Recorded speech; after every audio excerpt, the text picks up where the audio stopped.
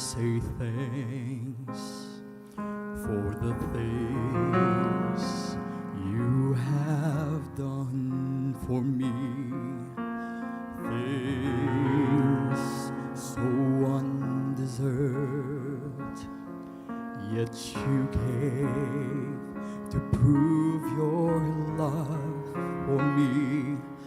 The voices of a million angels could not express my gratitude. All that I am and ever hope to be, I owe it all to thee. To God be the glory. To God be the glory. To God be the glory for the things He has done.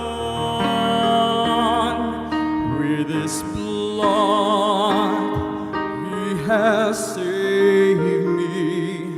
With His power He has raised me.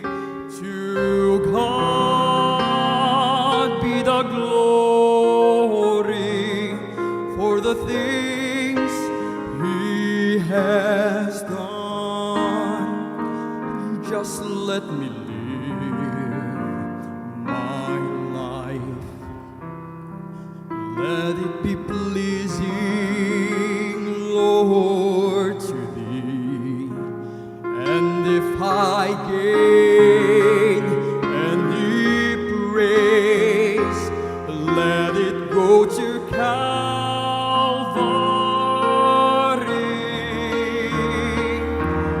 With His blood He has saved me. With His power He has raised me. To God be the glory for the things He has done.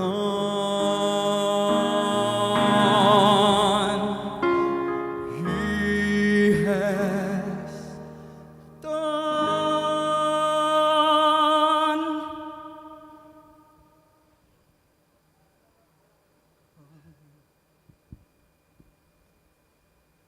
Bayang magiliw, perlas ng silanganan, alab ng puso, sa dibdib mo'y buhay. Lupang hinirang, duyan ka ng magiting, sa manlulupig, di ka pasisil, sa dagat at bundok, sa simoy at sa langit mong bugaw, may dilagang tula at awit sa paglayang minamahal. Ang kislap ng watawat mo'y tagumpay na nagniningning, ang bituin at araw niyang kailan, pag may di magdidilim, lupa ng araw ng walhati pagsinta, buhay ay langit sa piling mo. Aming ligaya ng pag may mga api ang mamatay ng dahil sa'yo.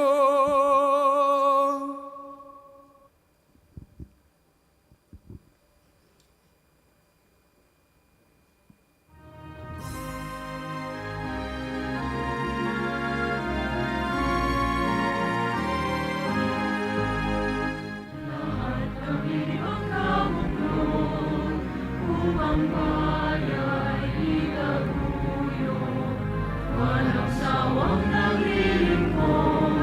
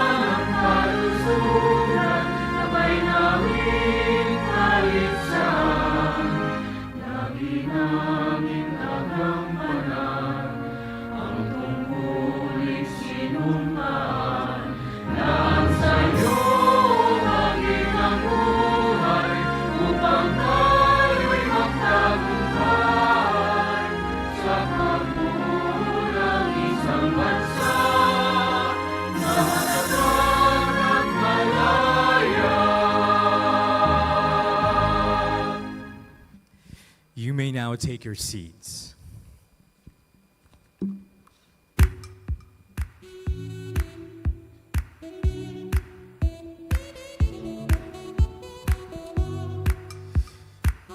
Good morning once again, ladies and gentlemen, and it is my great honor to welcome you all to the 8th Department of Health CHD Regional Research Congress with the theme, One Health Approach in Research, Interconnected Lives, Shared Solutions, and Shared Futures.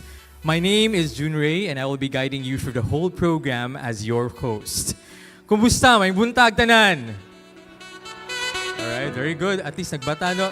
Maybe we can have an energy check before we start our whole day program. Can we give a resounding applause for everyone for being here today?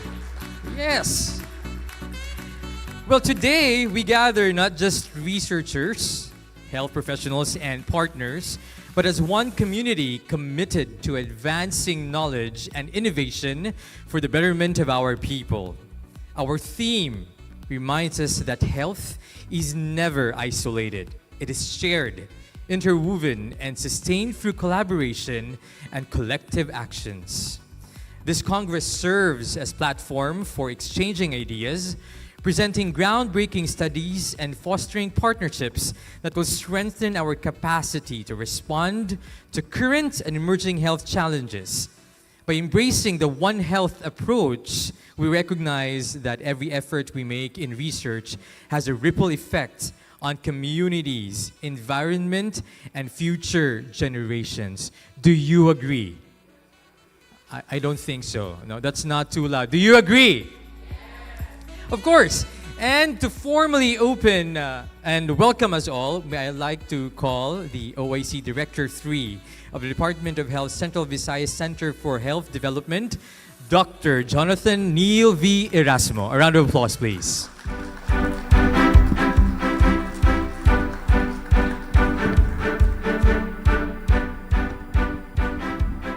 Thank you very much, Junrei. Asa mo kumot? Sakab ako or di rin lang, no?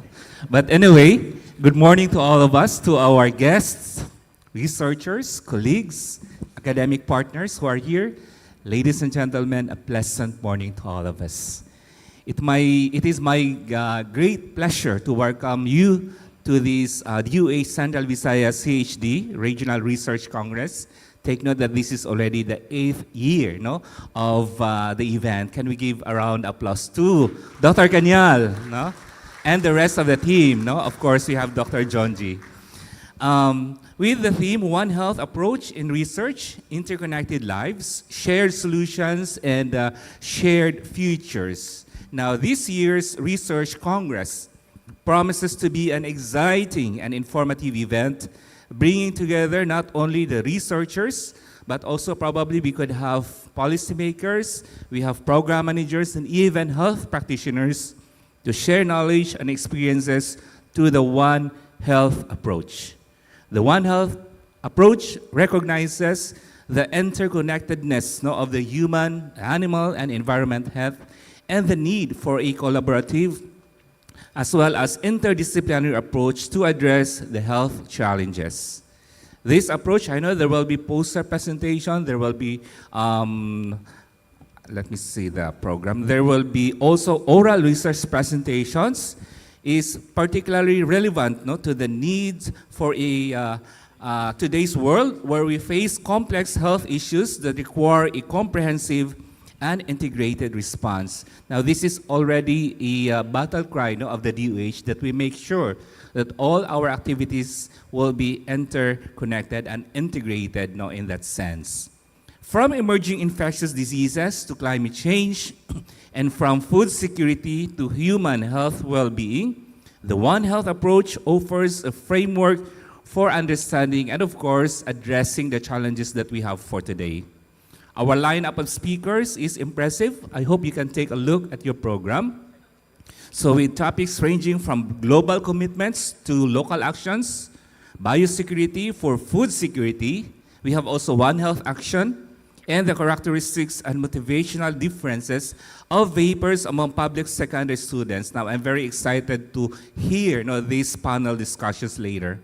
We also have a session on the evolution of research and the legal basis for the Center for Health Development. Now, all of these topics are timely and relevant, and I'm sure that they will generate lively discussions and debates. I think it will be moderated on by Dr. Clint Mandaue. So I would like to express and welcome to the gratitude to our esteemed speakers. We have Ms. Michelle Abellera, who will be introduced formally in a short while, Dr. Melanie Pescadilla, Mr. Joselito Humabat, Dr. Eugenia Mercedes Canial, and Ms. Reneline Caballero Gasconia for sharing their expertise and insights with us in the plenary sessions.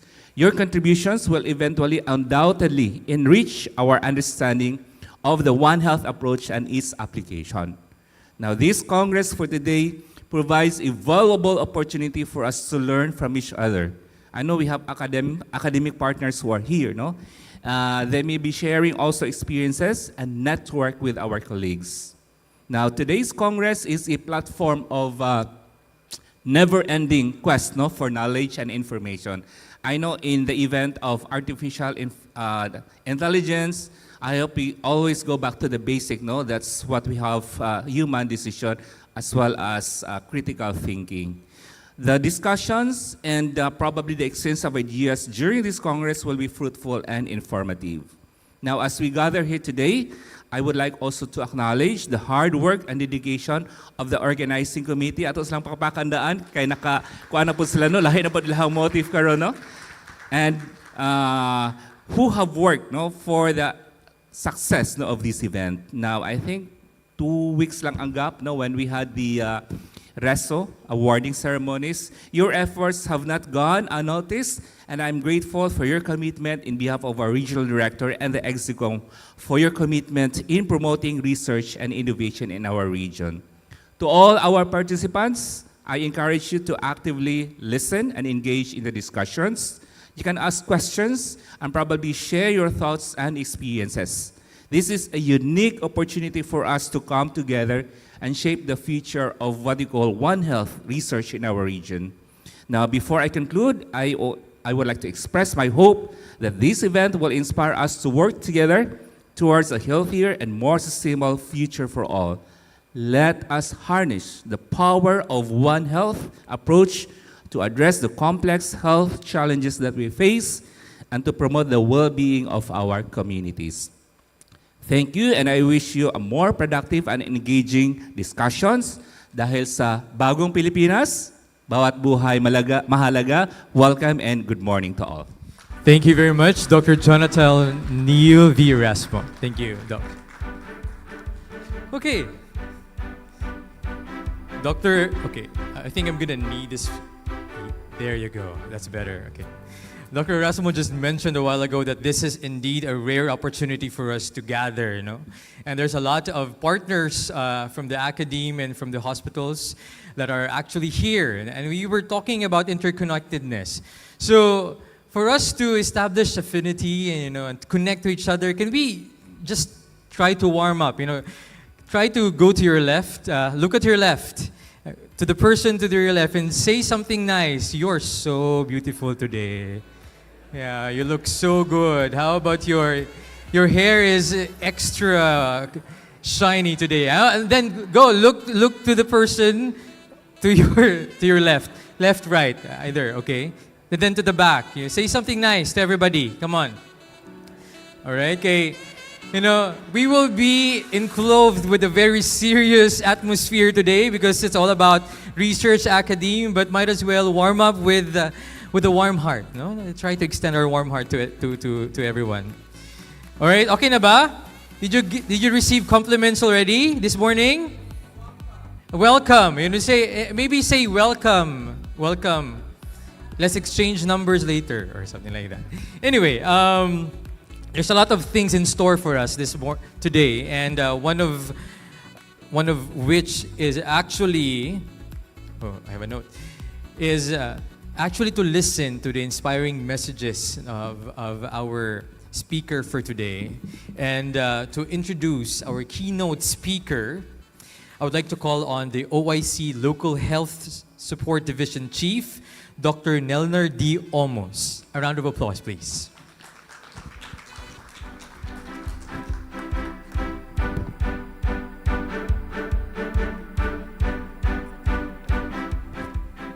Good morning to each and everyone.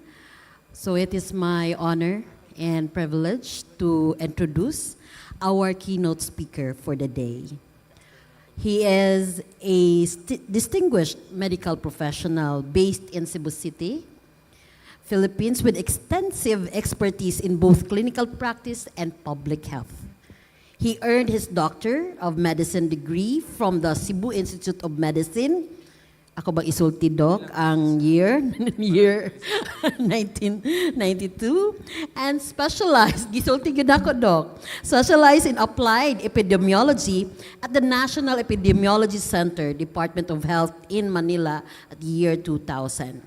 He also holds a Bachelor of Science in Medical Technology from Villas College, Cebu City, obtained in blank na lang na year.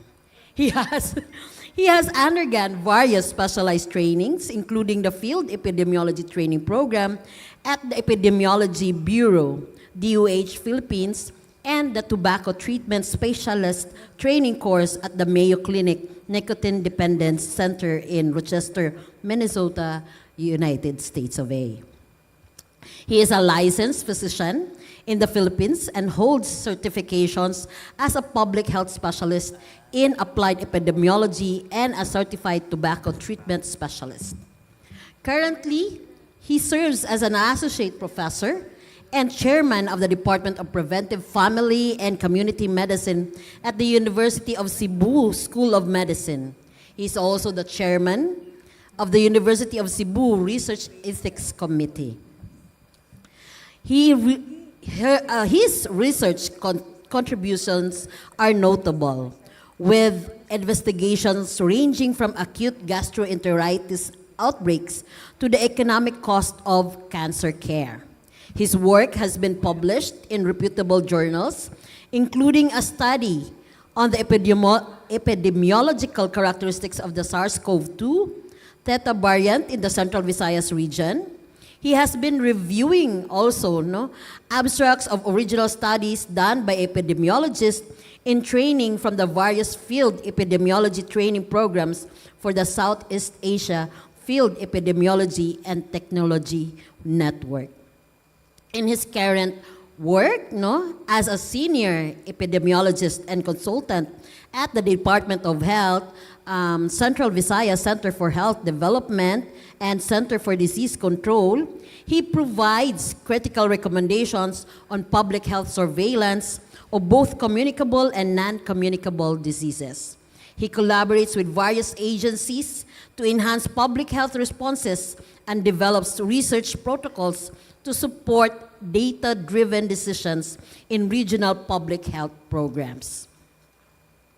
His dedication to advancing medical knowledge and improving community health outcomes is evident through his extensive work and commitment to the field.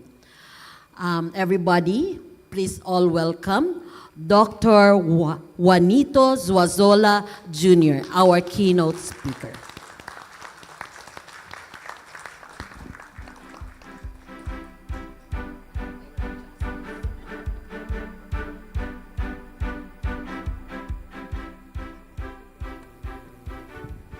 Thank you, Nell, for that very, very generous introduction.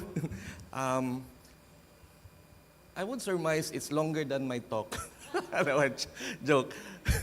So thank you so much. Good morning, everyone. May buntag sa tanan. Okay, since Dr. Ante is here, Doc, magandang umaga po. Magtagalog sa tapanag. And my fellow epidemiologist, Rachel. Okay. Sige. So, hope you bear with me. It wouldn't take long because I promise that this is not a lecture.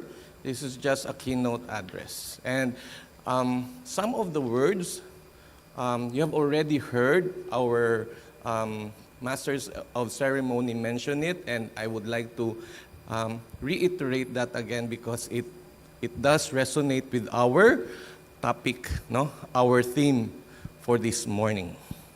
Okay, so to the organizers, okay, of this year's Research Congress, esteemed guests, fellow educators, fellow health workers, fellow clinicians, fellow researchers and health leaders, or fellow future health leaders. Daghang kayong salamat, no, for inviting me to share the stage with you guys. Let me begin with a simple truth. And this you have heard already. We are all connected. Okay? Regardless of how you define the word, connected physically, in terms of the distance between your chair and his chair or her chair, okay? Connected mentally, connected emotionally, and if dare I say, in a more metaphysical way, connected spiritually. Regardless, we are all connected. Be it the barangay health worker in a remote sitio, to the global scientist tracking zoonotic disease outbreaks, to a young child suffering with Ebola in the Republic of Congo. As we speak, there's already an outbreak there of Ebola.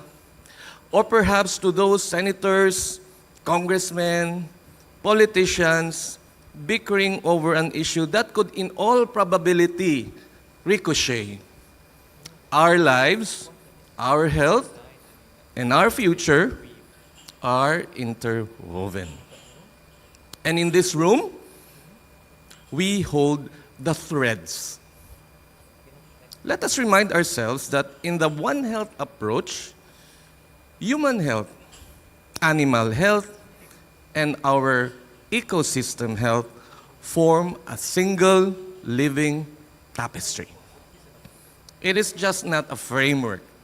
It should be a mindset, one that demands collaboration across disciplines, sectors, and borders. In our Filipino tradition, we've long practiced one virtue, and I think we're all familiar with that virtue, that defines oneness. Sige. Anybody can shout out. What is that Tagalog term? Louder. Bayanihan. Thank you. Means neighbors helping neighbors in times of need. Okay? So henceforth, let that spirit guide us, united under a shared vision. To put things in perspective, let's examine some of these threads straining our tapestry today, currently, in our society. Okay? Consider the flood-driven leptospirosis cases, or should I dare say, flood control project-driven leptospirosis cases. In this scenario, we don't need a case control study design to unravel a risk factor. Sometimes, nature does it for us, and often with great clarity. Correct?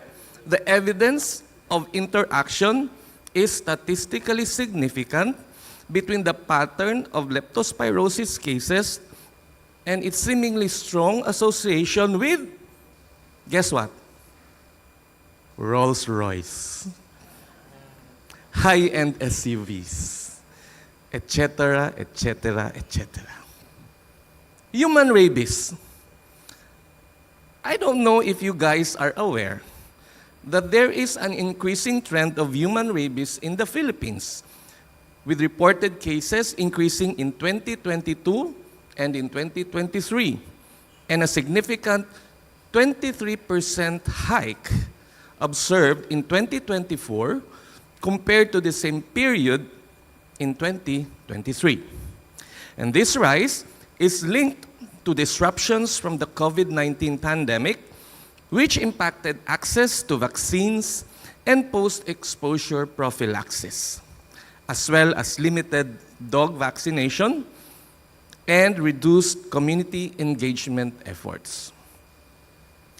Another important factor that the Regional Epidemiology Surveillance Unit of Region 7, CVCHD, had recently uncovered, by the way, just this year, there was a proliferation of counterfeit anti-rabies vaccine vis-a-vis the clustering of adverse events following immunization cases in various cities and municipalities in the province of Cebu, our very own, which strongly underpin the importance of cooperation and collaboration among private and government agencies.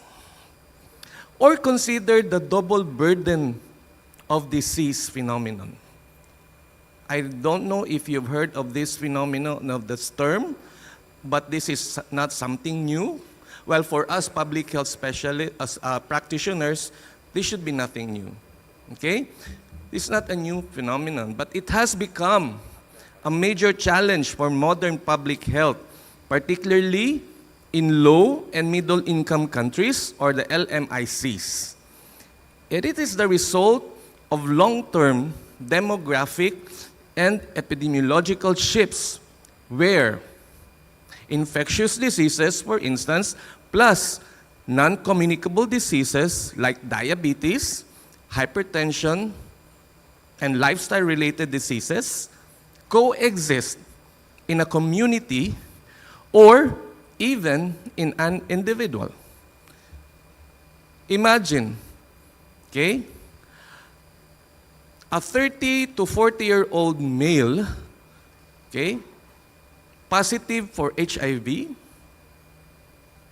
positive for Mpox, positive for diabetes, okay, positive for hypertension. So, the double disease burden is just an understatement for this guy. For this guy, it's quadruple disease burden. And you can just imagine we're just talking of a single individual. And we're looking at, since we are in the Regional Epidemiology Surveillance Unit, that is our bread and butter, with Dr. Kanyal, we are seeing patterns among our Mpox cases, being MSM, okay, men having sex with men, positive for HIV, and guess what? Most of these are actually MDR-TB resistant cases. So, double burden of disease? Perhaps not. Okay? Antimicrobial resistance, fueled by overuse among humans and among livestock. That is becoming a resurging problem. Climate-driven vector shifts, reshaping malaria and dengue zones.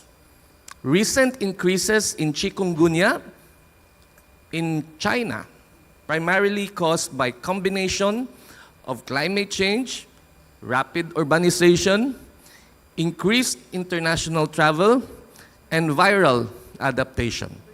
I wouldn't be surprised, or Nene and I, Dr. Kanyal and I, wouldn't be surprised if one of these days we would be looking at, and God forbids, I mean, you know, but it's really, you know, it's a very glaring possibility, considering our travel.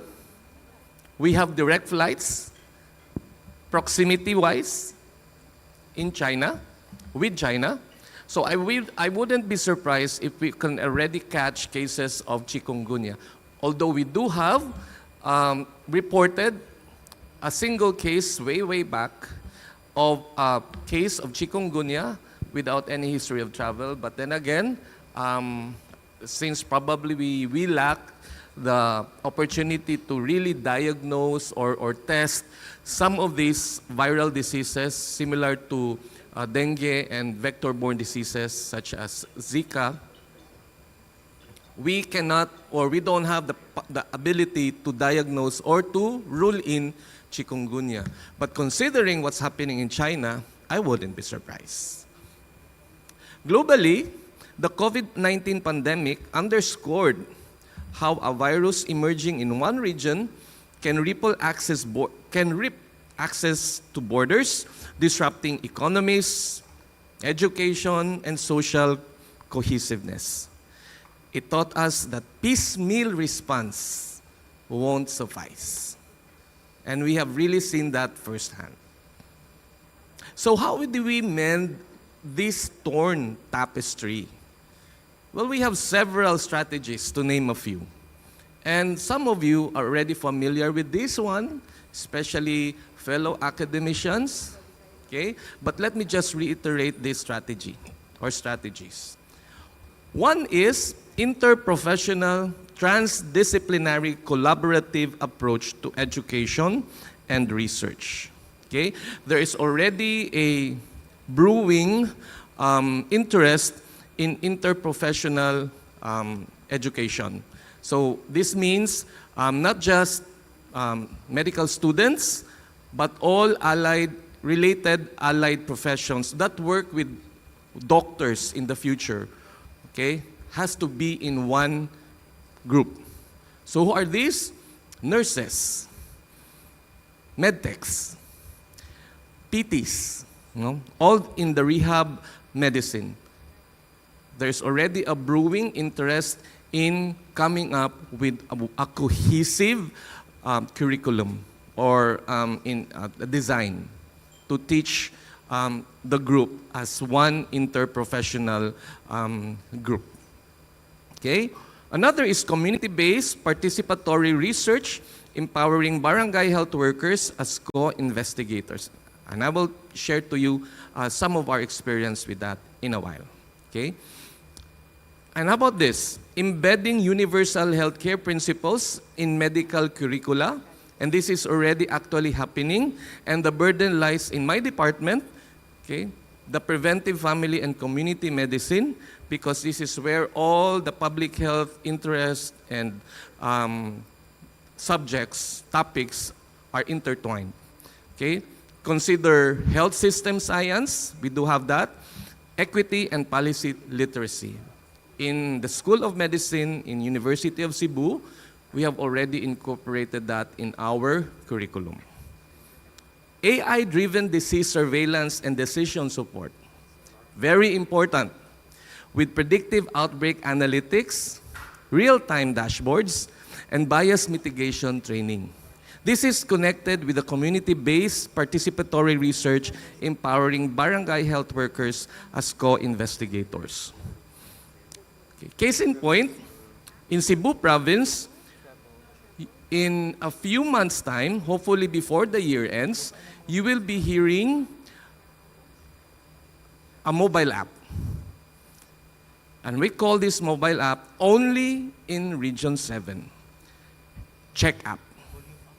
Check App is a mobile app that we have developed. My team in Cebu, in Central Visayas, Center for Disease Control, have developed and improved and innovated the first version, which was the brainchild of our former director, Jim Bernadas. We have developed, we were able to digitalize PhilHealth forms such as the PhilRat, okay, risk assessment tools that would allow us to monitor non-communicable disease risk factors in the community. And BHWs, or the barangay health workers, are in the forefront because we teach them, we orient them how to profile individuals in the community using the mobile app, using their smartphones, and with the benefit of data, internet, okay, they can actually submit their profiles real time, and upon receipt from the server, the DOH region, this data can be analyzed in real time. In so doing, municipal health officers, city health officers, policymakers like the mayors, or even the governor would be able to appreciate the data faster, even fastest than the FHSIS. So you can imagine now the use of artificial intelligence, okay, vis-a-vis the surveillance systems. If you have to ask me, do I still cringe at the thought of artificial intelligence as a tool or to assist us in our practice in public health, specifically in disease surveillance? No, I would gladly embrace that because it's the way to go. We cannot,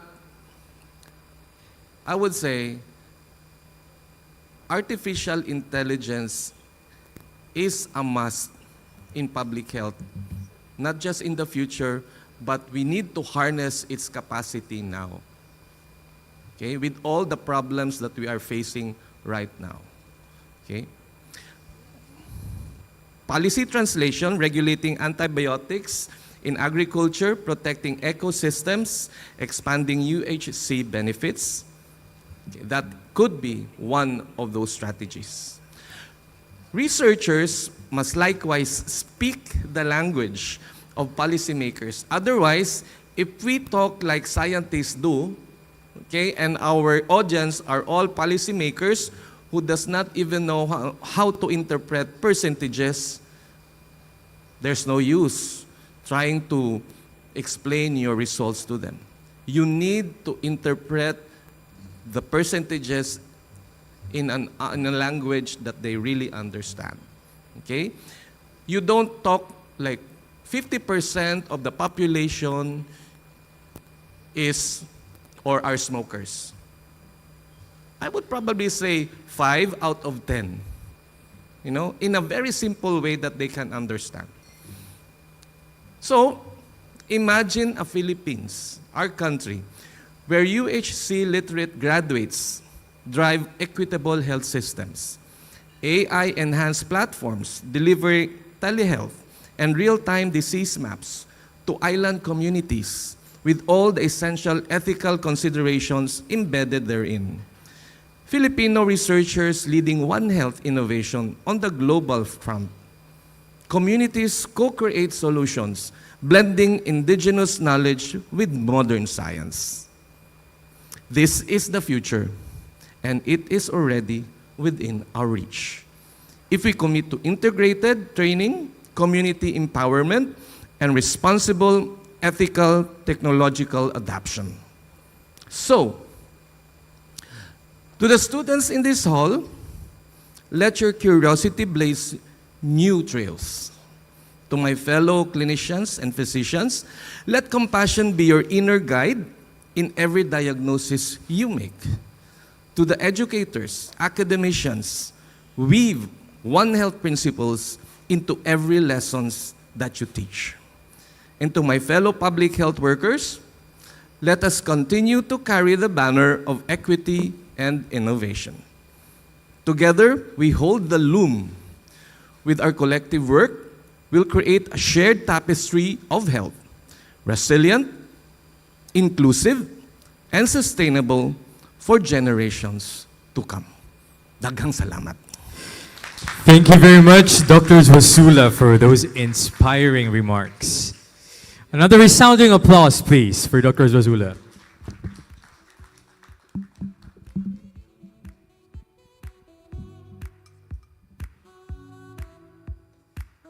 Beautiful. Were you all inspired by the message of our speaker today? Yes or no? Yes. Did you listen? Any key points you want to reiterate? But thank you very much, Dr. Wasula, for emphasizing, on Bayanihan spirit. It's indeed a strategy for us Filipinos, to effectively deliver healthcare to our communities, and also emphasizing on modern and innovative data gathering, as well as adapting technology. And again, we will have a very long day today, and samtang fresh patang tanan, I think it would be nice if we have photo opportunity first. All right? So, I would like to call on stage Dr. Jonathan V. Erasmo, Dr. Nella Omus, as well as our speakers for this morning. Of course, Dr. Zwazula, please. Ms. Richel Abiliera on stage. Dr. Melanie Pescadilla. Mr. Rosalito T. Humabat. Dr. Eugenia Mercedes Cañal. And Ms. Renee Lynn Caballero Gasconia to be on stage. Okay. We'll take a family picture first, all right? And after this, we'll be calling our partner hospitals and partner schools for a photo opportunity as well. So prepare your legs to stand up.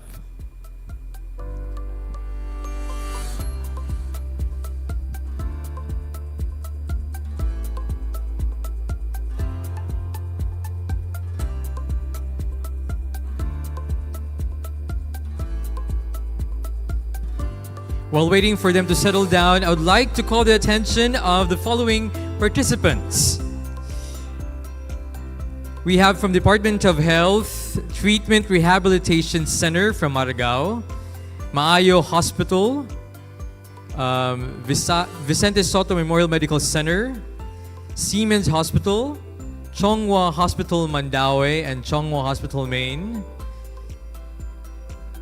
We have from Cebu South Medical Center, Eversley Child Sanitarium, and Mendero Hospital, together with Don Emilio del Valle Memorial Hospital and Visayas Medical Hospital, to please be ready for photo opportunity.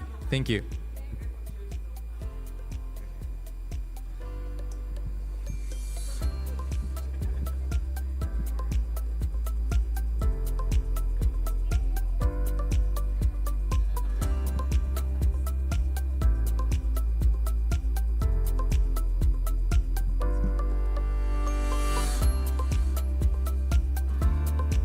Done on your best smiles, everyone. Kay buntag pa, no? Yan.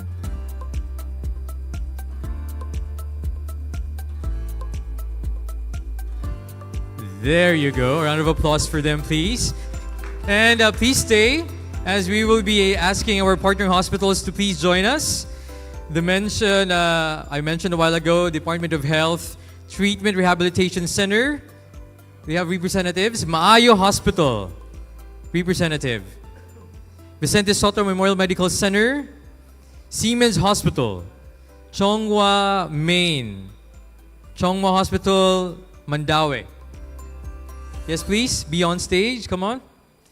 Also from St. Anthony, Mother and Child Hospital, Cebu South Medical Center, Holy Name University Medical Center, Eversley Child Sanitarium, and General Hospital, Mendero Hospital, Don Emilio del Valle Memorial Hospital, and Visayas Medical Hospital. Please be on stage for a family picture. There you go.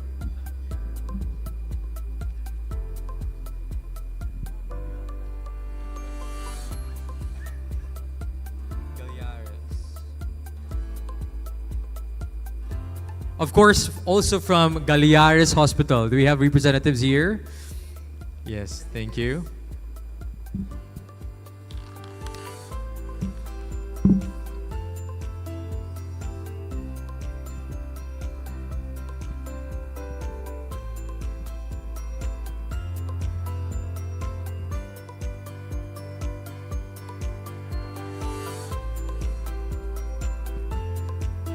All right, don in your best smiles, everybody. Oh, I think we still have participants coming. All right.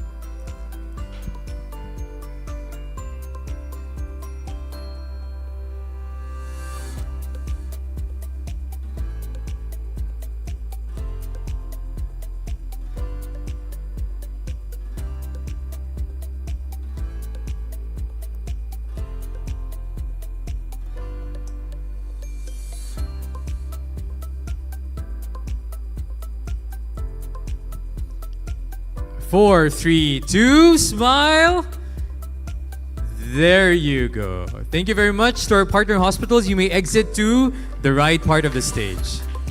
Of course, we will also be calling, please stay, one more. We'll be calling our partnered schools, our participants for today's activities. We have the Holy Name University, University of Cebu School of Medicine, Veles College, University of Cebu, Cebu Technological University, University of San Jose Recoletos, Bohol Island State University. We also have from Southwestern University, FINMA. Please stand up already and be on stage for a photo opportunity. We have from Matias Aznar Memorial College, University of Visayas. Cebu Normal University, VSMMC. We also have from Holy Name University, Cebu Technological University, CCMC, Gulyas College of Medicine, Cebu Institute of Technology University, and the Philippine Science High School, Central Visayas, Argao. To please be on stage. Daghan-daghan gud ta.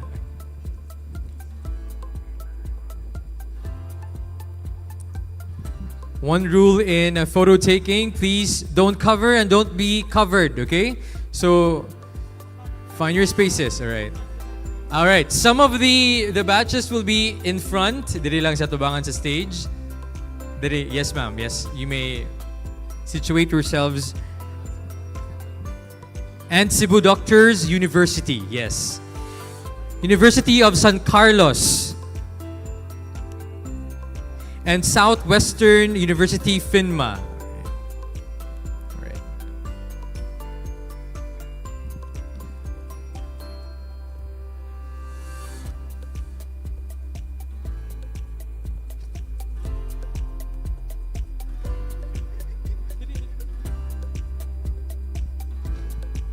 What a very big family. Ayan.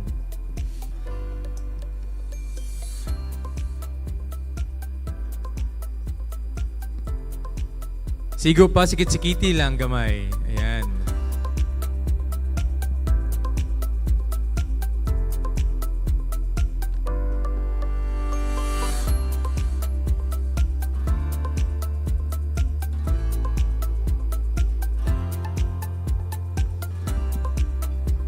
Okay, ready? Project your best smiles, everyone.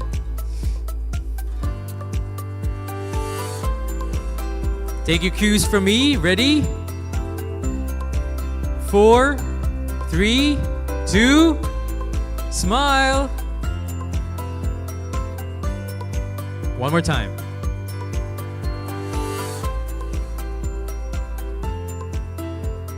Very well. Thank you very much. You may now go back to your tables. Dagang salamat. Truly a rare occasion where all of these partner schools and hospitals are gathered in one hall. No? Pero hilom kay tastanan. You can always talk to each other and say hi. Ayan. This is also an opportunity for us to build affinities, partnership perhaps. Thank you very much.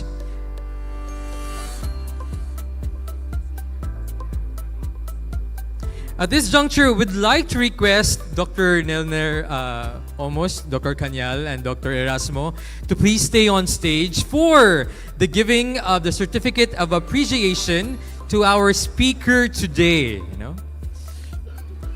And I'd like to read the citation in the certificate. It goes, Certificate of Appreciation is hereby awarded to Dr. Juanito Enzuazula Jr., in grateful recognition and deep appreciation for the invaluable service as keynote speaker for the 8th DOH Central Visayas CHD Regional Research Congress on September 5, 2025 in Bay Hotel, Cebu, Mandaue City. A round of applause, please.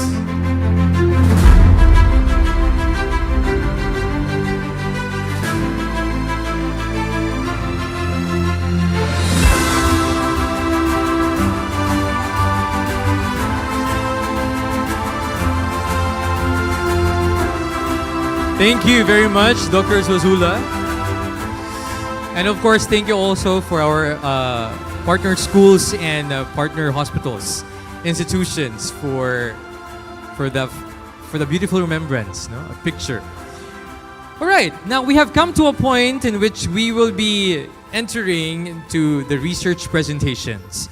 And we have 5 presentations for this morning. And without any further ado, I'd like to call on our first presenter.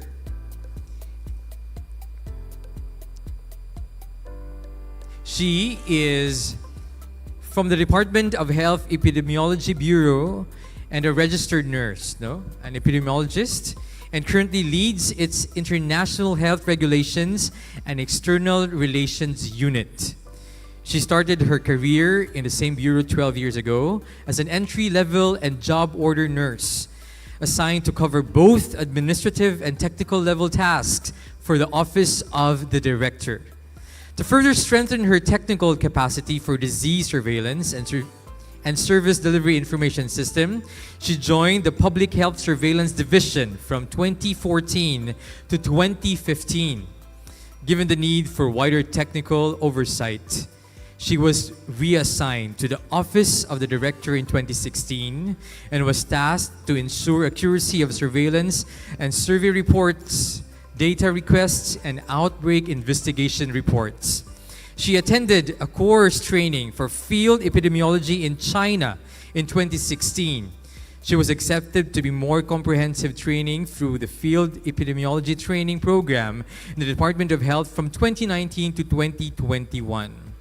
Among others, she was deployed and responded to the health events concerning the reemergence of polio in the Philippines in 2019, Taal volcanic eruptions in 2020, and was able to lead the surveillance of repatriates from Japan in early phase of the COVID-19 pandemic. She was assigned to oversee the Public Health Surveillance Division and was later on assigned to her current role as the unit lead for the IHR and External Relations Unit. Her role is crucial to carry out the responsibility of the Epidemiology Bureau as a national IHR focal point. One of the recent highlights in her career is the opportunity to assist the Philippine-led negotiators in finalizing the IHR amendments of 2024 and the pandemic agreement. These are the global instruments that will shape our collective response to future pandemics and which codified how One Health approach can be integrated to our national commitments. To give light to us on the topic from global commitments to local actions, amplifying One Health approach in the Philippines, please help me welcome with resounding applause, Ms. Richel Abellera.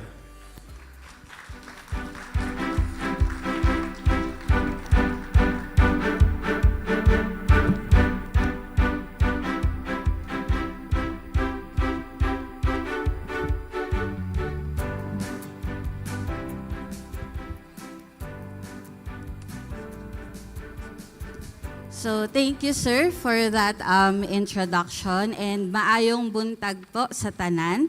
I am actually privileged to be invited to this 8th Research Congress of Central Visayas with a theme about One Health. So, to begin, human health is directly connected to the health of animals and our environment. So kanina pa po ito ine-emphasize no, during the welcome speech, the keynote speech po. No? Pero bakit nga ba? And this close connection comes with the risk of emergence of zoonotic diseases, covering both known diseases that have long been detected and present globally, and novel diseases that could emerge, no, or could show up at any moment. It is estimated that around 60% of existing infectious diseases and about 3 in every 4 newly emerging infectious diseases are zoonotic in nature. Additionally, 80% of agents with bioterrorism potential are zoonotic pathogens, emphasizing its relevance not only with the public health sector, but also with the security authorities. Given the nature of the aforementioned threats, a fragmented approach is insufficient. This is where One Health comes in. So kanina pa din ine-emphasize, ano nga ba yung One Health? No? So One Health, in theory, is a collaborative, multisectoral, and transdisciplinary approach at all levels with the goal of achieving optimal health outcomes across people, animal, plants, and the environment. And this approach was recognized as one of the important tools in ensuring stronger and more equitable response to future pandemics by dedicating a specific article on One Health in the pandemic agreement. So this landmark international instrument was adopted in time with the historic presidency of the Philippines at the 78th World Health Assembly last May.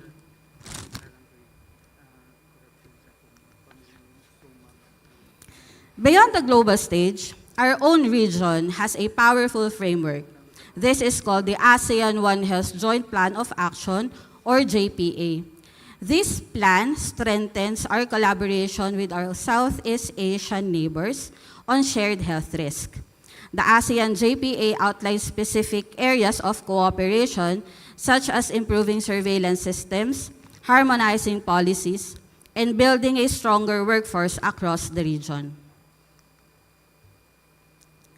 Apart from these global and regional commitments, the Philippines is faced with the following realities which further underscore the importance of One Health approach.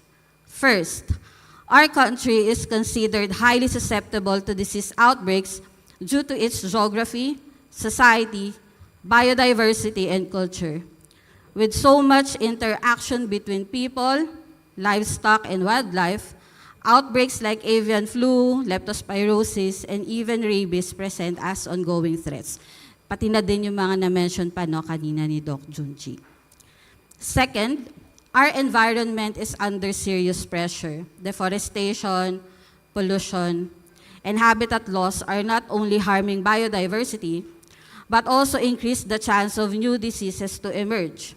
When ecosystems break down, both human and animal health suffer. And third, we are one of the most disaster-prone countries in the world. Typhoons, floods, and rising temperatures from climate change create the perfect conditions for disease to spread, especially in vulnerable communities with limited access to healthcare or veterinary services. I think yung script ko po, kailangan ko nang i-update, no? Because sa recent issue natin, sinabi din ni Doc Junji, ang ating failed flood control projects. Ayan. So, at the national level, the One Health approach is enshrined in these 4 key interagency committees where the Department of Health, Department of Agriculture, and the Department of Environment and Natural Resources actively participate in. The Philippine Interagency Committee on Zoonosis focuses on the prevention and control of zoonotic diseases, while the Interagency on Antimicrobial Resistance addresses the growing challenges of AMR. Third, the Food Safety Regulation Coordinating Board ensures the safety of food products from farm to plate. And the Interagency Committee on Environmental Health, the oldest interagency po no, among the 4, since this was established in 1991, tackles health issues related to environmental factors. So these committees promote collaboration, surveillance, joint responses to complex health threats.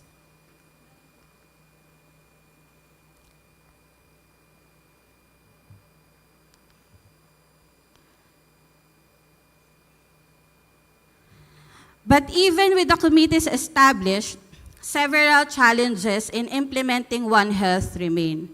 First, supporting policies have long been issued and require updating to align with current threats and new strategies for prevention, preparedness, and response to ensure that established mechanisms remain relevant and effective. Second, existing joint activities are disease-specific and might not apply to novel or emergence of new pathogenic threats. Additionally, the current zoonotic disease priority list of the FICSI was developed in 2019 or during pre-pandemic period, highlighting the need for an update to reflect recent disease trends. And lastly, the 4 interagencies interact primarily at the national level with the existing interagency councils at the subnational level anchored on Disease Risk Reduction Management Council, which sometimes po, heavily focused on calamities rather than outbreaks and emerging diseases. To address the said issues, the Philippines had taken advantage of the pandemic fund grant through a project entitled Resilient Philippines, which aims to strengthen the capacities of the 3 sectors in surveillance, laboratory network, and workforce development. So the project includes both sector-specific and joint activities to ensure a comprehensive approach. The funding grant will run until the first quarter of 2028. And these activities will be done with sustainability in mind.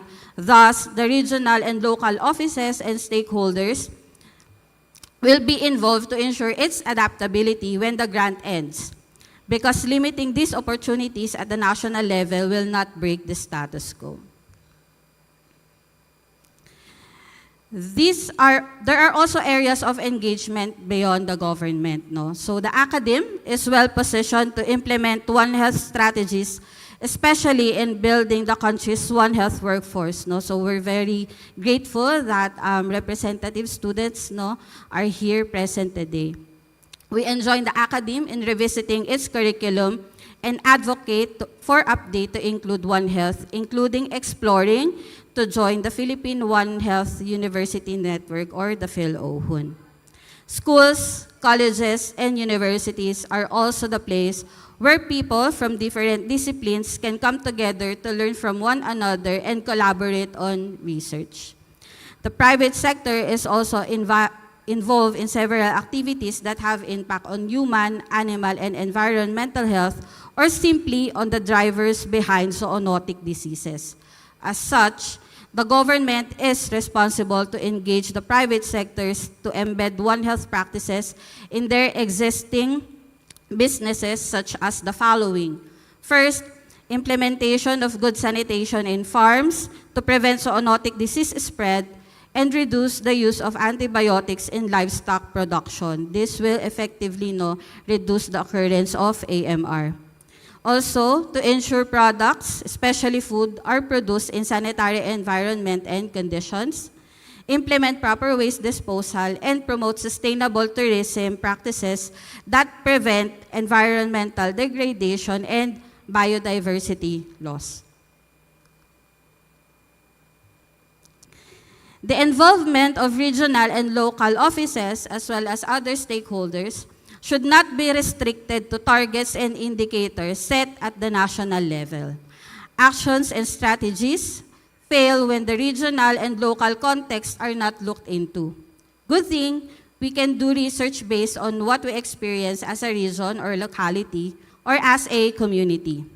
Not all researches need fancy laboratory or a huge budget to make a difference. Simple, targeted research at the regional and local levels can provide the evidence we need to inform our policies and programs. So here are the possible research pathways for subnational local health departments and even students that they can look into. One of the things you can tap is the existing disease surveillance system in different sectors. Look into disease trends in animals and wildlife and correlate this with the occurrence of human diseases. You can further delve into the existing information sharing mechanisms or maybe the lack of it. You can further expand the info sharing mechanisms review by conducting intersectoral assessment and look broadly into the collaboration between human, animal, and environmental sectors in planning for and responding to common health threats. Your findings can lead to better coordination. You can also develop survey questionnaires to assess the community's awareness on One Health concepts. The findings can help us design better programs and campaigns.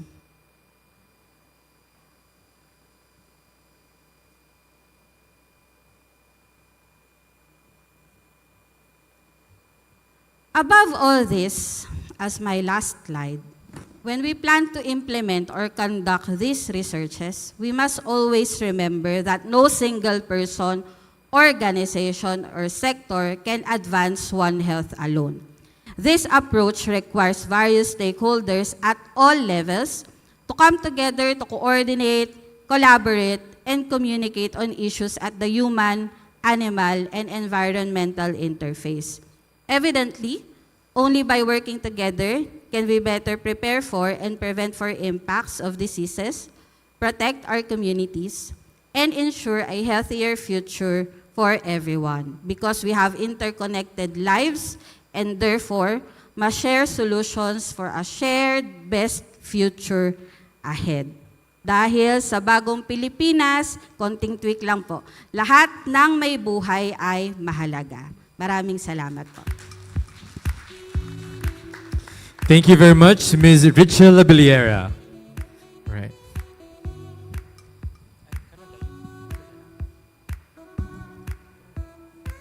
Thank you very much, Ms. Richel. Right. Another resounding applause for Ms. Abiliera, please. And before we proceed, we'd like to acknowledge the following people. We have the World Health Organization representative, Dr. Florante Trinidad, with us. All right. Please stand to be acknowledged. Thank you very much for joining us, Doc. And also, an academe epidemiologist, Dr. Nino Pastor. Thank you very much for joining us, sir. Okay, just like how every research starts with a question and every derived conclusion produces another question, I'm sure that Ms. Abiliera's discussion a while ago have actually opened our sense of inquiry, a lot of questions perhaps. So we'd like to announce that please, if you have some questions, reserve them towards the end of our morning session for the open forum, okay? Or you may also look onto your table. There is a QR code there. You may scan the QR code and it will direct you to a questionnaire, all right, document. And you may place your questions there that we will be flashing later on in the panel discussion. Or actually, it's here on the screen already. All right? Okay. Now, let's proceed to our next speaker for this morning. And I'm honored to introduce this speaker as the team leader for the local nutrition early warning systems from 2019 to present. Also the planning section chief of the incident command system of COVID-19 operation for the city of Bais. Is it correct? Yes. And from an incident commander of the incident command system transboundary animal disease from 2023 to 2024. He also have conducted projects and researches, particularly on the assessment and strengthening of biosecurity practices for swine farms in Bais City, Negros Oriental, source of funds, APCOVE, Department of Trades and Finance, Australia. And also on impact of One Health approach on canine-mediated rabies and animal bite cases during the coronavirus disease or COVID-19 pandemic from 2020 to 2022. A diplomat of the Philippine College of Veterinary Epidemiology and the current city veterinarian of City of Bais in 2023, from 2023 to present, to shed light to us about biosecurity for food security. Please help me welcome Dr. Melanie Pescadilla.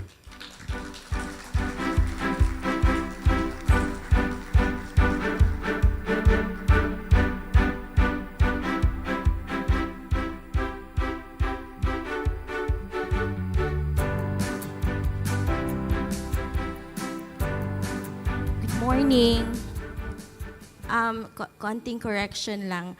Actually, from 2003 up to the present, I'm the city veterinarian. So, matagal na ako sa serbisyo. Pwede nang mag-retire. So, yeah, thank you for this opportunity. Actually, this is a new audience for me.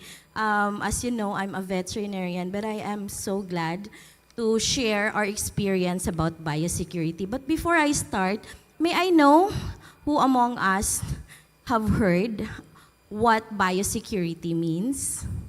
Please raise your hand so that I know how to level up. So, two. Okay, two. At least may dalawa po. Okay. So, here's the outline of my presentation. I will not enumerate. Okay.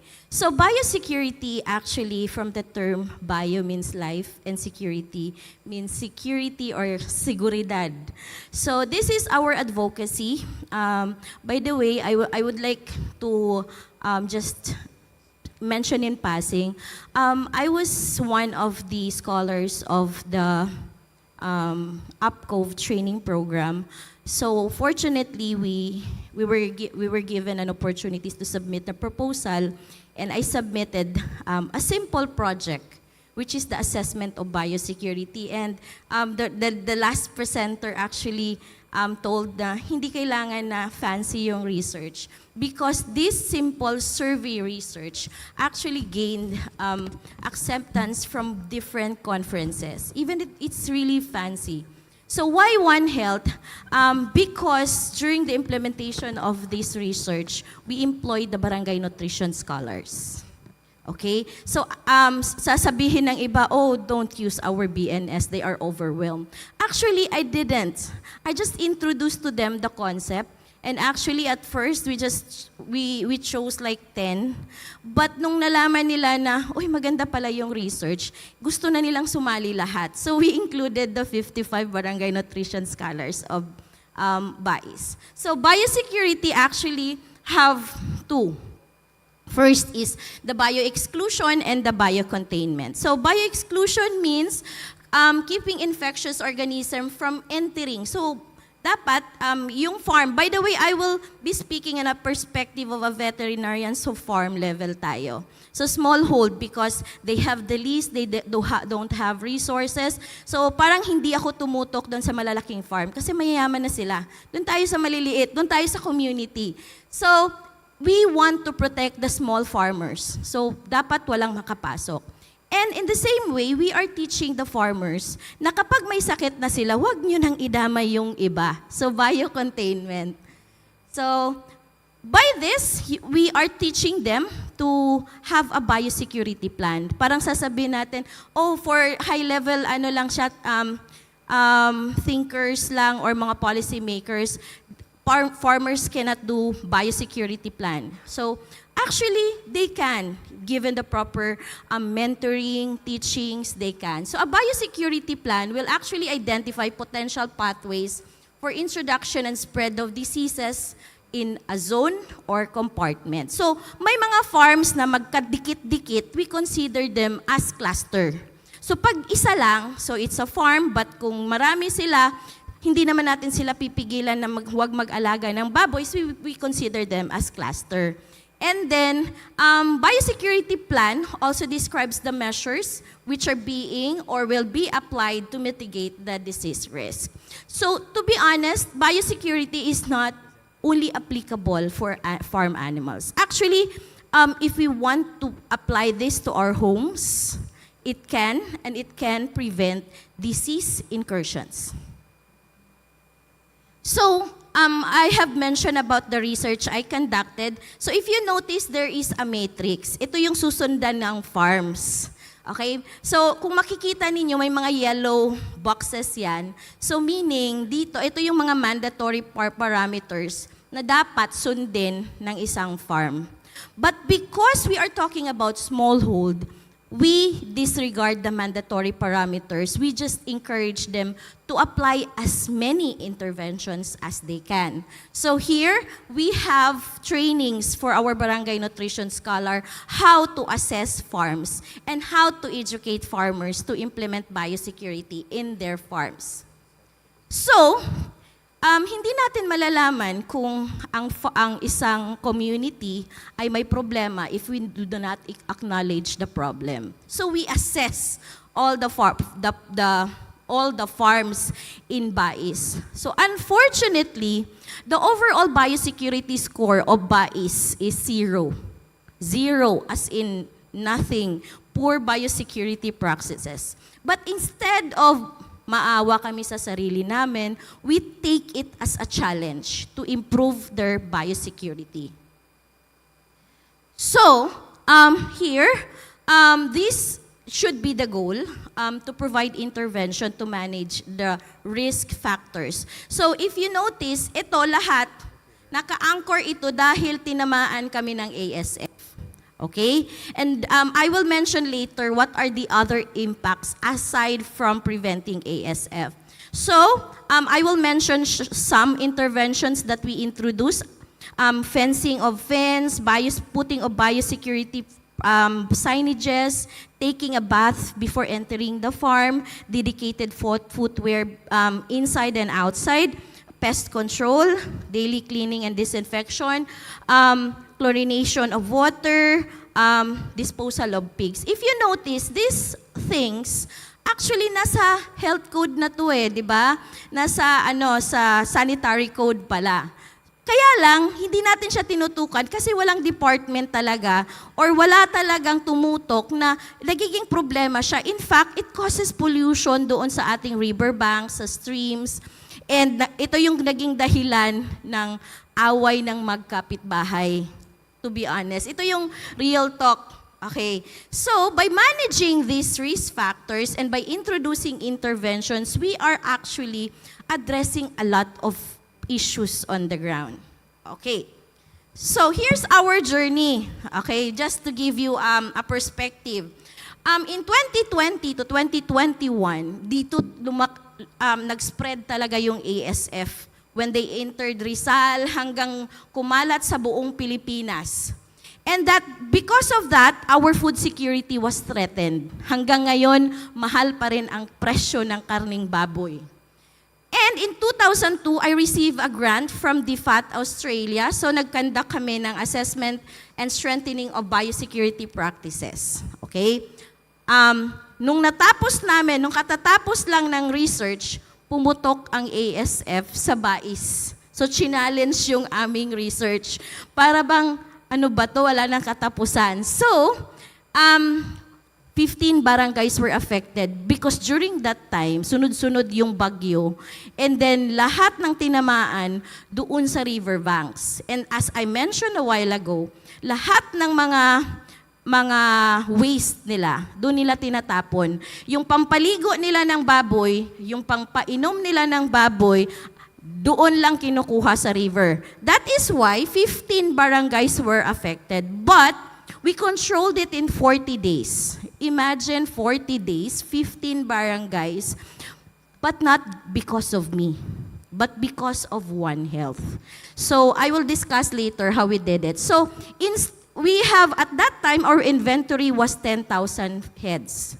But because of the joint efforts of different departments and agencies, we just called out 685, not farms, 685 hogs. And then nung natapos namin siya, FAO came. And then we were offered to be the pilot project, the pilot site for the Community ASF Biosecurity Intervention, or CABI, of the Asia-Pacific region. So actually, dalawa lang yung nakatapos, Indonesia lang at ang Pilipinas. So here in the Philippines, we are honored to be part of this project, so Bai City and Solsona in Ilocos Norte. So here's our incident command system. So ito yung kami ang nag-control. So if you notice, hindi lang ba ang City Veterinary Office ang nag-control ng ASF. Maraming departments. And because of that, smooth yung pag-i-implement ng depopulation, surveillance, monitoring, disease investigation, so on and so forth. So this is CABI, okay? So, tingnan natin yung mga pictures. This is common. Maybe may mas worse pa dito or siguro mas malala pa dito when it comes to babuyan sa mga communities. Okay, so kung mapapansin ninyo, sa isang farm, may mga multi-species yan. May mga baboy, manok, kalabaw, kambing, minsan ginagawa pang garahe. And then, water resources, so yun ang sinasabi ko, doon sila kumukuha ng tubig sa streams or river, yun din ang pinapainom nila, yun ang pangliligo, and doon din nila dinidischarge yung waste nila. And then there's no segregation. Okay, even if the Senro will advocate segregation, but nobody is doing it anyway. So they still do it. And then farmers will sleep and eat inside the farm. Okay, especially pag nanganganak yung baboy nila. And then free range or tied under the tree. So kaya pag may sakit, ubusan lahat yun. So, and in general, poor talaga yung biosecurity practices. Kaya nga zero yung score namin, di ba? And then housing made up of light materials, minsan ginagawa pa nilang storage area yung kanilang babuyan. And visitors and traders, ito talaga, ito yung nagpapaubos ng baboy natin. Kasi si traders, ito yung number one spreaders ng diseases, especially during outbreaks. And farmers with little or no knowledge about biosecurity. So here's the process. Okay. So we selected all kasi marami kaming naka-cluster yung aming mga barangays. So we have hinterland, hacienda barangays, coastal barangays, urban barangays. So first, before we will introduce the project, we will have community meetings. Why? Dahil sa project pa lang, community ASF biosecurity intervention, meaning the community will decide what intervention should be applicable to their community. We are not dictating, we are mentoring. So kung ano yung resources na meron sa kanila, we will not provide it. So we will only provide resources that are not present, like cement, GI sheets, kabilya, or yung steel bars. Okay? So the community will decide. So kung ano yung napagdesisyonan ng community, yun ang mangyayari. And then, we have the survey. So tinitingnan natin ano nangyayari before, ano yung knowledge nila about ASF, and ano yung knowledge nila about biosecurity. So isa-isa silang tinatanong. And then from that, okay, actually dalawa na yung CABI project namin. CABI 1, sponsored by USAID.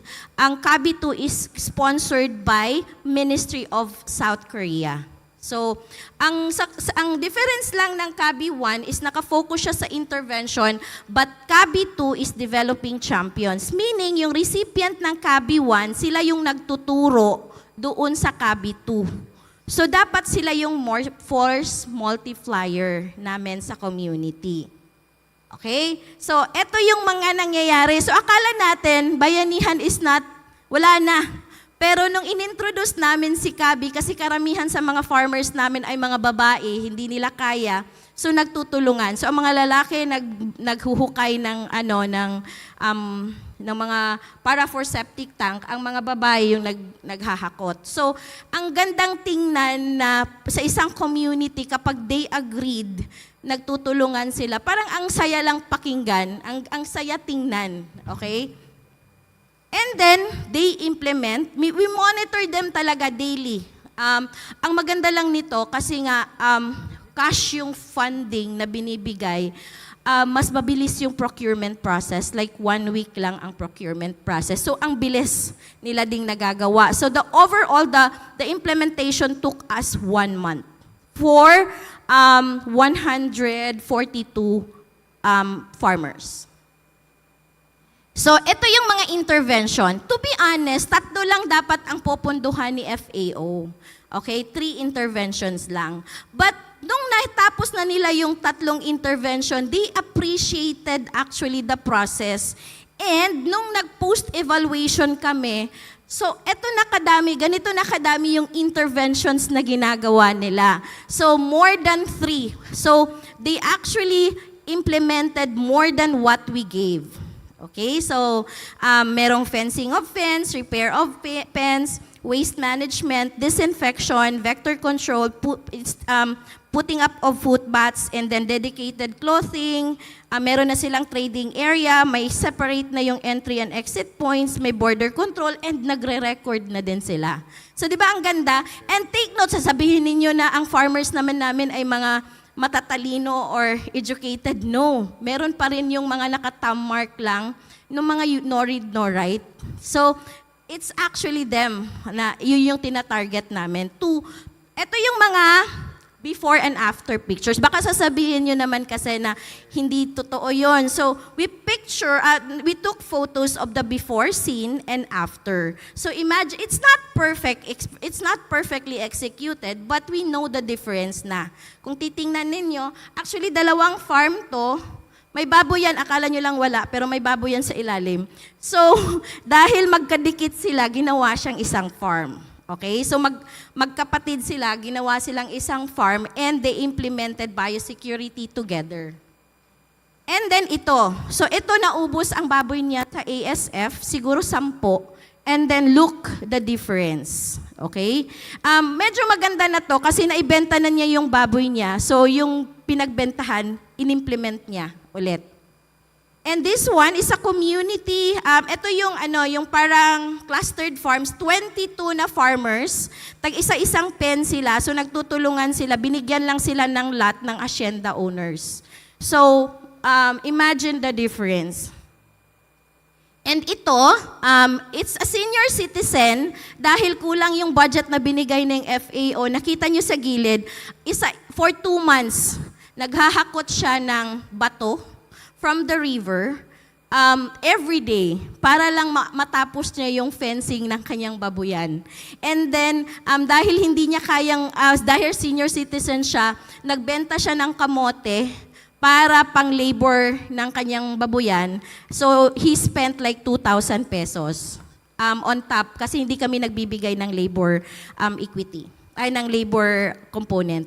So ito, naubos din yung baboy niya, and now, actually, ito yung first niya. So ngayon, mas malaki na siya, nagiging 4 na pens. Ito, matagal na to na picture. And this one, so nag-innovate siya, kasi ito naubos din yung baboy niya.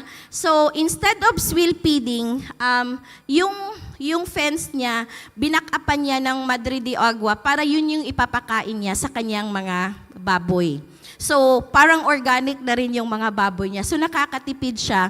So, it's her way of showing na hindi kailangan magpakain ng swill. Pwede naman na forages. Okay, so, these are our observation after Kabi. So, nag-improve yung biosecurity. Medyo nawala na yung reklamo sa barangay.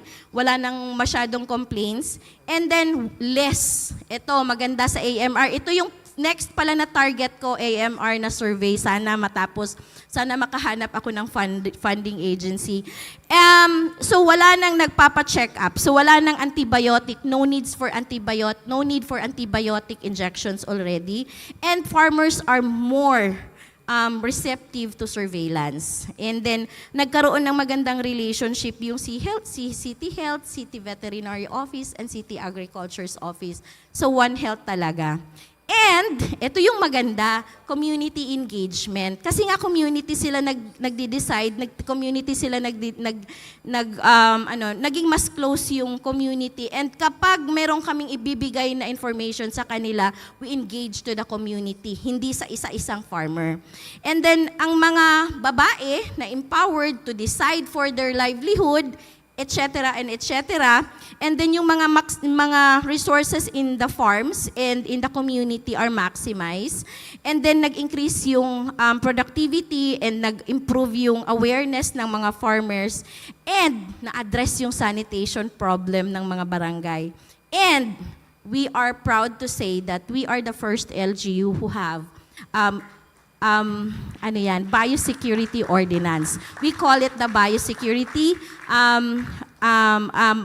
City Veterinary Code, wherein One Health and biosecurity is incorporated in that ordinance. So we give incentives to farmers who can implement and we penalize farmers. So pwedeng ipasara pag hindi niya na-meet yung biosecurity scores na sinet aside ng farmer. But kung na-meet niya, he or she will have access to loans and other incentives from the LGU. So, now we are geared. So, tingnan ninyo ang BNS, barangay technician, and tingnan ninyo yung mga farmers, sila na yung nagtuturo sa kapwa nila farmers. So, we call it Biosecurity Champions Training. So, we make farmers as biosecurity champions. So, with that, we are officially declared ASF-free. And with that also, since 2016, we don't have rabies cases already because of One Health as well. And eto yung mga Kabi stories, hindi ko na ma-share kasi time's up na. So, I think for way forward na lang, we are trying to, extend pa namin to other species, not just for piggeries. We are now doing it in goats and poultry because of bird flu kasi high risk kami. So, I think that's all, and my challenge to all of us can be biosecurity champions. So, thank you po. That is Dr. Melanie Pescadilla. A round of applause, please.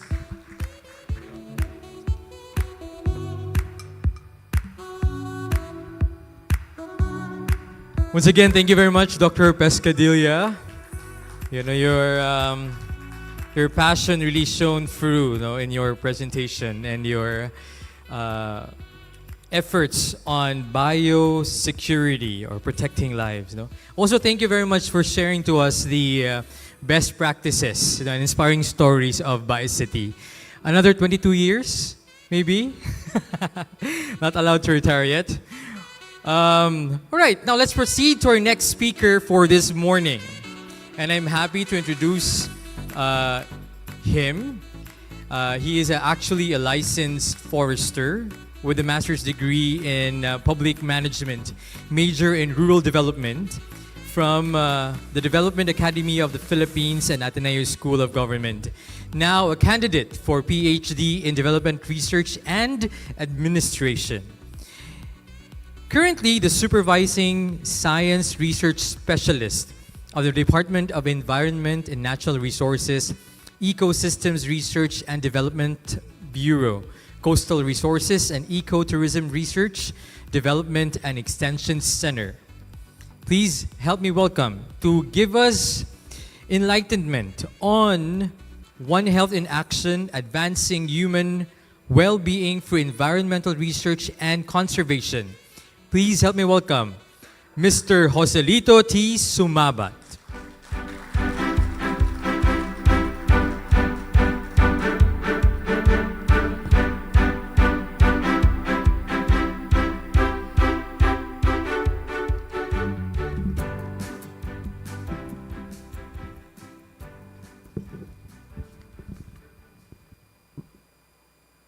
Mahayong adlaw sa tanan. On behalf of our research center head, Jose Isidro Michael Padin, I would like to express our gratitude for having us invited in this important gathering of public health scientists, researchers, and experts. In this occasion, the 8th DOH CBC SD Regional Research Congress. Personally, it is my honor and privilege to be here today to speak on a theme that captures the very essence of our shared responsibility, the One Health approach in research. This concept reminds us that the health of humans, animals, and the environment are inseparably linked, and that our efforts to improve human well-being must also safeguard the environment, and natural resources that sustain us. In practical terms, One Health research is what we call in the DENR as the ecosystems research. This is a holistic approach in research. If you look back at the history of health research in the Philippines, we find that environmental studies have always played a role in improving community well-being. For example, in upland areas, studies on deforestation and watershed degradation revealed their impacts on both biodiversity and public health.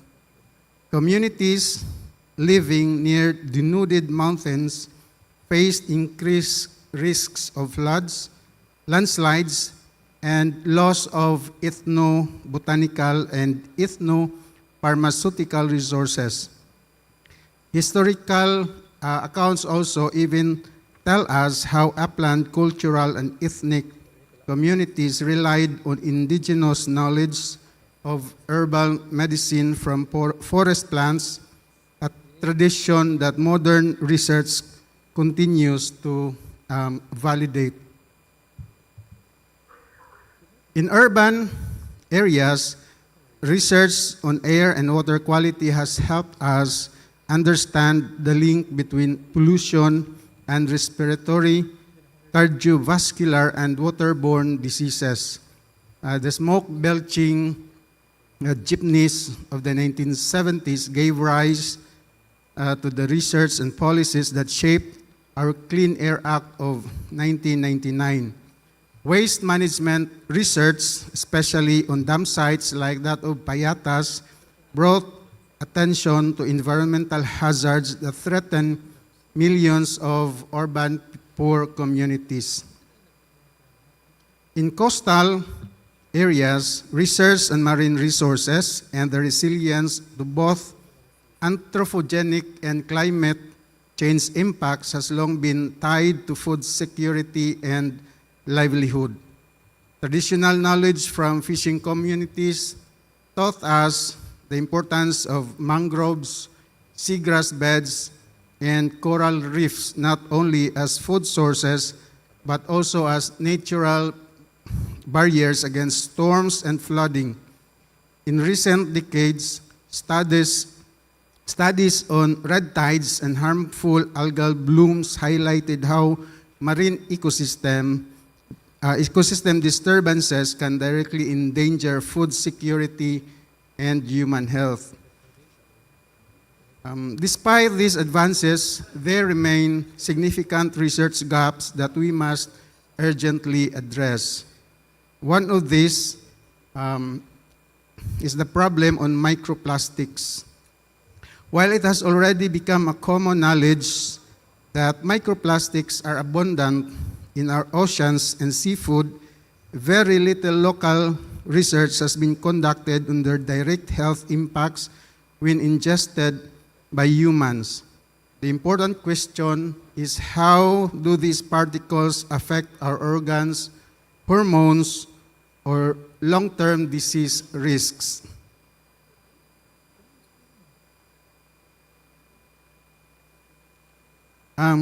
The Philippines is home to horseshoe crab, particularly in Honda Bay in Palawan. A species of blue blood contains Limulus amoebocyte lysate, crucial for detecting bacteria endotoxins in medical applications. Yet, this species is poorly studied and increasingly threatened based on our research that we have conducted a couple of years ago in Palawan. Similarly, many marine organisms in our waters possess compounds of pharmaceutical and medicinal value. But without research and conservation, we risk losing these natural laboratories of medicines. Our forests host an incredible diversity of plants used in traditional and modern medicine. Yet, research on their active compounds, sustainable harvesting, and potential pharmaceutical applications is still inadequate. At the same time, deforestation threatens to erase species before we even discover their benefits.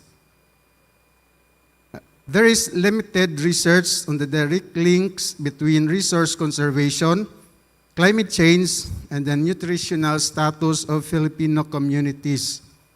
We need to ask ourselves, how do degraded ecosystems undermine our ability to secure safe and nutritious food for our future generations? To bridge these gaps, we recommend the following: expand human health-related research on microplastic ingestion with interagency collaboration between the DOH, DENR, and the marine science institutions. Second, strengthen biodiversity conservation efforts to protect marine and forest species of pharmaceutical value, such as the horseshoe crab, including sea sponges and mangrove-associated organisms which cover plants, fungi, and bacteria. Third, support ethnopharmacological studies that document indigenous knowledge of medicinal plants and integrate them with modern biomedical research. Lastly, there is a need to conduct long-term ecological health monitoring that explicitly links environmental degradation with nutrition, communicable disease risks, and non-communicable diseases. Research on our environment is not a luxury. It is a necessity for food security and human health. Healthy forests mean secure watersheds and medicinal plants. Healthy urban environments mean breathable air and safe drinking water. Likewise, healthy oceans mean food, medicine, and coastal protection. In the DNR, we have several national programs and their contributions. We can take inspirations from these initiatives, such as the National Greening Program that restored millions of hectares of forests, thereby improving carbon sequestration, water regulation, and availability of medicinal plants. The management of protected areas under the expanded National Integrated Protected Area System Act has safeguarded biodiversity hotspots like Tobataha Reefs and Mount Apu. But let us not go beyond our backyard. No, in our backyard we have the Tanyon Strait Protected Seascape, and these protected areas directly contribute to ecosystem and human health. The Clean Air Act and Clean Water Act provide frameworks that link environmental quality to public health outcomes. Responsible mining frameworks and carrying capacity studies in tourist sites remind us of the balance between development and environmental health. Biosecurity, the one discussed earlier, and bioprospecting programs open opportunities for discovering new drugs while ensuring that communities benefit from their resources. Abroad, we have several examples, like that one in Costa Rica, Costa Rica's forest conservation for ecotourism and pharmaceutical, and Japan's Satoyama landscapes. These show how biodiversity and human well-being can be advanced together.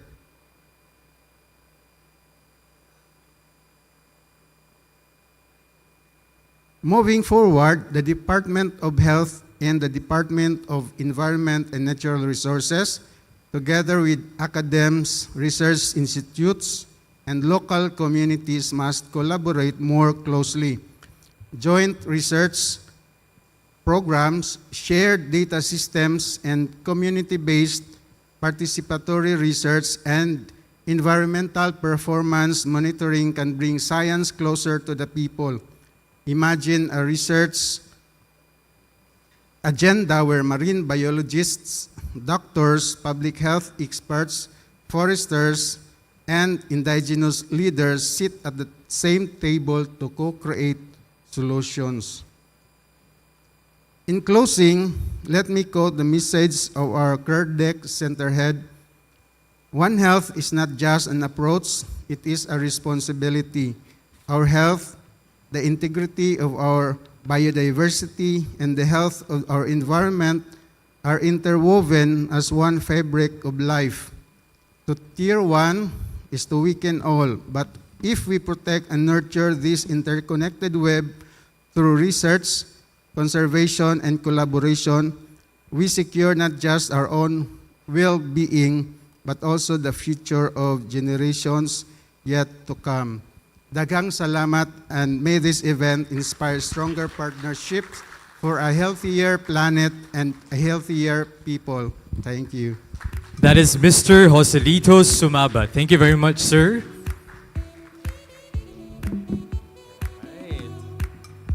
Thank you very much, Mr. Sumaba. Emphasizing on co-creating for our community and our environment. How was everybody? Okay pa? Energy check? Alright, let's see kung okay pa ba tanan. How about let's have a little icebreaker? Are you up for that? Yes, okay. So it goes like this. Whenever I mention something and it resonates to you, all you have to do is to stand up and say, "Woo!" Hey, everybody do it. 1, 2, 3, go. Okay, all right? But you have to stand up this time, all right? Stand up, ready? Stand up if you had coffee this morning. Very good, all right? Stand up kung walay tulog gabi. Sure, kamura jud. Dili tanan. Stand up if you feel beautiful and handsome. Ang dito dapita ba kay murag nasa rin mga self-doubts no sa lang kaugalingon. Stand up if you're beautiful and handsome. Wala gyud, di gud sila mo barog dito, no? Stand up if you are hungry already. Oh my God. And stand up if you believe that research can change lives. Consistent gud siyang duha ka book table dito sa kuan, no? A big round of applause for everybody. Okay, so we are down to our last two presenters for this morning. And the next presenter was my boss when I was in Department of Health, way back.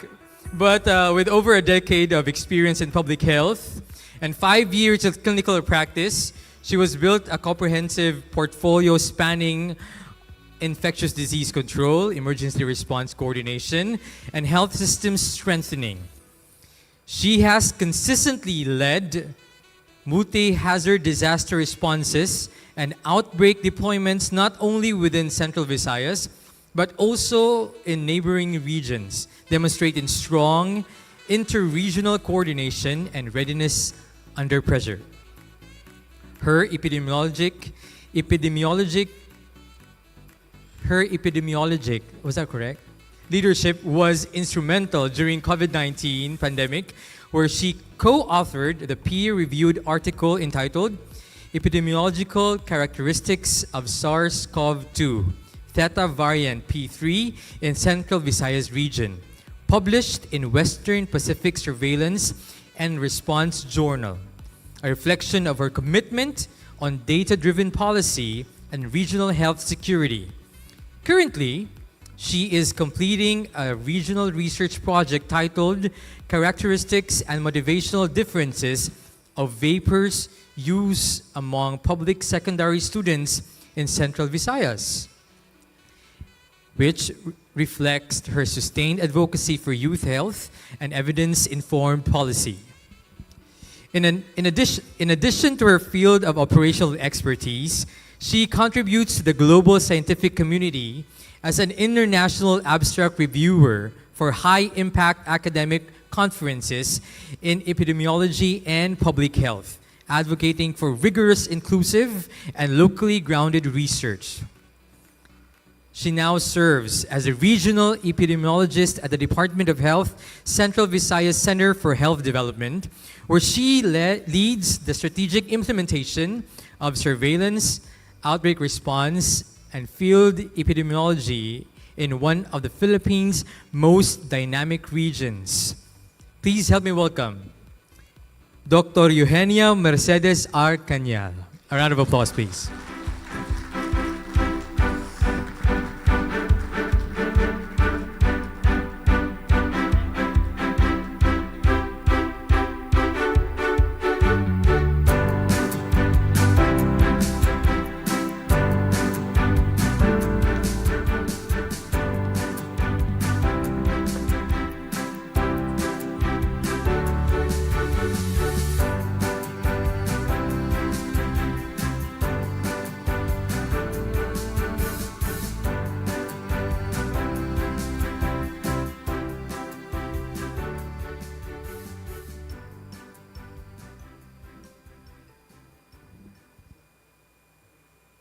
May buntag.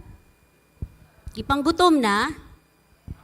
Happy, ayaw sad pod. Paminaw sa kadali because this is a very alarming, the evidence and the results are very alarming. Okay?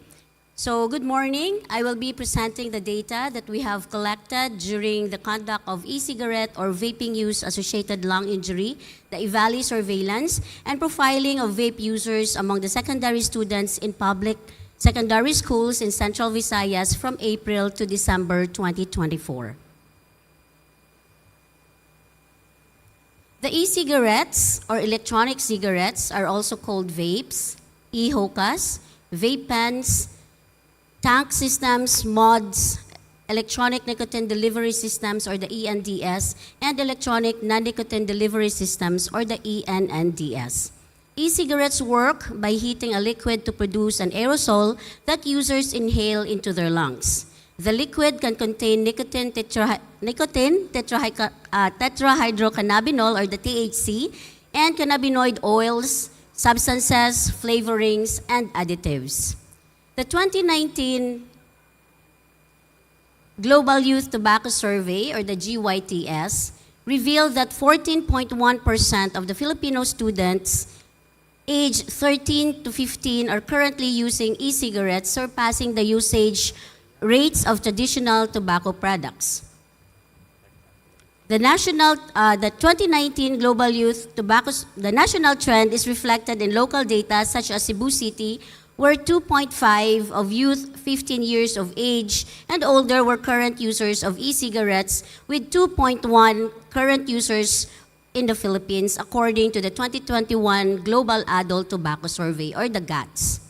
While the local data from GATS in 2021 revealed higher number with that of the current users in the Philippines, there remains a significant gap in regional surveillance with no comprehensive data available for the broader Central Visayas. Notably, the first documented case of e-cigarette reported in Cebu was in 2019, and Richelle was one of the investigator then, underscoring the urgent need for expanded monitoring and preventive measures across the region.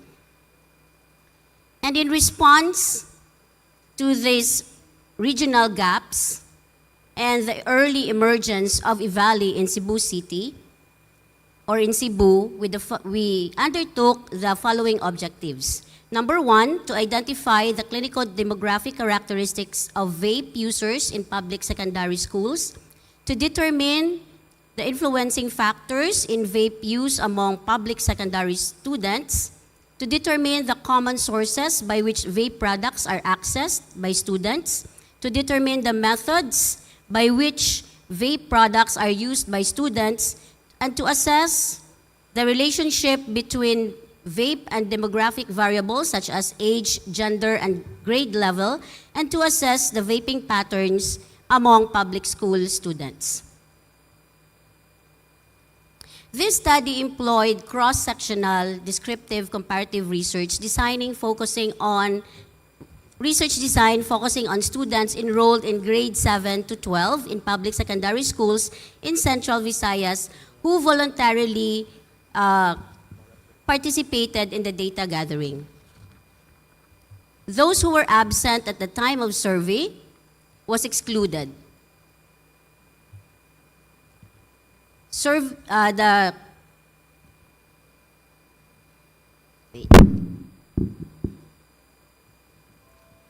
the survey uses standardized, pre-validated, structured questionnaire from April to December 2024 in Central Visayas. And the data was analyzed using Jamovi software version 2.6.19 and descriptive statistics for qualitative variables including rates, ratios, and proportions. For quantitative variables, the median and standard deviation were computed, and to examine associations between categorical variables, the chi-square test was employed.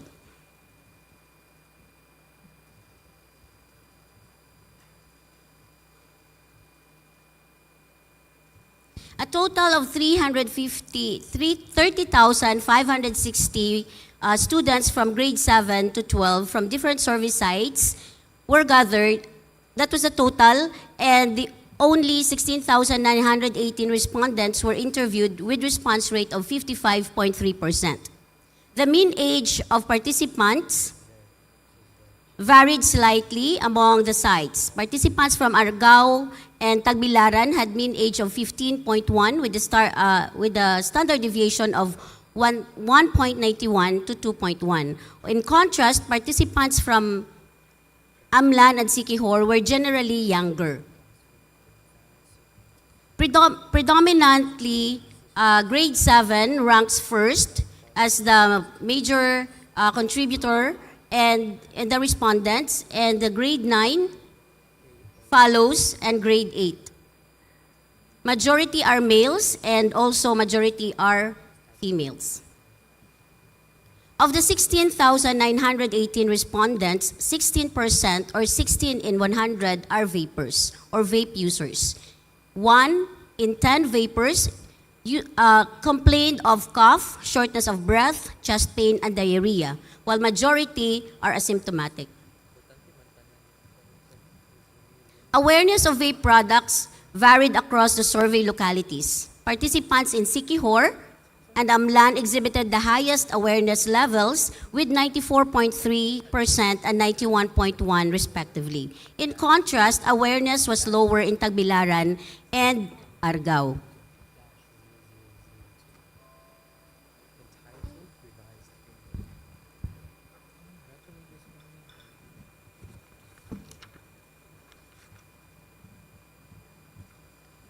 Excuse me, I'm having a technical difficulty.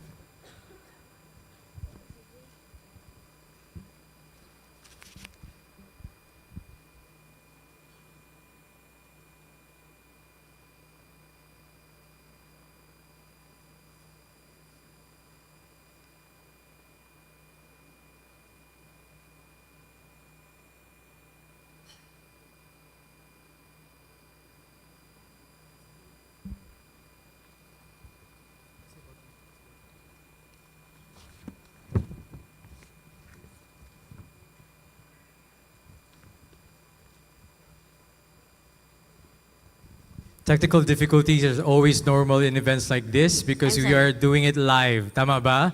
Can we give another round of applause for Dr. Kanyal? Okay. All right. Again, take 2. Take 2, all right. Awareness of vape products varied across the surveyed localities. Participants in Siquijor and Amlan exhibited the highest awareness levels with 94.3% and 91.1% respectively. In contrast, awareness was lower in Tagbilaran and Argao with 74.9% and 68.7%.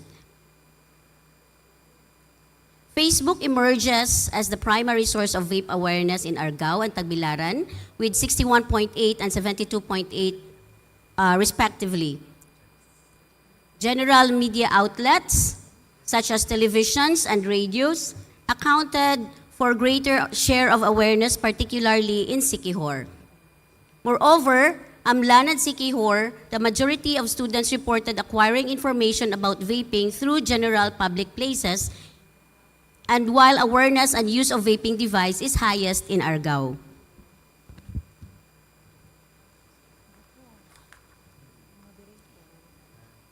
The sources of influence and access to vaping product among adolescents in Central Visayas vary notably across the surveyed localities. Across all 4 sites, peers and friends consistently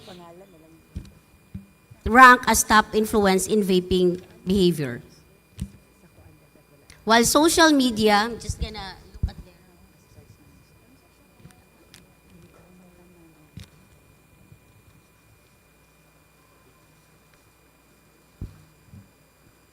My computer is failing me.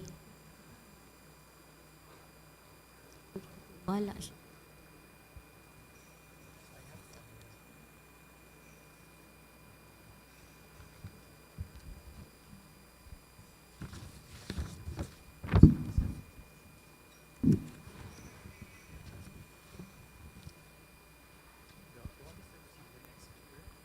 And then return to you after.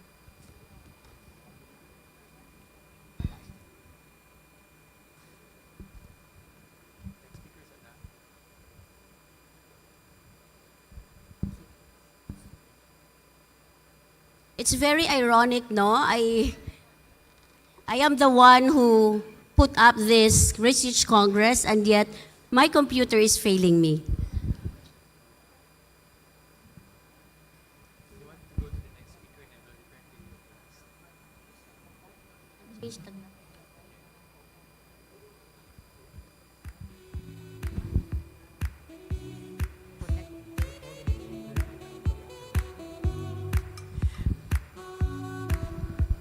All right, so that was a very important and massive research that Dr. Kanyal is trying to present.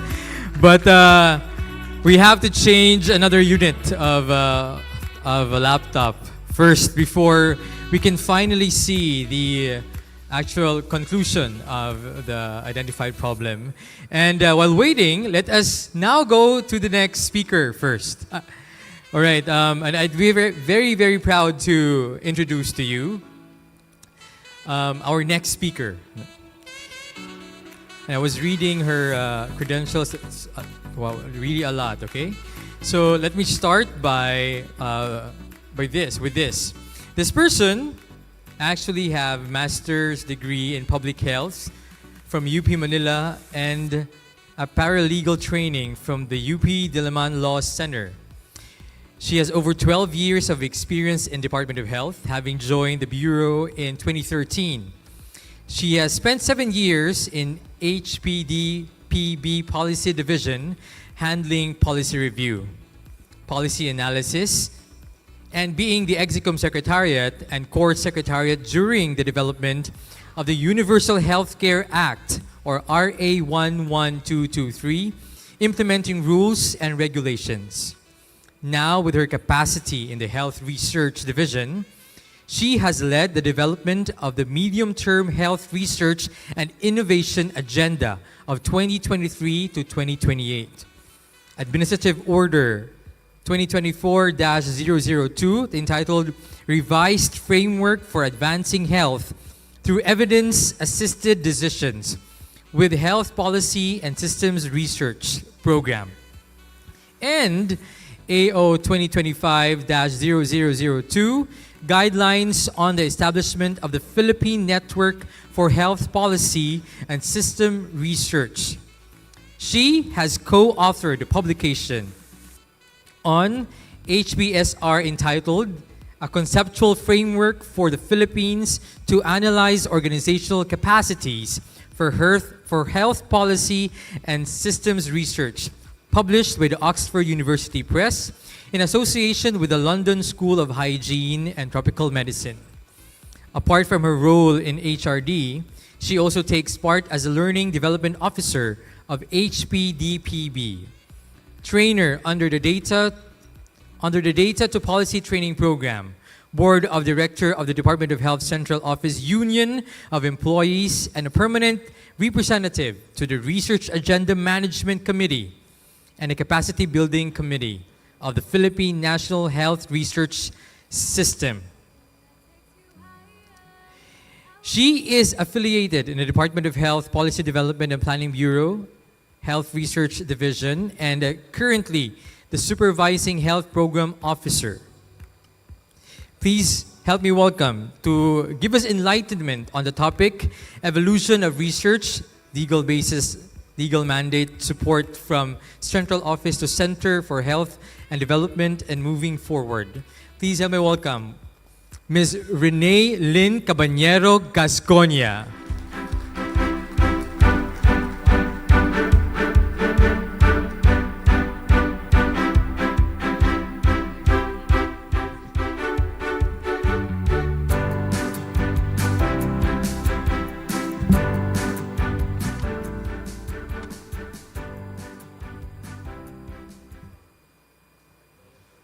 Good morning, ladies and gentlemen. It is a pleasure to be here to be representing the Health Policy and Development and Planning Bureau, HPDPB, of the DOH Central Office.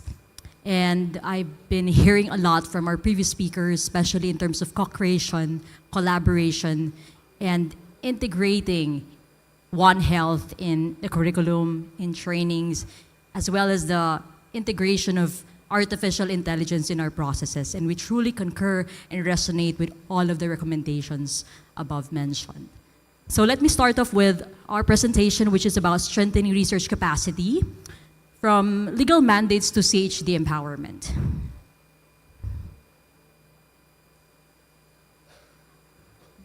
So just to brief you with the outline of the presentation, we'll talk about a little bit of mandate, the evolution of how research, especially an emphasis on health policy and systems research, HPSR, happen in the Philippines.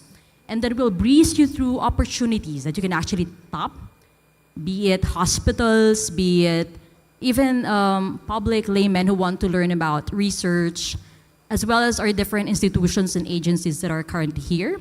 And we'll end off with what are the future activities we are currently undertaking. So in a nutshell, we actually have three major policies that support the mandate of the Department of Health in terms of research. We start off with Presidential Executive Order 102, that was in 1999, which places the mandate that DOH be the one to lead the research agenda of the country. And also the logistics that support that particular mandate. This was followed by the 2013 Republic Act 10532, which is the Philippine National Health Research System Act, which I know a lot of you are actually aware since you're also part of the research consortium. So this particular act stabilizes, formalizes, and strengthens DOH role in partnership with DOST PCHRD, UP Manila, as well as SHED, in creating that collaborative atmosphere to work together and strengthening research in the country. And of course, by virtue of Republic Act 11223, or the Universal Healthcare Act, another mandate for research was introduced to the Department of Health, which is to strengthen health policy and systems research, or HPSR. Apart from that, we are also to co-lead in terms of training, grants, capacity development in this particular field. And that is one of the interesting things that we are undertaking right now on how to really capacitate the country in terms of HPSR, and at the same time to create new fields of training, grants, and support for many of our aspiring researchers. So just to give you a brief preview of how exactly HPSR happened in the country, it's relatively new in terms of how we went into the field of HPSR. So we start off in the year 2004, where we became part of models, institutions that conducted HPSR in the globe. So the Alliance for HPSR, which is an organization of WHO, they had this initiative in 2004 entitled Strengthening Health Systems, the Role and Promise of Policy and Systems Research. And Philippines was one of the countries that were part of this. Then in 2006, the USAID established this particular program called the Health Policy Development Program, which provided technical and programmatic advices to the Department of Health, to HPDPB, and to many of its DOH units. So this was the forerunner model for fellowship program on health policy and systems research in the Department of Health. Come in 2008, this was the start where the health policy systems research became more institutionalized in the Department of Health. So there were a lot of movements, a lot of global tractions, as well as local initiatives that really place HPSR in the helm of the Department of Health. So that traction was pivotized, catalyzed in 2008, leading to 2013 later on. But in the middle, we have 2009. There was a workshop conducted by WHO, which also looked into countries doing HPSR and seeing what capacities do they currently have in terms of HPSR. So this is a picture of that particular workshop. So in 2012, so in order to really formalize all of our initiatives, we have to have something written. So we have policies for the establishment of the DOH HPSR Fellowship. That's Department Order 2012-0197. And also we have the establishment of the DOH Research Reference Hub. That's Department Memorandum 2012-0342. Then we move to 2017. There's a lot of activities actually that transpired in 2017. We had the Administrative Order 2017-0015, which established the AHEAD program. This particular AHEAD program is the one that's funding the AHEAD studies up to this point. And we also have in 2017 a new form of fellowship for HPSR. And this is the picture of that pioneer group, where this was a combination of capacity building program and also supplemental technical office for the DOH HPSR fellows. Then we also had the establishment of the Health Policy Systems Research module in the DOH Academy. For those who may not know yet, there is an online platform for e-learning that is called the DOH E-Learning Academy, where you could actually access online courses for free and you can have certificate of completion. Later on, we'll breeze you through the different trainings that are available. Then, in 2021, through Department Memorandum 2021-0198, we had a shift of the model from that central office fellowship to what we now have as the regional fellowship program. So in this particular period, we invited different regional representatives from the CHDs to come over, explore research, and we also deployed them in particular offices in the central office for their particular study of interest. So from the central, we cascaded it to the regional. So that is 2021. Then in 2023, we were included in the Philippines study of HPSR, also funded by the WIPRO, the WHO country office. And also in that same year, we started off another initiative that is with the R4D, with IHO, and also fundings from other global funders. That is the Forum for Advancing Health Policy and Systems Research Institutions in the country. So what did this initiative actually do? We did scoping and scanning of health policy and systems research institutions nationwide to see what is really the capacity of HPSR, who is doing HPSR in the country. And the results of this particular study showed that there are actually just 40 institutions nationwide doing HPSR. So as you can see, there's still a gap in terms of HPSR capacity in the country. So that's in 2023. Now we move on to 2024. How do we actually strengthen HPSR? So we started off with creating the Philippine Network for HPSR through the AO 2024-002. As you can see, there's a picture above.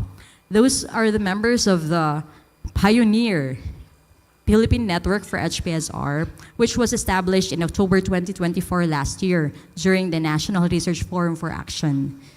And then we have to publish our particular study in terms of the HPSR capacity in the country, looking into a conceptual framework on how to scope and scan HPSR and how to actually look into their competencies. So we now have a conceptual framework from the Philippines to analyze and organize organizational capacities in terms of HPSR. So this was published in the Oxford and in affiliation with the Tropical School of Hygiene in London. So you can actually access this online. What does this study talk about? It actually provides you with the different attributes of what is an health policy systems research institution. So you could see their different attributes, different domains, and that is in the Philippine context. It's actually the first in Asia of this type of study. So this particular study led us to present in Nagasaki during the Health Systems Research Global Forum in 2024 of November. And we have been told to present the study, and that actually also gained the recognition and also appreciation from different countries to also replicate the model of the Philippines. But that is not enough. We have so much to do in terms of HPSR. So in terms of the Philippine Network for HPSR for this year, we are focusing on piloting PN for HPSR. We started in CHD Caraga. This photo here shows the advocacy forum that was conducted this year in CHD Caraga. So we're going to move it from Mandaue, Visayas, and Luzon. From packets of benchmark models, we will then replicate it and cascade it to all CHDs. So we'll also have to put into consideration the current capacity, the readiness of the CHDs to adopt. So what is the PN for HPSR? This is the set of the opportunity slide now. So the PN for HPSR is a network of different institutions, organizations, actors that are working on health policy and systems research. So this does not only include those that do research, which we term as health policy and systems research institutions or HIPSRIs. This also would include actors, be it funders, users, advocates of health policy and systems research, which I think a lot of us in the room are. And we are all part of this ecosystem for HPSR. So with us, this is a quick invitation for everyone to join the Philippine Network for HPSR. So how do you actually join the Philippine Network for HPSR? That is through submitting a letter of expression of intent to the CHD. And the CHD will provide you with a link to that survey. That leads me to the second one, the capacity assessment survey, where you could actually see how you are as an actor in HPSR. In no way this is a means for acceptance or non-acceptance to the network. Everyone is accepted. It is just a form of looking into where are you currently in terms of HPSR and what role do you actually fulfill in terms of HPSR. So I'm looking forward to every one of you joining the Philippine Network for HPSR. So we're doing the piloting this year. We'll have 2 years in terms of piloting and benchmarking and adjusting those models. Then we're rolling out the capacity assessment survey in parallel with the piloting. And then we're also working with this development of the instructional design for HPSR. Why is it necessary? Because we have so many global literature on HPSR. However, we don't have a literature, we don't have an instructional design that captures the context of the Philippines, specifically curated to policymakers, to CHDs, to LGUs, and to local implementers in general. So we are undertaking this particular initiative to develop the instructional design for HPSR so that people who are not yet knowledgeable of HPSR will be invited to appreciate that particular methodology and know how to apply it in their particular context. Then we are also undertaking the development of the competency index for HPSR. So what is this competency index? It looks into what would be characterization for a basic HPSR, an intermediate XPSR, an advanced HPSR, an expert HPSR. Now, if we already have this competency index for HPSR, we'll be able to identify centers of excellence because across the country, we already have institutions doing HPSR and who are really good at it. But there's no actual way to mark who are really doing good at what particular level. So we have to have the competency index for HPSR. And lastly, there's a biennial convening of the Philippine Network for HPSR, every National Research Forum for Action, which is conducted every 2 years. So next year, we'll be doing the Philippine National Health Research Forum for Action in October. So I'll wait for invitations, that is October next year. So we'll do the convening for the PN for HPSR. Another set of opportunities is this particular capacity building programs which are already available. You can access it through the DOH Academy e-learning platform. We have modules that covers basic research methods, health policy and systems research, operations research, implementation research, evaluation research, and evidence synthesis. So you can breeze through these particular courses, finish it off in your own pace and time, and get to have certificates of completion at the end of the day. Further, we also have another set of trainings available online. We have the module on evidence to practice and policy generation research. We have a module on terms of reference development for research projects in the Department of Health. And we also have, from time to time per invitation, if you want to have an orientation on the medium-term health research agenda 2023-2028. So just a brief background, the DOH Medium-Term Health Research Agenda 2023-2028 is the health research agenda of the Department of Health, which completely aligns also with the National Unified Health Research Agenda, or the NURA, of the PNHRS. So the MITRIA will actually be the Bible in terms of what studies will be supported by DOH funding. So if you want to have an orientation of the MITRIA, per invitation basis, we actually conduct that as well. And we also have online modules on data to policy. And this data to policy, we actually conduct it on a blended setup. There's a set of online modules and there's a set of on-site sessions. That's for DOH-led. Now, if you want to have an own self-paced study, self-directed study on data to policy modules, you can actually do so. What's interesting here in the data to policy modules, this is co-created with Harvard University and CDC. So it looks into, you have Unit 1, which looks into policy analysis and problem statement. Unit 2 looks into economic evaluation. Unit 3 looks into policy advocacy and communication. And we are doing another unit, that's the Unit 4, on policy advancement. So if any of those areas interest you, take a look at this particular course in the DOH Academy and see if it actually suits you, or if any way it could actually be helpful to your processes. So what is the future for HPSR and other research in DOH? So we are currently working with a partnership with the National University of Singapore, NUS. So we are looking into not just capacity building program, but joint collaborations in terms of research and in other dialogues and educational exchange in terms of the National University of Singapore, which will commence sometime in October this year. And we're also having collaboration with CIMEO C-DREAM program, which is a grant for specific topics that they are also willing to fund. We also have ongoing talks with the Philippine National Health Research System, the USTPCHRD as the Secretariat, to include the Philippine Network for HPSR as a thematic group as part of the Health Research Development Consortium. So what is this? So this is not a separate arm. It means it's just going to integrate the PN for HPSR in the current Health Research and Development Consortium so that everyone will be aware of HPSR and will take collaborative steps towards strengthening and enriching HPSR in the country. Then we're also working on the administrative order on research management. So currently we have an administrative order that covers research management in the DOH.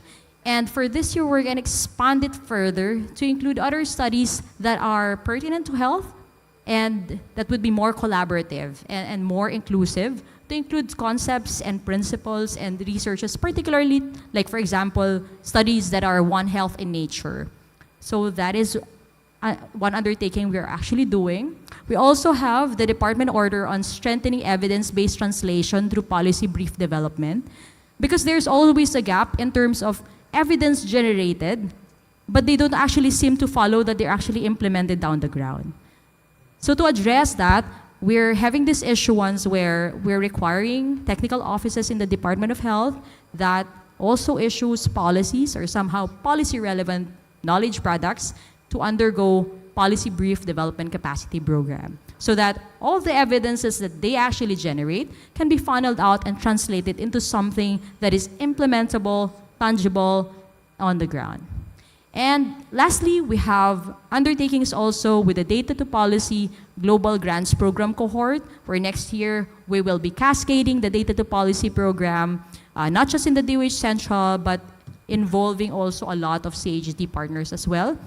This time it's already funded by the Department of Health.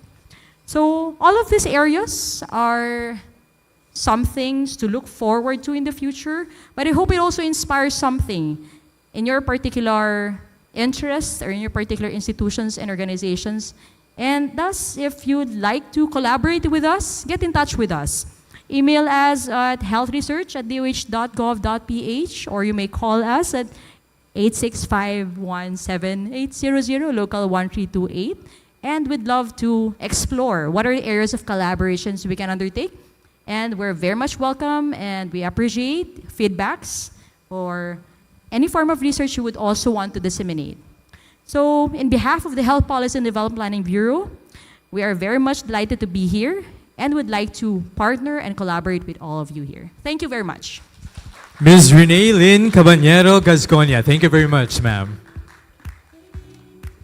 And thank you very much for giving us an overview of what you guys are, the works that you're doing. You know, you did a very good job, and looking forward also to the future, a clear pathway of your future objectives. It gives us so much confidence, especially in the pursuit of health research for our community. Thank you very much.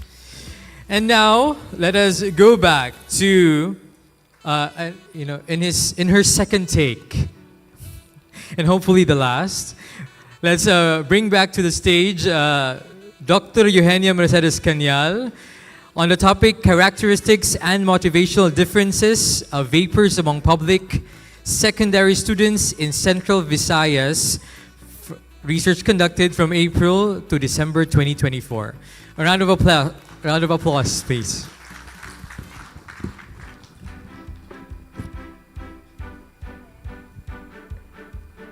Thank you, Direk. Ready na po ako sa matured rules. If gutom na po yung lahat, walang kakain sa pamilyang to hanggat hindi ako tapos. Just to...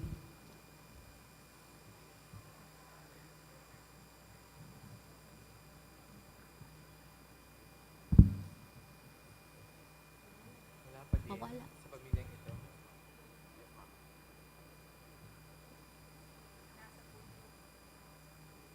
Okay, so I think let's go back to results na, no, because I'm done with the introduction and the methodology. Okay. So there were a total of 30,560 students from grade 7 to 12 from different survey sites, and only 16,918 respondents were interviewed with a response rate of 55.3%.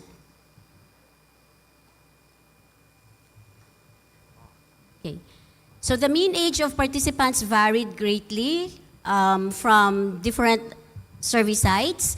From Argao, they had a mean age of 15.1, and Tagbilaran City, they had a comparable mean age of 15.2 with standard deviation of 2.1. In contrast, participants from Amlan and Siquijor were generally younger with mean ages of 14.4 and a standard deviation of 1.87. Regarding grade level composition, participants were predominantly enrolled in grade 7, grade 9, and grade 8.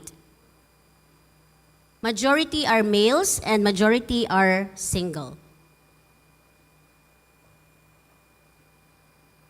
Of the 16,918 respondents, 16 in 100 are vape users, and 1 in 10 vape users complain of cough, shortness of breath, chest pain, and diarrhea. The majority were asymptomatic. Awareness of vape products varied across the surveyed localities. Participants in Siquijor and Amlan exhibited the highest awareness level, and awareness was lower in Tagbilaran and Argao. Facebook emerges as the primary source of vape awareness in Argao and Tagbilaran, citing 61.8% and 72.8%. In contrast, Facebook awareness was markedly low in Amlan and Siquijor. General media outlets such as television and radios counted for a greater of share awareness, particularly in Siquijor, where 32.2% of respondents identified these sources, compared to Argao at Amlan with 7.3%.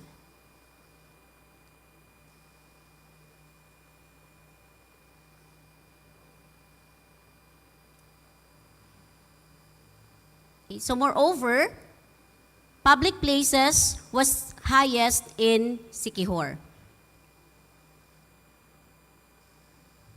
while awareness and use of vaping devices is highest in Argao.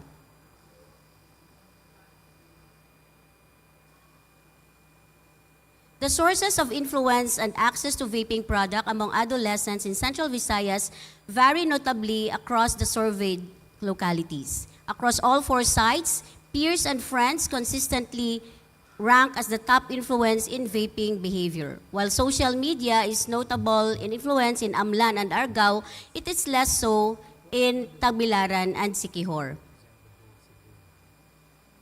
Family influence also varies but is universal in Amlan. Access to vaping products occur through sharing among peers, which is prevalent in Argao, Tagbilaran, and Siquijor, while direct purchase from vape shops is more common in Amlan and Siquijor. Online platforms like Shopee, Lazada, and TikTok are present but less dominant.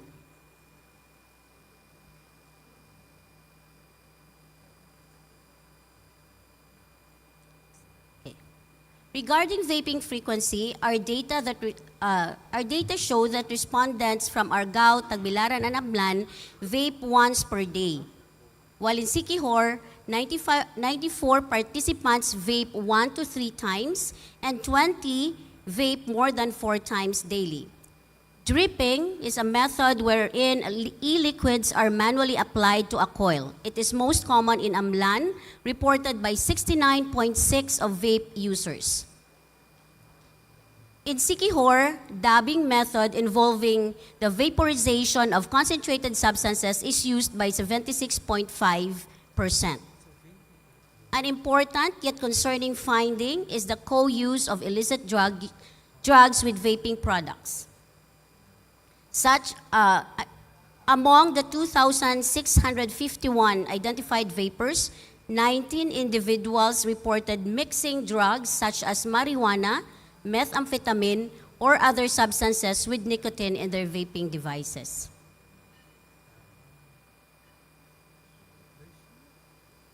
The table underscores that frequency, polysubstance use, and the shift toward dripping are strongly associated with the presence of symptoms, which is highly statistically significant.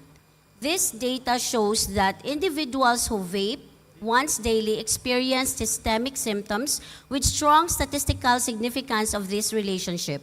Substances used by symptomatic vapors indicate that vast majority utilized pure vape juice, and aerosolation is strongly linked to respiratory or systemic symptoms with a p-value of less than 0.001, indicating its high significance. The distribution of tobacco between the proportion of vape users, cigarette smokers, and dual users between male and female. Okay? So there are 7 out of 10 male and female who do the dual users, and it is highly significant.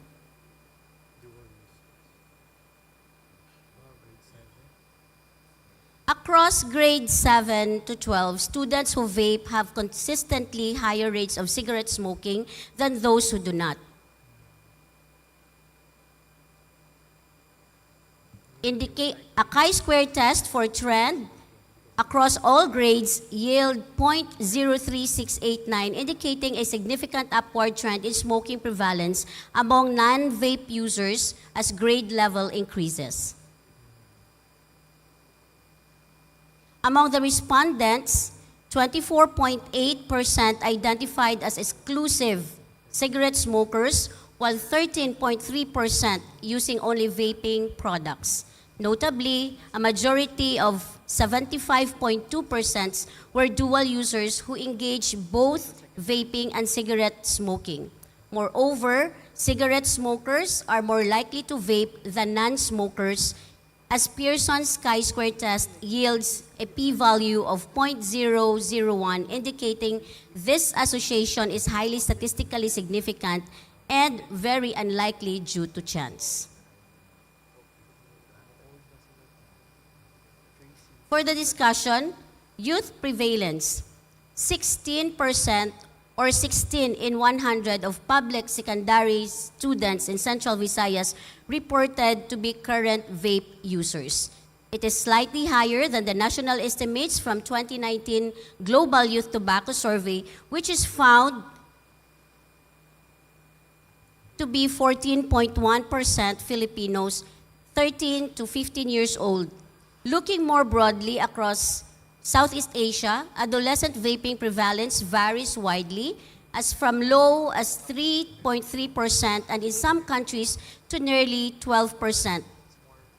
For example, in Indonesia, their current trends is about 11.8%, whereas in Japan, it remains below 1%.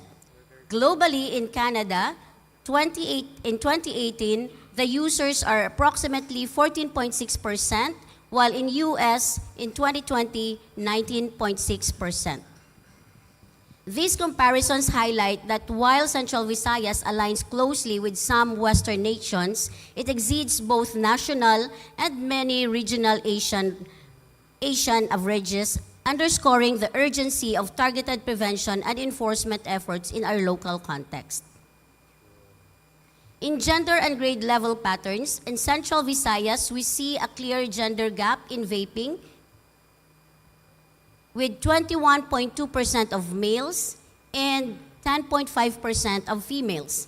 Vaping rates climbed steadily through early high school, peaking at 18.3% in grade 9 and staying elevated in grades 10 to 12. Nationally, the 2019 GYTS similarly found that Filipino boys significantly have higher odds of e-cigarette use than the girls. This pattern holds across Asia, where older male adolescents consistently report higher vaping rates.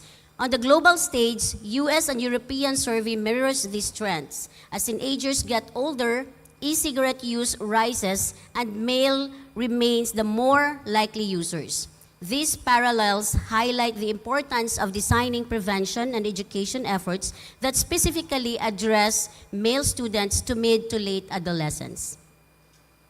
For the motivational drivers, peer influence is overwhelmingly the primary driver among Central Visayas students, with 92.9% citing friends as their biggest motivator.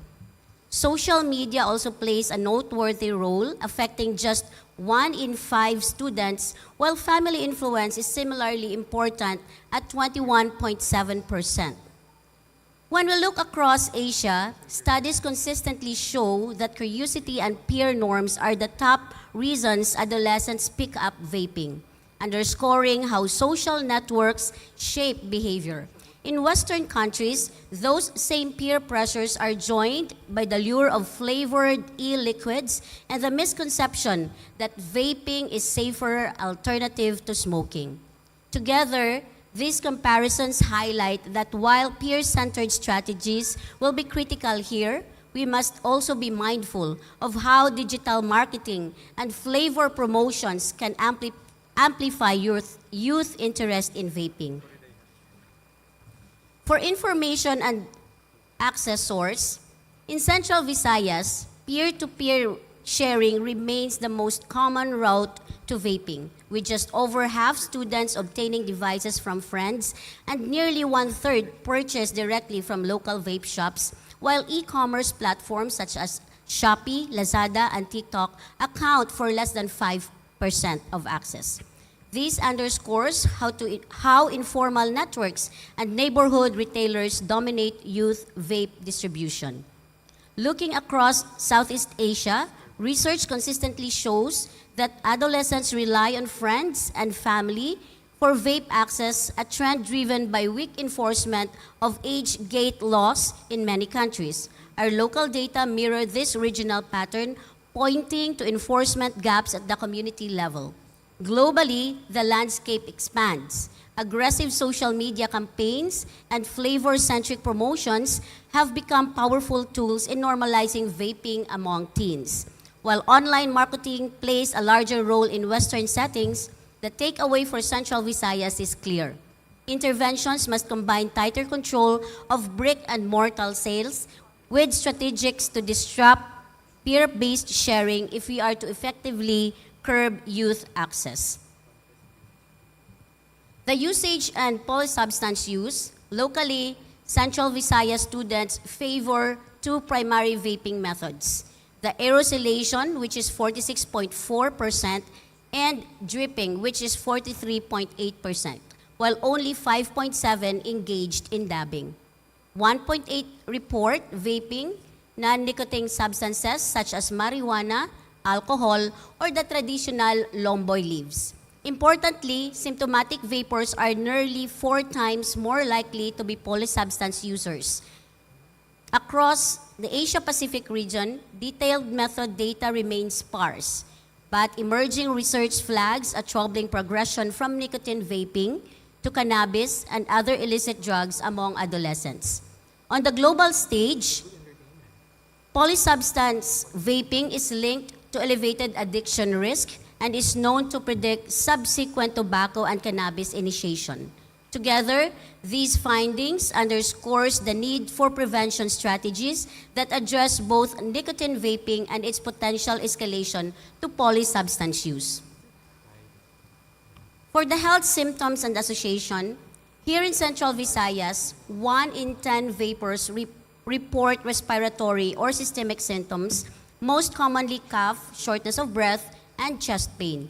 Those who vape daily or combine multiple methods face a dramatically higher risk of symptoms. Although detailed data are still emerging across Asia, preliminary studies highlight acute respiratory irritation and asthma flare-ups among adolescent vape users. On the global stage, systemic reviews consistently link frequent e-cigarettes use ranging from respiratory complications, adverse effects on neurodevelopment, and increased behavioral risks.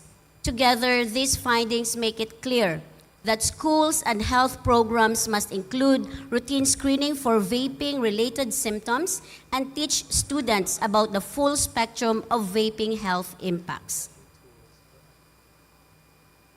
In conclusion, the study captured urban-rural contrasts, multi-grade dynamics, localized awareness channels, and vaping patterns among the public secondary students. With a sample of 16,918 students, its significance lies not only in the breadth of coverage, but also in the strength of its association, evidenced by a highly significant p-values across key outcomes. It fills a critical gap in subnational data, enabling evidence-based region-specific interventions and policy alignment with both national laws and global practices. So we found that there is an early initiation and high dual use in lower grades, the grades 7 and 8.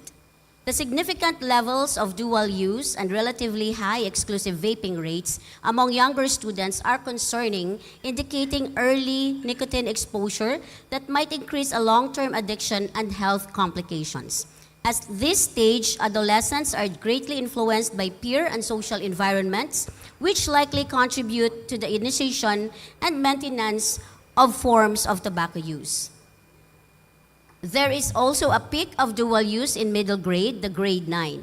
The peak in dual use at 81.7% in grade 9 coincides with a developmental period characterized by increased risk-taking and experimentation. This stage represents a key intervention point where efforts to reduce initiation and escalation could be most effective. There is also a gradual shift toward exclusive cigarette smoking in upper grades, the grades 10 to 12. The increasing prevalence of exclusive cigarette smoking in upper secondary students suggests a possible behavioral shift, where some adolescents transition away from vaping or dual use toward the conventional cigarette smoking. This trend highlights the sustained challenge of tobacco control, even in the context of emerging nicotine delivery products. The predominance of dual use across both genders highlights a concerning trend where vaping does not necessarily replace cigarette smoking, but rather complements it, potentially increasing nicotine exposure and related health risks. This pattern underscores the complexity of nicotine consumption behaviors in this population. And lastly, daily vaping and combining methods of vaping with other substances were linked to a significantly higher chance of showing symptoms with a p-value of p0001. For the recommendations, for the Department of Education, to implement school-based programs that teach students about the risks, harms, and long-term health consequences of e-cigarette, and to implement school-based programs that equip students with refusal skills to resist peer pressure to vape and teach healthy coping mechanisms like stress reduction. For the local government units, the local chief executive should update anti-smoking ordinances to include e-cigarettes and ban their sale and marketing to minors. Besides age restrictions, policies should ban e-cigarette advertising in public places frequented by minors. For the Department of Trade and Industry, to ban flavors, packaging, and marketing tactics that appeal to minors in both physical and online nicotine retail, to enforce strict age verification protocols at the points of sale, including random spot checks and digital ID systems, to impose tiered fines and license suspensions for non-compliant retailers with public reporting enforcement actions, and to partner with DOH to develop a youth-safe certification for compliant products and outlets, incentivizing responsible business practices.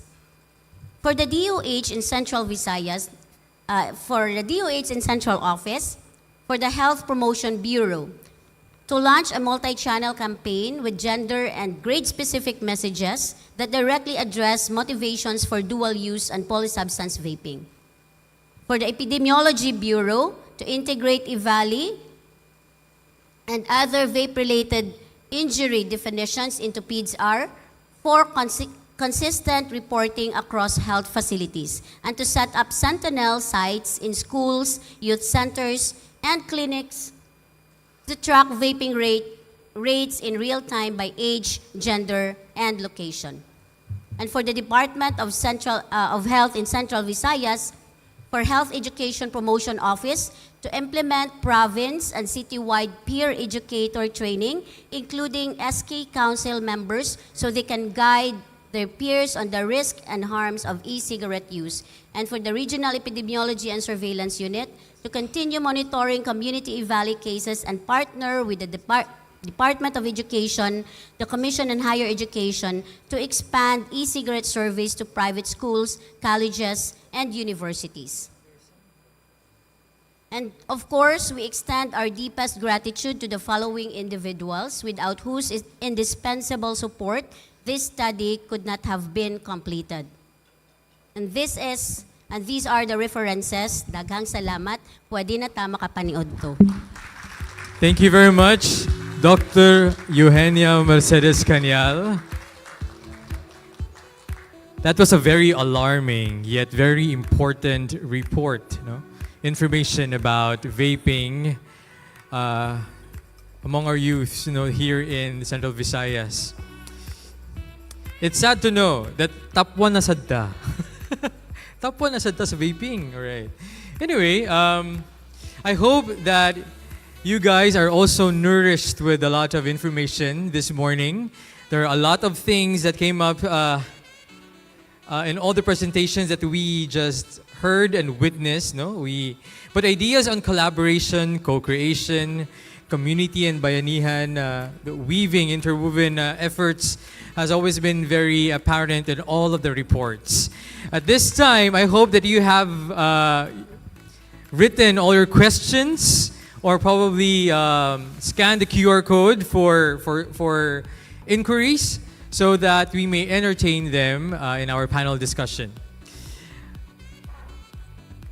So are we, at this juncture, since it's already 12 o'clock, we may proceed with our lunch, right? Okay. We'll have a lunch. Favorite part of everyone. I think that deserves a round of applause. And after that, we'll continue with our panel discussion, inviting our speakers here on stage to answer all your questions and inquiry.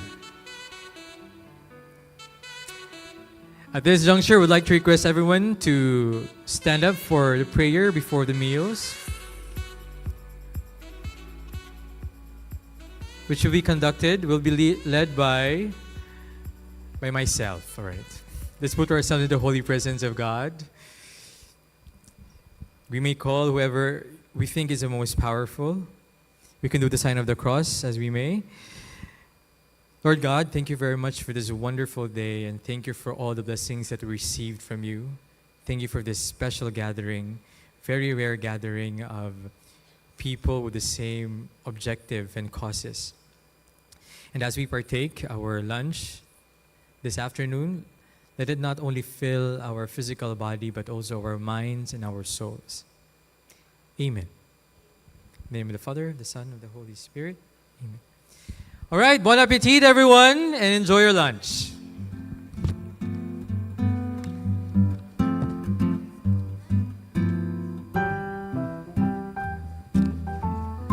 It's Christmas already.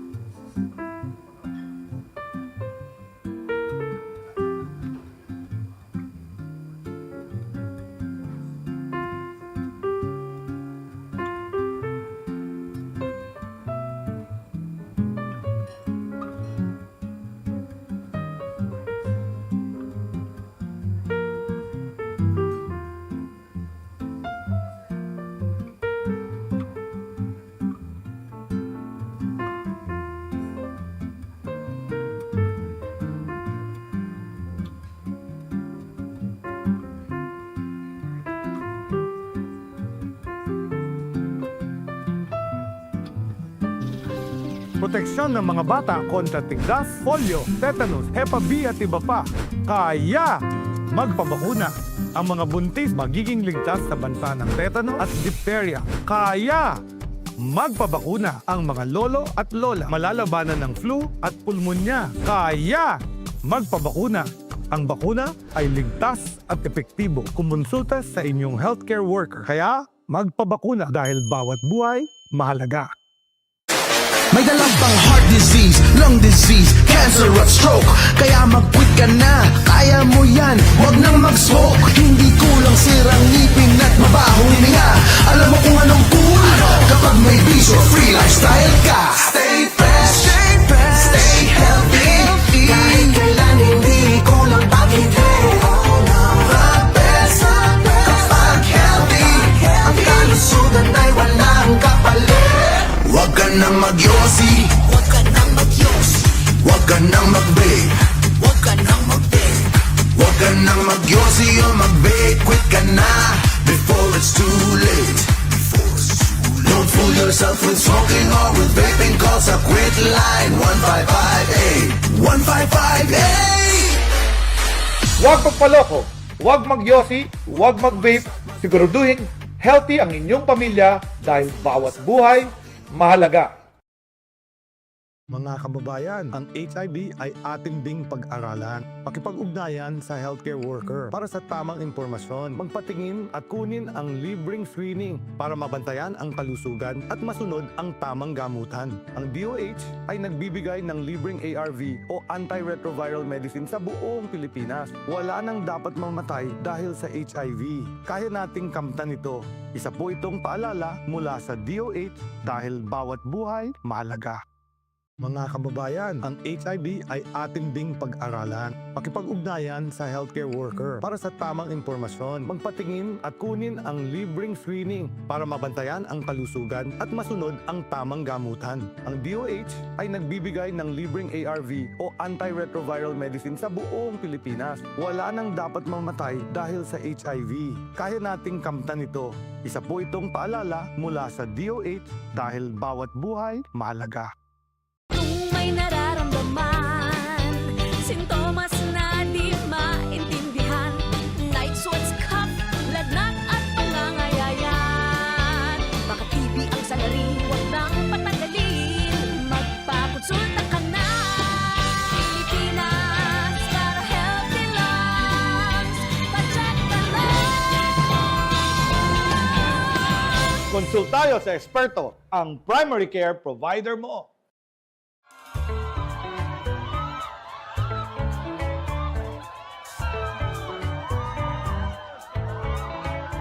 Champion na naman sa liga ang Barangay Matikas. Ang aming pambato, Jojo and Julie, 15 anyos pero malakas, matalino at malasog. Anong sikreto kamo?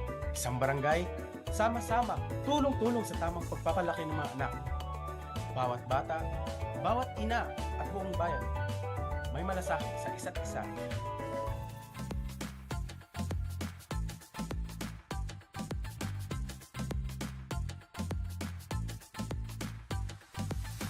Mas lalo nagkakaisa ang Barangay Matikas sa pagpaparami ng pang-araw-araw na pagkain. May nagtatanim, may nag-aalaga ng hayop. Kaya ito ngayon, Jojo at Julie, lumaking malakas, matalino, at malusog. Kami ang barangay na nagkakaisa tungo sa ginhawa, sumusuporta sa bawat pamilya at sa buong bayan. Tularan ng Barangay Matikas. Sama-sama sa Alagang Pinas para sa malusog na bukas. Alagang Pinas, para sa malusog na bukas. Alagang Pinas, sama-samang matuto't lumakas. Na-admit po ako sa hospital, hindi na po ako makakain kasi sobrang panghihina din po. Ang dengue ay sanhi ng virus na nakukuha mula sa kagat ng lamok na Aedes aegypti. Ang mga sintomas nito ay lagnat, pagpapantal, pananakit ng katawan at kalamnan, pagkahilo at pagsusuka, at pananakit ng mga mata. Kung makakaramdam ng ilan sa mga simptomas na ito, kumonsulta ka agad sa inyong health center. merong dengue fast lanes upang mabilis na matugunan ang kailangan ng mga pasyente.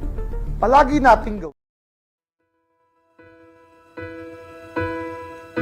I can almost see it, the dream I'm dreaming, but there's a voice inside my head saying you'll never reach it. Every step I'm taking, every move I make feels lost with no direction. My faith is shaken, but I'm gonna keep trying. I'm gonna keep my head held high. There's always gonna be another mountain. I'm always gonna wanna make it move. Always gonna be an uphill battle. Sometimes I'm gonna have to lose. Ain't about how fast I get there. Ain't about what's waiting on the other side.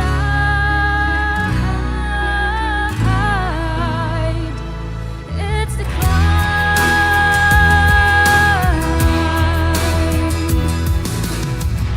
The struggles I'm facing, the chances I'm taking, sometimes might knock me down, but no, I'm not breaking. I may not know it, but these are the moments that I'm gonna remember most. Yeah, just gotta keep going and I gotta be strong. Just keep pushing on, 'cause there's always gonna be another mountain. I'm always gonna wanna make it move. Always gonna be an uphill battle. Sometimes I'm gonna have to lose. Ain't about how fast I get there. Ain't about what's waiting on the other side. It's a climb.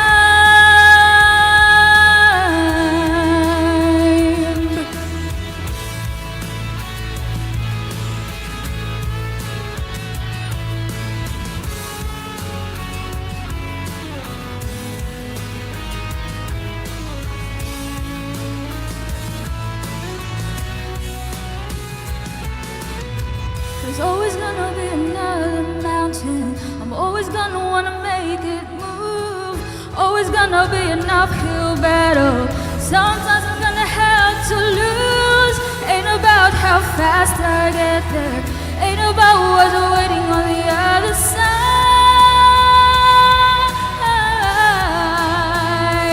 It's a climb.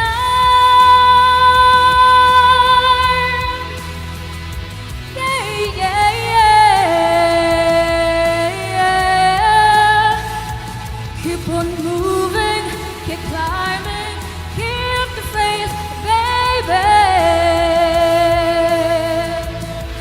It's all about the climb. Keep your faith, keep your faith.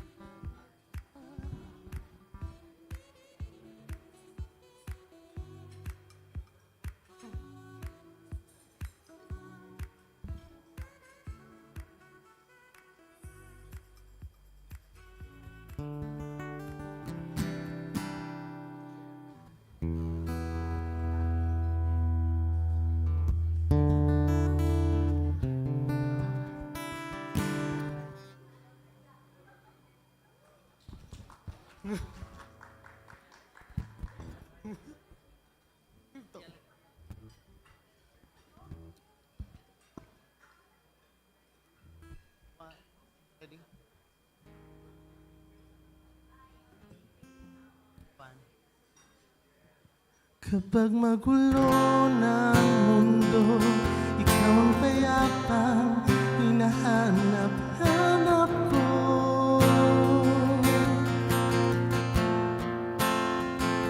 Kumapit Alikabok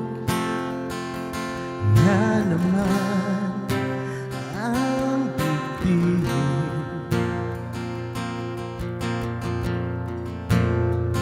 Sa pagkabahala nadala ng daigdig.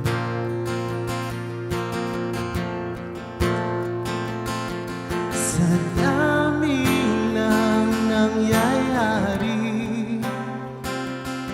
saan ba ko lalapit kundi sa'yo lang ako kakapit. Kapag magulo ng mundo, ikaw ang payapa, hinahanap-hanap ko.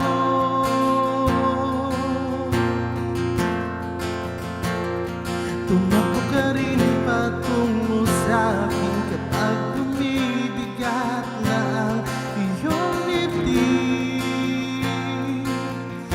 Ika'y sasalubungin.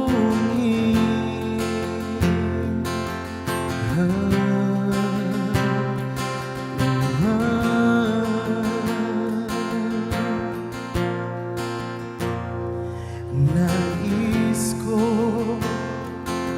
sumibol kasama ka,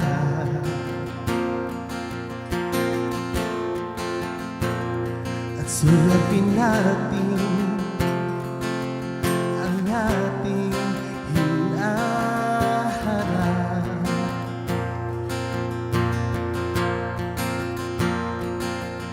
Ikaw lang, ikaw ang aking pahinga.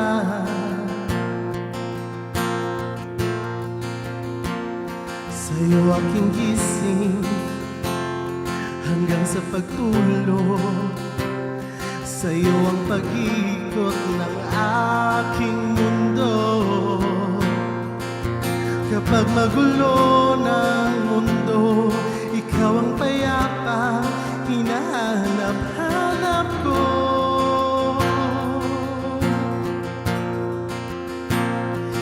Tumakbo ka rin patungo sa'kin kapag bumibigat na ang iyong dibdib.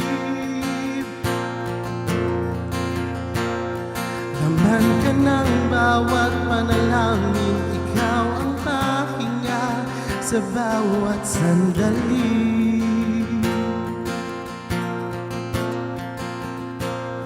Patungo sa'yo ang aking tinig, at isa lang ang sinasabi ng dibdib. Ika'y sasalubungin.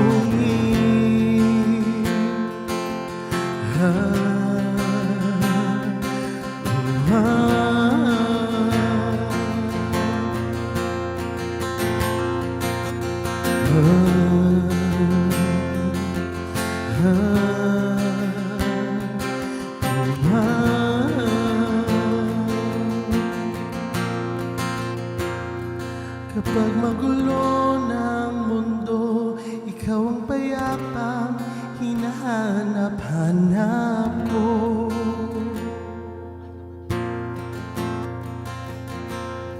Tumakbo ka rin patungo sa'kin kapag bumibigat na ang iyong dibdib.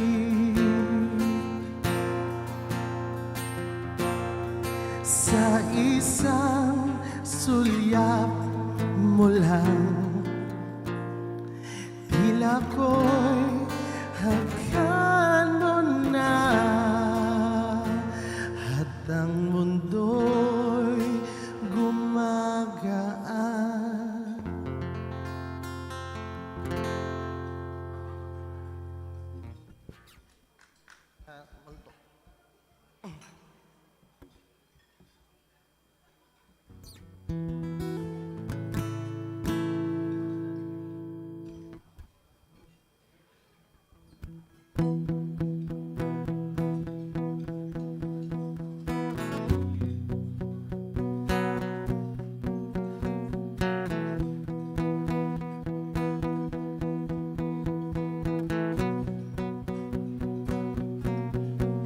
Humingang malalim, pumikit na muna, at baka sakaling namamalikmatala. Ba't nababahala? Di ba't ako'y mag-isa? Kala ko'y payapa, boses mo'y tumatawag pa. Binaon naman na ang lahat, tinakpan naman na kinsugat, ngunit babaan dito pa rin. Hirap na kong intindihin, tanging panalangin, lubayan na sana. Dahil bawat tingin, mukha mo'y nakikita.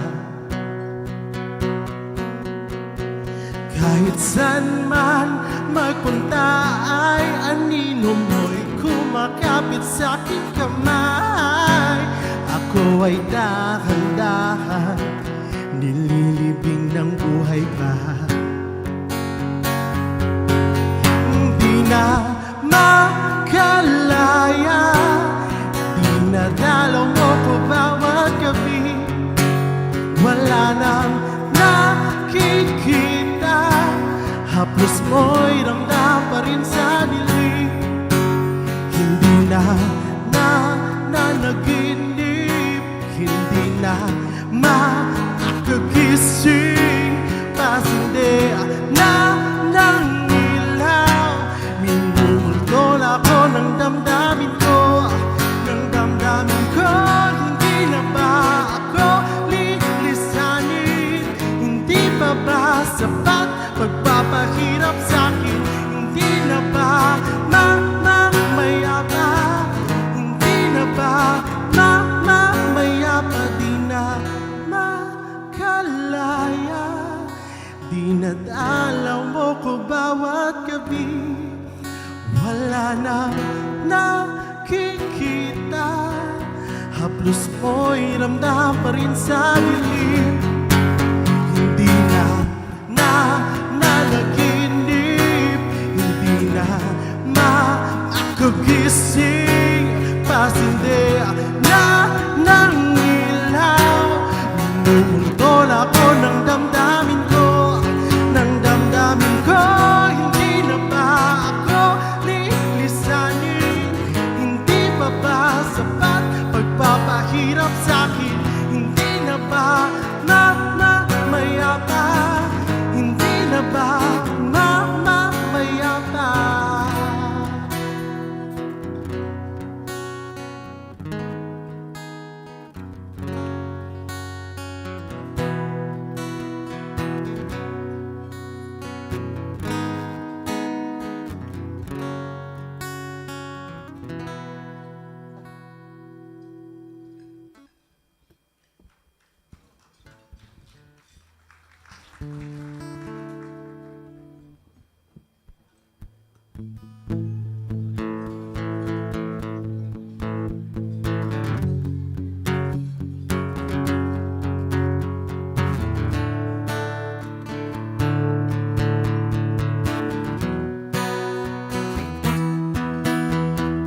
Nilibot ang tahanan, tagpuang wala ka.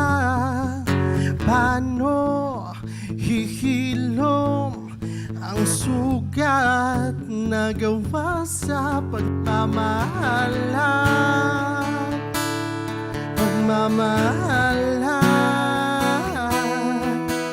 Buong araw kang inisip, mga sulat mo'y binasa. Paano ba titigil ang pagluha na gawa sa pagmamahalan?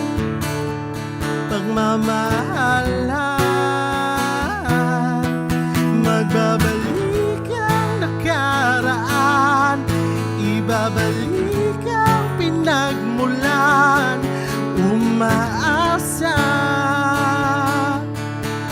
umaasa. Magbabalik ang nakaraan, ibabalik ang pinagmulan. Umaasa, umaasa.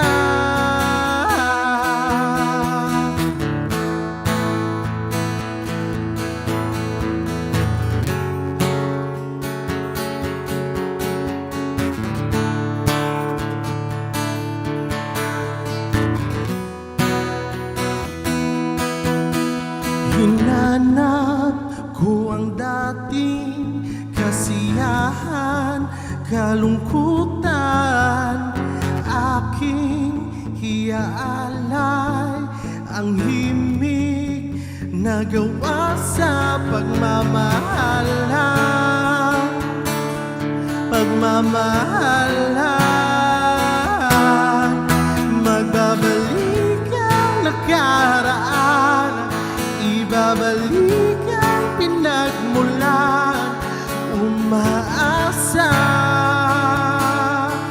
umaasa. Magbabalik ang nakaraan, ibabalik ang pinagmulan. Umaasa,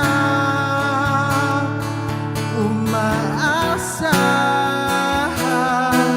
Magbabalik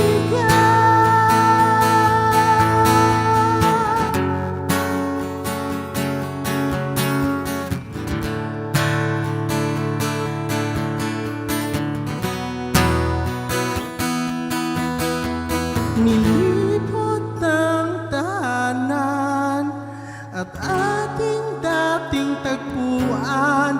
Umaasa, umaasa. Magbabalik ang nakaraan, ibabalik ang pinagmulan. Umaasa, umaasa. Magbabalik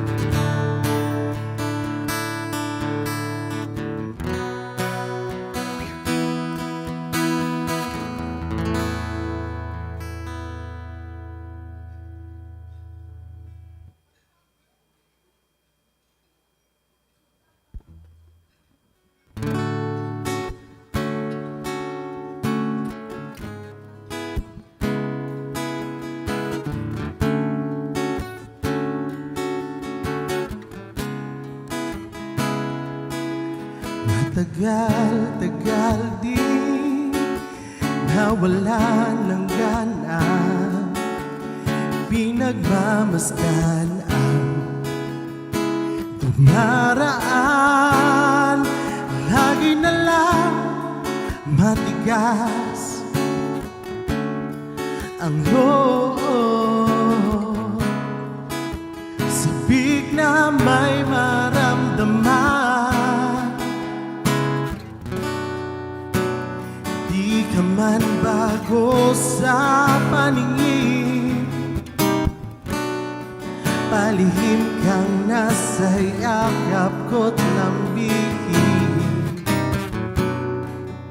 Sa bawat pagtago, di mapigilan ang bigkas na damdamin.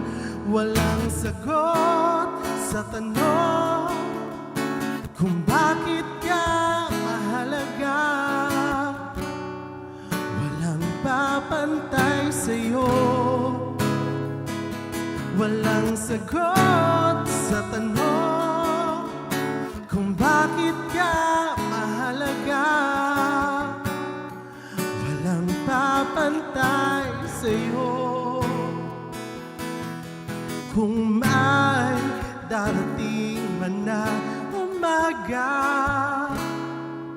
Gusto kita sana muling marinig. Ngiti mo lang ang nakikita ko. Tauhin man ang silid, walang papantay sa'yo. Maging sino man sila,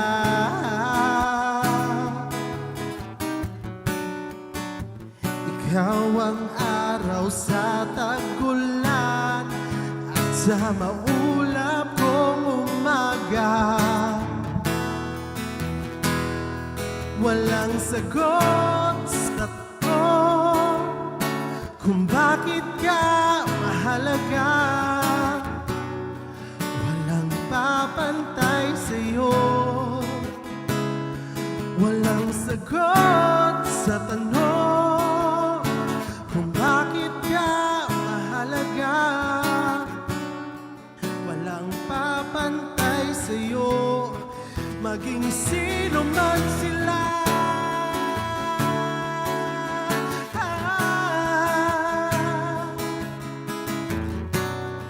Walang papantay sa'yo, maging sino man sila. Parirap, parirap, parirap, parirap. Walang papantay sa'yo, maging sino man sila.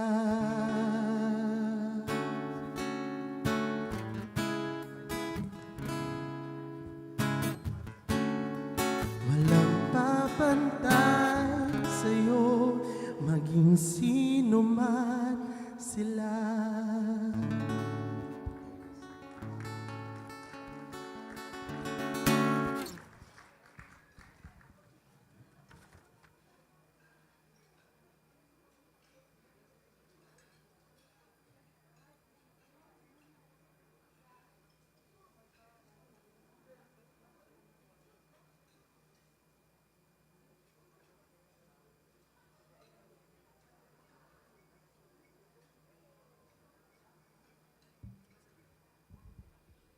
Kanta ka? Excited ako.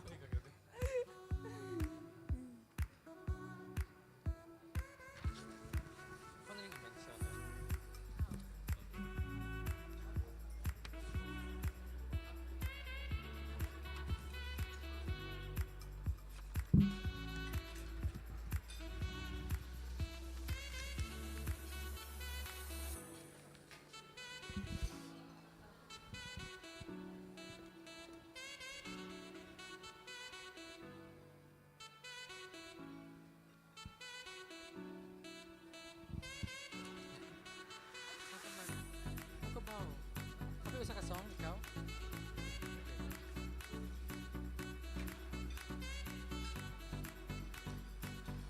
Wala ko siguro to.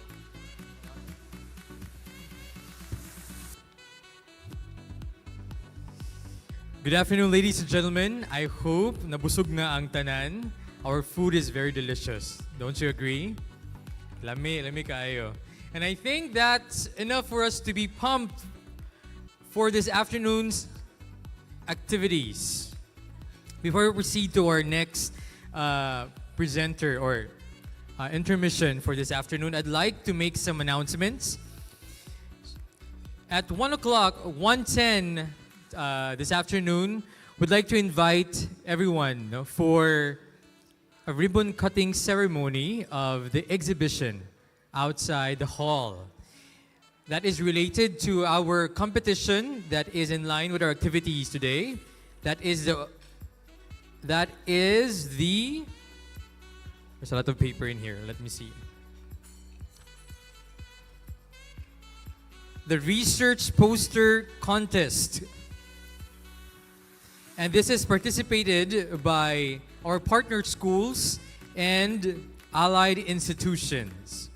So there will be a ribbon cutting ceremony of the exhibit of the poster outside.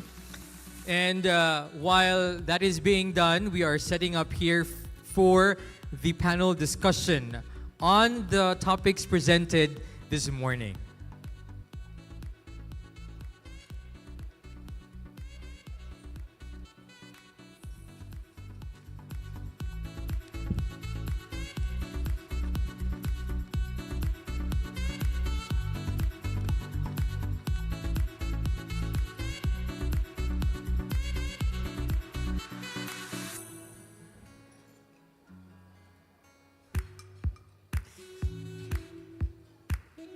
Our research poster contest is divided into two categories. One is for the allied health professionals category, and one is for the senior high school category.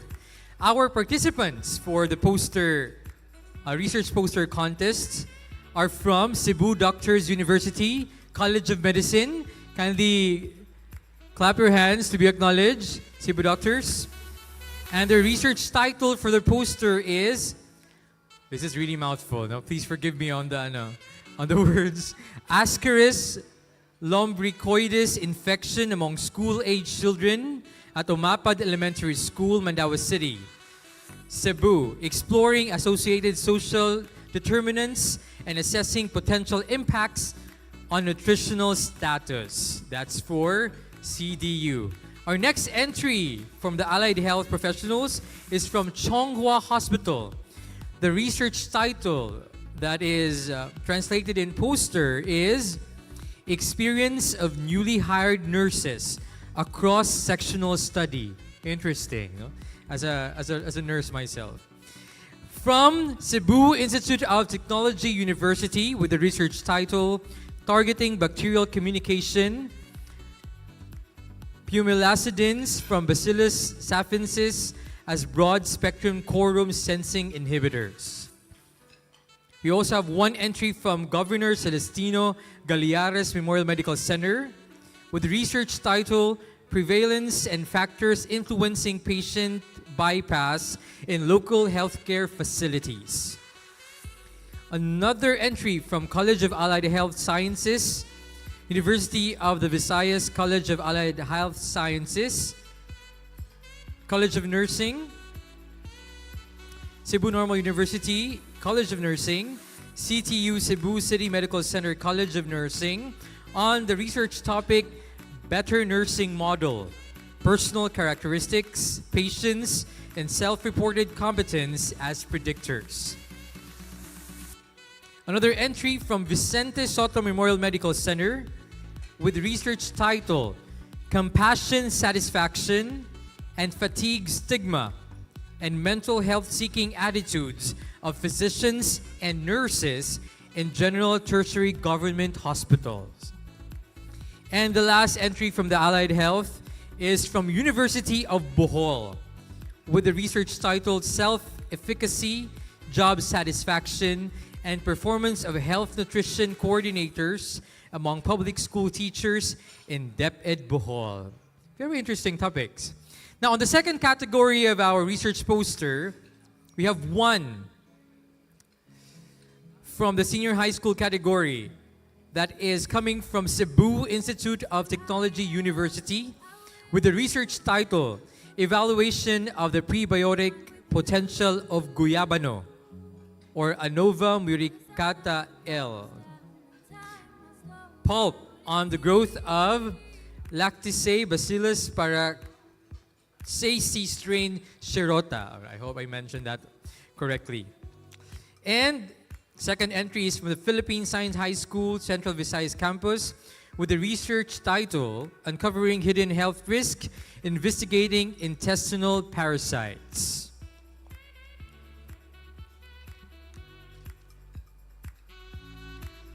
These are very interesting and unique research. And it is also very interesting that from a very complex idea or structure of a research, it is being translated into a poster, into something artistic.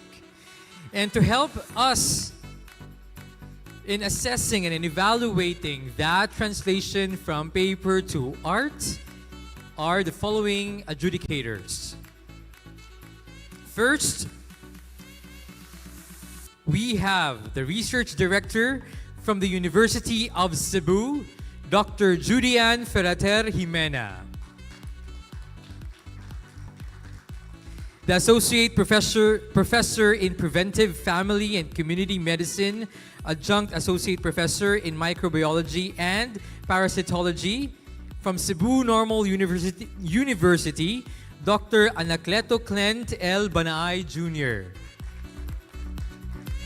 And the next judge is the chairman of the Microbiology and Parasitology Department in Cebu Normal University, Vicente Soto Memorial Medical Center, College of Medicine, and the chair of VSMMC Petro Research Section, Dr. Narciso A. Tapia.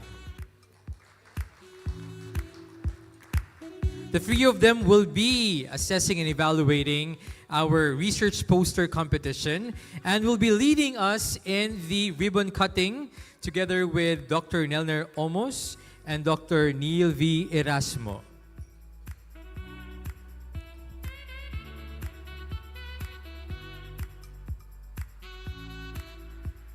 All right, if you are done eating, I would like to invite you to please stand up and go to the main entrance of this hall for the ribbon cutting of our poster exhibition.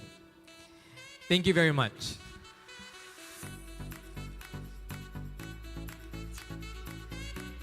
After the ribbon cutting ceremony, we'll be inviting you back to sit on your chair for the panel discussion as the continuation of our activity this morning.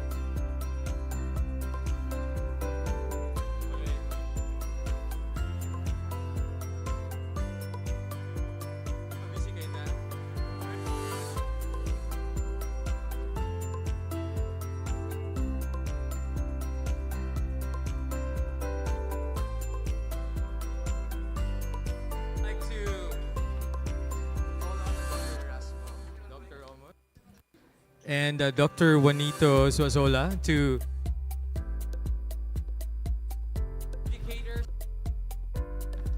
adjudicators for this competition. Dr. for judge.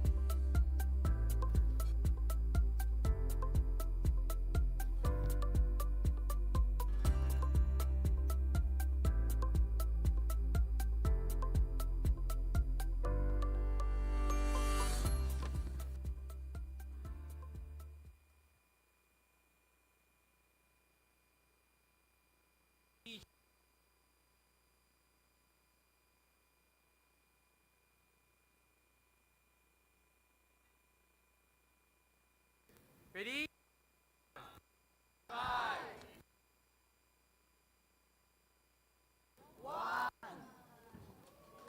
Big round of applause, please.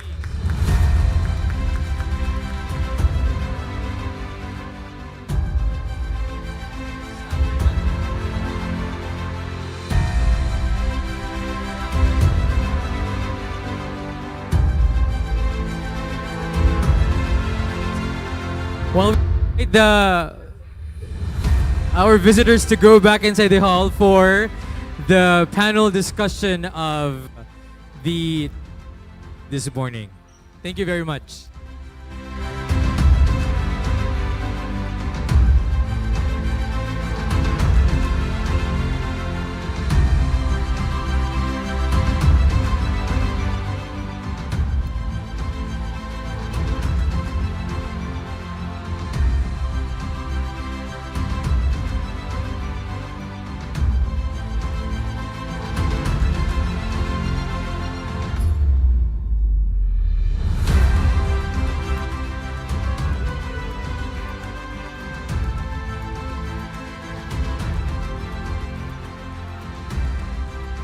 All right, we are back inside the hall, and we'd like to request everyone to please settle down as we begin the panel discussion of the topics presented a while ago. Last chance for you to scan the QR code and key in your questions or inquiry about the topics you've heard and that was presented by our speakers.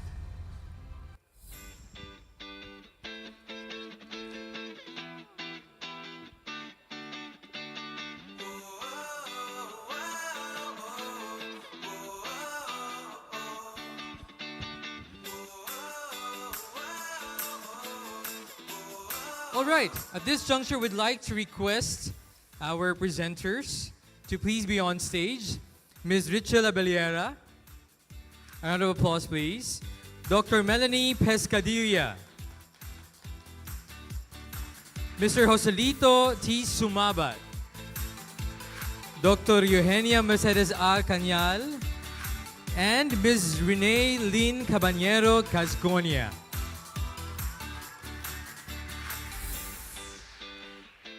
If you have keyed in your questions, we will be projecting it here on the screen. But if you have personal questions, there is a microphone there in the aisle.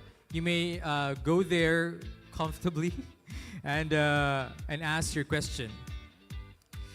The topics that were presented a while ago is very complex, very informative, very ideal for us to discuss. And to help us moderate, to help us communicate your thoughts and to our panelists, we will be calling on a physician, an educator, a researcher with extensive experience in public health, clinical practice, and medical education. He began his career as a doctor to the barrio under the Department of Health, later serving as a medical specialist at the Department of Health Treatment and Rehabilitation Center in Cebu. He is an accredited physician of DOH-DDB, authorized to conduct assessment and diagnosis of substance addiction, and has contributed significantly to substance abuse programs as a member of the Technical Working Group of DOH Regional Office 7. Please help me welcome Dr. Anacleto Clent Banay Jr. Hello, good afternoon. Okay, at this juncture, we would like to open the floor for inquiries, or if you want to have any questions to our esteemed panelists or esteemed speakers on their respective field, because this is the best event to convene the different experts, no? In order to discuss One Health agenda or the One Health approach. So can we entertain questions? Oh, here's your question. I don't know if, this is addressed to Ms. Rachel and Dr. Melanie, no? Is there an inter or multi-species ethnography approach or already recognized in your work and advocacy for One Health? It is but not just name or label.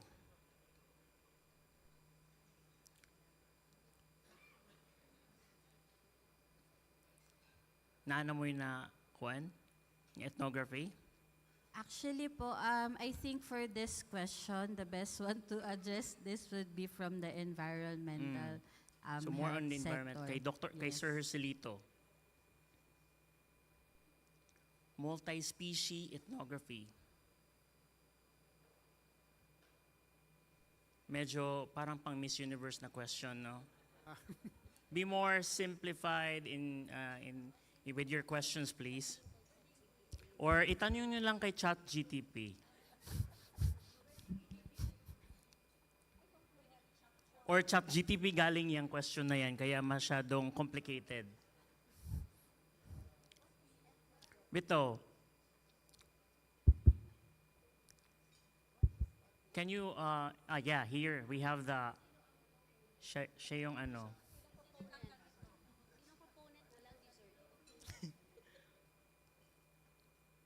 Here, si Sir. Oh, saan tawag ito? Saan galing ang hugot na yan? Good afternoon, everyone. Well, first of all, congratulations for the presentation. I'm focusing on the two presenters, the Ma'am Abila and Dr. Piscadilla. Actually, I asked that question just to trigger some kind of an innovative way of analyzing the data.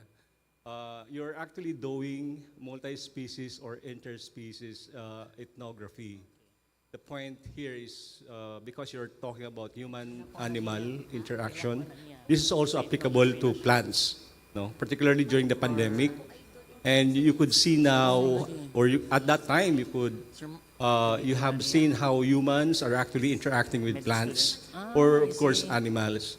So it's not question, but I just posted that question, but there are several comments below that, and the point here is to better address changing the behavior of humans towards the animals or the plants is to have a better and deeper understanding of their interaction. We could quantify that one, we could have how many have this, but if you do not understand the dynamics of the interaction between the two species, somehow it's an incomplete way of addressing the issue. But of course in BioCity it was shown, and I was very much interested on the dynamics that was happening. The point therefore I'm trying to say here is we need to have a lens. We need to have a perspective on how to deeply understand the phenomenon. So as I've said, it is, but it's just not named or labeled. So I'm promoting that one here. When we have this One Health framework on analyzing it, we must have a very good lens, and that one is very important and very useful. You could Google that one, and it's easy actually. Thank you very much. Thank you very much, Yeah, sir. and Yes, and sure, to Doc. answer that question, actually, my research and my project is an ongoing it's a work in progress. However, to address whether I have observed interaction between environment and veterinary and health, Yes, but actually it was not well documented yet. We had a case of rabies in a civet cat in 2003. During that time, hindi pa kasi nauso yung algorithm, wala pang manual of operation. So basically in BAIS, hindi namin siya na-document. And then when I presented it nung nag-review kami sa Manila, and then someone told me na we have to document it kasi it happened in 2004.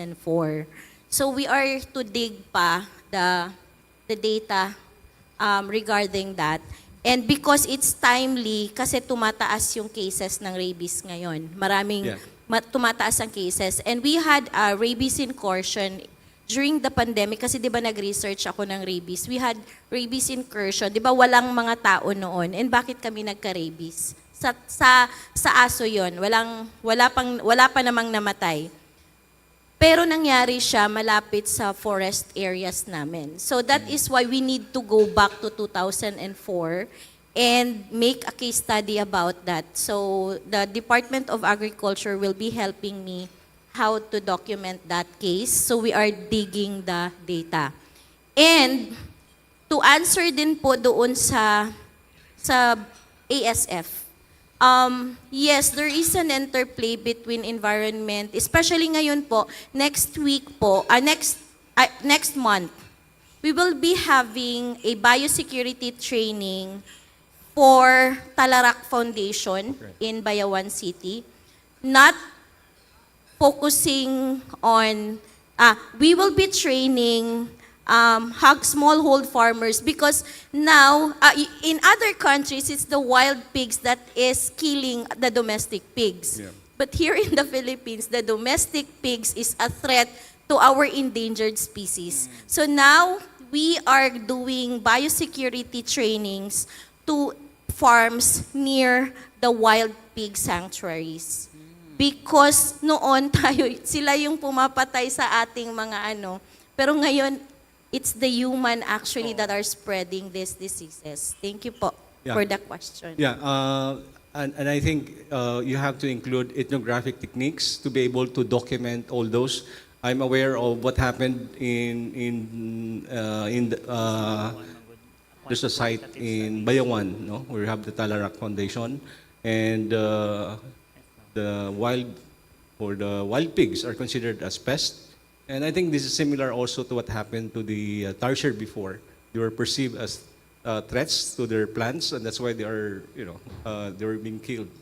And yeah, thank you very much for that very good way of presenting how the interaction actually between the pigs and the humans in BAIS. And I would suggest, ma'am, that really we have to have an ethnographic documentation of the process. Thank you very much. Thank you very much, sir. Doc, and to add up to that question also, because you were incorporating here policy creation, no, to make the program sustainable.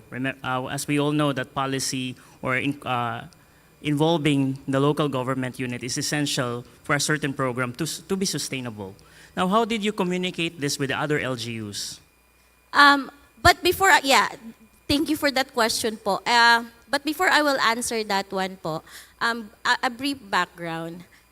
Bago ho kami gumawa ng policy, tinapos muna namin yung assessment, okay? Para makita namin yung problema, yung gaps, okay?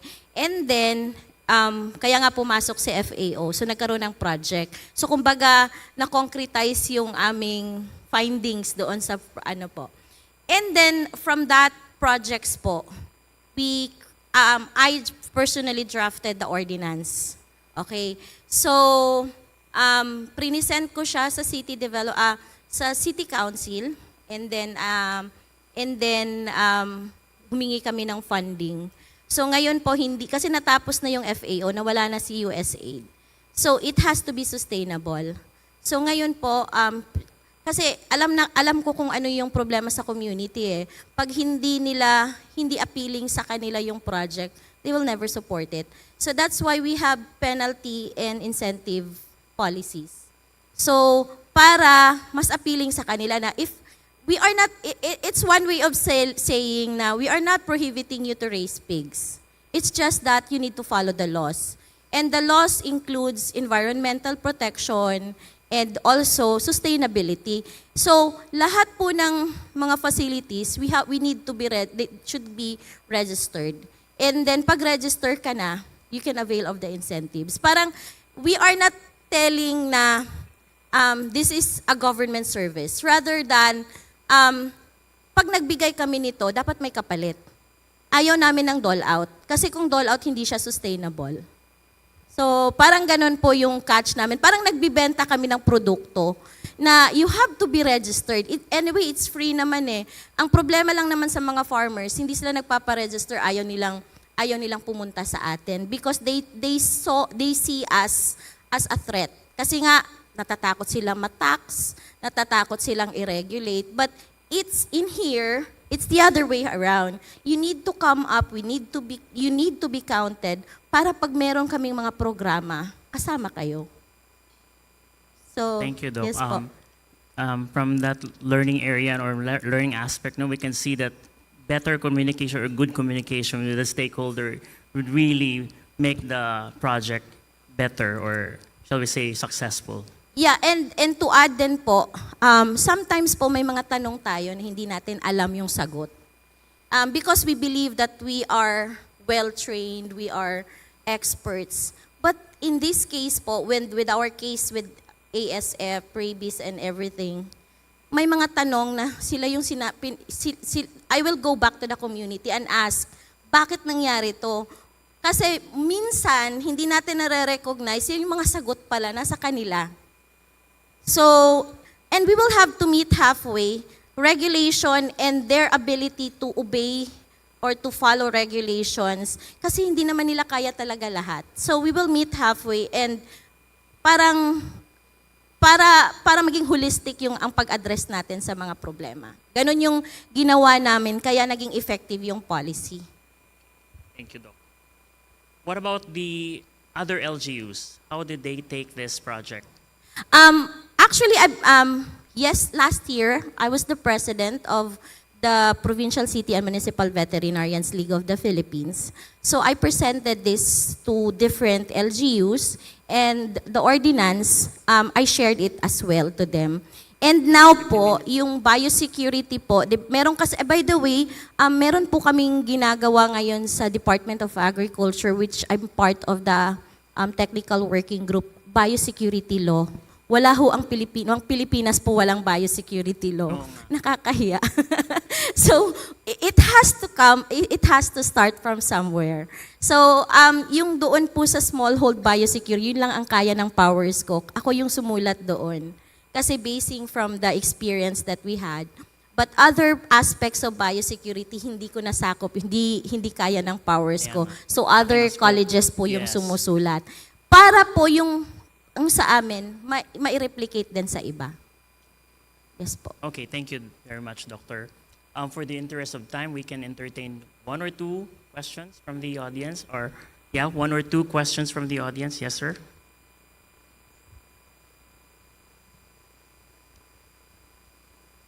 So, good afternoon po. This question would be addressed to still Dr. Pescadilla.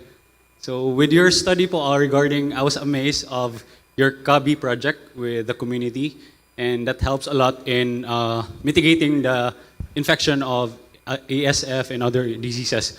With those CABI project po, I was struck by one picture with your the compost for the waste of the pigs.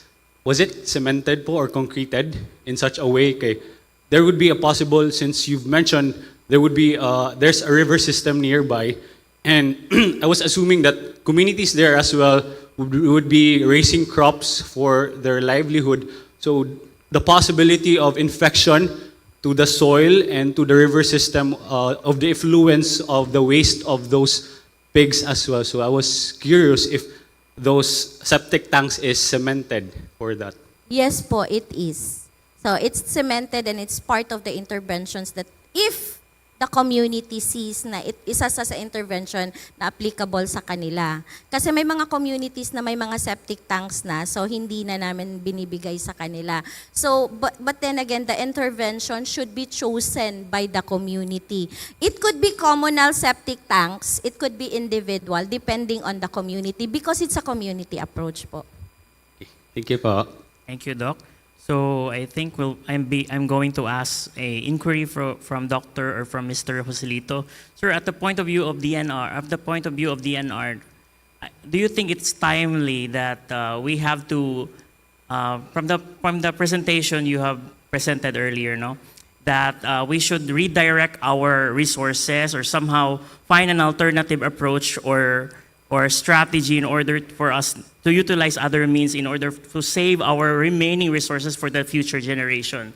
Now, in your point of view from the DNR, what do you think it is now timely and relevant that we should realign our projects, blood control projects for that matter, realign it with the One Health policy, that in such a way that when we implement or when we propose a certain project, it will target not just for the flood, but it will also target the health outcomes as well.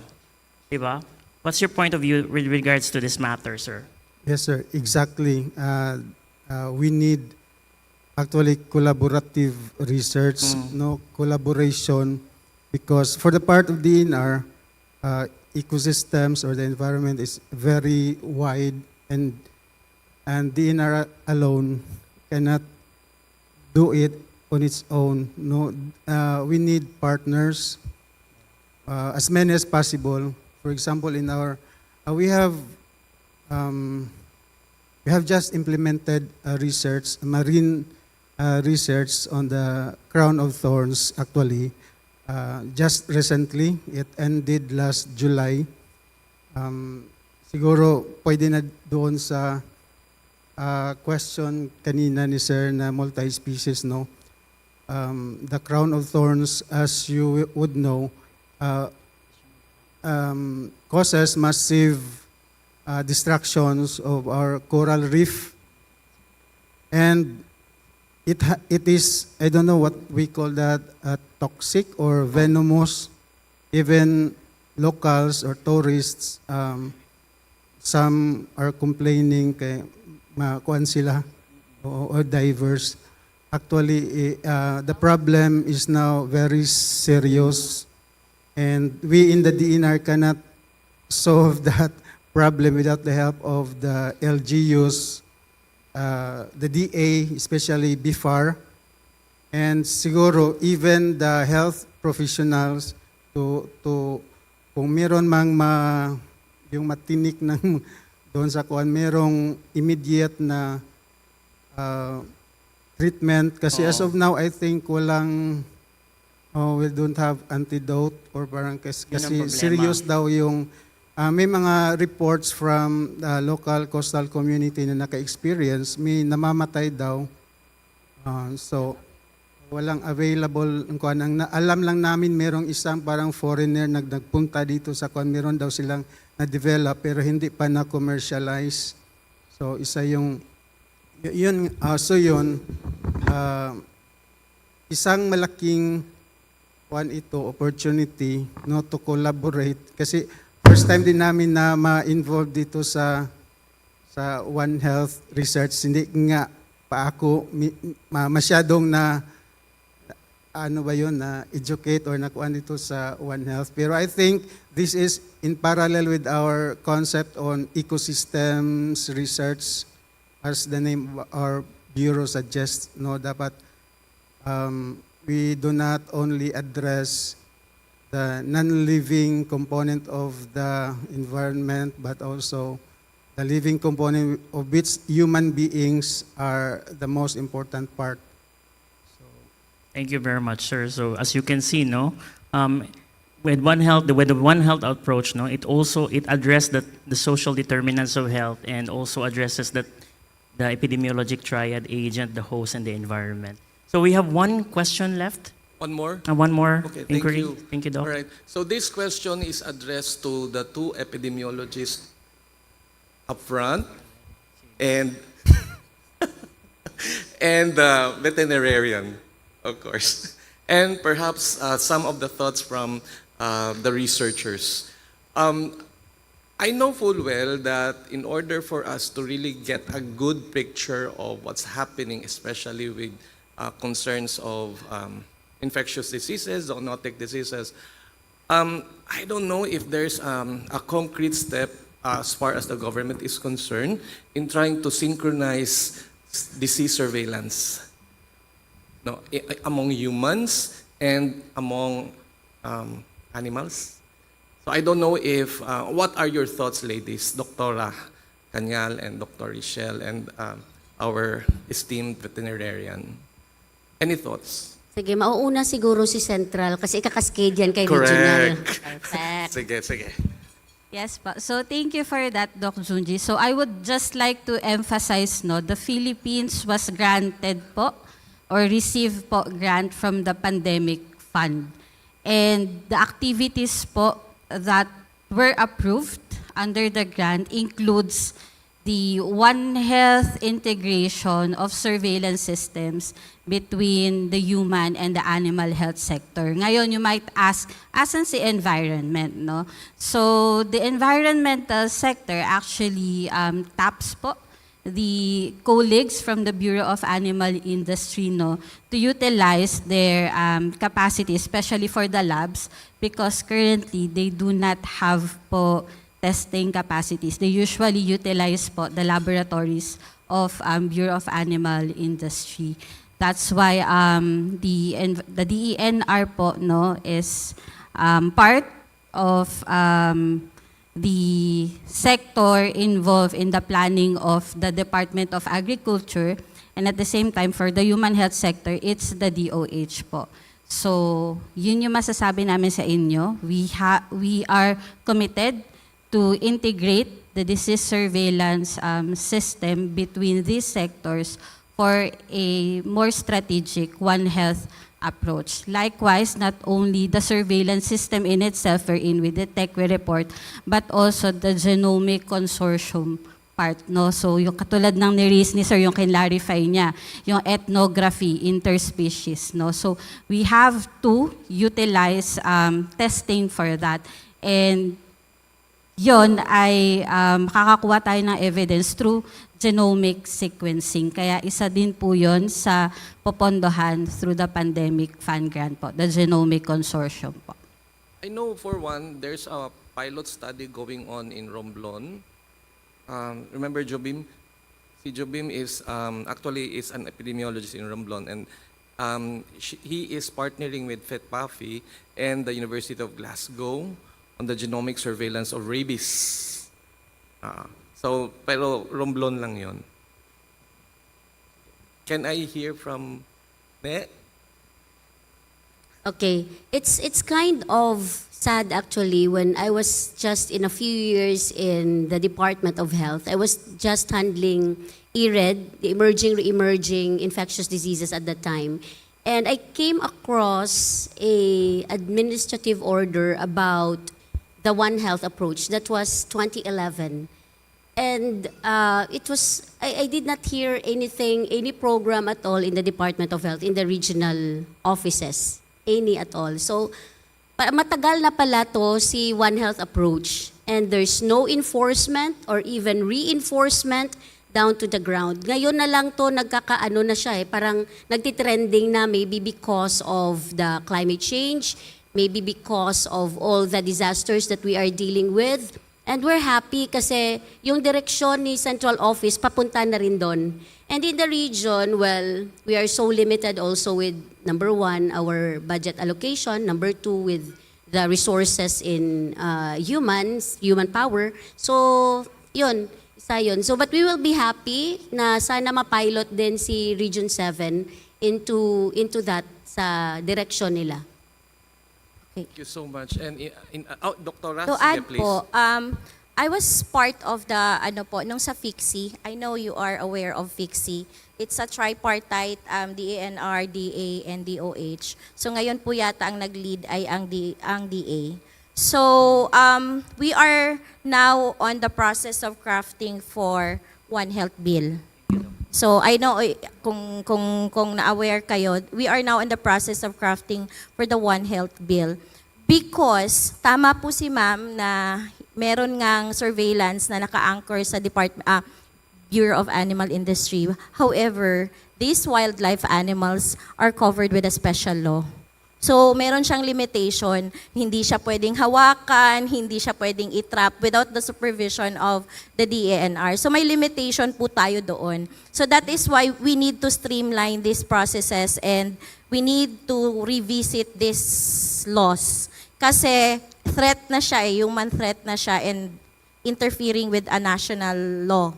So, but on the local level po, actually nag-usap na kami ng aming DOH counterpart, City Health counterpart and DANR counterpart na we will come up with a surveillance system na on a local level. Sana lang po, sa amin lang, kung kami lang, hindi rin makikita yung impact. Sana sa lahat na ng city and municipal government kasi meron naman ng reso. Kasi padalas yung red tide, padalas na yung mga sakit. And then we are at high risk po of avian influenza because marami tayong marshlands. So it's high time na hindi na si CISO ay health lang. Dapat nag-usap nga kami, so dapat kasama na nga din pala si plants. So, sana, everyone should be included kasi interconnected po talaga siya. So, most probably next year, we will be starting on that initiative na apat na department ang mag-i-include doon sa CESO. Kasi hindi na po talaga pwede na health na lang. Kasi pag may problema, magkasama talaga kami. Thank you po. Thank you, Doc. And we can entertain more questions? Ang akin lang kay Miss Renee, siguro, I would like to ask your thoughts then as the point person sa Central Office on Research, right, ma'am? Kasi ang isa sa mga, I'm coming from academician. I'm wearing my academician hat right now. Kasi isa sa mga kinalulungkot namin, yung funding. Hindi, kasi yung mga estudyante ko dito, ang mga research nila, sila ang nagpa-fund. Walang pera ang university. Yeah? Correct? Oh, see? Yes, correct. Oh, walang pera ang university pero may mga researchers. Tapos yung mga researchers, they're behooved to spend from their own pockets. Anong mangyayari nun?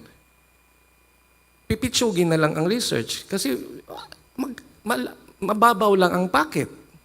So ano na ang kind of evidence that they will give us, that they will provide the national or the government as per NURA. Pero kung if the national government can assure that there is a budget for budding researchers as far as capacity building is concerned and even the implementation of research katulad ng ibang bansa, I'm pretty sure yung mga nababasa namin na mga ginagamit namin to cite as references, medyo dapat dito na tayo sa local experience. Kasi mas maganda ang data from the local end na wala talaga tayo. So yun lang, I hope that your presence here can actually be a beacon of light. Thank you, Doc, for that. Actually, the medium-term health research and innovation agenda 2023-2028, we have a specific theme that highlights One Health as part of that research agenda. So in essence, we do support One Health research. And the recently concluded Philippine National Health Research System Week celebration, the one done in Bicol recently, had One Health as its major agenda. So PNHRS-wise, One Health is a priority. And in terms of the MITRIA, we also have One Health as a priority. Now, in terms of funding, dyan na medyo, the DOH research has limited funds currently. So what we're doing right now... Next year, malaki na yan, di ba? Sabi ni SEC, yung sa DPWH, ipupunta na sa DOH. We'll see how that translates to actual reality. Yeah, but I'm not committing at the moment, but essentially what will come out as priority researches from 2027 onwards will be those that we have found as evidence gaps as part of the midterm evaluation of the MITRIA. So we're doing that midterm evaluation. So what would come out as those with evidence gap, no evidence generated, or very limited, will be the ones that will be prioritized for the succeeding years. Kasi sa academe, walang problema. If there's just a funding that we are assured of, syempre, our part as partners in the research is gagandahan namin ang pagturo paano gawin ang isang research proposal. Yung tuhog-tuhog talaga. Tapos, dapat may pera din. O, di ba? Ganun yun. Eh, maganda yung proposal, yung research question, ang galing. Design, ang galing. Objectives, wow! Statistical test, angkop. Walang pera. Oh. Yeah, but Doc, right now, there is so much development in terms of One Health, especially its implication with climate change, and there is so much funding funneled through that route. So, in terms of funding, I'm not just pinpointing who amongst ang meron ngayon, I cannot talk in behalf of the rest, but essentially they're in the agenda. So there is an opportunity for One Health research to thrive. And there's funding, lalo na through climate change route. Update na lang po. Yes, Doc. Thank you. Okay, can we entertain our last inquiry from our participants? Sige, Doc.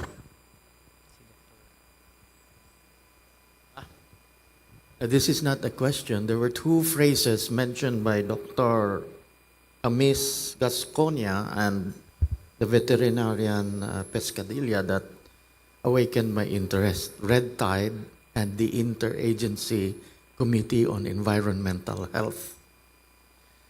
I was one of those who founded and prepared the memo that was signed by the President for the Interagency Committee.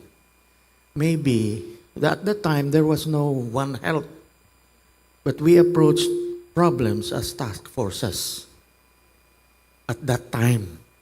And I am cohort 1, Doc Kanyal. That was 1988.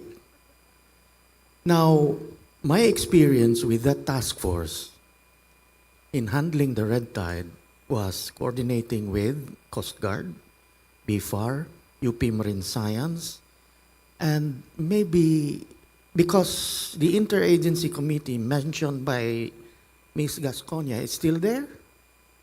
You mentioned it in your presentation. Maybe you should explore that. Because yes, our epidemic, the prevalence and the incidence of epidemics are fast changing. Thank you. Thank you, Doc. Actually, it's very high time to talk about the collaborations between interagencies, especially in the light of One Health.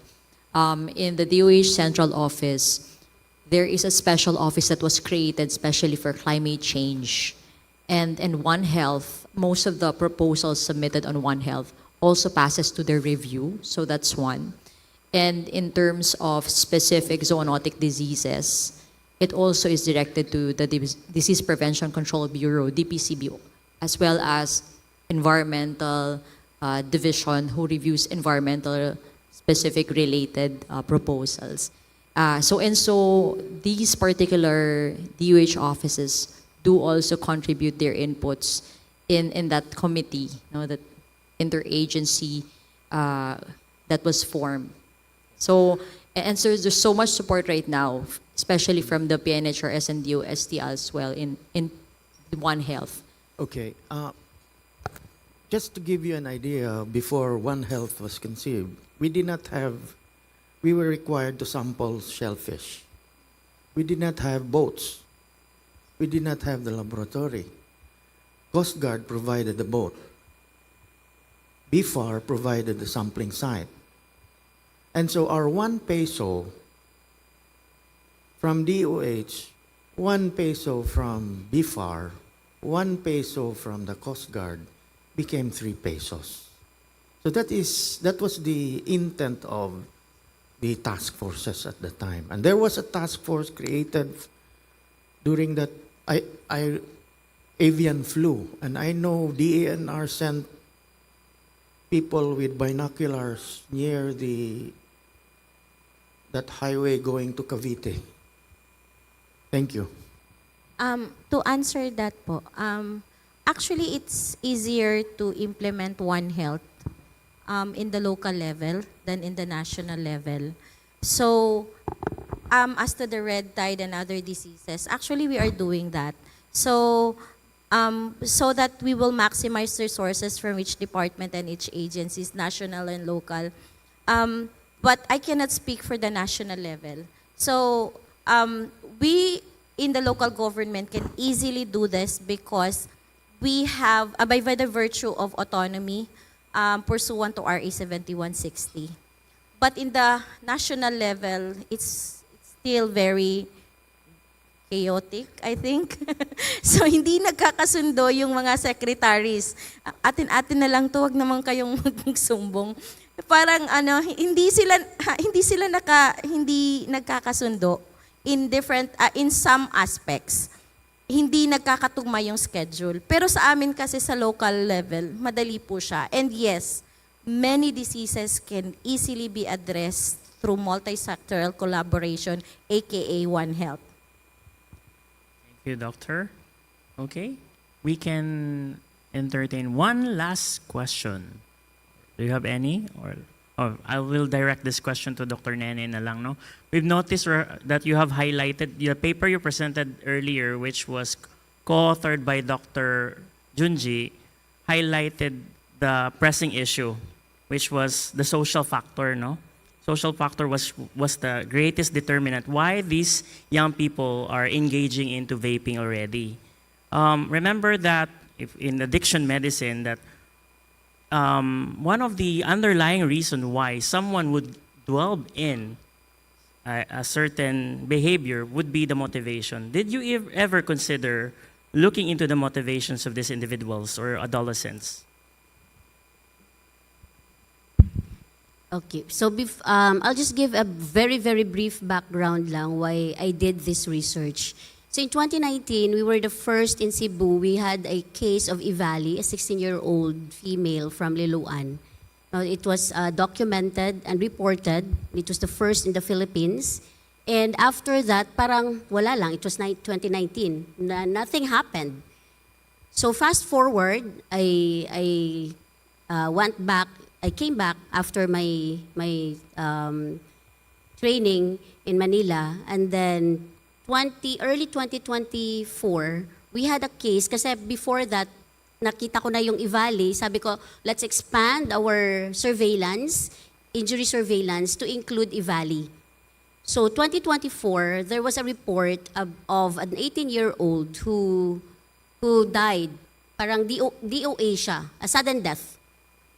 So when I had the disease surveillance officers investigated that case, parang resistant yung school, no? Pero nakita nila na the backpack was full of different types of vape.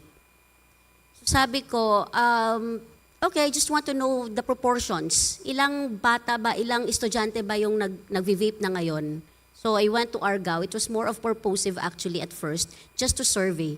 Gusto ko lang makita. I didn't even imagine na kukuha ako ng motivational, kung ano to. I just want to have a proportion, ilan sa Region 7 ang nagvi-vape. Yun lang yung gusto kong makita at that time. And then, as I went on sa pag-survey ko, nakita ko na, okay, siguro hindi ako sa motivation focus. I'll be more of the sources, the influences, but it could be a room for the future researchers to develop another tool for motivational factors involving vape, no, among the vape users. Okay, thank you. So there's plenty of room or area of research in the field of addiction medicine. So if you're interested in the area, you can do more on this area. So thank you very much for a wonderful afternoon, and thank you very much to our esteemed speaker, no, for imparting your knowledge here. Dr. Clint, yes. Sorry, Dr. Bunay, there's a yes or no question that was projected a while ago. Maybe we can entertain that question. Very, very quickly lang. A yes or no question. Can we project that one more time? DOH Academy is a very significant and nice development.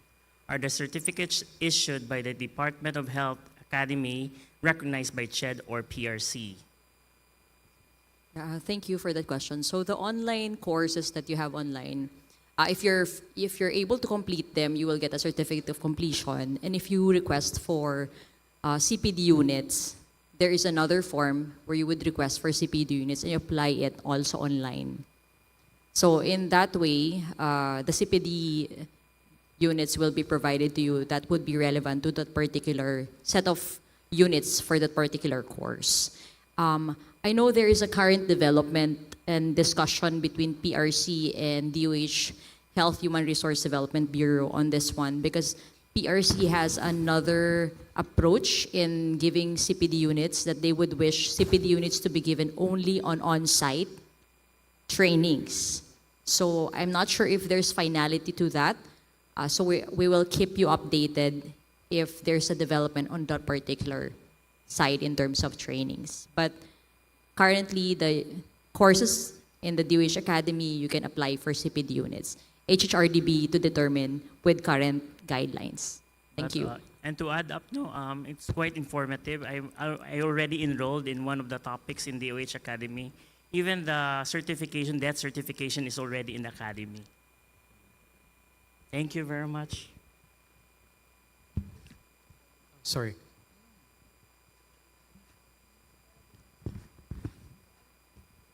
Last one, and it's very important, corollary to what Ma'am Renee mentioned.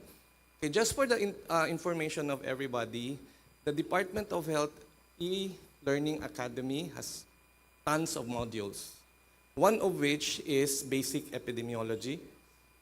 Okay?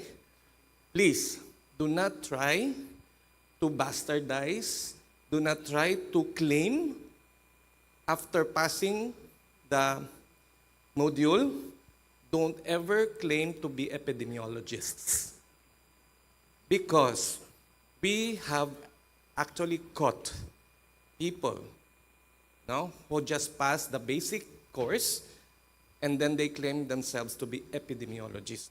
They cannot, they cannot equate an online learning with what we have passed through for 2 draining years, learning the craft of field epidemiology, crossing fields, okay, riding caballo, and even trying to save our lives because tribes, the chieftains want to, they want the community to be vaccinated, and they put their big knife in front of us. They cannot equate that. So please, just to remind everyone, do not even claim yourselves to be epidemiologists. Thank you for bringing Dr. that up. Junji. Okay, thank you. So, laging tandaan, lahat ng buhay ay mahalaga, hayop man or tao man, so bawat buhay mahalaga. All right, thank you very much to our panelists and to Dr. Clint Mandaue for moderating our Q&A portion. At this juncture, I'd like to request you guys to please stay on stage as we will be giving the certificate of appreciation for your participation in today's activity. And at this juncture, we'd like to call on Dr. Jonathan Neil V. Erasmo on stage, Dr. Florante Trinidad, and Dr. Juanito Zuazola to hand the certificate of appreciation. And I would like to read the citation in the certificate. Certificate of appreciation is hereby awarded to our panel in grateful recognition and deep appreciation for the invaluable service as resource speaker for the 8th DOHCVC HD Regional Research Congress on September 5, 2025 in Bay Hotel, Cebu, Mandaue City. Issued by Joshua G. Brillantes, our director. The first certificate goes to Ms. Richel Abeliera.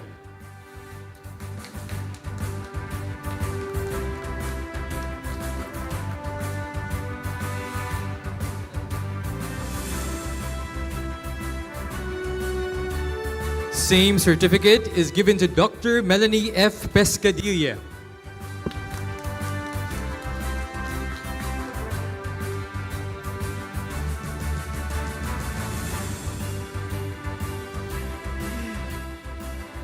Another certificate for Mr. Joselito T. Sumaba.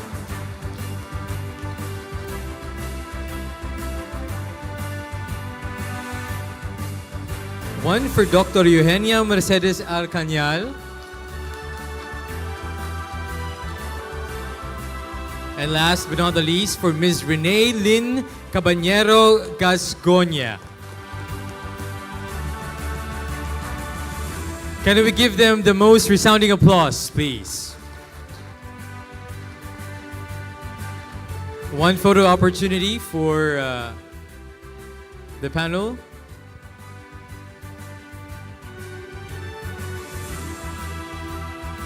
There you go. Thank you very much again, our dear speakers, for imparting your knowledge to all of us. Indeed, the questions and suggestions that were thrown a while ago are all valid, relevant, and important. And I wish we only have we have a lot of time to actually proceed with the discussion. But we have to move on to the next activity for this afternoon, and I think this is the most exciting one, as this will be participated by several institutions, allied health partners, and medical schools. Ladies and gentlemen, we are now entering to the oral research presentation competition. Yes, that's a cue for you to clap your hands. Thank you. All right. So while we are preparing for the actual competition, let me read the guidelines of this competition.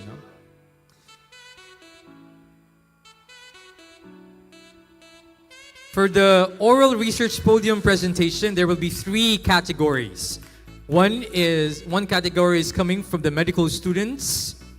Second category is for the residents. And the third category is for the allied health students category. For the medical students category, these categories for medical schools in Region 7 with completed translational or public health researches completed within 2023 to 2025. For the residents category, these are from the hospitals within Region 7 with completed researches aligned with the priorities of NUHRA completed within 2023 to 2025. And the third category is from the allied health students category from allied health schools or the college level and recent graduates in Region 7 with completed translational or public health researches completed as student within 2023 to 2025. Here are the criteria for judging in this competition.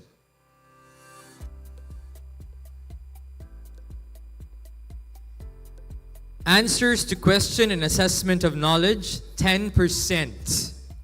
Audiovisual presentation or aid, 10%. Diction, clarity, on-time delivery or presentation, 10%. Stage presence, energy, and charisma appeal, 10%. Relevance of research to public health or the NUHRA, 10%. Follows systematic and appropriate research methodology, 20%. And the use of proper data analysis methods, 10%. All right.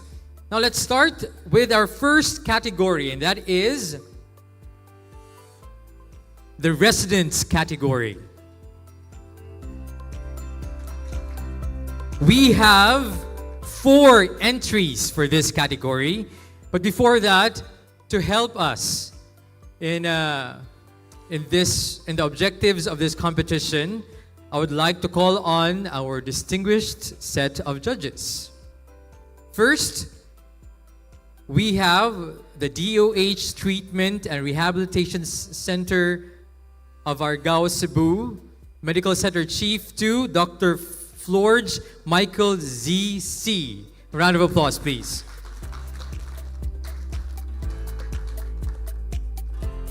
Next, the research head of Gulias College of Medicine, Center for Health Research and Innovation, Dr. Nino Ismael S. Pastor.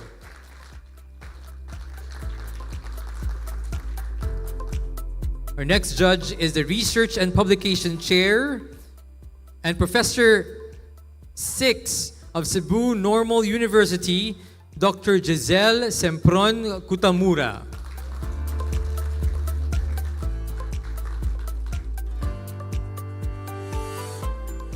So presenters will be coming here in the podium and will do their presentation, and they will be asked by our judges questions, a total of 7 minutes of collective questioning.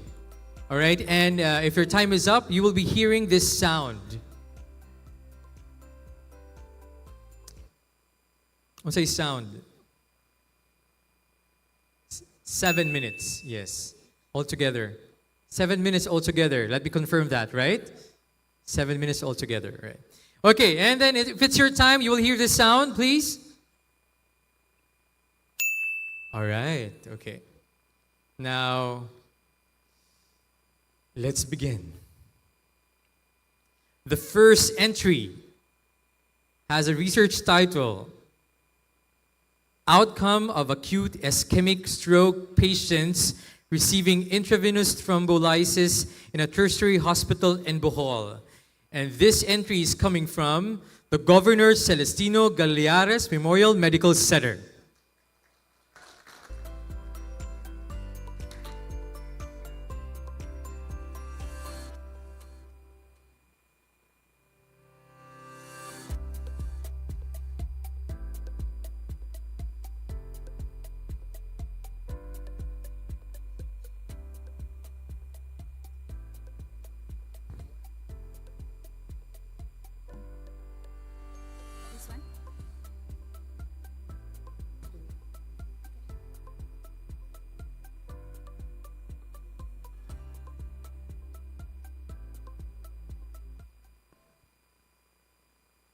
So good afternoon, everyone. I am Dr. Raz Jeremy Madrid, and together with my co-author, Dr. Christian Emmanuel Lim, I will be presenting a research about the outcome of acute intravenous thrombolysis in acute ischemic stroke patients in a tertiary hospital in Bohol.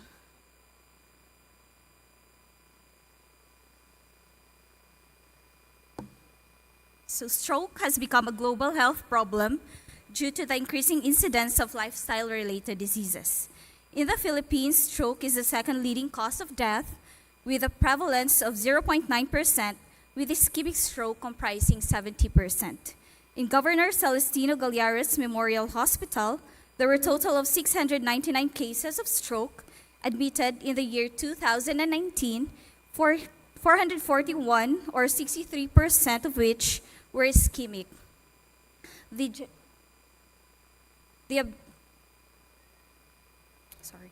objectives of this study is to describe the clinical profile and outcome of acute ischemic stroke patients receiving intravenous thrombolysis in GCG-MMC in the year 2020 to 2022. This is a retrospective, single-center, descriptive study which describes the distribution of the clinical demographic profile and determines the relationships with the outcome of the intervention, which is the intravenous thrombolysis. The researcher utilized medical records and charts to obtain the data needed. For the results,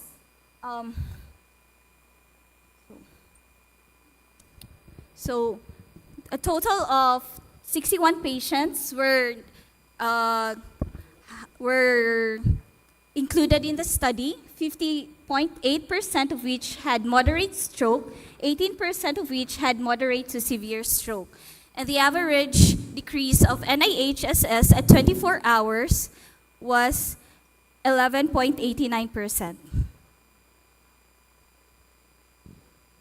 So for the window period, which is the time of the symptom onset of stroke in which to the time of intravenous thrombolysis was about 2.73 hours, 54.1% of which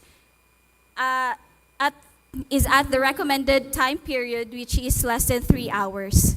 For the door-to-needle time, the average was about 53.9 minutes, which was according to the best practices. For the age, we have the patients in the improved group have lower mean age compared to the unimproved, 10% of which patients age 80 and above also showed improvement post-thrombolysis. The overall gender distribution was predominantly male, consistent with higher thrombotic events in males. For the BMI, majority of patients, which is 54%, fall into the obese group, reflecting a high prevalence of obesity as a risk factor for thrombotic events. The essential hypertension was the most prevalent comorbidity, followed by diabetes and atrial fibrillation. For the baseline NIHSS, these scores indicate that the majority of patients had moderate stroke, and the window period, a substantial proportion, 54.1%, received thrombolysis within the recommended window period. For the mean arterial pressure, MAP values vary across the groups, with the unimproved group having the highest mean arterial pressure, suggesting poorer outcomes in these groups. For the door-to-needle time, mostly of the improved group received thrombolysis within 30 to 60 minutes. For the predictors of outcome, which is the age, sex, BMI, mean arterial pressure, and the others, it did not show significant associations with the outcomes. So, however, the trends towards significance were observed for some factors suggesting potential influence. So these findings provide insights into the factors that may affect recovery following thrombolysis but did not establish causal relationships. So for the conclusion, patients admitted in acute ischemic stroke eligible for intravenous thrombolysis have a mean age of 63.5 years. The improved group is mostly male and mostly from Tagbilaran City, which highlights the impact of accessibility to the hospital with these interventions. For the recommendations, improving access to thrombolysis in remote areas by enhancing transportation infrastructure and establishing stroke units within the periphery. Also, strengthening the referral system to ensure the rapid transport of stroke-ready hospitals can reduce the window period and door-to-needle time, therefore improving outcomes. And weight loss and blood pressure management programs should be implemented using a multidisciplinary approach to address stroke risk factors and optimize thrombolysis outcomes. Thank you, and that's all. All right, end of presentation. Now proceed to questioning. Mic test. This is a very significant study because stroke and lifestyle today are, well, you know what I'm trying to say. Yes, I okay? agree, Doctor. So I have two questions. Why did you not find a relationship between the usual risk factors and the recovery of ischemic patients? Okay? Yes. Actually, statistically, there was no significant difference among the outcomes. However, I think this is due to the lack of sample size during that time, which is only 61 population. But with the statistics, we show that there are some factors that are closer to having relationships with the outcome of these patients. Specifically, the comorbidities such as atrial fibrillation and essential hypertension. Okay, my second question. Well, anyway, have you heard of, this is not my second question. Try to explore the possibility that you are dealing with an obesity paradox. Yeah. It is the Bermuda Triangle of your study. Obesity paradox. Obese people who recover better. Okay? Now, my second question is something like this. You wanted stroke units. Bohol has 5 district hospitals, except Talibon, Ubay, and that mega hospital in Cortes, and 48 rural health units. Where will you put these stroke units? How and why? I myself is not from Bohol, so I really do not know the location of these units. But basically, from the 4.5 hours that is allotted, that would help us save a life of a stroke patient. So from there, I would pick those whose places are accessible within 4.5 hours. So we will cluster these localities.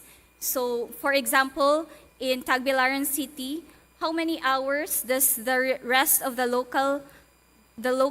localities would arrive at a specific stroke unit?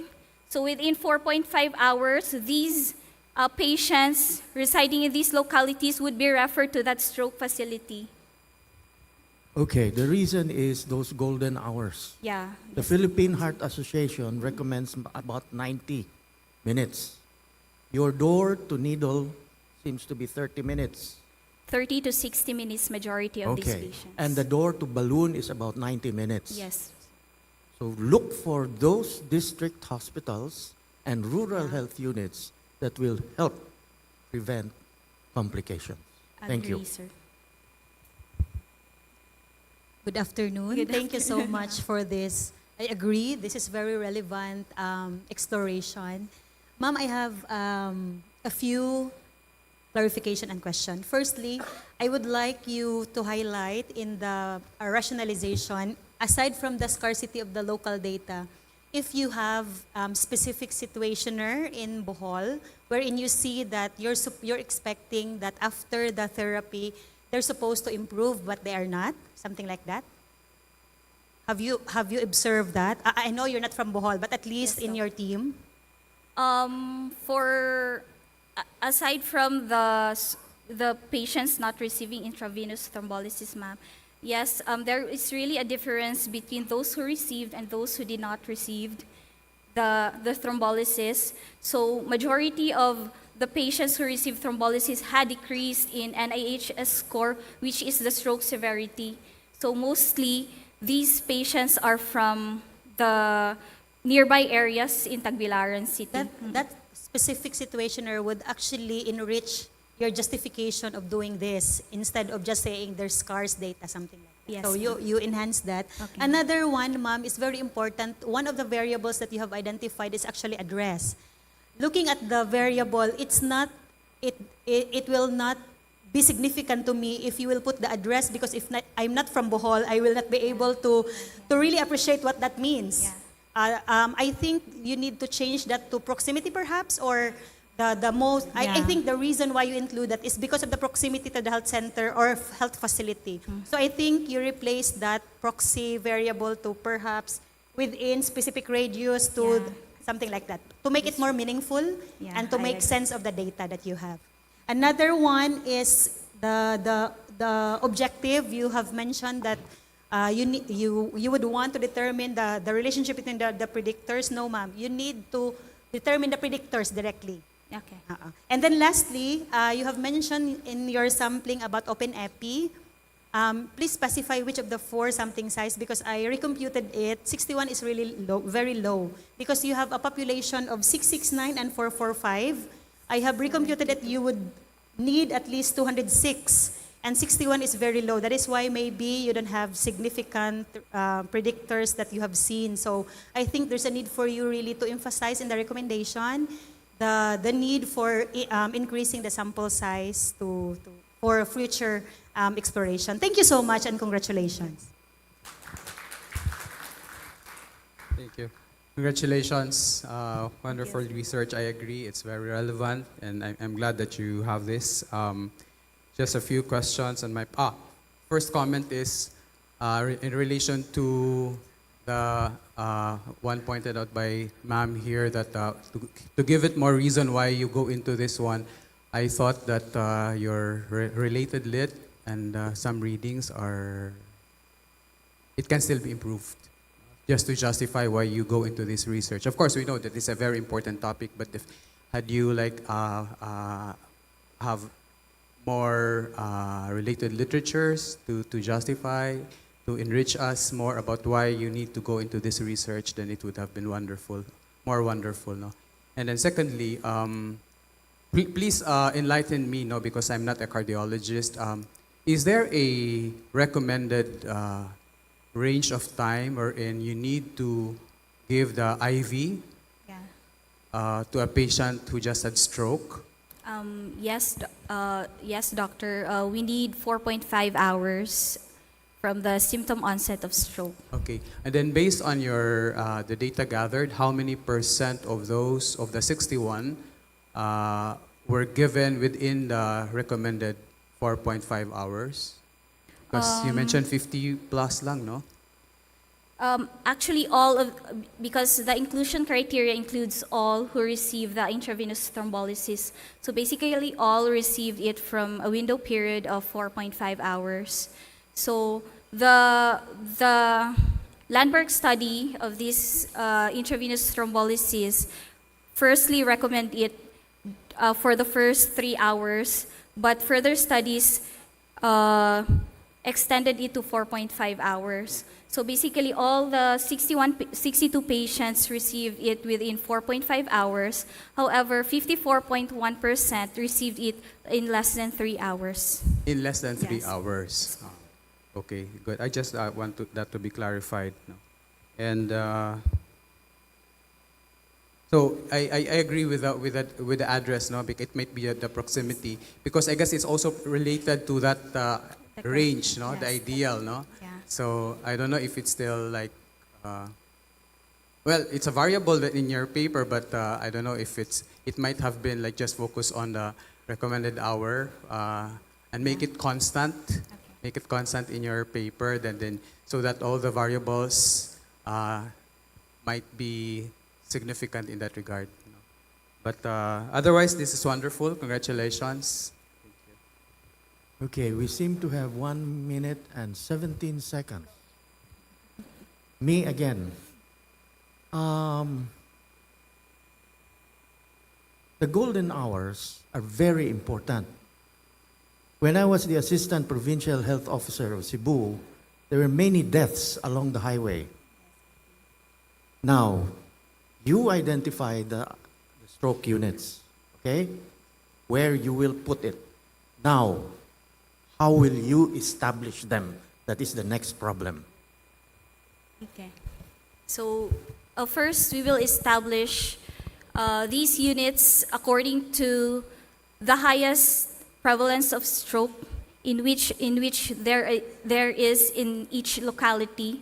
So from there, we will determine the radius of the 4.5 hours travel time in which the neighboring localities can refer their patients to that stroke unit. And I will also try to research on how many we can establish in the entire province of Bohol.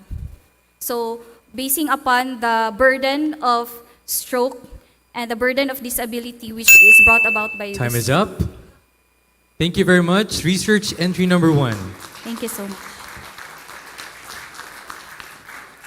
With the research title Association Between Workplace Burnout and Sickness Absenteeism and Presenteeism Among Staff of a Tertiary Government Hospital, a cross-sectional study, another entry from Governor Celestino Galaliares Memorial Medical Center.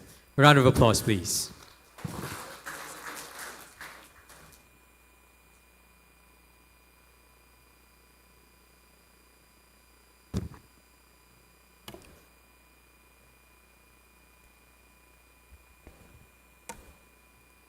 Did you know that burnout, presentism, and absenteeism are considered occupational hazards? Then let's talk about this. Esteemed panelists, doctors, ladies and gentlemen, good afternoon.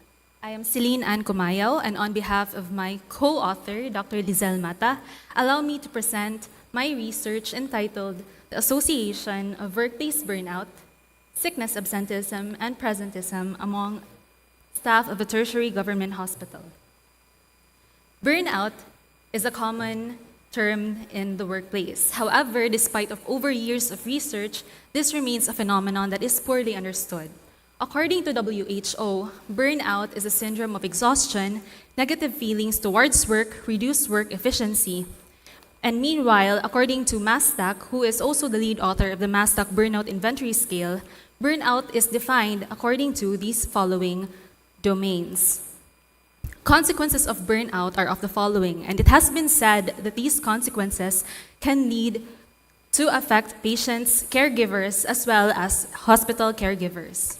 So burnout, as well as sickness absenteeism, presenteeism, is now considered an occupational health hazard according to the National Institute of Occupational Safety and Health, as well as the CDC.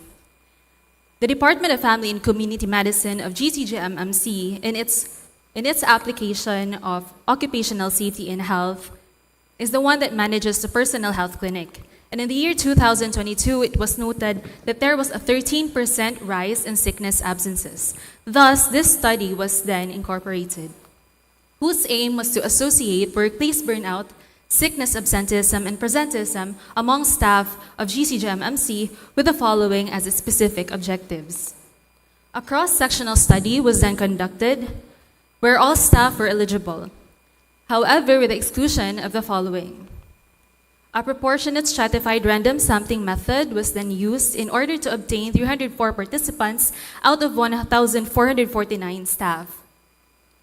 An online questionnaire was then done to collect data with the use of the Mastak Burnout Inventory Scale to measure workplace burnout and the use of the WHO Work and Health Performance Questionnaire to measure absenteeism and presenteeism. Data was then analyzed using Stata 17 software. For limitations of the study, there is a recall bias for self-reported questionnaires, as well as, since this study is a cross-sectional study, there is an inability to infer causality. For the study's results, there was a noted age disparity with an average age of 34 years old, with the youngest staff employed under the medical service. There was a majority of female workers in GCGMMC, where majority of staff were in the medical and nursing service. Majority of staff were also single individuals, which were among the allied health professionals group in the medical service, and most of our nursing service were also married individuals. For highest educational attainment, most were college graduates, followed by postgraduate studies. An average tenure of 5.05 years was also noted.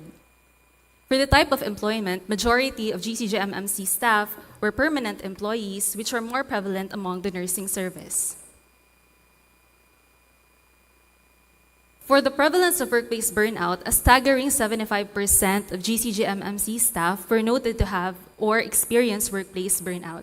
In fact, among the 6 services, although there was a variability in burnout rates with insignificant statistical result, this could indicate that burnout was actually uniformly distributed across all strata. Among the 6 services, it was the allied health professionals, HOPs, and the medical service with the highest rate of burnout. On the other hand, finance service and the nursing service had lower rates of burnout. This is contrary to most studies which point that the nursing service actually have higher burnout rates.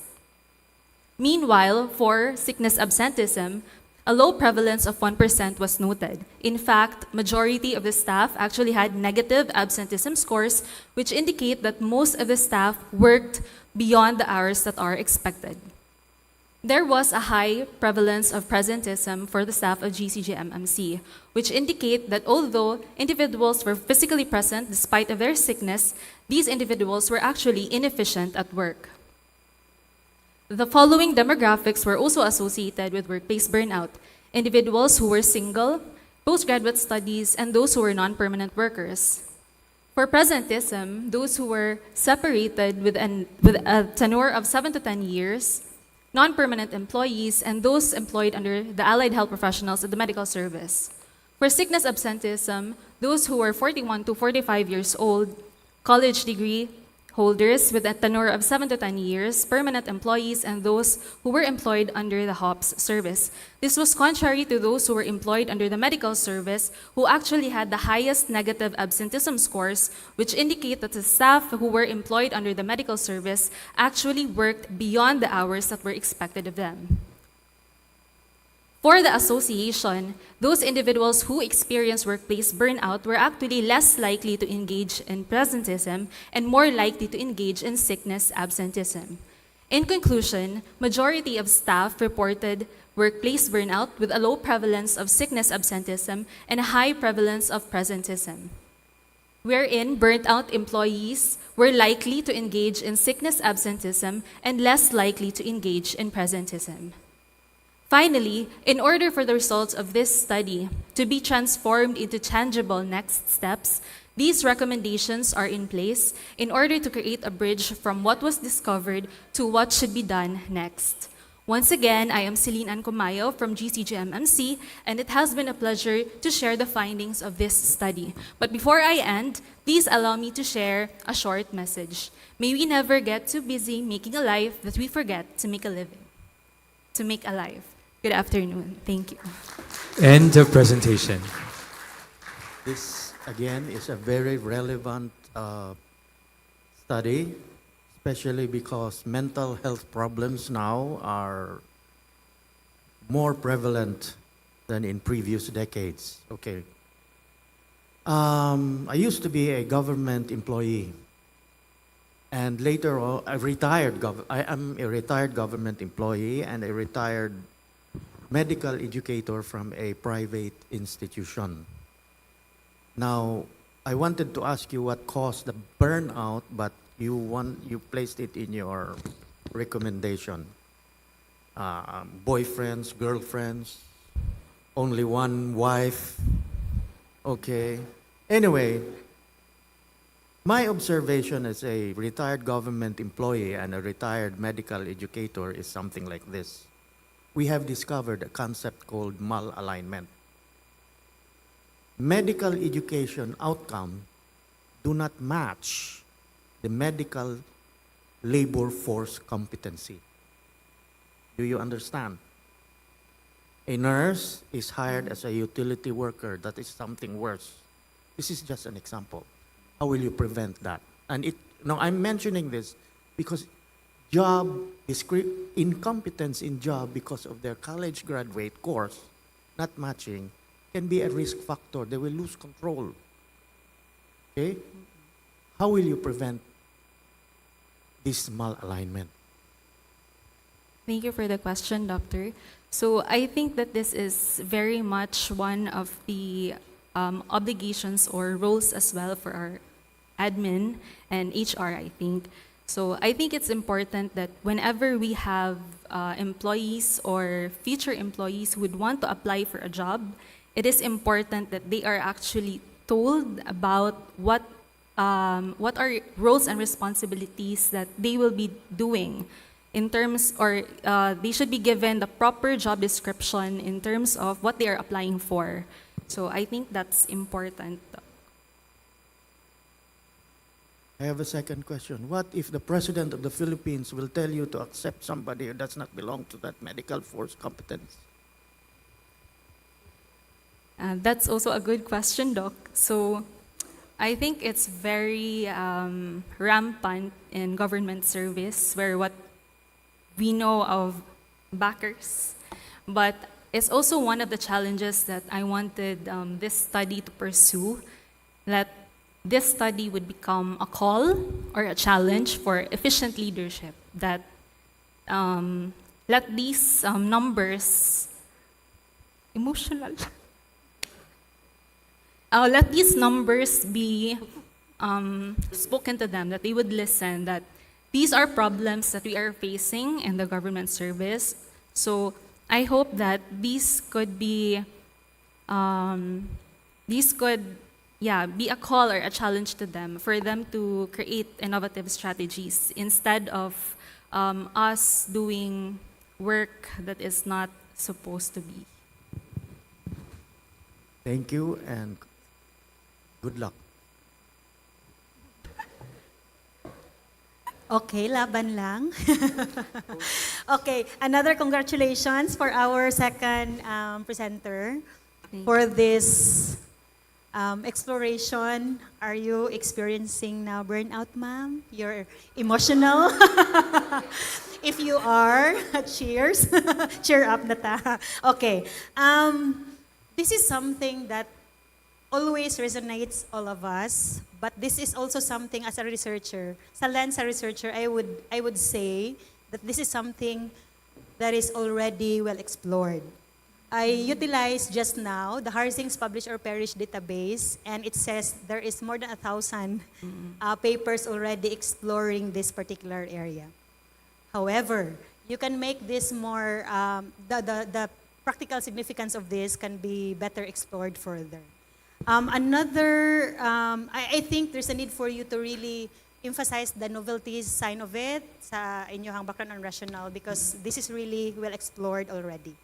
Another thing is, burnout, I think, can be affected by significant loss in our lives, but I haven't seen any exclusion criteria, discussion, and the selection of informants. You only have said about employees, but you haven't mentioned about exclusion criteria that are very relevant, that could lead to burnout, maybe not work-related, personal-related, but we know that it could affect the work life. So I think there's in actual data gathering, did you consider that extraneous variables? Actually, Doc, I only considered it after the data collection, but I think it would have been prudent that I also excluded those who had previous history of depression, anxiety, because I think it would affect how they answer the questionnaire. Correct. That's why I'm looking for that. So since this is already conducted, I humbly suggest that you include that in the limitations of the study. You disclose that. Another one is in the tool, research instrument section. You have mentioned that you have utilized 2 standardized tools, but I haven't seen in the methodology the psychometric properties of the tool that you have mentioned. You have described the tool, yes, but no psychometric properties. So that's very important. It actually adds rigor to your studies, the scientific merit of your study. And further, in the burnout tool, there's actually 3 different dimensions. We have section A, burnout. We have depersonalization and personal achievement. My question is, did you utilize all the 3 sections in your outcome variable? Yes, Doc. Actually, in my operational definition of terms, I considered those who have at least 2 of the 3 variables to have burnout. Okay, so be very mindful with the terms you use na lang. Okay. And clear man sad sa imong definition of terms. Lastly, sorry mga single, but mas high risk mo sa burnout, and I would like to know the deeper meaning of that. I read on my RRL, Doc, that for those who are single, it is actually important to have their social support. Whereas compared to those who are married, according to the RRL, they have children and a spouse where they can share their experiences. Exactly, ma'am. So my point is, in the perspective of the HRMO, would they prefer married individual to be hired? Those are significant. Those are practical significance of the things that you have there. So go beyond the literatures that you have and say something that could perhaps highlight the beauty of the research that you have. Thank you so much and congratulations. Thank you. Thank you. 2 minutes na lang. First is, I got confused sa study. I mean, it's not complete. I don't know if you've submitted the right write-up, the correct write-up, but I would have wanted parang a definition of term which was mentioned, like what's burnout, what is presentism, what is absentism, and then suddenly you mentioned about absolute, and then you have the relative, so I cannot follow in that regard, so it's quite confusing on my part. So if you can clear that. and especially for the other readers, because we want this paper to be read, correct? Because this is very relevant, no? So if you can do that to clarify, because like I've several times I've read it and I can hardly follow because you suddenly inject something which has not been predefined. So there's something amiss in the write-up in that regard. And then secondly, I would have wanted to look at some questionnaires that you mentioned so that we can also imagine like how you question them. And then I also would like to ask for the timing of the questionnaire. Like there might be a hospital, whatever, in that particular section. They have extra work to do, which could have inevitably affected the way they answer the questions about presenteeism, absenteeism, and burnout. And then lastly this is very important because it's part of your recommendation. What did you do to the people who have burnout? For now, Doc, I was able to create already a policy and was submitted in our in No, our but right there institution. and then. Okay. For those Because who you have found out burnout. there are like 70+% burnout. What did you do? So you just sat down and say, okay, they're burnout. What did you do with that? I did discuss to them, Doc, before they answer their questionnaires, that the results would have to be collated first. So initially I did not have any there has to be interventions. some intervention. I don't know how this passed the Research Ethics Board, because if I remember the Research Ethics Board, I would have made sure that the researcher would have something like this, especially for those who claim that they are burnout.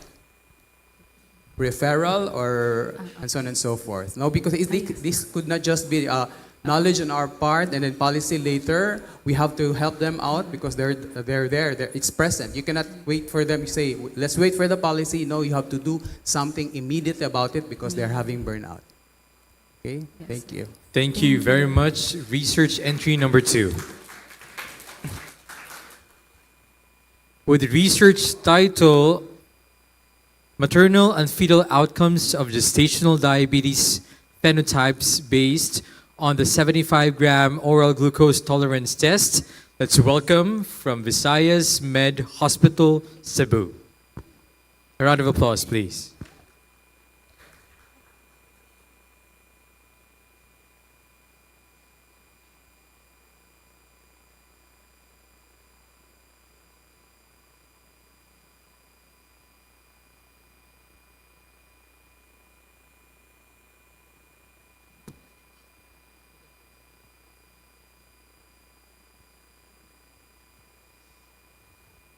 While waiting for research entry number 3, announcement, there is an iPhone found inside the male washroom. So if you happen to have lost an iPhone, please claim it here near the stage. Thank you.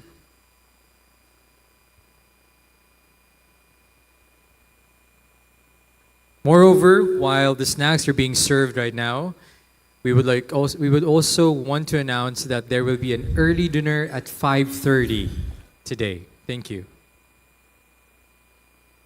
Good day. I am Eva Marie C. Gamalio, and I will be presenting this paper on maternal and fetal outcomes of gestational diabetes phenotypes based on the 75-gram oral glucose tolerance test. Gestational diabetes mellitus, or GDM, is a glucose intolerance during pregnancy. Traditionally, GDM is regarded as a homogeneous disease. However, new evidence showed that GDM may be comprised of different phenotypes. A practical approach is to classify GDM based on the criteria set by the IADPSG using the 2-hour oral glucose tolerance test. Let us look at GDM in the Philippine perspective. There is limited data that links elevated values of the 75 grams OGTT and maternal-fetal outcomes. There is also a clamor to use a single glucose measurement, which is more convenient and economical, leading to this research question: what are the maternal-fetal outcomes of GDM phenotypic subtypes and associated risk factors based on the 75 grams oral glucose tolerance test, or OGTT, taken between 24 to 28 weeks age of gestation? met the research objectives, and determined the clinico-demographic profiles, associated risks, adverse maternal-fetal outcomes in women with GDM classified by its phenotypic subtypes. Let us define some terms. GDM I-fast H is having fasting glucose of more than 92. GDM I-post H is an elevation of postload levels of more than 180 at 1 hour or 153 at 2 hours. GDM Combi H is when both fasting and postload levels are elevated. This is the overview of the study. A nested case control conducted in a tertiary hospital. A complete enumeration of all pregnant women was done, and all women 18 years and above with singleton pregnancies were included. The FLIES formula determined that 266 participants can ensure an 80% chance of identifying significant risks and outcomes at a 5% significant level. The study was approved by the Visayas Med Hospital IRB, and consent forms were signed by each participant as seen in the photos. For the statistical analysis, comparison between groups were done using the chi-square test for categorical data and the t-test for continuous data. All tests will be two-tailed, and a p-value less than of 0.05 will be considered significant. A total of 190 women without GDM and 75 women with GDM were included in the study. Starting with the maternal outcomes, this study highlights that the age of mothers significantly differs, with the GDM group being older as compared to the non-GDM group. The meta-analysis showed that for 1 year increase in maternal age, GDM risk is increased. And this is congruent with this study where advanced maternal age was associated with both GDM I-fast age and your GDM I-post age, prompting clinicians to enhance preconceptional counseling where parents can make a shared decision when to start childbearing. Another maternal outcome, total weight gain, showed significant association that the non-GDM group had a higher weight gain as compared to the GDM group. But in the GDM group, it was the GDM I-fast age that had a larger weight gain as compared to your GDM phenotypes. This study conducted is reflective of the upbeat study where a higher proportion of non-GDM women had excess weight gain while the GDM women had lower weight gain. Therefore, healthcare providers should integrate healthy dietary patterns and regular physical activity throughout pregnancy. The last maternal outcome, pre-eclampsia, was likely significantly associated with the GDM group as compared to the non-GDM group. The highest population of women with pre-eclampsia belong to your GDM I-post H group. Prior studies found that the GDM I-post H increased the risk for pre-eclampsia, and this important risk was also seen in this study. The prevalence of hypertension increases within the worsening stages of impaired glucose metabolism. Therefore, it is important to maintain stringent glucose control to prevent pre-eclampsia.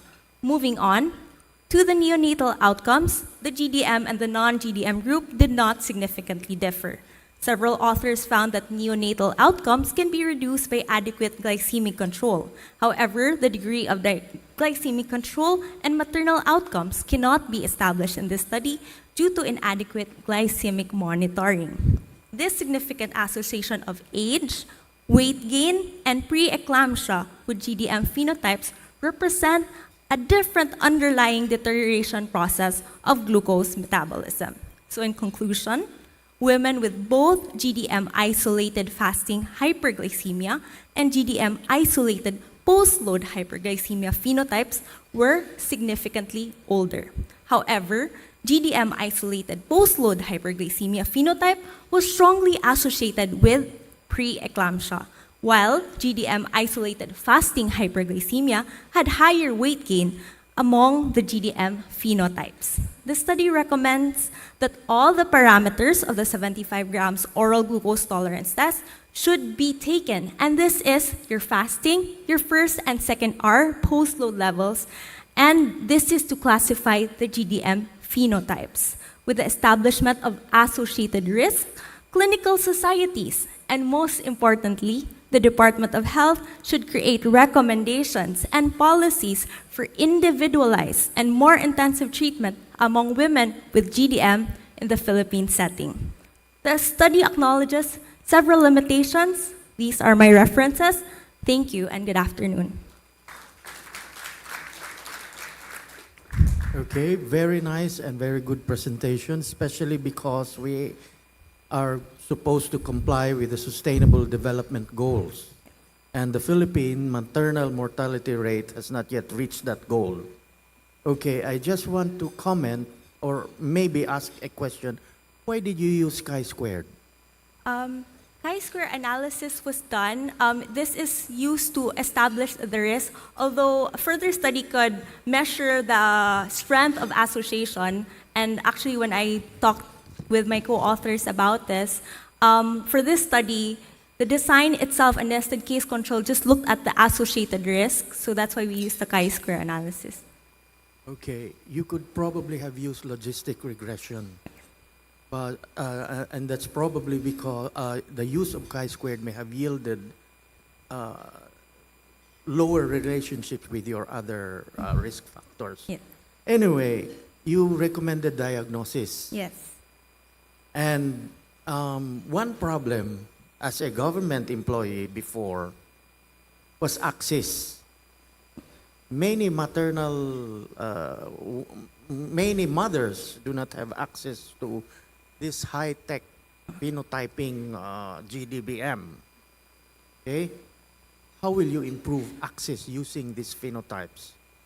Actually, one of the key speakers said earlier that researchers shouldn't focus on high-tech diagnostic things. We should focus on your simple but targeted test. Actually, your 75 grams oral glucose tolerance test is established as a diagnostic test for gestational diabetes. Before coming up here, I've looked into one very important thing we have to consider is cost. Looking into the range here in the Philippines, it would vary from 800 to 1,000 pesos. I looked into some discounts for some PWD. If that is included, that's 700 pesos. This amount, although it would seem small for some, it would seem quite big for some, but the establishment of GDM diagnosis is very important, and it was very important because we can risk stratify patients using the phenotypic subtypes if we get the 3 parameters from that test. And once we establish the risk, we can give more intensive treatment. When we give more intensive treatment at the prenatal stage, as you have said earlier, Doc, we can lessen mortality. And we're not just looking into the maternal outcomes. We're dealing with 2 patients. That's the maternal and the fetal side. So if you look at the economics, 800 to 1,000 pesos, which is actually, it's quite available in big laboratories. I think that's why we have these research forums, so we could disseminate the importance of such, and these could be also present in district areas, flora-funk areas, not just in the city. So this 800 to 100,000 pesos could really be economical in the long run. Thank you. Thank you so much. This is about maternal and child aspect. Okay, congratulations to our third group of presenter. This is actually as well important even in first 1,000 days. Thank you so much for that. Ma'am, I have a few comments for this particular study. Firstly, I would like to remind you and even the rest of the researchers in the audience that exclusion criteria is not the exact opposite of the inclusion criteria. It's the second layer of elimination. So, for example, the age group, for instance, inclusion criteria of 18 years old and above, you will not say in the exclusion that less than 18 years old. That's already understood. The exclusion criteria is supposed to highlight if particular group of population is already okay with these sets of criteria, but they have this specific criteria, for example, depression or other mentally ill, that that makes them unable to participate. Those could be part of the exclusion. Do not just enumerate the exclusion as exact opposite of the inclusion. That's already provided for in the inclusion criteria. Yeah, okay? this is noted. I would like to emphasize that kay common siya in the researchers para maka-learn sa ng audience. Another one is with regards to how you highlight the need to conduct this study? Because you have mentioned that there is existing standard protocol to diagnose GDM, and that is? Actually, the gold standard for diagnosis of GDM is your 75 grams oral glucose tolerant test. That includes your fasting, first hour and second hour. But what is happening in the clinical scenario, real time? For convenience, although it's not recommended, some would eliminate the first hour, some would just go with the fasting. So since it is already the diagnostic test, I would just like to remind all the clinicians, all the policymakers to really follow the 3 steps. Okay. Because personally, as a mother, this time, as a mother of 3 kids, I would agree. We only follow not the first hour of the fasting only. Yes. So I think there's a need for you to emphasize that in the introduction, because it would be misleading for you to say that the gold standard is this and then you are recommending this. So clarify that in the actual practice this is happening, but this is the gold standard and is not implemented, something like that. Yes. And then another one, ma'am, is the things that you have seen is actually the things that are already known to be predictors of diabetes. Would you agree? What is new in this study? Actually, the HAPO study, that is the landmark study of gestational diabetes that employs 25,000 women, established the risk. But what is new about this? There's actually, aside from my study, there's only one study published in Germany. It's by Balki et al. That established the phenotype. So once you diagnose GDM, you classify the women according to subtypes. And once you classify them to the subtypes, you can predict what risk they're going to see.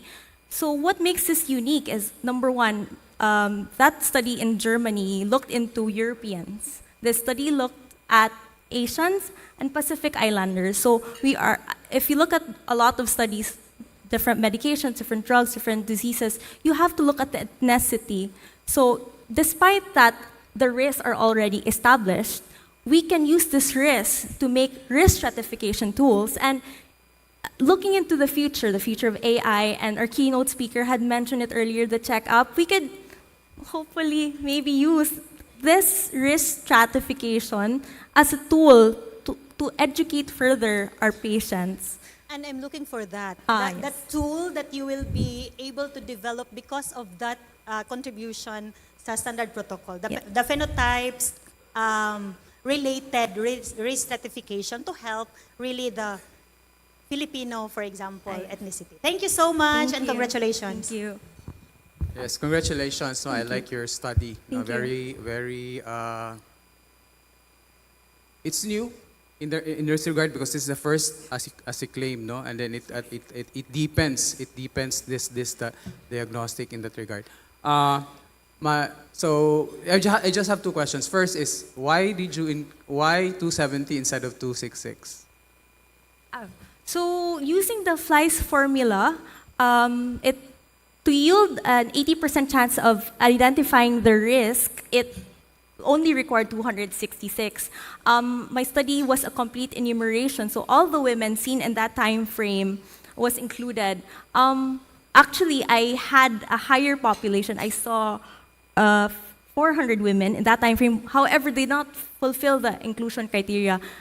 As I've mentioned, the 75 grams parameters, some lacked the first hour, so that's why they were excluded. So there was an allowance. So you just included it. I included it because their data, all the data. That's usually the temptation for a researcher, but it's okay. Yes. But my next question: did you ask approval from the Research Ethics Board because this is a parang deviation?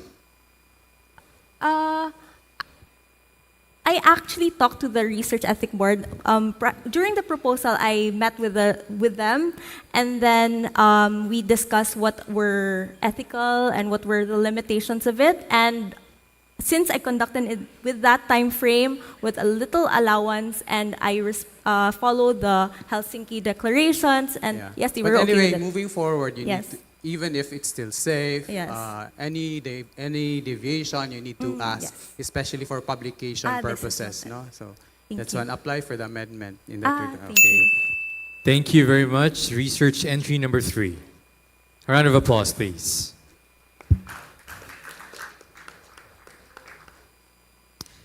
With the title, Knowledge, Attitude, and Practices of Healthcare Workers Towards Palliative Care, a cross-sectional study in a tertiary hospital in Bohol. Let's welcome our 4th presenter from Governor Celestino Galeares Memorial Medical Center.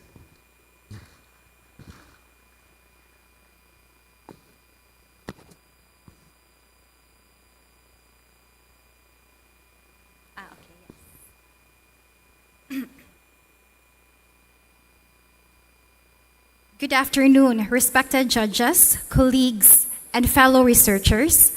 I am Dr. Giselle B. Macapobre, a family and community medicine resident at Governor Celestino Galeares Memorial Medical Center. Today, I am honored to present our research study conducted together with my esteemed co-author, Dr. Wilnelia Arcao Singh, entitled Knowledge, Attitude, and Practices of Healthcare Workers Towards Palliative Care, a cross-sectional study in a tertiary hospital in Bohol. Palliative care is defined by the World Health Organization as an approach that improves the quality of life of patients with life-threatening illnesses. It does this by providing relief from pain and other distressing symptoms, ensuring patient comfort by managing physical suffering effectively. Addressing psychosocial and spiritual problems involves early identification and assessment of patient needs. It promotes timely and appropriate interventions before condition worsen. Supporting both families and patients, reducing caregiver burden, and improve overall family coping and satisfaction. Using a multidisciplinary approach coordinates care among doctors, nurses, and allied healthcare workers. At GCGMMC, we are the only tertiary hospital in Bohol with a palliative care unit. The institution's palliative core team is composed of medical, nursing, and allied health professionals. Yet, despite this, our services remain underutilized. This may be attributed to knowledge deficits, negative attitudes, and poor practice among healthcare providers. This gap served as the starting point for this study. Our general objective was to assess the knowledge, attitude, and practices of healthcare workers towards palliative care at Governor Celestino Galeares Memorial Medical Center. The specific objectives were to determine their socio-demographic profile and to measure the levels of knowledge, attitude, and practices, and to determine their association between socio-demographic factors and CAP scores. This study used a cross-sectional, institution-based design. It was conducted at GCGMMC and included a total of 255 healthcare workers. Respondents were selected through a proportionate stratified random sampling to ensure that all departments and professions, including medical social workers, pharmacists, occupational therapists, physical therapists, nurses, and doctors were adequately represented. We utilized a structured questionnaires that was adopted from a previously validated tool by PASAOL in 2019. This tool measured 3 key components. Knowledge was assessed using 8 items with a yes or no answers. Attitude was measured using a 5-point Likert scale from strongly disagree to a strongly agree. Practice were evaluated through a 5-item checklist on a palliative care involvement. Data were analyzed using a descriptive statistics, association between CAP components and socio-demographic characteristics were used chi-square test and Fisher's exact test. For our socio-demographic profile, most of our healthcare workers were between 26 to 35 years old, making up to 56.9% of the total participants. The sample were predominantly female, accounting for 66.3% of respondents. In terms of professional role, the majority were nurses at 52.9%, followed by physician at 38%. The remaining respondents were from allied health services. When it comes to education, 50.2% were college graduates, while others held postgraduate degrees and currently specialty training programs. This composition accurately reflects the current healthcare workforce distribution within GCGMMC. For the level of knowledge, only 27.8 respondents had sufficient knowledge of palliative care. This means that nearly 3 out of 4 healthcare workers lack a solid understanding of key concept of palliative care. These findings underscore the global trend of inadequate consumption understanding of palliative care even among professionals. Despite the knowledge gap, it is encouragingly to note that 98.8% of the respondents had favorable attitudes towards palliative care. These results also highlight the prior studies globally who reported positive attitude even with limited knowledge and clinical exposure. When it comes to actual practice, 71% of respondents showed poor palliative care practices. This highlights a significant gap between theoretical support for palliative care and the confidence or opportunity to practice in a real clinical setting. Statistical analysis revealed that knowledge had no significant association with any demographic factor, suggesting that gaps in understanding are widespread regardless of age, profession, or education. Attitude was significantly associated with age, with younger respondents showing more favorable attitude. Practice was significantly associated with occupation, particularly among nurses who report more direct involvement in palliative care. In conclusion, healthcare workers in GCGMMC demonstrated favorable attitudes towards palliative care, but their knowledge and practical application remained limited. Significant associations were found between attitude and age and between practice and occupation. These findings point to critical yet actionable gap in our healthcare training system. By strengthening structured education and providing real-world clinical exposure, we can translate positive intent into skilled compassion and competent care delivery. Based on these findings, we recommend the following. First is to strengthen healthcare workers' knowledge of palliative care through continuing medical education, targeted workshop, and coordinated efforts across departments. Second is to share the study findings with department heads and the GCGMMC administration to support the development of evidence-based and targeted policies, protocols, and interventions. Third, to implement structured training and professional development through Petro. Fourth, the palliative care core team can use the findings to guide mentorship, case discussion, team-based improvement. And finally, enhance hospital infrastructure and ensure the availability of essential palliative care supplies to support more efficient and compassionate care.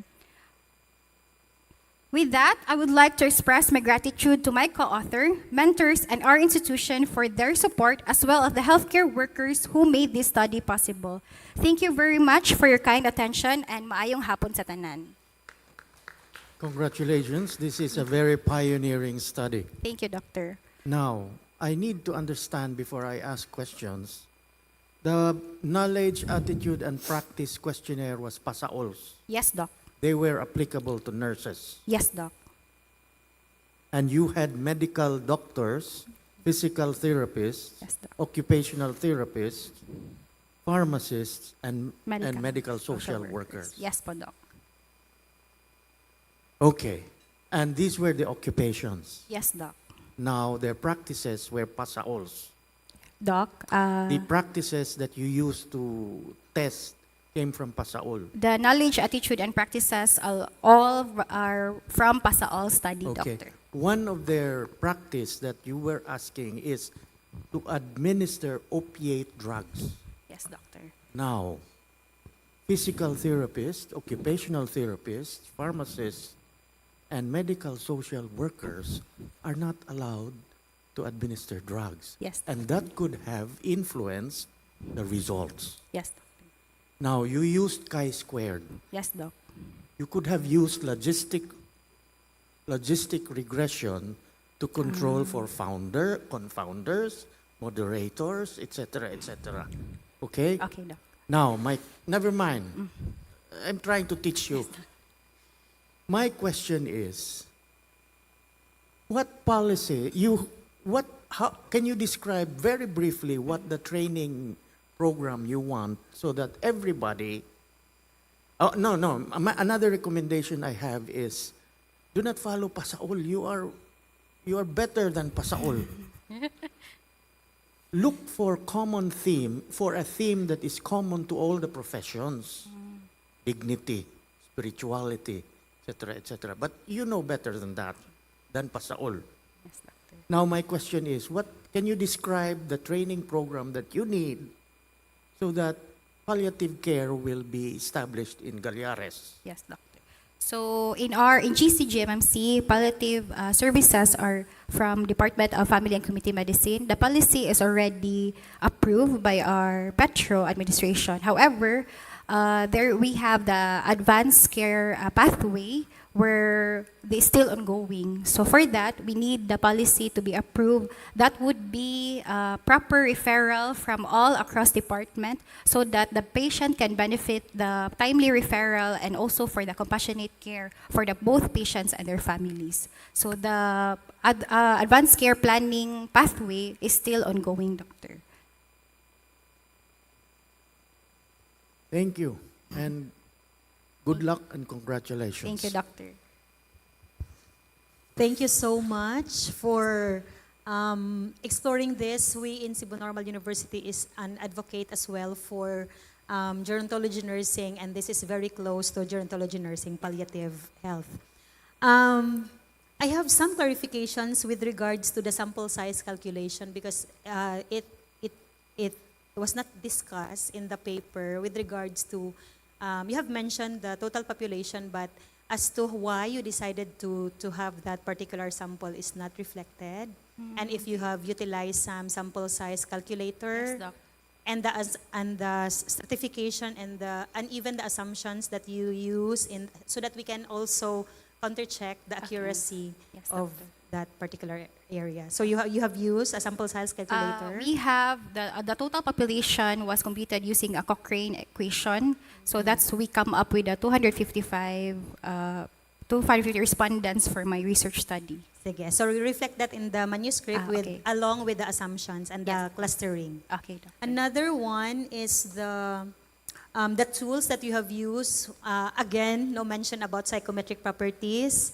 You have mentioned PASAOL, but you have mentioned about reliability of those tools. As mentioned by Sir, maybe if it is something standardized, you can reflect that as well. And even the scoring and interpretation, because you just mentioned about sufficient or insufficient knowledge, poor or good practice, but we cannot grasp as to how the scoring and interpretation is done.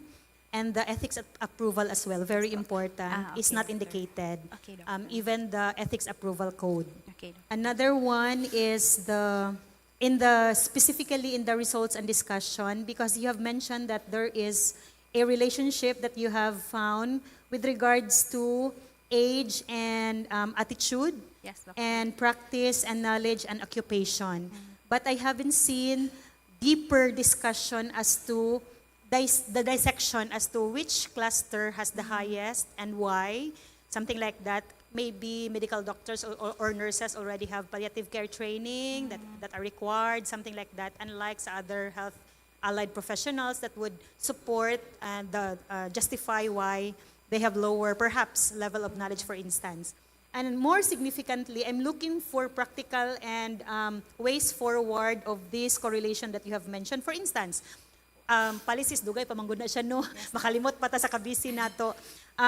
For instance, the things that you can do on your end as a researcher is perhaps optimize if you already dissected which cluster has the highest level of knowledge, attitude, and practices could perhaps be optimized to mentor the rest of the groups that have the lowest, diba? So those things do not need to have policies para ma-implement, but you in the hospital level HRMO or the training department perhaps can initiate those with the evidence that you already have in your research. Thank you so much. Thank And you, doctor. congratulations. Thank you, doctor. Okay, thank you. Congratulations also. No, I echo what have been shared by our two experts here. No, but let me, specifically the population. No? How did you come up with that? And you explain also the certification. And I also would like to highlight what Dr. Pastor has mentioned a while ago about he's asking you about the practice or attitude that it involves the whole of the questionnaire was given to not only doctors but also social workers and the like, no? Because it might be better to contextualize, okay? Make your own, contextualize, like how much knowledge or practice or attitude would you expect from a social worker? How much knowledge, practice, and attitude would you expect from a doctor and the like? So you do not lump them, Okay. so that you can really say that their knowledge and their practice are limited, and then the attitude is more or less understandable because it cuts across, no? The attitude, it cuts across, but the knowledge and the do you expect a social worker or pharmacist to really will have the same knowledge as the doctor because you use the same questionnaire? Or do you expect them to have the same practice because that's how you measure them? Like one of the items in the practice is to be present at the deathbed. So do you expect a pharmacist to be there attending to a dying patient? So you might have to address that, no? And then I'd like to highlight also the recommendation, no? Because I was reading your recommendation, parang it has become like I understand maybe the passion to really highlight this palliative care in your hospital, but this has become to me like a propaganda. Propaganda, no? For there has to be, like you mentioned about infrastructure. So I tried to collect, where did infrastructure come from? Was it part of the discussion? Was it part of the conclusion? And suddenly you recommend the hospital should improve on the infrastructure and the like. So where would it factor in and the like? No, you also mentioned about like close relationship among departments, no, and the like. So was it mentioned before that there's some problematic in that area, so on and so forth? But had you incorporated that in your conclusion, maybe if it connected it, then it would make sense in the recommendation. No? So that was just my feeling. But nevertheless, it was a great paper. Congratulations. Thank you, Doctor. Excuse me. Yes, Doctor. I'm sorry. I'm just curious. One of the practices that Pasaol asked was that, you provide air mattresses to patients? Yes, Doctor. That would be...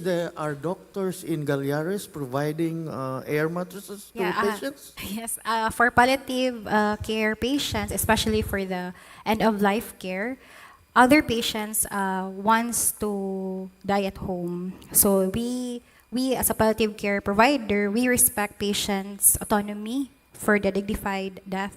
So for that, since in a country our resources are limited, we also refer that one to medical social worker. So that includes the giving of the air mattress for our patients. Not doctors. Doctors, we are the orders and then proper referral. Thank you. All right. Thank you very much. Research entry number 4. Wow. Okay. Can we all just breathe all together? Inhale. Exhale. One more time. Inhale. And exhale. Yes. And of course, let's give a resounding applause to our judges this afternoon. My gosh. I don't want to be in the position of those who are the presenters. But thank you for imparting your knowledge and your expertise, our dear judges. And so we would like to honor you with our humble token or certificate of appreciation. And we'd like to call on stage Dr. Jonathan V. Erasmo and Dr. Eugenia Mercedes Cañal to hand the certificate of appreciation and token to our judges, Dr. Giselle Sempron Kutamura, Dr. Nino Ismael S. Pastor, and Dr. Florge Michael Z. C. Another resounding applause, please. Let me read the citation. Certificate of Appreciation is awarded to our judge in grateful recognition and deep appreciation for their invaluable service as judge for the oral research presentation residence category for the 8th DOH Regional Research Congress on September 5, 2025, held here in Bay Hotel, Mandaue City.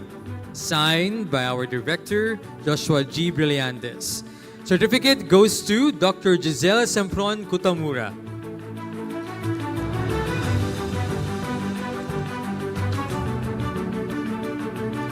The same certificate is given to Dr. Nino Ismael S. Pastor. And last but not the least, we have for Dr. Florge Michael ZC.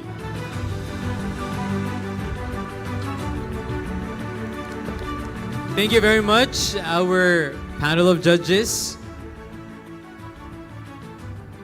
Let's have a photo opportunity first.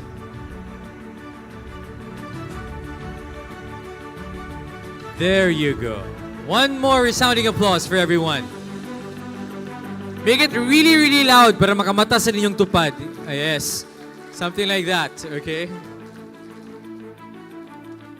I'm sure that everybody also learned a lot from those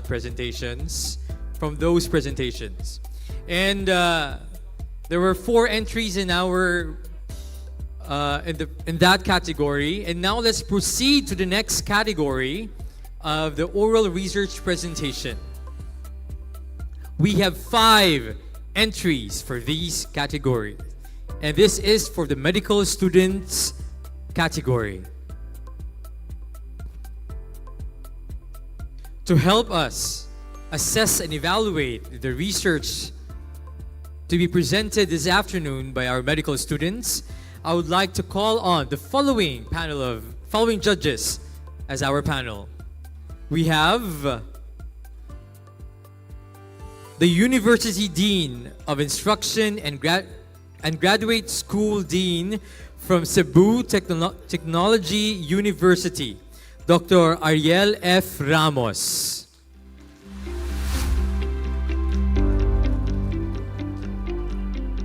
Our second judge is the Director for Research and Professor of Anthropology and Sociology of Silliman University, Dr. Enrique G. Oracion.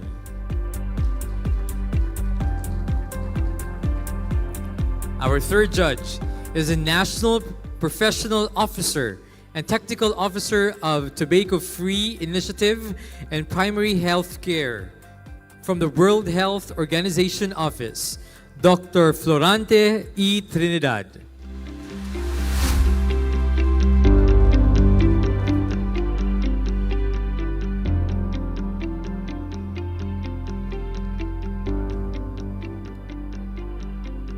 For our first research entry in this category, with the research title, Lived Experiences of Primary Caregivers of Children Diagnosed with Disabilities in Cebu City, a phenomenological study. Please give it up for Cebu Doctors University College of Medicine. A round of applause, please.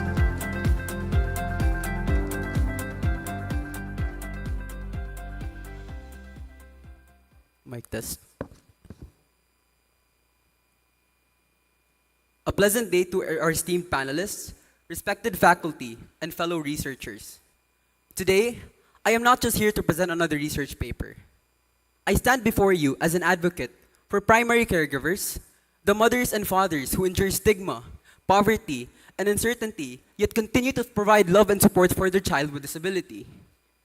My name is Zeus Initan, a medical student from Cebu Doctors University, and it is my honor to present our study on the lived experiences of primary caregivers of Cebu City. Now, this study is not just about statistics. It is about stories, resilience, and hope.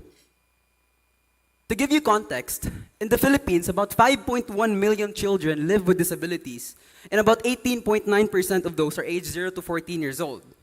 Here in Cebu City, caregiving is further challenged by poverty, stigma, and limited institutional support. And although we already have laws like the Magna Carta for PWDs and events like Autism Consciousness Week, enforcement is weak and awareness remains low. For example, Out of 13,000 schools nationwide, there's only about 648 SPED programs and about 4,000 SPED teachers. This leaves gaps, leaving both children and caregivers struggling. Our study aligns with the National Unified Health Research Agenda on mental health and health promotion, as well as regional priorities that involve vulnerable populations like PWDs and health governance. It is also aligned with the Sustainable Developmental Goals for reduced inequalities and Partnership for the Goals. And ultimately, our goal here is to amplify the voices of caregivers, understand their struggles, and explore how communities and institutions can strengthen their resilience and well-being. To guide our study, we asked one central question. What are your lived experiences as a primary caregiver of a child with a disability? This central question allowed us to understand not only the practical challenges of caregiving, but also the social, emotional, and psychological challenges and realities that these caregivers face daily in Cebu City. Now, this study also is important because it offers insights that empower caregivers, help the children with disabilities, and offer insights for future research to be done. And to go beyond statistics, we utilized a descriptive phenomenological approach, conducted in-depth interviews with 6 primary caregivers, selected purposefully until data saturation was reached. The researchers also utilized bracketing, or EPOSH in this case, to minimize bias and analyze the data using Kulayzi's approach, which involves significant statements, clustering themes, and validating the results with the participants afterwards. This ensured that our findings are authentic and credible representations of the caregivers' true realities in Cebu City. Now, our study revealed 6 unique stories, but shared one mission: caring for their child with developmental disability. One mother balances work from home with 6 children, all while facing stigma and judgment. Another, a lawyer, divides time between advocacy and caregiving. Others even left careers to provide full-time care, or even leaned on relatives, local programs, and faith just to survive. And despite these differences, they all share one common heartbeat: resilience, sacrifice, and determination to give their child the best life possible. Now, from these voices, we had 4 urgent realities that emerged. First, the journey began as an invisible burden. These families often face stigma, isolation, and exhaustion.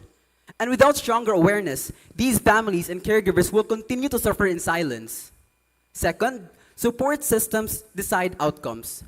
What I mean by this is wherever we have families, teachers, therapists present, children will thrive. The problem is, access to these resources remain very scarce and unequal. Third, daily life is relentless. These caregivers often experience sleepless nights, repeated hospital visits, and crushing financial strain. And without financial aid and health coverage, these families risk themselves of collapsing. Fourth and last, caregivers see tomorrow with hope and fear. They dream of independence for their child. But at the same time, they worry. They worry of who will care for their child when they are gone. This fear is preventable. It is preventable with the implementation of stronger policies today. Now, the themes I have mentioned are not just abstract themes. They are gaps in our systems. Gaps where our policies can make the greatest change. These caregivers should not carry these burdens alone, because their voices are not merely voices. They are a call to action. A call to action for the expansion of SPED programs and teacher training so every child can learn. A call to action for the provision of financial aid and health coverage to ease economic strain for these families. A call to action to build support networks and awareness campaigns to fight stigma and isolation. Because if we truly value inclusion, we would answer their voices with action. After all, the future of caregiving won't just happen on its own. It is something that we must shape today, and that process starts today. Thank you.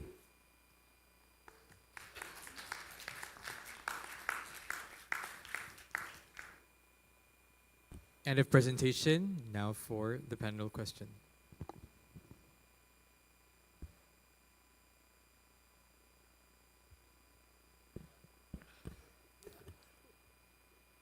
Yeah, Zeus, Joshua. Yes, Doc.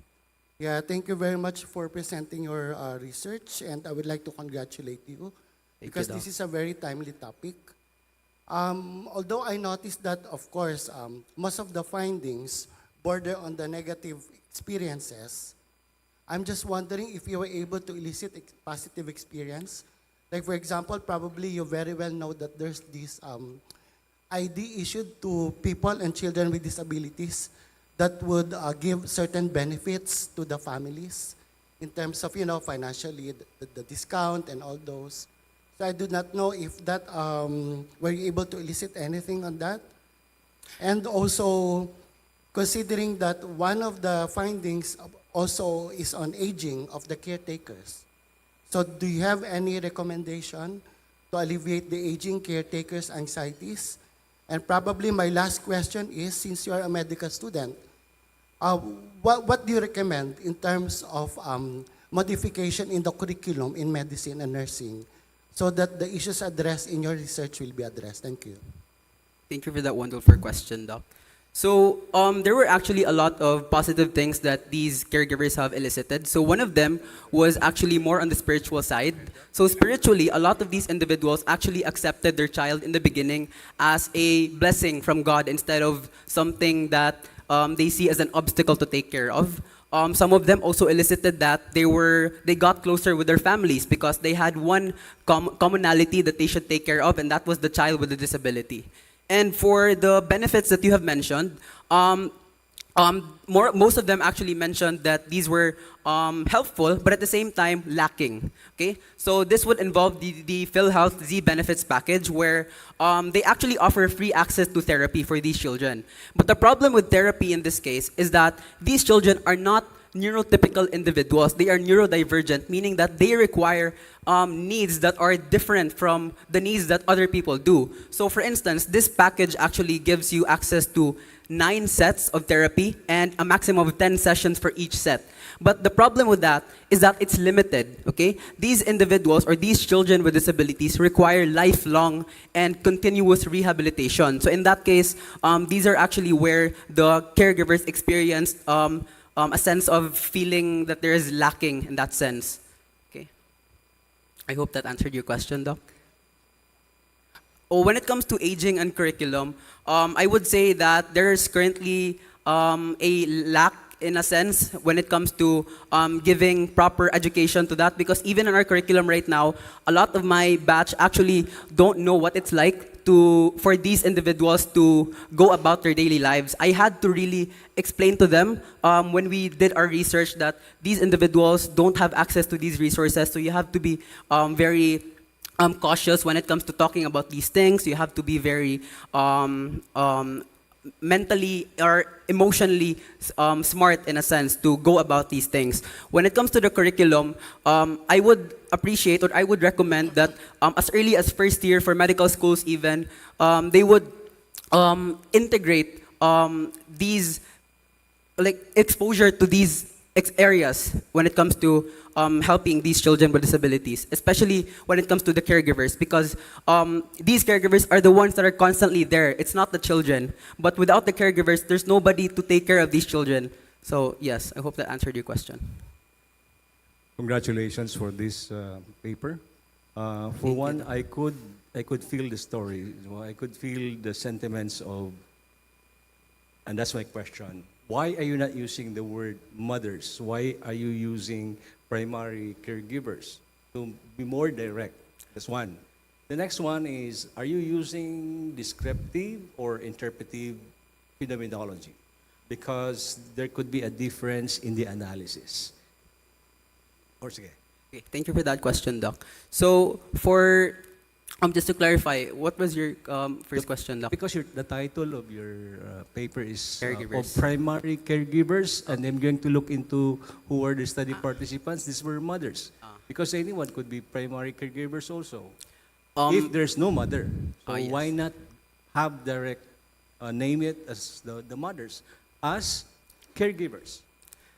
Because when we did our interviews, there was actually one instance where we were able to interview the mother together with the caregiver. So in this case, since I was actually, to give you more context, the reason why this study was born was actually because I was an intern in one SPED center, and I was able to see the cruel reality that these caregivers undergo. And most of the time, the children there, they're not taken care of by their mothers or fathers. They're actually taken care of by relatives or even people that are not related to them in the first place. So But in this paper, most of them were mothers, but one of them, I believe, was not a mother, but a caregiver. yeah, there's only one. Yeah. So I think you have to highlight that. This is just very important. Okay, thank you. And then the next one, the interpretive or descriptive? We use a descriptive phenomenological approach, specifically the Husserlian phenomenology. Okay, thank you. I'm thinking more of, later on you're going to publish this one. No? This is worthy of publication, really. But a very common problem among writers, particularly if it is a course requirement, we're required to have this number of words, we're required to have this kind of presentation, and I could notice so much of redundancy. Check every section. Do not overlap themes. The discussion about the ethical issues and considerations. Put it in one section. Somehow, sometimes they appear ahead, later on, they appear again. So as a reader, you're disturbed. No, why this appeared again? No? So you really have to have a consistency in the flow. So I'm giving this suggestion because of the potential of this for possible publication. Congratulations again. Thank you, Doc. All right. Thank you very much, Dr. Enrique and Dr. Florante. I told my colleagues here that I will be taking the last minute, but we still have 3 minutes. All right.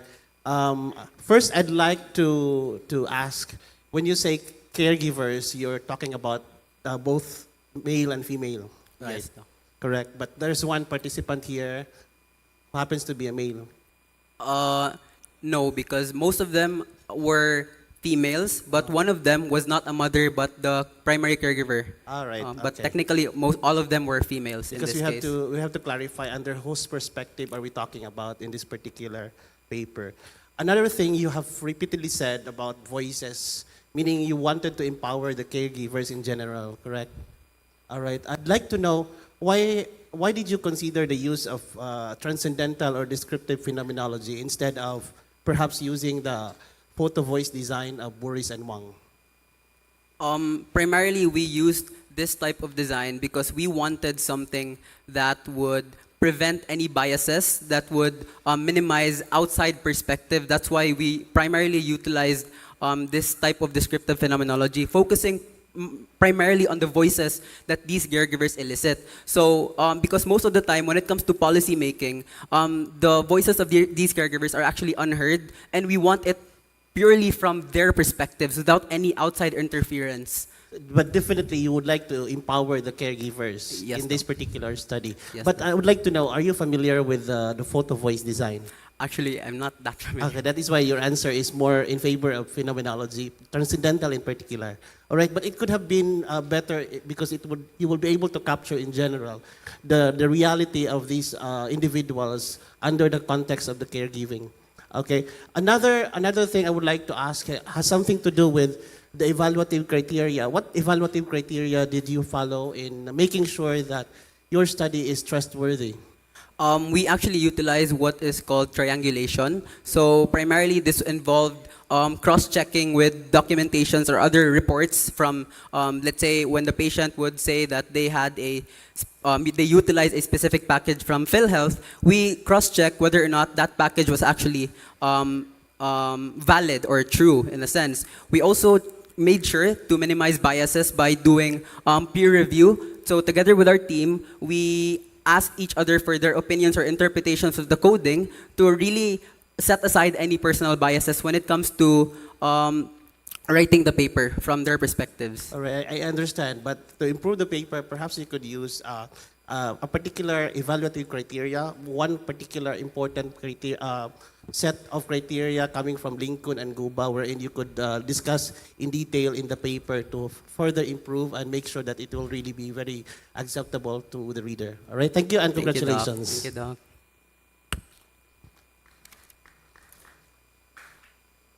Thank you very much. Research entry number 1. With the research title, Comparing Domains of Trust Within Selected Human Immunodeficiency Virus or HIV Care Centers, a comparative study in Cebu City for the year 2024. Our second entry is from Cebu Normal University, Vicente Soto Memorial Medical Center, College of Medicine. A round of applause, please.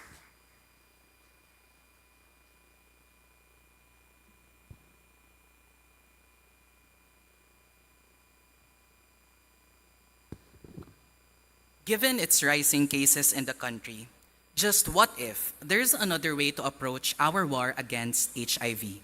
It's something so basic we often overlook. But I, along with my team, believe that that game changer is trust.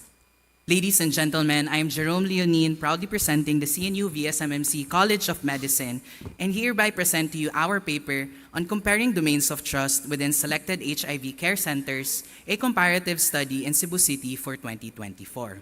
So what exactly did our team see that made us interested to study trust? What makes it more important for people living with HIV? In short, it's because trust leads to better health outcomes. Several studies actually have shown that higher trust of HIV patients in healthcare providers led to an increased willingness to return to routine screening and monitoring, as well as increase their likelihood to start and continue antiretroviral therapy. In summary, trust is the lifeline of this vulnerable patient population. It's what determines whether they continue their therapy or not. But despite this, we could say that these results are intuitive. It's common sense. And what makes it different from patient satisfaction, which is a metric we've been measuring all this time? And that's the exact same thinking why there remains to be limited studies on trust, especially in HIV patients. But it's also important to distinguish that these two are not the same.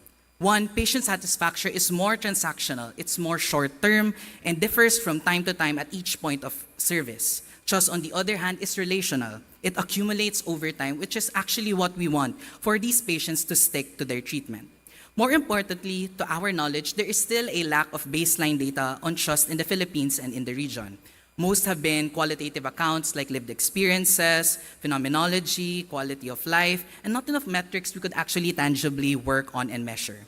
And if we don't have a baseline, we actually have no guide to assess how we can improve and if we are really improving at all.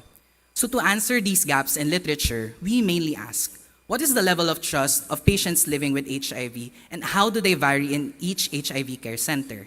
And our specific objectives are the following.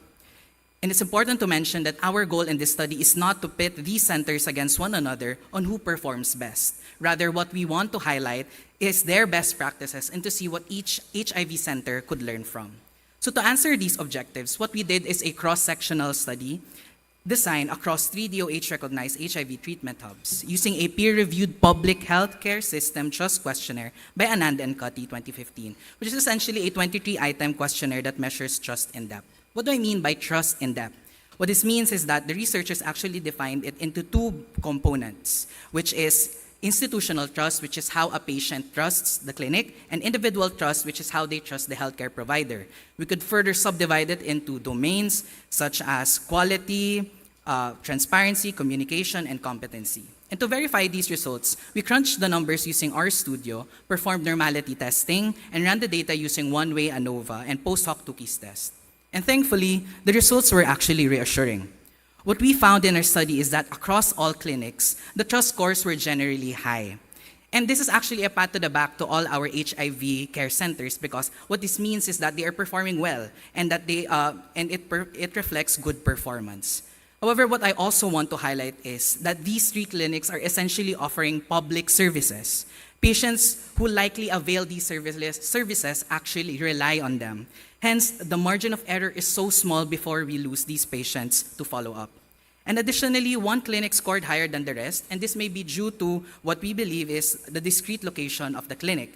Given the stigma attached to HIV, patients would likely go to more clinics that are more discreet and where they could not be easily seen and judged. But now let's dissect trust deeper. So when it comes to components of trust, what appear to be what patients value the most is individual trust or their healthcare provider. So at the core of it, what it really means is that these patients value human connection more than simply just the reputation of a certain clinic. Now, how about domains of trust? Unfortunately, we did not really see any significant difference. But is that really a loss? Not necessarily. We could interpret it as simply meaning that this is a well-rounded building of trust, not one domain predominates over the other, and that maybe the patients really value holistic care. So although not statistically significant as well, the results revealed a trend that the patients highly valued their healthcare provider's competency. But since there is no statistical veracity, this is what we recommend future studies to explore. Now, given these results, what could be our takeaway? All the results may have been positive, but actually the work is far from done. Now we have a standard to maintain or to even further improve. We also recommend that perhaps trust scores could be part of the yearly or quarterly monitoring of HIV so we know how it could essentially correlate with other metrics like patients who are enrolled on ART and adherence to medication, because this is the really main crux, the main problem that we want to deal with. And second is that we saw that patients really valued healthcare trust in healthcare providers the most. Hence, we believe that it is in the best interest of the government to invest in so-called trust trainings for our healthcare providers because this can also trickle down to public health. Trust could be used as an opportunity to level the number of the diagnosed patients to those who are enrolled to ART and the ones who actually are maintained on ART. We want them to be sequential and equal. Trust is such an ordinary and mundane concept. And frankly, I don't think it will be the sole solution to the rising cases. And although the literature in the local setting is still in its baby stages, my team and I still believe that trust can turn the tide in this fight against HIV. Once again, thank you, and I am now open to hearing your suggestions and your questions.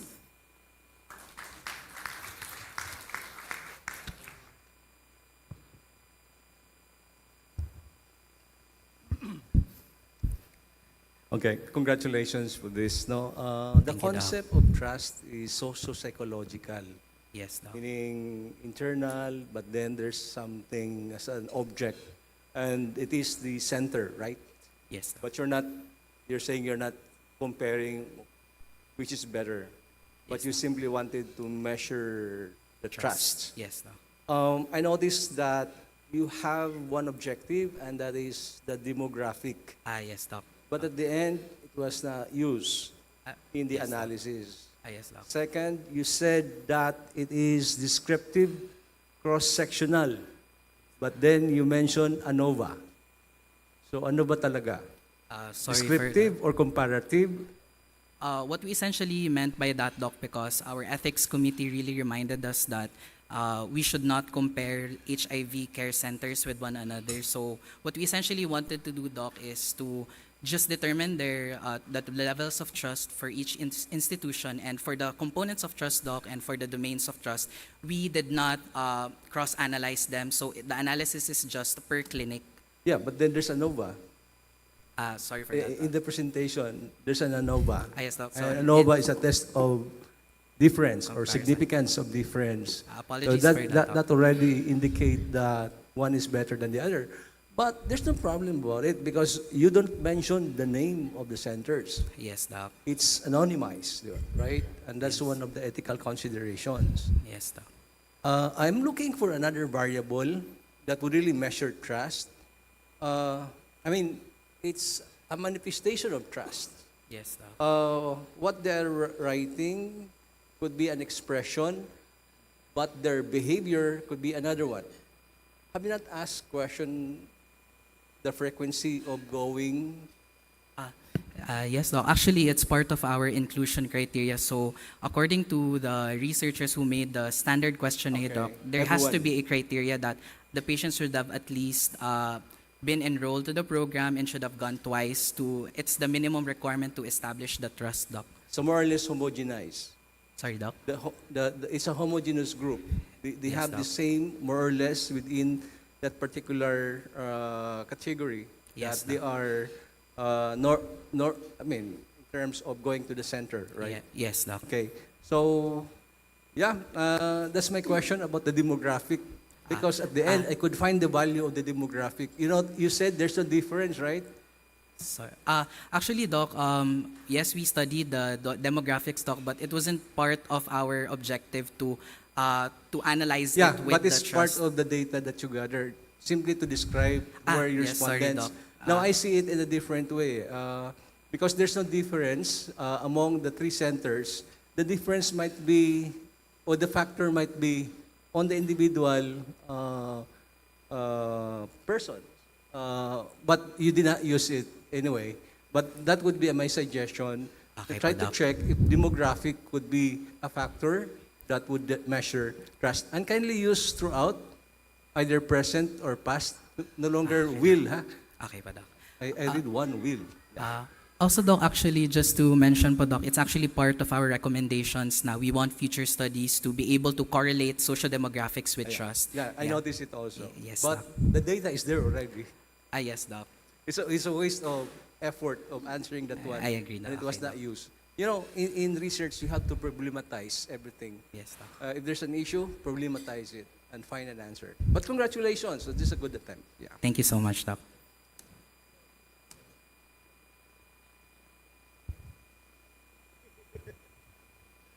All right.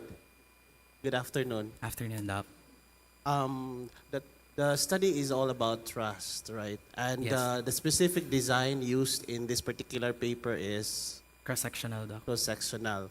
I'd like to know, under the lens, let's begin first because Dr. Enrique here was able to see certain data that actually came out, happened to be not part of the original plan, right?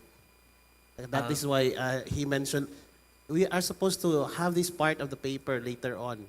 Now, the question now, under the lens of Miles 2017, that there are different types of gaps as pointed out by Miles.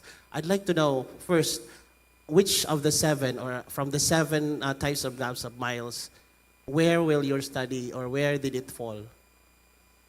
Is it knowledge? Is it method? Is it practical knowledge? Is it theoretical? Population? I believe it falls under. Perhaps the study at the core of it, really, Doc, is more of how the patients trust their providers. So I wouldn't really say it's knowledge. Okay, because if you go into that particular lens under the knowledge gap, the next thing that you're going to consider now is how you're going to reformulate your objective or your question perhaps, so you will be able to maximize the findings coming from this particular study. All right? Okay. Another thing is, why did you use cross-sectional? Why did you, or particularly under the approach of quantitative, why did you not do mixed method? Actually, Doc, there are already a lot of existing literature for the qualitative aspect, so we didn't find any gap in that aspect to still do a mixed method. And given our time constraints, Doc, as well as the conduct of the study is limited, what we saw was best fit was to use a quantitative study instead, and that is actually what is highlighted in literature. That is the main gap, Doc, that there aren't really much quantitative methods. They really aren't using the scale to and analyzing it well, which is why we went that route po. So in other words, it is not much of a knowledge gap, but more of a methodological gap. And that is why you venture yes, into Doc. using the mixed method, the quantitative method. Yes, Doc. I stand corrected. Yes, All Doc. right. Yes, Okay, Doc. thank you very much. I'll give the floor to Dr. Florante. Yeah, thank you for this research, Jerome. Yes, Doc. Thank you, Doc. So, has it ever occurred to you to compare government facilities with private facilities? Yes, Because Doc. probably in a layman's mind, and probably we want to either dispute or support that probably persons living with HIV have more trust in private facilities as compared to government facilities. Although that's just a hypothesis.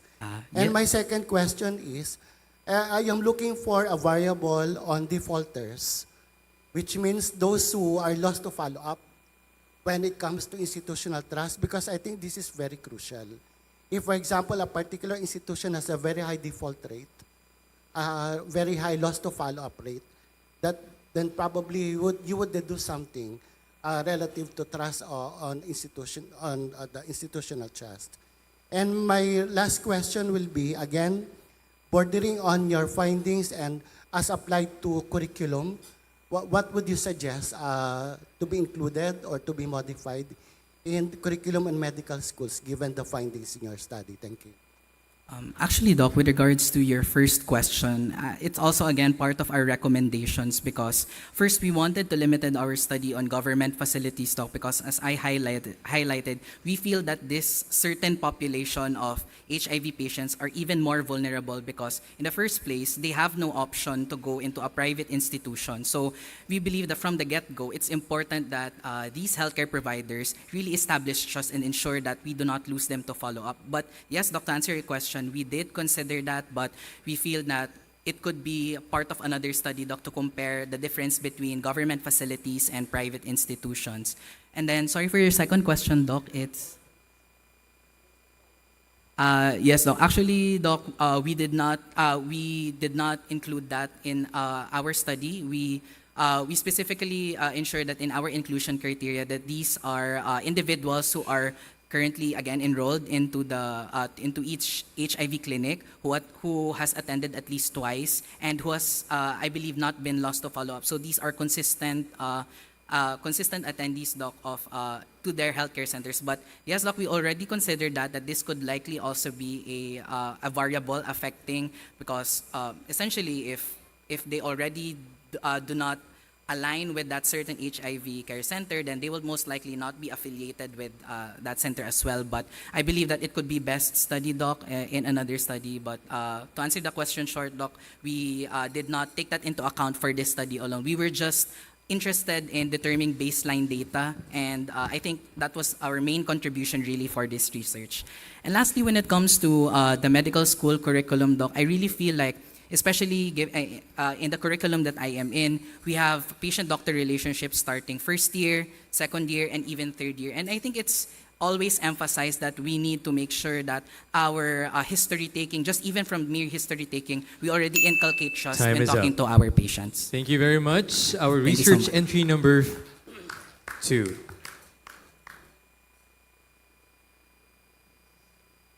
With the research title, Mental Health Literacy and Quality of Life of Post-Stroke Patients in Selected Community-Based Rehabilitation Center in Metro Cebu, we have presenters from Cebu Doctors University College of Medicine. A round of applause, please.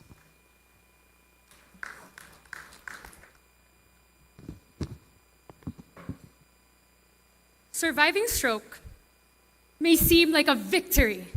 However, it is only the start of a never-ending uphill battle. Hello, my name is Jenna Luardo, and our research is entitled Mental Health Literacy and Quality of Life of Post-Stroke Patients in Selected Community-Based Rehabilitation Centers in Metro Cebu. Now, every year, about 500,000 Filipinos are affected by stroke. In 2024, it has caused around 49,349 deaths, making it the third leading cause of mortality and disability in the Philippines. Globally, over 100 million survivors live with its effects, and it's projected to reach 159 million by the year 2050. But the cause of stroke goes beyond disability. 1 out of 4 stroke survivors develop depression soon after, and anxiety affects at least a third. Here's the gap. If rehabilitation remains focused only on physical recovery, we leave survivors vulnerable to mental decline. This not only causes personal suffering, but also increased caregiver strain, unemployment, and long-term costs for the health system. And yes, we have policies. However, only 2% of the health budget goes into mental health, and most of it is spent on hospitals and not prevention. In fact, the mental health care workforce is scarce. Only 0.5 psychiatrists per 100,000 Filipinos, heavily concentrated in Metro Manila. This means survivors in community-based rehabilitation centers, the very front line of recovery, have little to no access to mental health care education. This is where our study steps in. It aligns with the NURA 2023 to 2028 and the rural priorities in Region 7. And even globally, with the Sustainable Development Goals 3, with calls for reducing premature mortality for non-communicable diseases and achieving universal health coverage, including mental health. So here are our objectives. Our study aims to investigate mental health literacy and quality of life among post-stroke patients, examine their relationships, and explore their perceptions and experiences at selected community-based rehabilitation centers in 2025. But first, let me enlighten you. What is mental health literacy? Now, mental health literacy is the knowledge, beliefs about mental disorders which aids in the recognition, management, and prevention. For our methodology, we utilize an explanatory sequential mixed methods design with a quantitative phase involving surveys such as our mental health literacy scale, the SF36, which we analyze through descriptive statistics and Pearson's correlation, followed by qualitative data analysis and collection through our focus groups and key informative interviews, which we analyzed through Colizzi's method and thematic analysis, and both results were integrated using Kleinman's explanatory model. We had a total enumeration of 22 stroke survivors from CHAMP centers all over Metro Cebu, such as Talisay, Mandaue, and Apas. So here are our findings. Most of our respondents were male, above 40, college graduates, cared for by family, unemployed, and with a monthly income of 10,000 pesos. However, despite the fact that most of them have finished tertiary education, majority of the participants demonstrated low mental health knowledge. In fact, none of them scored high mental health literacy. In terms of quality of life, the results were mixed. In terms of positives, they experienced minimal pain and health improvements. But in the negatives, they had role limitations in work and social life due to their emotional and physical burdens. Now, for the relationship between mental health literacy and quality of life, it was also mixed. But what does this mean? So higher mental health literacy tends to improve physical and social functioning. However, more emotional awareness led them to report more struggles. In terms of on their journey, we could describe it and liken it to the seasons of life. In autumn, there was a loss of identity and independence, just like how leaves fall down from the tree. In winter, they were frozen with stigma and cultural silence. And in spring, came hope through family and faith. And in summer, there was hidden burdens from systemic neglect, making them sweat for understanding. Now, how do we integrate these two, qualitative and quantitative, together? We use the Kleinman's explanatory model, which explains how people name, explain, and respond to illness.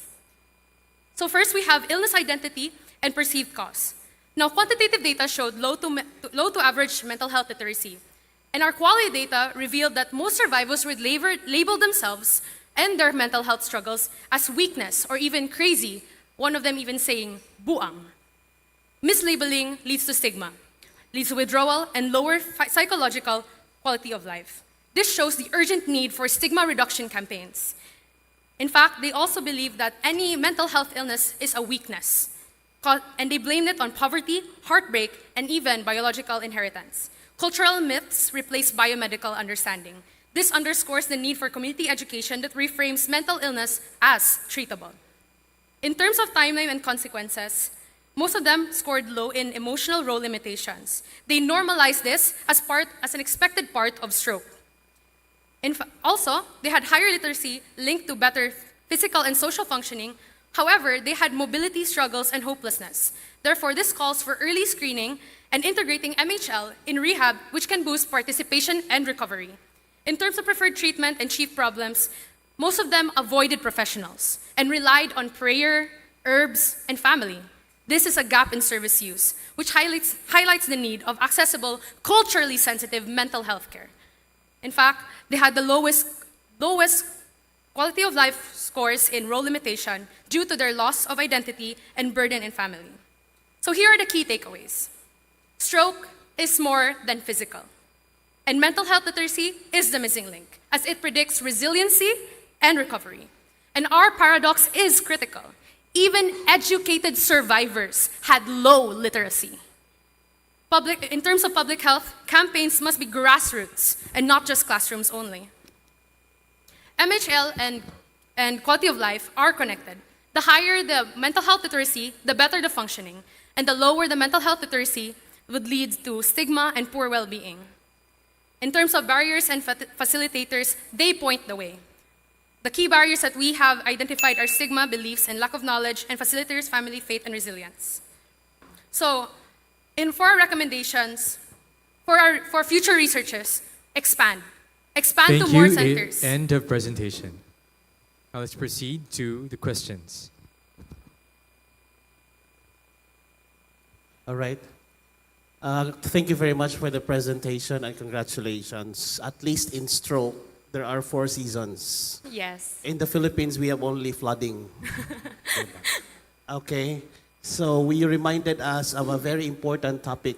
I would like to know what is the contribution of the Philippines to the, I'm talking about the percentage, comparing it to the global data. How much do you think is the percentage contributed by the Philippines in terms of stroke compared to the global data? I believe, thank you for that question, Doc. Unfortunately, I am not well-versed in that aspect, but considering that the Philippines is a very big part of Southeast Asia, I believe that we contribute a lot to the global stroke burden. Precisely. That is why in the repolishing of the paper, you could argue further to the reader that this is a preventable, stroke is preventable, correct? Yet, we are contributing a lot to the global data. So what is happening here? And from there, you will be able to argue later on according to the findings of your paper. All right? All right. Okay. Another question. You did qualitative, right? Yes. Okay. Your participants are all English speakers. Yes, majority of them are able to understand English, but we also gave them a chance or an alternative if ever they needed Bisaya or Tagalog. In other words, during the conduct of the interview, there was translanguaging happening. Yes. All right. But in the presentation of the data, all are in English, correct? Yes. So I would like to see later on, if you polish the paper, you may be able to show to us the vignettes that really came from the responses coming from these participants. And perhaps you could just put in a parenthesis your translation for readability. Thank you, Doc. I believe in our paper we did add the quotes in both English and in Bisaya or Tagalog. Okay, but yeah, but I'm referring to the presentation. Okay. All right. All right. Thank you, Doc. Thank you very much.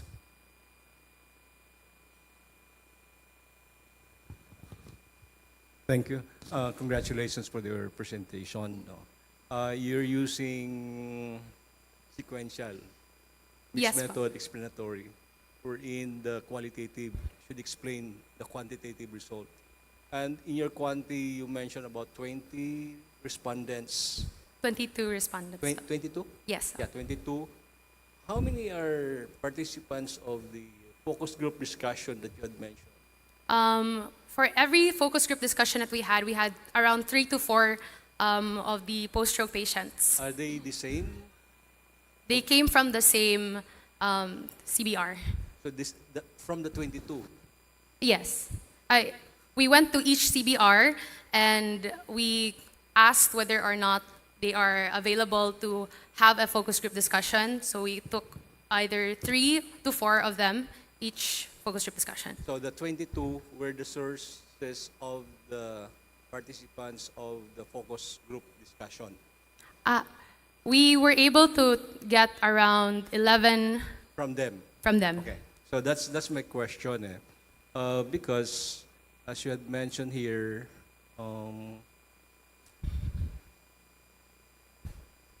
you're doing explanatory sequential mixed method, but then you have a separate discussion. You start with quantitative, then later on you do a thematic analysis, which is separate. No?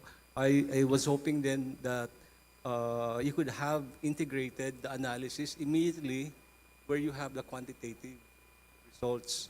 But considering that you have only 22 for the quantitative, I was also thinking, why not just have the qualitative?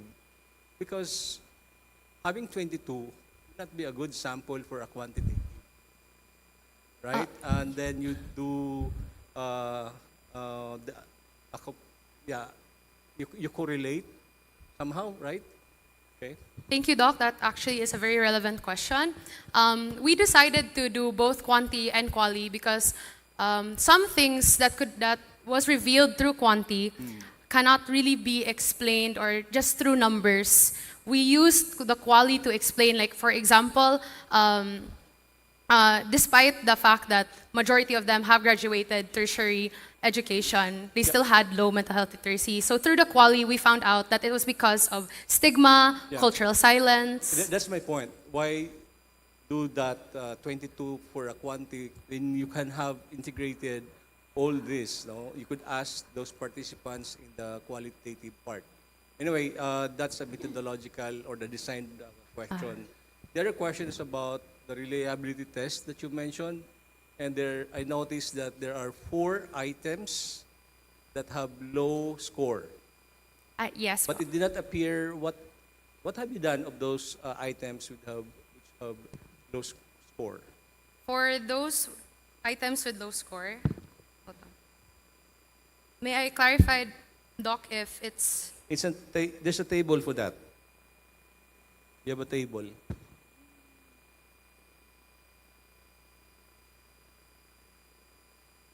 Table 1.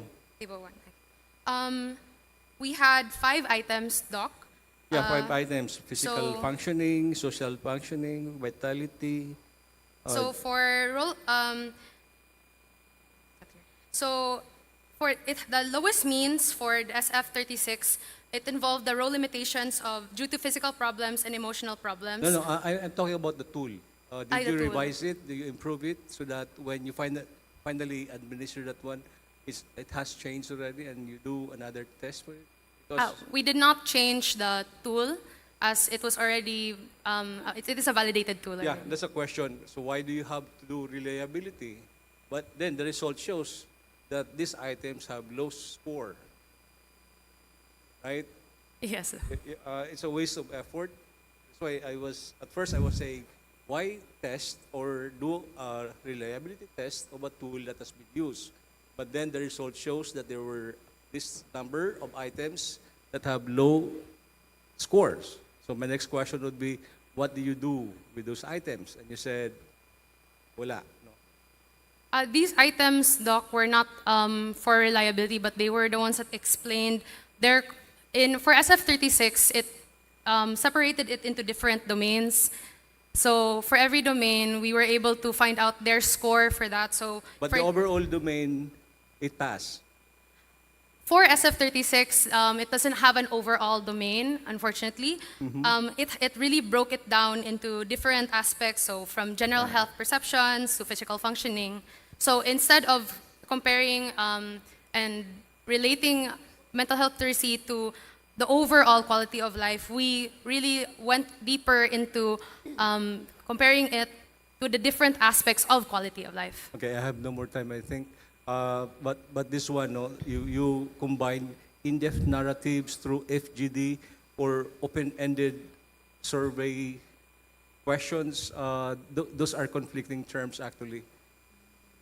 If you do in-depth, it has to be key informant interview. Thank you, Doc. Yeah, actually, congratulations, Jana, for this paper. I only have one question, and that refers to the risk factors. I understand that you did a profile of the respondents, and I was wondering, how come I never see a respondent who is a smoker?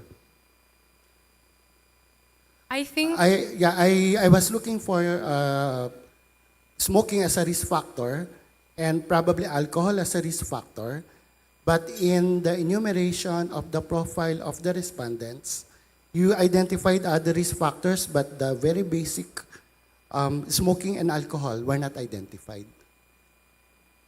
So I was wondering why. Thank you, Doc, for that question. Actually, when we went to the different CBRs, majority of the patients that we have encountered and surveyed and interviewed were actually people who started with very healthy lives and then suddenly had a stroke.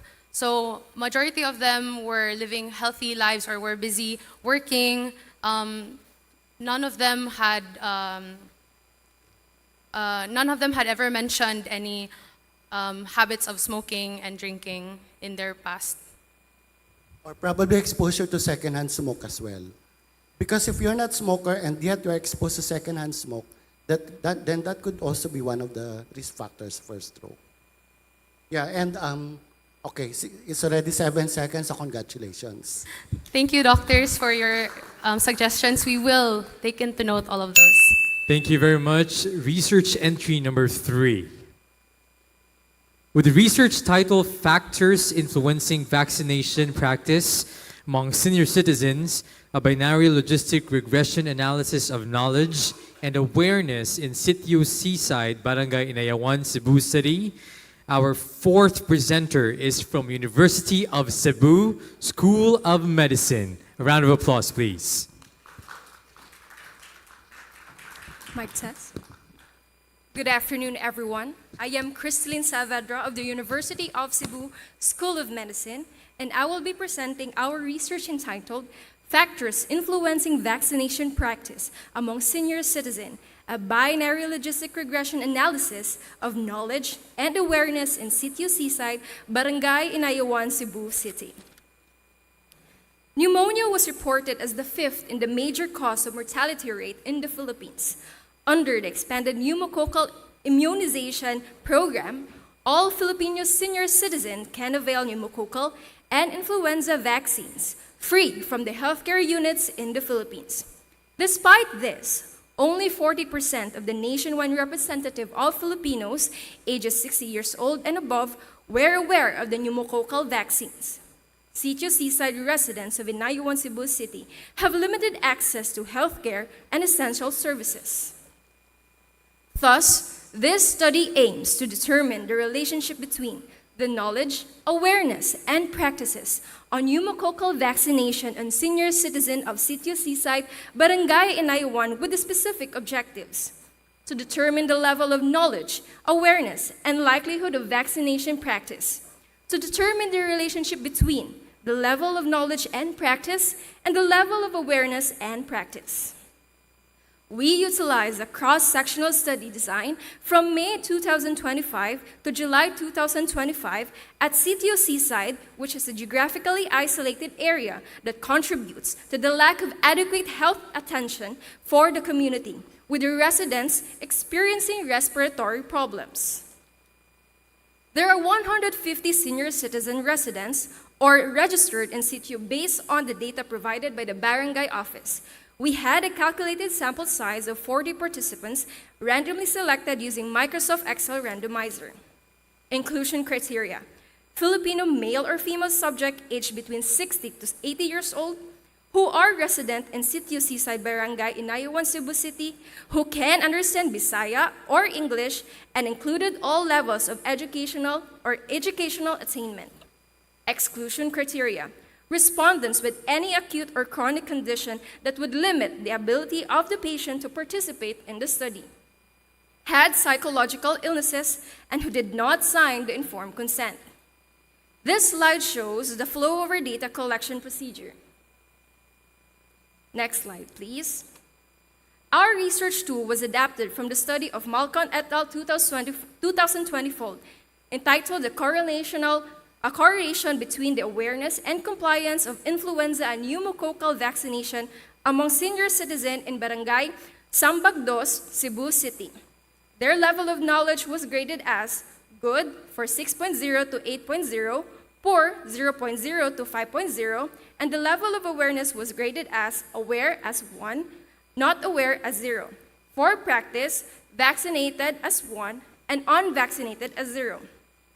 We use the descriptive statistics for the categorical and continuous variables and utilize binary logistic regression and set the significance level at alpha 0.05. Table 1 shows the number of participants who answered the knowledge and awareness part of the questionnaire. Mostly were female, who represented 80% of the respondents. Table 2 shows the education background of the respondents. Majority were high school graduates. Using the binary logistic regression analysis, For the knowledge score, the odds ratio was 1.009. That reflects that for every 1 unit increase in knowledge score, the odds of having yes to vaccine practice level increased by a factor of 0.09%. However, the p-value was not significant. For awareness score, the odds ratio was 7.598 times 10 raised to the power of 7, which reflects that for every 1 unit increase in awareness score, the odds of having yes practice level increased by a factor of 75 million. However, again, this was not statistically significant. Despite 4 in 10 being aware of the pneumococcal vaccine, only 53% of those who have knowledge about the disease had been vaccinated, according to UP Population Institute. It is important to note that according to Edrata et al., awareness level was significantly associated with vaccine acceptance. Furthermore, Choi et al. Reported that insufficient education campaign as a common barrier of pneumococcal vaccination among older adults. Awareness and risk factor as key disposing factors influencing the uptake of pneumococcal vaccination among older people, according to the study of Liu et al. In conclusion, the direct relationship of knowledge and awareness was not definitely established between their respective levels with vaccination practice. Thus, we recommend the following. For Sitio Seaside, to implement target government campaigns using multimedia platform public awareness campaigns to educate the senior citizen and their families about the free pneumococcal vaccine. To improve health data management by the regular updating of individual health records. And we recommend for the future researchers to increase research scope, such as samples and site, and to broaden research variables. These are cited literature. And we would like to acknowledge the following people. Thank you and good afternoon.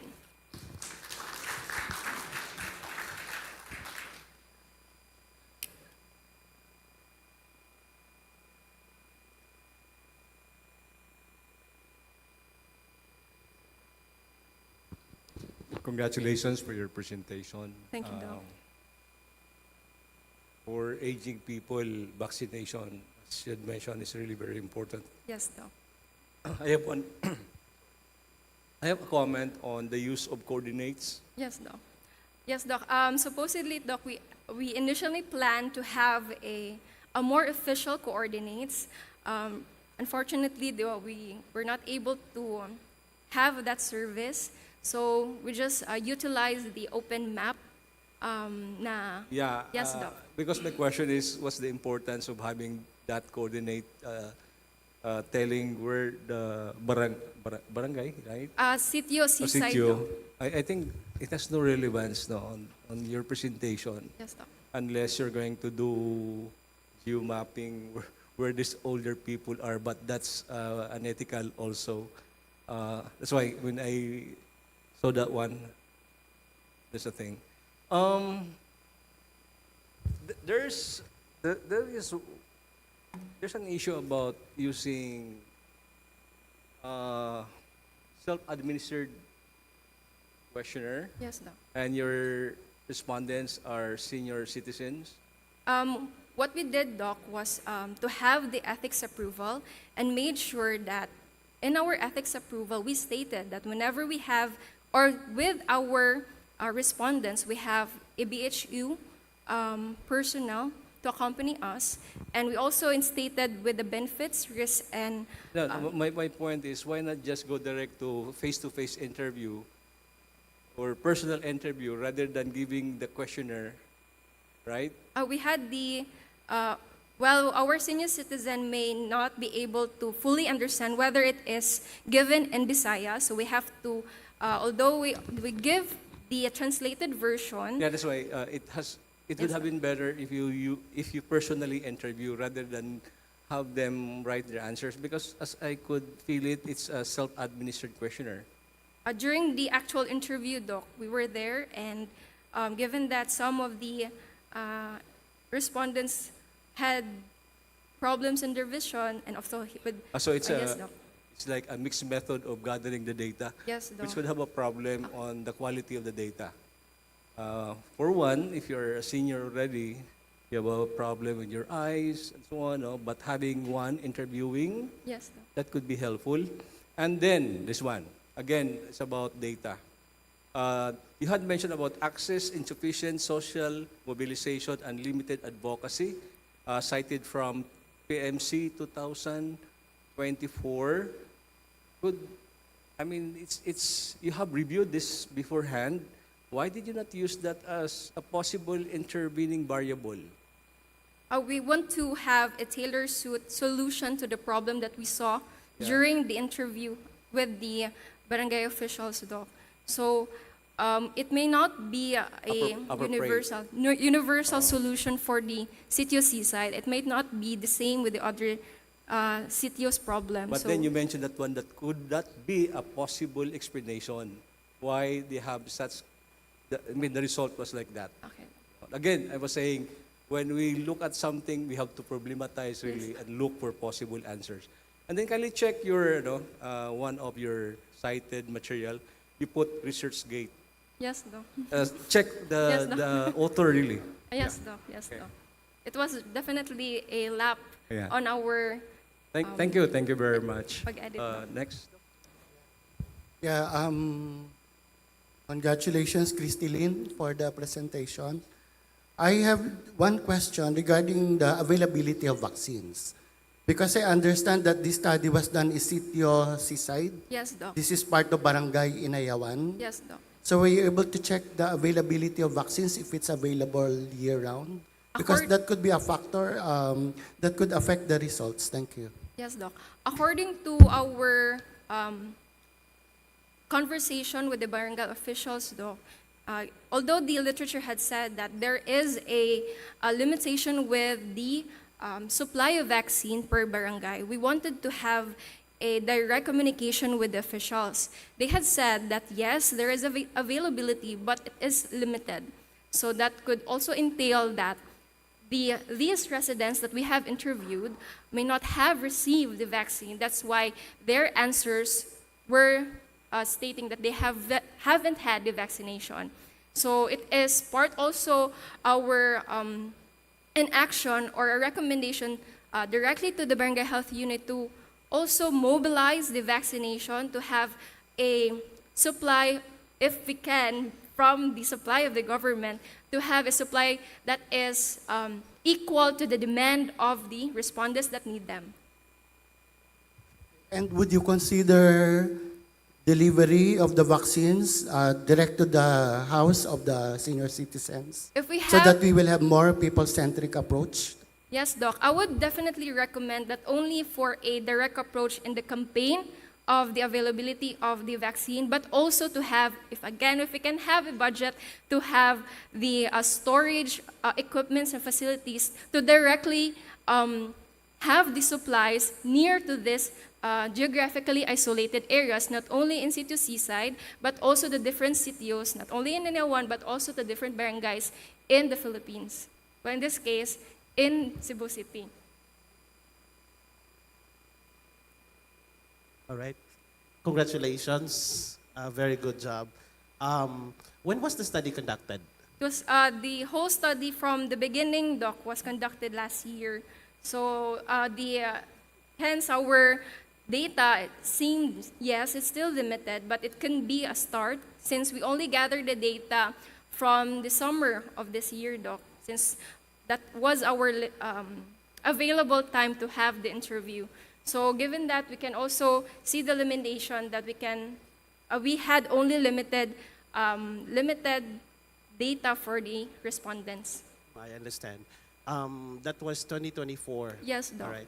And I just noticed in one of your slides, you mentioned the level of awareness. I think it was 2018. Yes, Doc. Okay. And do you still believe in that? Regarding with the level of awareness, Docs, the level of knowledge, I recommend or do not believe that that is still the level of knowledge with the current situation, especially if we focus more on the Sitio Seaside, since that was already more than 5 years ago.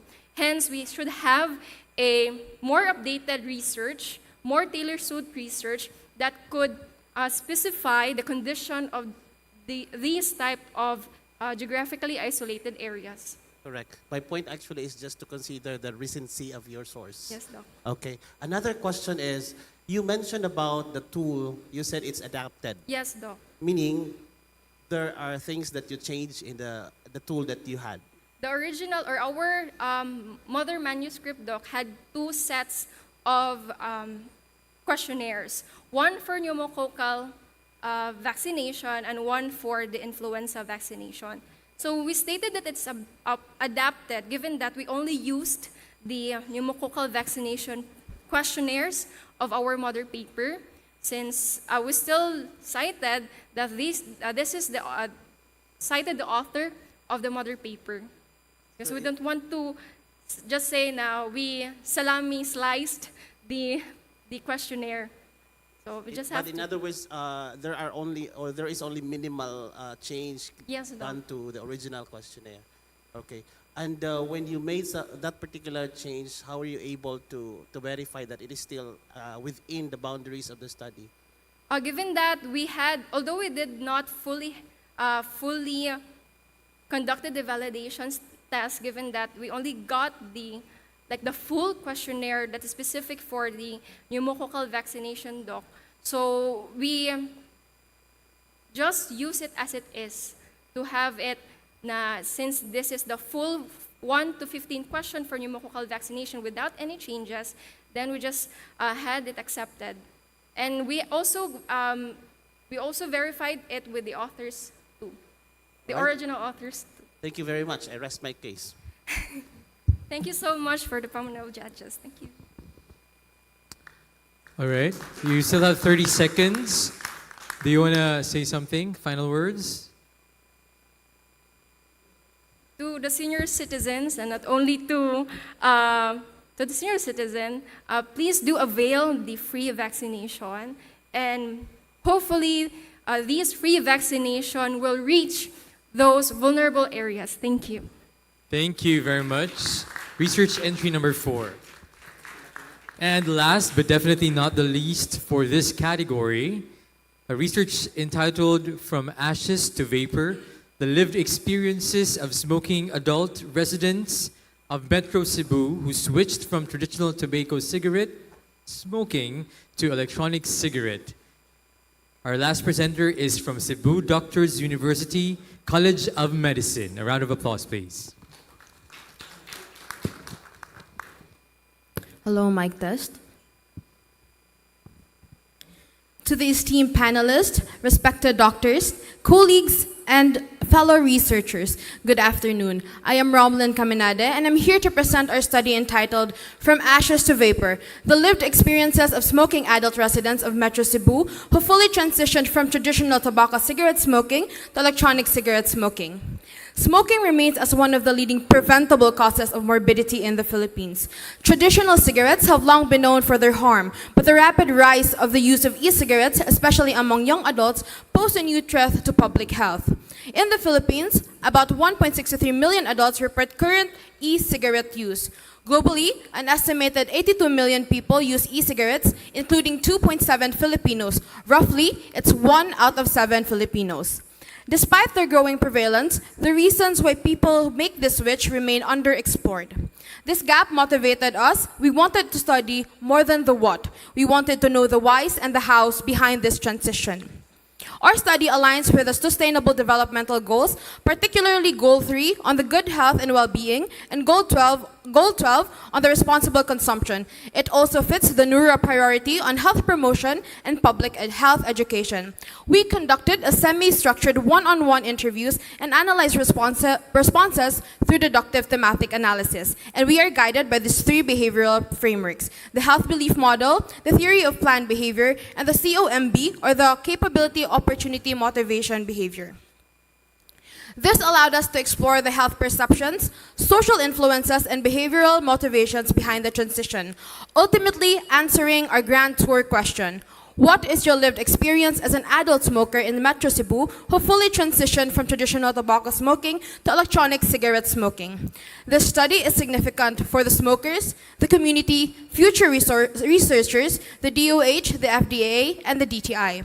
The scope and limitations are flashed on the screen. We employed a qualitative exploratory design. Our participants were adult residents of Metro Cebu, aged 18 to 50, who had fully transitioned from traditional cigarette smoking to vaping. Using purposive sampling with snowball technique, we recruited 10 participants from different areas of Metro Cebu who fits the following inclusion and exclusion criteria as flashed in the screen. Interviews were done, answers were recorded and transcribed, and here is the research flow of our study. Then the data are analyzed. Our study revealed a clear pattern that adult smokers in Metro Cebu who transitioned to e-cigarettes were primarily driven by these powerful forces.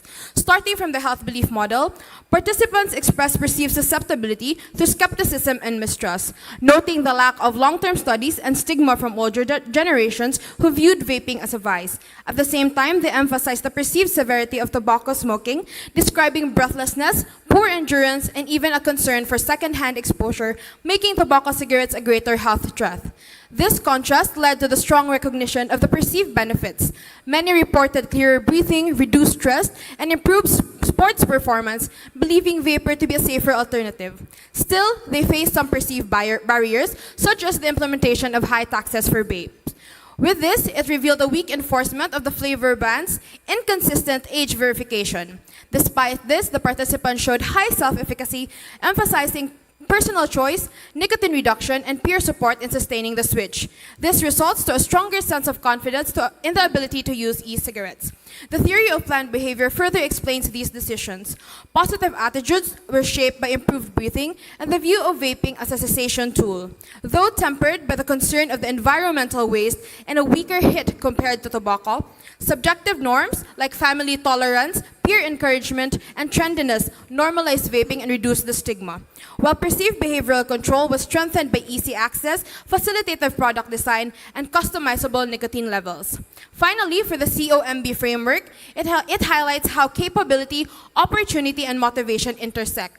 Psychological and physical capability grew through self-learning, experimentation, and even technical knowledge, while physical opportunity came from how easy it is to learn vape, the affordability, the permissive spaces present, and the regulatory gaps that made the access easy.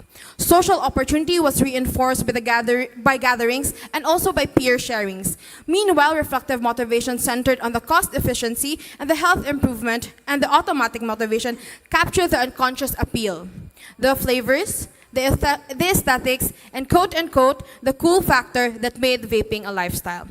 Our study demonstrates that the shift from traditional cigarettes to vaping is less more about quitting smoking, but more about repacking nicotine dependence.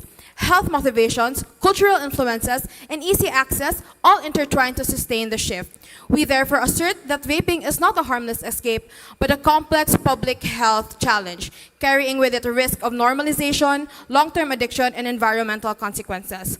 With these findings, we recommend for policymakers to enforce stricter and consistent national regulations on production, sale, and commercialization of e-cigarettes, ultimately pushing for a nationwide ban. For DOH and FDA, to develop evidence-based awareness campaigns to dismantle myths about vaping as a safe alternative. For communities and schools to integrate anti-vape education programs targeting youth before cultural normalization sets in. And lastly, for future researchers to explore long-term health outcomes and the environmental hazards of vapes.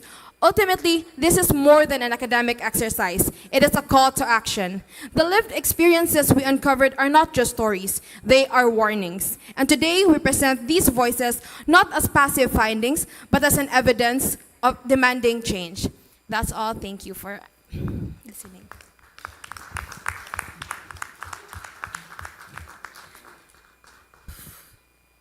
Yeah, thank you very much, Romelyn, for that presentation. Can we go back to your slide? I was troubled by that one recommendation regarding cessation. Can we go back to that slide? Because you recommended integration of smoking cessation clinics with vape-related interventions. What do you mean by that?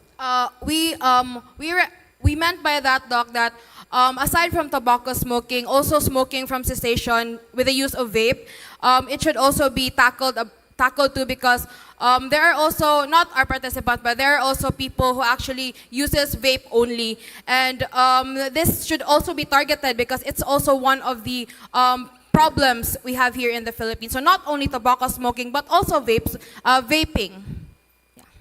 At least you agree that vaping is not a cessation device. Yes, Doc. Okay. So my other queries are, were you able to come across Global Aldo Tobacco Survey and Global Youth Tobacco Survey? Because Yes. that could help you in your review of related literature regarding prevalence in the Philippines.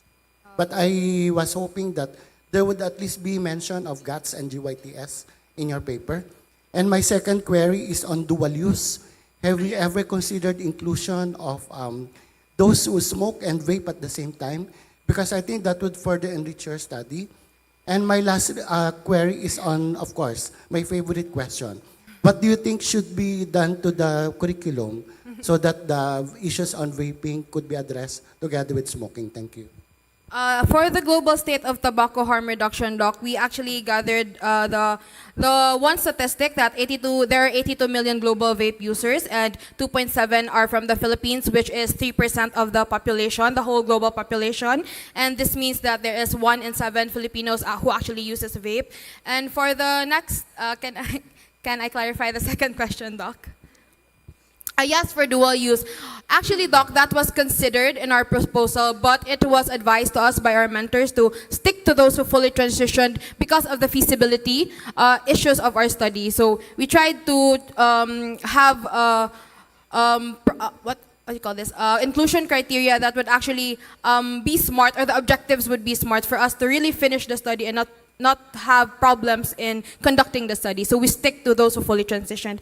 And for the last question, for the curriculum, as someone in the medical, someone studying in medicine, so the curriculum that I would like to propose is that to give them train medical students to actually perform or to actually promote health education properly, because as what we have seen in or what we have heard in our interviews, there is really a gap in the knowledge about vaping. And this gap in the knowledge actually is one of the triggers why people vape, why they switch to vape, because they see it as a safe or healthier alternative, because they compare it to tobacco smoking, which is established. There are established risks of tobacco smoking.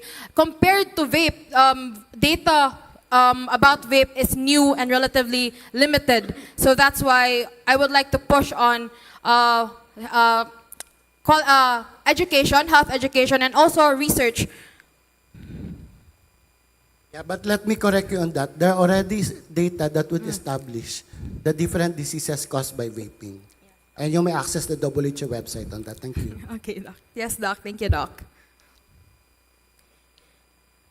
Congratulations for this presentation, because I have now the answer to the question I was supposed to ask Doc Kanyal earlier. Okay, Doc. What would be the social factor for this? Now the adults are here, and you have that good data. And if you notice, peer pressure still Yes, the Doc. same. No? Yes, so Doc. it runs in, it's flooding already.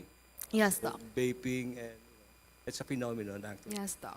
So I have a question on, what's my question? Yeah. Supposedly I was to ask, why do you have a theoretical framework? Now you have philosophical underpinning. Yes. That's correct. The question. Yeah. For that, Doc, we use 3 philosophical framework, which is the health belief model, the theory of planned behavior, and the COMB. So, Yeah, I mean, the word that you use now is philosophical. Yes. Yeah, that's correct. yes, So I'm not questioning that sorry. one. Yes, Oh, that was supposed to be my question. But then if you're going to examine further, because you're using phenomenology, yes, and Doc. commonly we are told that phenomenology is inductive, yes, but Doc. somehow it could be deductive also if Yes, you're going to use Brown and Clark, Yes, Doc. right? Yes. That's why my next question would be the first column of your table. That's very good. Then you have significant statements and so on. I noticed that there were already some kind of phrases or parameters were those identified by the team, or that's part of the frame? We use the different domains under the theories, Doc. Okay, so Yes. that's deductive. Yes, Doc. We use That's deductive thematic analysis. Okay, that's okay. And then it is exploratory Qualitative, phenomenology. yes. Okay. Comment on your presentation of the direct quotation. It's redundant. Yes, Doc. You put already quotation mark, then you italicize. Just use one. Okay, and Doc. better quotation mark rather Yes, than Doc. italicize. Because if you're going to use scientific names or local words, that would confuse the reader. Yes, Doc. Yeah, what determined the first, it's answered already. Okay, congratulations. Thank you, Doc. All right, so most of my questions are answered. So maybe just 2 questions na lang. Okay, para makaginhawa na ka. Thank you, Doc. Okay. You mentioned earlier that the gap is about knowledge. Yes, Doc. Right. Okay. So I would like to ask, what is the framework did you use to deduce that there is really the knowledge gap in this particular study? Actually, Doc, it was the health belief model, because your health belief model actually measures the perception of the participants towards vaping, and it's in the domain of perceived susceptibility.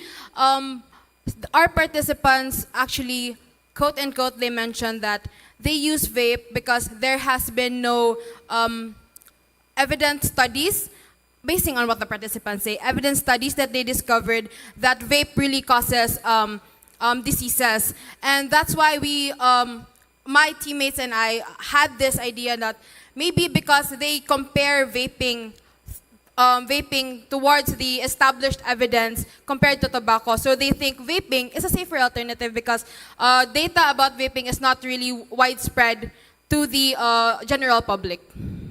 So you were able to gather a lot of references prior to concluding that there's really knowledge gap on this part. Yeah. All right, may I know how many references you were able to read and to conclude that yes, there is really knowledge gap on this part? That, Doc, I don't have the exact number of the references, but hopefully what we've read as a team is enough to really have that interpretation. And all these references are within the context of the Philippines? No, Doc. Most of it are international. Yeah, so that is why you Yes. have to contextualize. Yes, Doc. Last question. Last question is, tanaway mo tayo, ma'am. Last question is,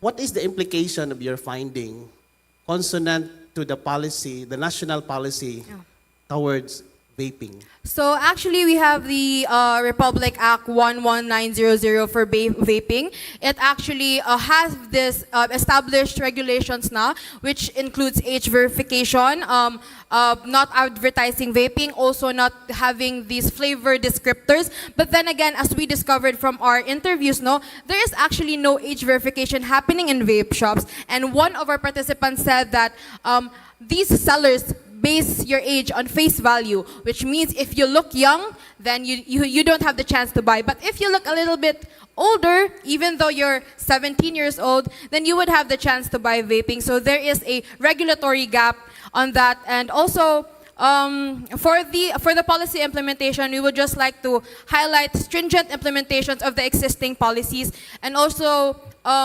more on the implementation side, the monitoring of these vape shops so that they would actually be held accountable for their violations. Right, thank you very much and congratulations. Thank you, Doc. Thank you. You have 27 seconds more. Do you want to say your final words? I hope that everybody here, our researchers, would dwell on this topic because it's really important, and let's not take away the future of our adults, just a young youth, just because of vaping. So let's not let vape epidemic happen. That's all. Thank you. Thank you very much. All right. Wow, that concludes our medical school category. Can you give them a resounding applause? Congratulations to our presenters. You definitely made your schools very proud. And of course, One round of applause to our judges, for this category. And at this juncture, we'd like to honor them with our humble certificate of appreciation and token. So we'd like to ask our judges to please be on stage. Dr. Ariel F. Ramos, Dr. Enrique G. Oracion, and Dr. Florante E. Trinidad to please be on stage. And to hand the certificate of appreciation, we'd like to call on stage as well Dr. Neil V. Erasmo, Dr. Juanito Zuasola, and Dr. Emilu Jane Diaz. Please be on stage, our judges. We will be giving the same certificate that we have given to our first set of judges to honor the grateful recognition and deep appreciation for the invaluable service as judge for oral research presentation medical students category for the 8th DOH Regional Research Congress on September 5, 2025 here in Bay Hotel. This certificate of appreciation is awarded to Dr. Florante E. Trinidad.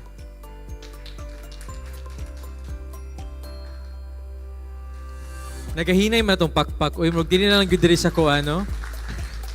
Ang ipakpak ko kusog, no? Same certificate of appreciation is given to Dr. Enrique G. Oracion. And also to Dr. Ariel L. Ramos. Very good. Again, thank you very much for your dedication and for sharing your expertise in this activity this afternoon. Let's have a short photo opportunity.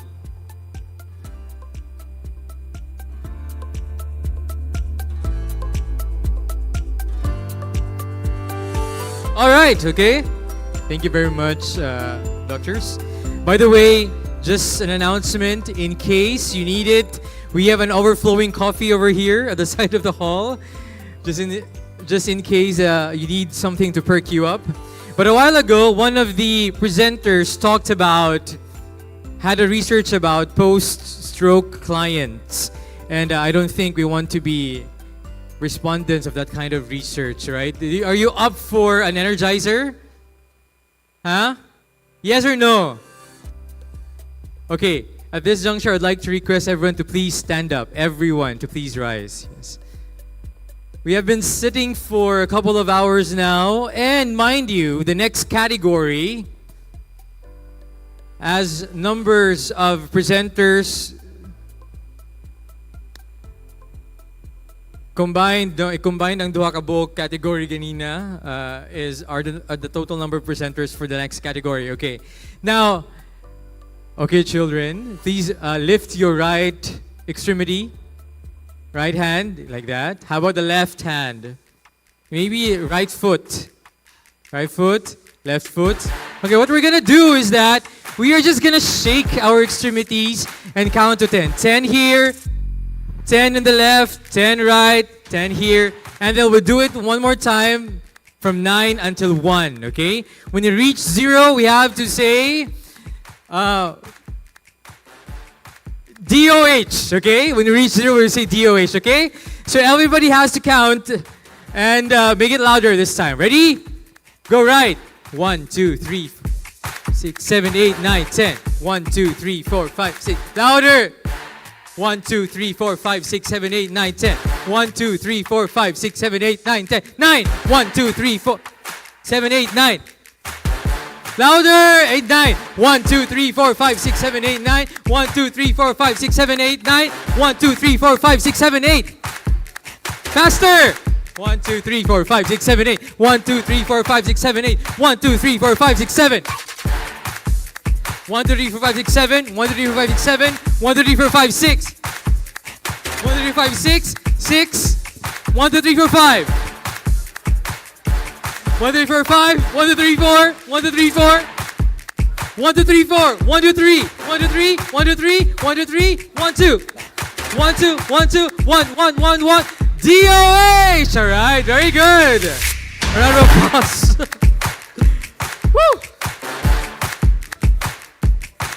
Okay, at least sa kalihok-lihok tagamay, no? Now, we'd like to proceed to the next category of the... Alright, sorry. The next category of our oral research presentation, and that is for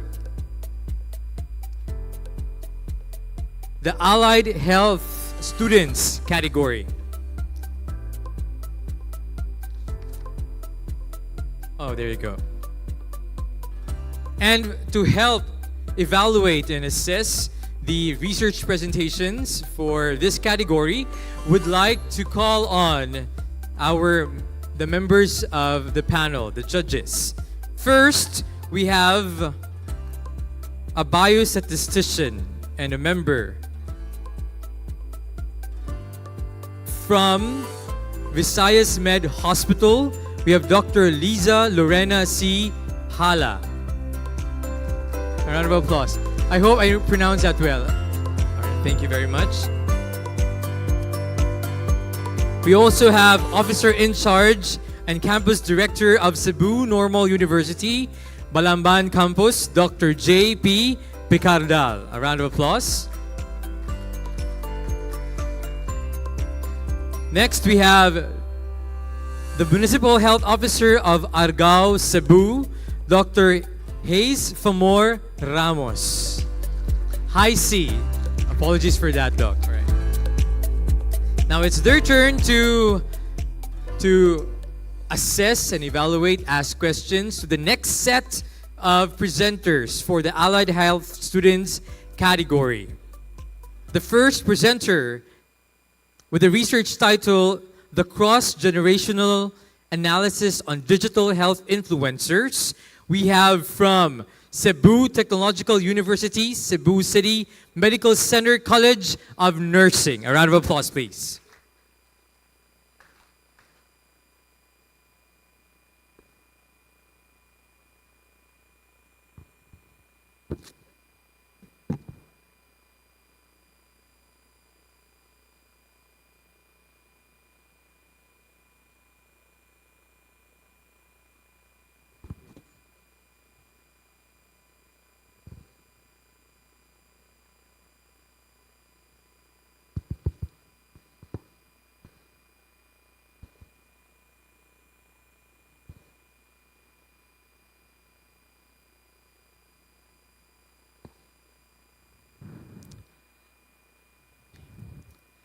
Let me start with a simple scene.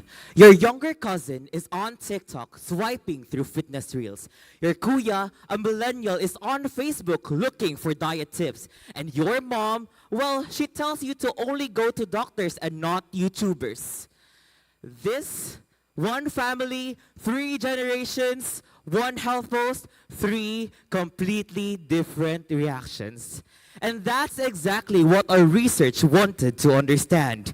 How do the different generations trust, interpret, and act on health advice from influencers? By the way, good afternoon, everyone. I am Jelizer Chong, and together with me is Carmen Cabellon, and we are from the CTU CCMC College of Nursing. And our research is titled The Cross-Generational Analysis on Digital Health Influencers. Today, social media has become the new doctor's office. It's accessible, it's visual, it's interactive. But here's the twist. Not all doctors wear stethoscopes anymore. Some wear ring lights. And according to a study by Pulido in 2020, this is risky because misinformation spreads as fast as accurate information. This study, by the way, aligns with the National Unified Health Research Agenda, which is health promotion and communication, as well as the SDG3, which is good health and well-being, ensuring there is quality health in all generations. We use a qualitative multiple case study design with 15 participants, 5 from each generational cohorts, 5 from Gen Z, 5 from millennials, and 5 from Gen X, and all are active social media users. We transcribe responses, coded them, and clustered them into cross themes and analyzed them to reveal both unique and common themes. Well, here's our findings. Across 3 generations, there is a positive impact reported from social media health content. Here's what surprises you the most. The Gen Z, they like to use Facebook and TikTok. For the millennials and Gen X, they like to use Facebook. Here's where they differ though. For the barriers, the Gen Z struggles with misinformation and lack of relatability. For the millennials, they distrust commercial and culturally weak content, and the Gen X sought scientific validation. And here's the heart of our research, the cross-case themes. For theme 1, we have preference for visuals-based health content. Gen Z prefers quick clips and infographics. For millennials, they like structured tutorials, and for the Gen X, they lean toward demonstrative videos. All likes videos, but the style differs. For the theme number 2, we have trust in professional or credentialed influencers. For Gen Z, they like credentials and professionals. For millennials, they look for scientific evidence. And for Gen X, they rely on medical expertise and lived experience. Across all generations, professionalism is non-negotiable. For theme number 3, we have cultural relevance enhances engagement. Gen Z misses Cebuano identity, while millennials, they relate when it's tied to their everyday life. For Gen X, they value traditions like herbal remedies. Health advice works best if it's culturally relevant. And for theme 4, we have mistrust stemming from contradictions and inauthenticity. Gen Z spots inaccuracies fast, while millennials reject content that contradicts doctors or feels too commercial. For Gen X, they dismiss promotions. Fake or inconsistent messaging is the fastest way to lose trust among generations. For theme number 5, we have passive consumption of health content. Gen Z mostly scrolls and watches. Millennials skims, likes, or shares, while the Gen X engages slightly more but still passive. Overall, health content is consumed casually but not sustained in action. So influencers are powerful in sparking awareness, but not always in sustaining change. Public health campaigns must tailor to each generation and not a one-size-fits-all. This study applies the social cognitive theory and the generational theory, which explains how generational cohorts respond differently to health influencers. We recommend that we train influencers to provide credible sources, evidence-based content online. And next is we propose a proposal of digital health campaign that blends all the strengths of generation. This synergy can amplify public health education. Because why does this matter? This isn't just academic study. This is public health. We've seen influencers like Archie Larga boost health literacy, but in a country where sharing is second nature, unsafe practices still remains viral. But it all starts with us. So the next time you scroll past a health influencer, you ask yourself, let's ask ourselves, is this backed by science? Who is behind it? And would I share this with my family? Because in this digital age, the whispers of influencers can echo louder than we realize. Thank you.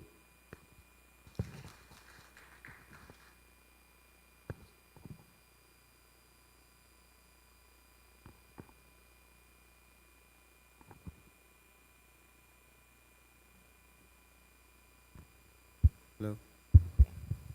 Okay, so I would like to ask, how were you able to, or how did you choose your respondents or participants of your study? Okay, good afternoon, Doc Liza.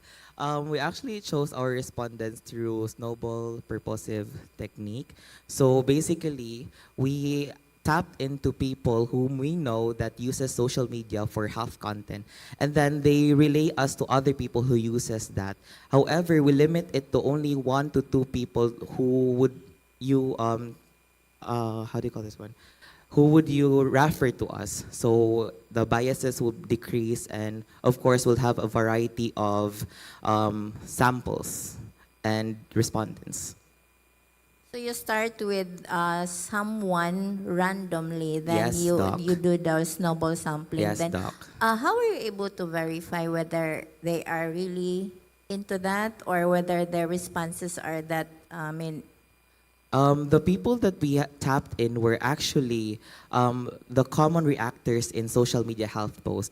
We messaged them online, and we also have face-to-face where we ask friends of friends and parents of classmates whom we interviewed, and with that we can know if they interact with health influencers online. okay, so I think that's the one that I missed in your paper. That context, how That did you choose your respondents so that we could picture out how the integrity of your data Okay. in that manner? Okay, thank Noted, you. Doc. Good afternoon. Good afternoon, Dr. Picarda. Congratulations for your study. Thank you, Doc. Okay, my concern is related to your methodology. Yes, Doc. Okay, there was a mention about coding process, right? Yes, Doc. Okay, can you tell us about the process that you went through in your qualitative part of the study? For example, intercoder reliability, what software did you use?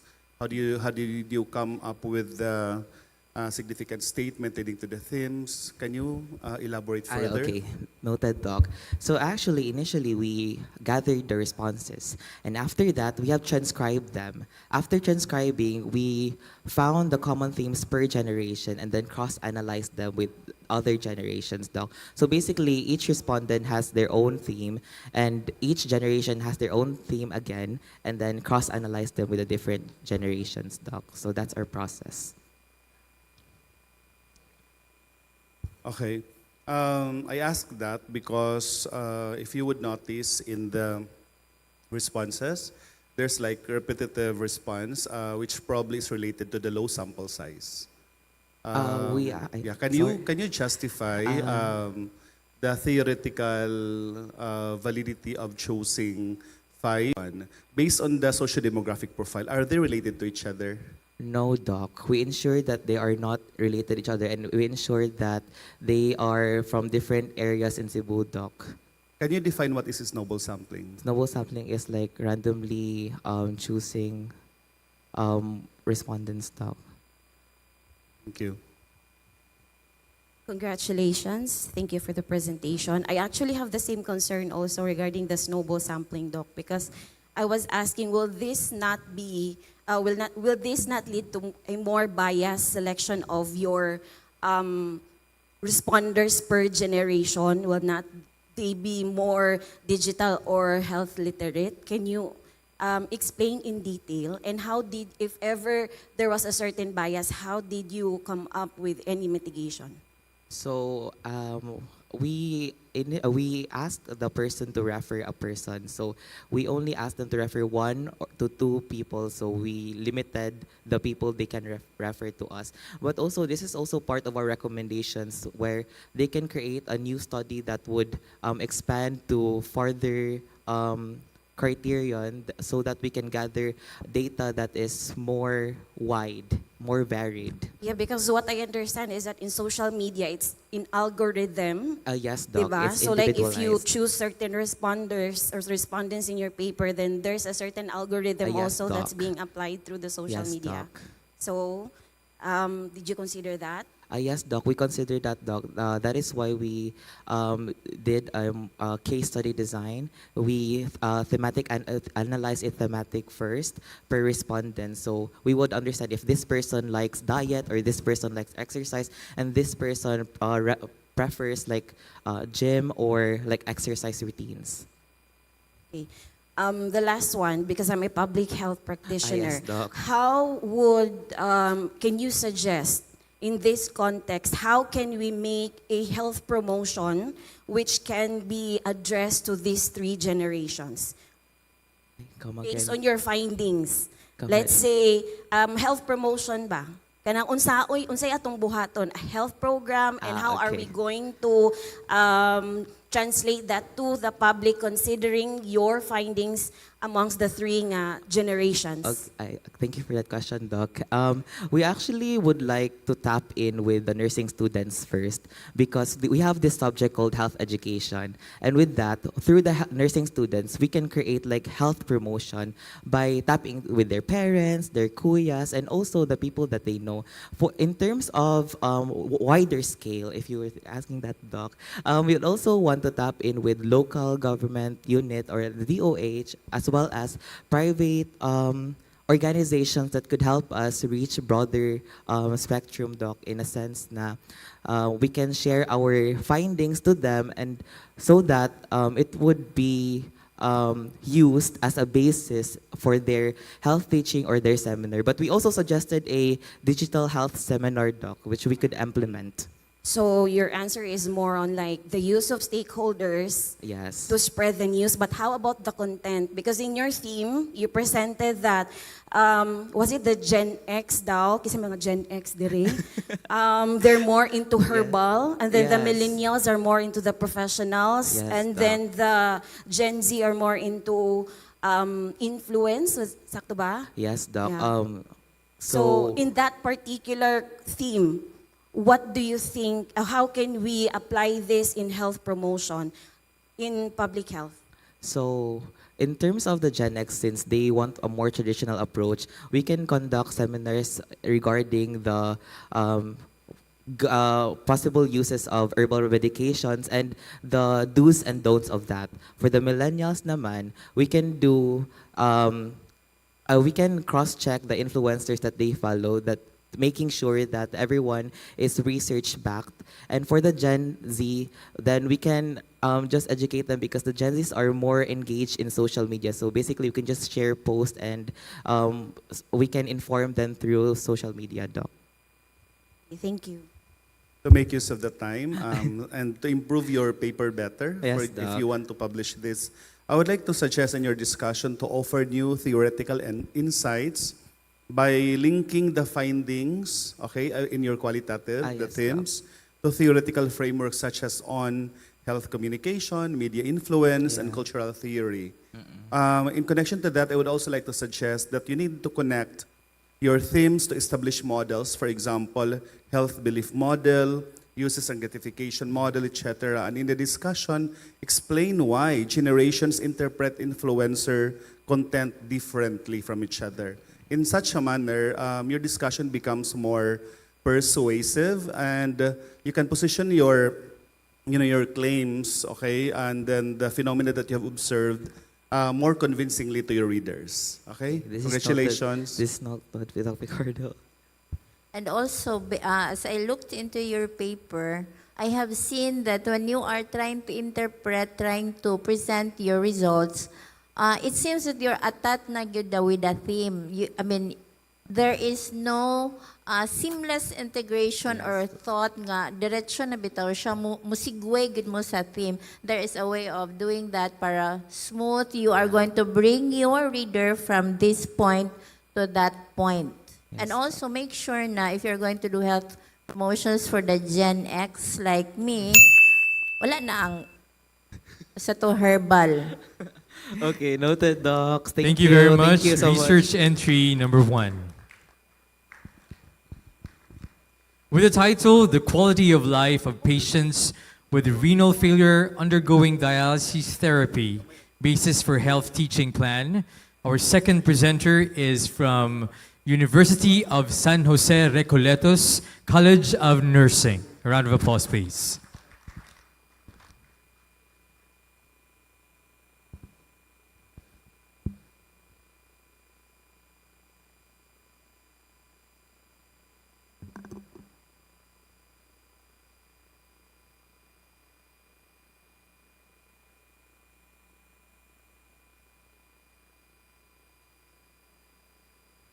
Mic test.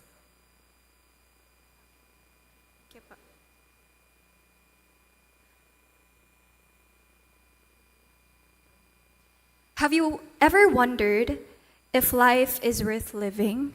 Have you ever wondered how's life being bought or being bound to a machine? Good afternoon, everyone. I'm Charlotte Villaseran from the University of San Jose Recoletos. On behalf of my co-authors, I will be presenting to you our research entitled The Quality of Life of Patients with Renal Failure Undergoing Dialysis Therapy Basis for Health Teaching Plan. So have we ever wondered how these dialysis patients have gone through a lot in their life? Have they even traveled freely? Have they even have a dip in the beach? Have they even eat the cravings that they want in the amount that they want? Or have they even tried to pursue the careers that they want? As we all know, living with a chronic illness is a journey of resilience. Yes, it does not only affect the physiologic status of our patients, but as well as it reshapes the lifestyle of our patients. It reshapes how they interact with other people. So many individuals living with chronic illness perceive a negative impact on their lives, according to Benkel et al. 2020. And statistics says that over the years, chronic kidney disease has been prevalent nowadays. In the USRD data system, it shows that during 2019, 62.8% are having chronic kidney disease and having hemodialysis treatment. And on 2022, it increased to 69%. So this data shows us that we need to put effort more with these patients. And in the Philippines, it shows that it is prevalent at 35.94%. And 94% of these patients are undergoing hemodialysis. 4% are having peritoneal dialysis, and 2% are having surgery. So as student nurses who are always in the clinical sites or in the hemodialysis unit, this serves as an opening eye for us that as student nurses, we should provide holistic care for our patients, not only in treatments, not only in their hemodialysis treatment. So this study aims to assess the lifestyle, the emotional well-being, as well as the psychological well-being of our patients, and this study would also like to integrate in this SDG 3, which is the good health and well-being. So for our statement of the problem, we are trying to specifically find if these patients have health practices in terms of their medication adherence, dialysis therapy, their dietary restrictions, lifestyle modifications, as well as the challenges based on the 4 domains related to these challenges. And for the correlation, is there a significance between the demographic profile and as well as the challenges and the health practices seen by these patients? So it is being grounded to the 3 influential nursing theories by Roy's adaptation model, Parsons' human becoming theory, and Peplow's interpersonal relations theory. Now, for our methodology, we use the descriptive correlational design, and this study was being conducted to 3 affiliated institutions of the University of San Jose Recoletos, namely the Healing Hand Center for Renal Dialysis, the Hospital Atma Ayo, and Perpetual Socorro Hospital. So this study comprises of 323 patients, and we used the stratified random technique to find the sampling population. We also used the modified quality of life or WHO quality of life breath survey tool as our research instrument, and we used this instrument in a face-to-face survey. So we did not only just provide the paper and allow the patients answer those papers, but as well as have the interview with them since these patients are having their treatment. So for the results and discussion, it has been seen that most patients are around 45 to 55 years old, but previous studies shows that most patients having hemodialysis treatments are around 60 to 70. So it shows that it's getting younger nowadays. And the educational level is around bachelor's degree and with a marital status of married. With the occupation that some of them are unemployed or retired, with a monthly income of 10,000 to 20,000. Some of them are parents, and most of them are having 6 to 7 years or 4 to 7 years in the dialysis unit. Moreover, most of them are having 3 times a week of dialysis treatment, and most of them are having hypertension. Now, for our data here, it shows that the most affected part of these patients are their dietary and fluid restrictions, and as well as their physical, psychological, and social relationship domain. So for our correlational study, it shows that in the age, the lifestyle modifications and general quality of life and physical domain affects greatly into some patients, as well as in the marital status with their with their dialysis therapy attendance and their educational level, occupation with other domains in the other domains and healthcare practices. For the conclusion, it has been seen that in these patients, in the demographic profiles of these patients, psychological and social relationship domains has greatly impact these patients. It has also been found that lifestyle modifications and dietary fluid restrictions have also been a problem to them. So as a recommendation, since this is basis of a health teaching plan, we would like to propose a renal wellness program through a health teaching plan, which is to propose researchers, those institutions that we tried to, with our research local, is to provide a renal wellness which stands for resilience, education, nutrition, adherence, and lifestyle. So our health teaching plan is not generalized, it is individualized, because as nurses, we will not just focus more on their physiologic needs, but as a holistic approach to these patients. And I would like to end this presentation with a quote: renal care is not measured in machines and medicines, but in moments of kindness and comfort to these patients. Thank you very much.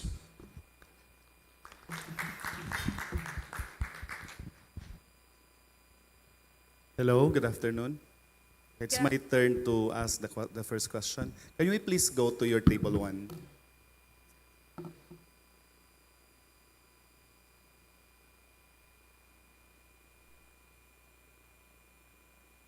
Okay, this one. Now, in your paper, there is not much discussion on diabetes, and that's actually row number 3, 4, 5, 6, 7, 6 and 7.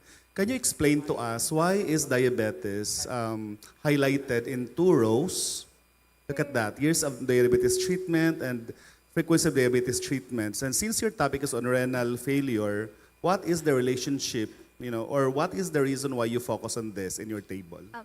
Actually, sir, that is a lap on our paper because that should be frequency of dialysis therapy. So it is a typo po on our paper. So that should be frequency of dialysis therapy po. So that would indicate in 1 week how many times would they go for the dialysis po. But also in the 25th percentile column, there's also 1 equals diabetes. Other comorbidities.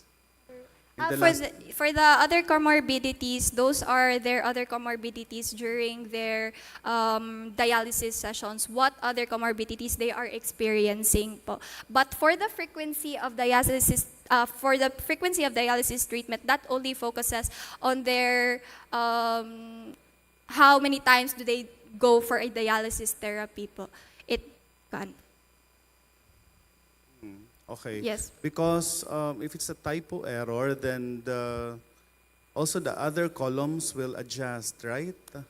So look at that. That's 6 months to 1 year. Like, if we're going to look at the frequency. Yeah, the year on the dialysis treatment. Yes po. I can see it. It is a typo. Yeah, it is a typo po. It shouldn't be diabetes, but dialysis. Years on dialysis treatment po. Yeah, exactly. Can we go to the other table, please? Next, please. Ayan o, diabetes pa rin, di ba? Yes po. We didn't have we overlooked the table po with the naming of the treatment po. But it is for really dialysis treatment po. Okay. Yes po. Sige. Considering that it's a type of error, Yes, I'm really sorry. It's okay. We will go to the other because our role as judge is Yes. to verify. Yes. Okay. It's So in your methodology, there's a mention about Cronbach's alpha of 0.998830, and then this is very, very high. Okay. This is rarely that you will see this very high Cronbach's alpha. Yes po. Okay. So can you explain this almost perfect Cronbach's alpha vis-a-vis the population or sample in the population that you have examined? Okay, so for our, as I've mentioned a while ago, we have the modified WHO quality of life tool. So we just modified it with a few questions just to add specifically in terms of the patients or the dialysis patients' preference. Like for example, for the physiologic domain, we just added if how they are feeling during the dialysis treatment. Have they be feeling any other symptoms aside from fatigue? Like that po. Okay. Now, in relation, you made mention about modification. I'm very particular with modification of the questionnaire. Okay, Can you po. tell us what did you do after you modified the two questionnaire? Yes, we did pilot testing po for our modified questionnaire. So before our title proposal, we were recommended to do a pilot testing with a modified questionnaire since there are a few questions being added, and we used 20 we tried to do a pilot testing with 20 respondents po. Did you perform construct validity? Come again, sir? Construct validity. Construct validity ensures that the instrument really measures the theoretical concept of quality of life and its domains. Did you perform construct validity? I haven't heard about construct validity po. Okay. Did you perform content validity? I didn't. We don't know about without content validity po. We just use the Cronbach Alpha's method of validating our modified research survey tool po. Okay. In the future that you will be modifying questionnaires, it is recommended in journals to perform contract validity. Okay because po. Cronbach Alpha can only measure reliability. Okay But po. for contract validity, you can perform factor analysis, for example. Content validity, you can perform expert panel interview and content validity index, or the CVI, and in which there's 0.80 or more indicates strong content validity. You need to perform all of this aside from the Cronbach's Alpha in such a way that you'll have that confidence that the modified questionnaire is truly useful for your particular study. Thank you, sir. That's Okay. a new knowledge for me. Thank you. Thank you for the Thank presentation you, and ma'am. congratulations. For the table one, I was actually looking at the income. Okay, 14, how many of, there were patients who did not disclose their income, right? Yes, ma'am. Because this is very important because we have HD patients or hemodialysis patients. We Yes. don't call it diabetes treatment or diabetes therapy, I'm okay? sorry po. So the technical term is a hemodialysis. So this is a particular social determinants of health which is very important for HD patients. Yes, ma'am. Okay, so if there were patients who did not disclose their income, and knowing that HD is very expensive, how did this influence the analysis of your result? Actually, ma'am, it was very difficult for us to really ask for them for their income because as we all know, income is a personal question, especially that they are patients. And most of the patients are having their treatment, so most of them are irritable. So we cannot really pursue. So what we just did is we just relied on the 25th percentile, which indicates most patients are having 10,000 to 20,000 of their income during their dialysis treatment, Pam. Okay, thank you for that. Another question. You mentioned 3 institutions. Was Yes, there ma'am. any significant differences among the 3 institutions? Actually, ma'am, for the 3 institutions, in our paper, there is specified each institution, we use the first table, just like the first table, we describe for each institution because we would like also to inform those institutions about their the patient's conditions po. That is our main purpose po, to inform those institutions about their patients as well. Last na lang regarding the program, Okay. because these are HD patients, they are sick patients. Yes, ma'am. Wellness program is a preventive program. if your patient is already very ill, that's Yes, not ma'am. considered as a wellness program already. Okay. So please tailor fit your recommendation Okay po. on your findings. Okay, Okay, ma'am. say thank you. Okay, thank you, ma'am. Okay, so if I may suggest for your presentation on your tables, for your table 1, it's very loaded. I'm sorry to say that. It's okay. You have a lot of numbers. I do not know what's the purpose of putting the codes. Is there any significance of putting the codes? Even if these are categorical answers, but you are still putting the code. So I think you should remove that. There is Okay, no ma'am. significance of putting codes. And also you have your figure 2. Yes, ma'am. What's the significance of having that results in figure 2? So it summarizes, because since we have the healthcare practices, we also have the other domains for the data we have. It summarizes all in all their mean scores po, because in each domain there are a lot of questions. It does not only focuses in one question po. So we tried to get the mean for those questions, and with that figure we will be able to show to you which of the domains are significantly it significantly impact those dialysis patients po. Putting it that way, or be that as it may, but I have not seen your interpretation and elaboration of your quality of life per domain. I would have wanted to see that these respondents are having this number of dialysis per week. The frequency of dialysis is 3 times per week. Their quality of life in terms of is diminished or low or high. So you are putting a lot of numbers, but those numbers are not the one that we are trying to see. And then last one, your recommendation is that renal program, and I think that is reactive, not proactive. You've mentioned that respondents or dialysis patients are getting younger. So this study, what can you do about this to lower this number of patients nga nagkabata? Yes po. That's what we want to see, rather than a rejoinder katong wellness program and all. Not reactive, but you should be proactive. Yes, ma'am. Thank you very much. Presenter number 2. To present a research entitled Primary Caregiver Burnout and Quality of Care in Older Clients with Chronic Illnesses in an Urban Barangay, help me welcome Cebu Technological University, Cebu City Medical Center College of Nursing. A round of applause, please.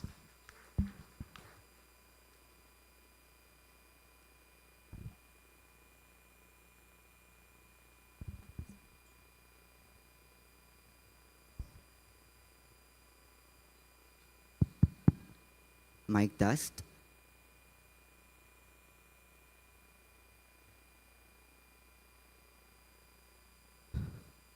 Imagine pouring from an empty cup. Every day, thousands of Filipinos wake up to take care of elderly clients with chronic illnesses. They do this out of love, out of duty, and out of utang na loob. But what happens when the one holding the cup finally runs dry? This is where caregiving meets burnout, and where the quality of care for older adults may be at risk. Good day, everyone. Ladies and gentlemen, I am Carlo Miguel Achina from CTU CCMC College of Nursing, and we are honored to present our study entitled Primary Caregiver Burnout and Quality of Care on Older Clients with Chronic Illnesses in an Urban Barangay. The Philippines is a family-centered society where caring for the elderly is usually the responsibilities of family members, reflecting the cultural values of utang na loob and bayanihan as explained by Lamado, Tan, and David. The World Health Organization projects that by 2050, the population of older people will double, intensifying the burden of families in resource-limited areas. According to Jurain and Zach, caregiver burnout is associated with exhaustion, emotional decline, and even cognitive decline. Similarly, Abreu has stated that burnout is associated with lapses in attention, medical delays, and even emotional detachment. Yet in the Philippines, where most caregiving is informal, this has remained underexplored. This gap inspired our study, aligning with the National Unified Health Research Agenda, prioritizing on the vulnerable population, especially on the older adults, and as well as the Sustainable Developmental Goal number 3, good health and well-being. With this, our study has been guided with 5 research questions. First, what are the demographic profiles of the participants in the urban barangay? Second, what is the level of quality of caregiver burnout among primary caregivers in the selected urban barangay? And third, what is the level of quality of care provided to the older adults in the selected urban barangay? And fourth, is there a significant relationship between the degree of burnout and quality of care? And lastly, what are the proposed interventions based on the findings of this study? We have employed a descriptive correlational design. With randomly selected caregiver elder pairs, burnout was assessed through the use of burnout assessment tool by Schofeli, and the quality of care was assessed through the use of QualCare scale by Phillips, Morrison, and Che, covering the 6 domains.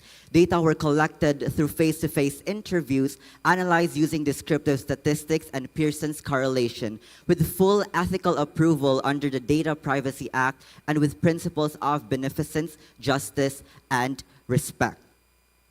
Looking at the demographics, majority of our caregivers were women at their mid-adult years, often married with at least a high school and college background. Now, looking at the older adults, majority of them were in the 60s to 70s, with women outnumbering the men. They were either married or widowed. These figures reflect what the community of caregiving in the urban barangay looks like: family-based, female-driven, and tied with generational ties. Now, our findings revealed 3 main points. First, the high levels of burnout were very much evident, and in fact, Jika, Khan, and Lawal showed similar results as ours. Our study showed that 75% of caregivers fell into the very high category, with mental distance and cognitive impairment scoring the highest. Second, the quality of care stayed consistently strong. Despite experiencing the burnout, caregivers still scored highly on all of the 6 domains, with the financial subscale, the rights to the respect for basic human rights, and as well as the psychological care, with medical and the physical care scoring slightly lower. Third, the relationship between the burnout and as well as the quality of care was insignificant. A study by Kin showed that exhaustion may have a slight positive link to psychological and right-based care, reflecting that the caregiver's determination to persevere despite the strain. Similarly, in our study, the high levels of burnout did not particularly lower the quality of care overall. In conclusion, the caregivers in Barangay Inayawan showed remarkable resilience. Despite experiencing strain and struggles, they still lifted and persevered. But we cannot expect them to continue pouring from an empty cup. Taking care of our caregivers, we're not only lifting their burden up, we're also preserving the dignity of our elderlies, passing on a legacy of compassion for their future generations to use. These highlights the urgent needs for interventions such as skills training, respite services, emotional support, and accessible healthcare, not only for the elderly, but as well as for the caregivers. With that, thank you and God bless. Thank you. Thank you for that presentation and congratulations. Can you explain further your very striking finding regarding the coexistence of high burnout and high quality of care? What's the possible explanation? Hello. Sorry, miss. Excuse me. Okay. For that question, Doc, is that in our study, Doc, the Filipinos showed these cultural values of utang na loob and bayanihan. Majority of these are the moral duty or the obligation of Filipinos to continue on taking care of elderly or taking care of their families despite the heavy responsibility as they see or perceive this type of situation as their moral obligation to help their families. So with that, our study believes that the high levels of burnout and the high levels of quality of care is a reflection of this moral obligation of the Filipinos. Okay. I think you are referring to social desirability bias. You have that actually in family medicine because of the, utang na loob. But don't you think that it's because of that social desirability bias that they are reluctant to report poor quality of care, that because this is my patient, this is my family member, I am reluctant to say I'm giving a poor quality of care to my family member. And how did you design your study to mitigate this particular bias? I would like to clarify, Doc, that the one answering the quality of care were the elderlies themselves. So the one answering The recipient of the care, Doc. So the care, not the caregiver. yes, Doc. The one answering the burnout were the caregivers, and then the one answering the quality of care were the elderlies. So in that way, Doc, the caregivers showed high levels of burnout as they answered honestly our questionnaire, while the elderlies answered as well the other question, the qual care scale, which resulted to this result, Doc.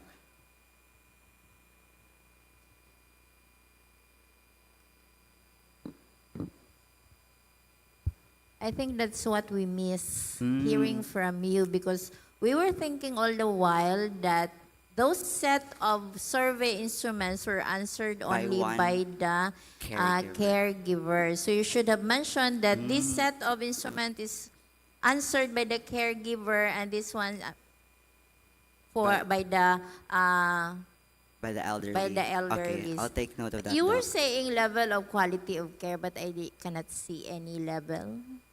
For the Can you go back to your slides? Because I would have wanted to see the level, but there is none. You just mentioned level, but there is no leveling, whether how high is high and how low is low. Oh, okay, Doc.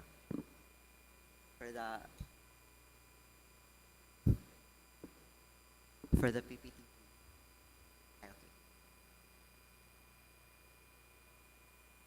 And you have presented the mean in terms of bar graph. Yes, Doc. Why do you have to present the mean in terms of bar graph? And I would have wanted to see how many of these caregivers have this level of burnout. You have not seen. There is only one way table. We could not even see are they really this burnout? And then, how old are those nga burnout na gid siya? Okay, if you are going to present, go back to the first one. If you are going to present it that way, then your recommendation would have been tailored fit to this set of caregivers nga ang mga tiguang-guwang na, mao ni ilahang problema, so we have to look into this one, mao ni atong recommendation, and then kadtong mga bata-bata pa mao ni atong recommendation. In that way, your recommendation is not one-shot deal. It's going to be, addressing all those concerns. Okay, that's all. Thank you, Doc. My question is related to, although you made mention a while ago regarding the gap, right? I mean, in the knowledge gap of your study, since your study was situated in a single barangay, Barangay Inayawan, can you tell us a specific scenario or phenomena which you observe in Barangay Inayawan that is worth pursuing? And after answering that question, tell us about the generalizability of your conclusion such that your findings will be useful at the global scale. Okay, Doc. So firstly, Doc, personally, from our school, we've conducted our RLE duty in Barangay Inayawan. This allowed us to personally see and be in contact with the elderly people for our gerontological care. And this has inspired us to pursue this sort of research, for this research. And then for your second question, Doc, I would like to clarify again, what was your second question? Okay, my second question is, when you conclude, right, it's actually like, sorry, encompassing, addressing your major research question, but seeing to it that the findings will be useful for other readers, like not just in Inayawan per se. Okay. So how can your findings be useful or be relatable by other places or caregivers, for example, who are experiencing the same, experiences? I think, Doc, that our findings from our research is quite unique since majority of the related literature and related studies that we have found out, the burnout has actually diminished the quality of care provided. So with our study showing the high results of quality of care, I think that this allows us to open more opportunities for studies to be conducted that encompasses the locale or the environment of the Philippines. So with this said, sir, it can help us more in terms of understanding why burnout does not necessarily affect or does not directly affect the quality of care when it comes to the local or when it comes to the Filipinos.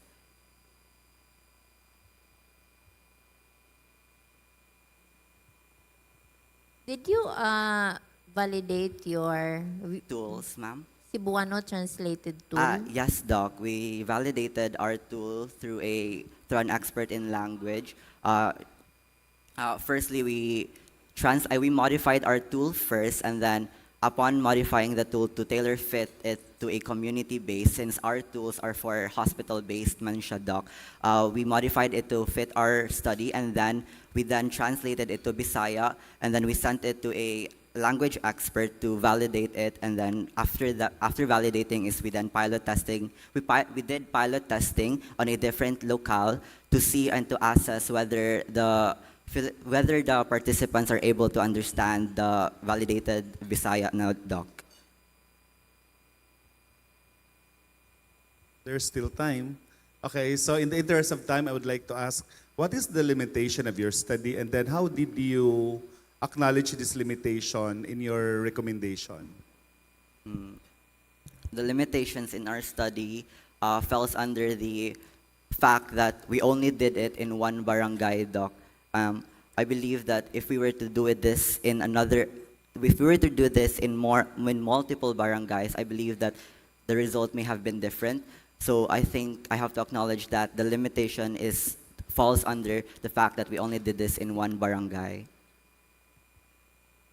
I would suggest that for your results to be presented and understood well by the audience, I would like you to do a two-way table so that in a way you could see the level of burnout for these caregivers, whether it's because you have there, how many domains was that? 5, Doc, for 5 the domains. burnout. So this domain, specific domain, how many of the female respondents or the male respondents have low level or high level of burnout? How many? So that, as I have mentioned earlier, it's going to be tailor fit, not Taylor Swift. No? So Okay, maragi Doc. siya Taylor Swift, inyo rin siyang gidali-dali. But then, when you are going to present your data, you should make sure that you yourselves can understand it well. Okay, Doc. That is noted, Doc. Thank you. All right. I guess we don't have questions from our panel. Any final words from our presenter? I would like to take this opportunity to say thanks for granting me the opportunity to stand in front of everyone. And I would like to acknowledge my research members who aren't here because of class. I'm sorry, I apologize. That is all. Thank you. Thank you very much. Research entry number 3. To present to us the next entry with the research title, Comparing the Mental and Emotional Well-Being of Geriatric Patients in Home-Based Care versus Residential Aged Care Facilities. Please welcome with a round of applause, University of San Jose Recoletos College of Nursing. Come on, we can do better than that. A round of applause, please. Thank you.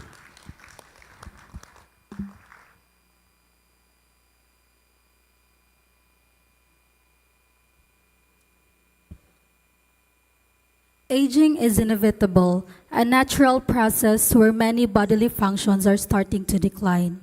Good afternoon, each and everyone. I am Lexi Kyle Dacayana, and I am a student nurse from the University of San Jose Recoletos.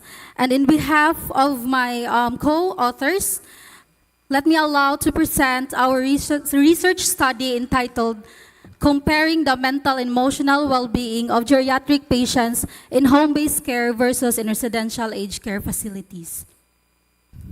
So, according to the World Health Organization, by the year 2050, the population of older adults ages 60 and above is projected to increase by 20%. This highlights a growing need for long-term care.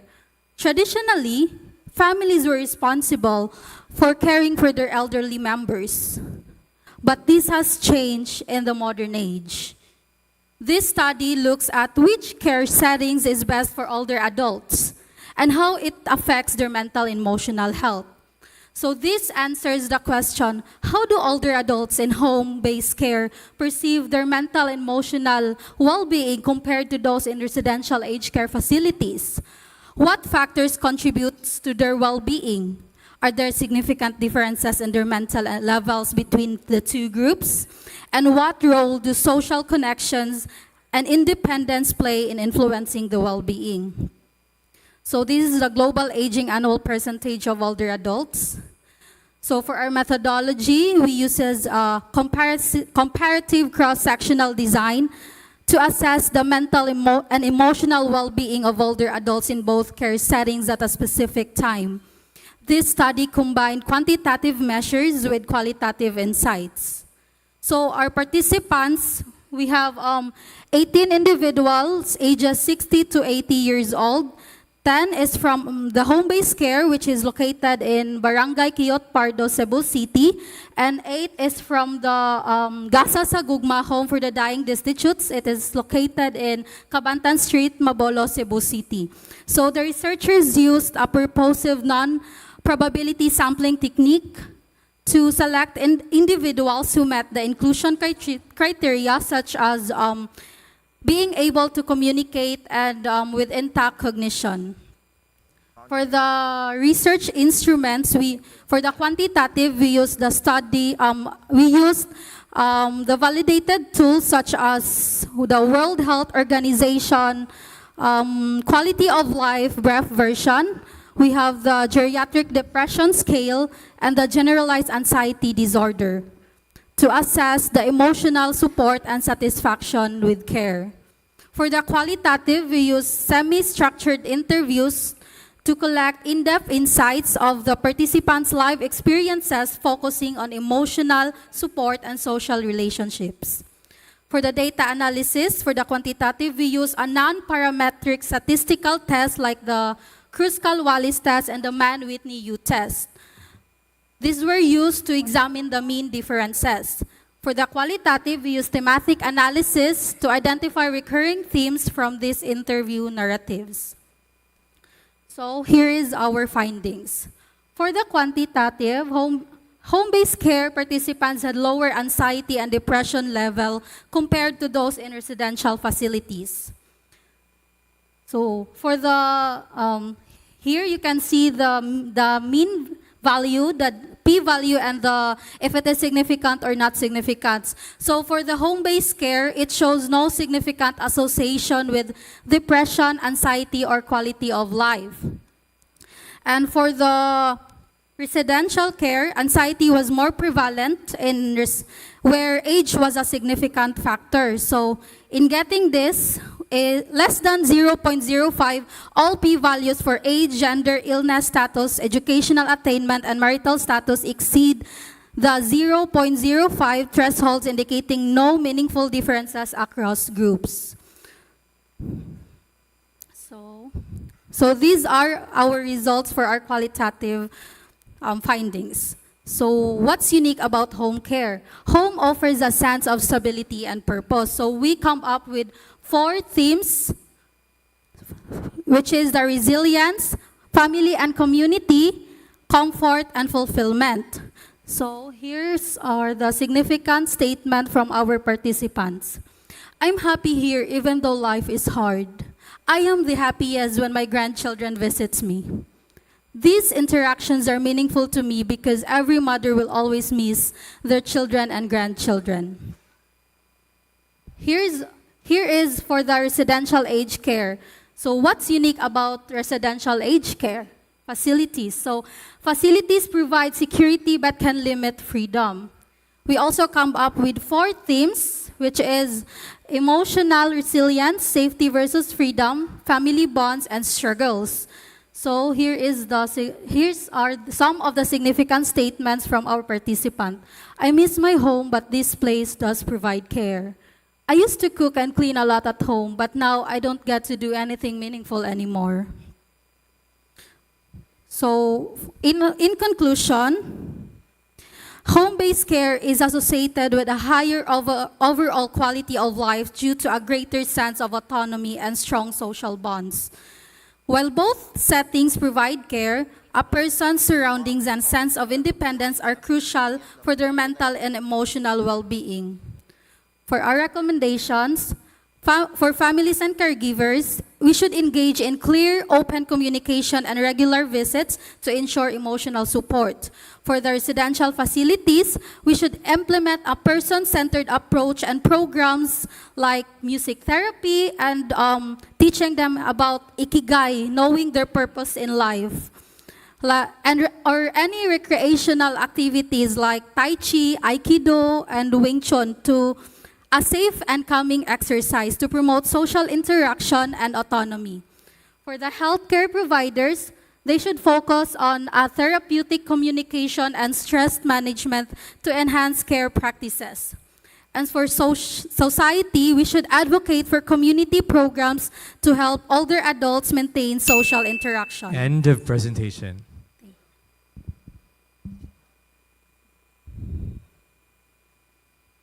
Good afternoon, Lexi. Good afternoon, Congratulations to your team for coming up with this study. Now, Thank you, Doc. I'm curious about the use of non-parametric test, right? You mentioned about Kruskal-Wallis test, right? Yes, Doc. Okay, prior to using Kruskal-Wallis, of course, in the conceptualization of the study, may I ask, what is your null hypothesis? For our null hypothesis, Doc, there is no so for our null hypothesis, there is no correlation between the emotional well-being and mental well-being of older adult in both care settings, Doc. So you're trying to say that Kruskal-Wallis can determine correlation? It is a comparative study po, Doc. Okay. So you have to make sure, okay, when are you going to employ Kruskal-Wallis? When are you going to say that you did a correlation study? Okay. According to that po, Doc, is our statistician, we deliver our results to the statistician, and he give us the results regarding to that po.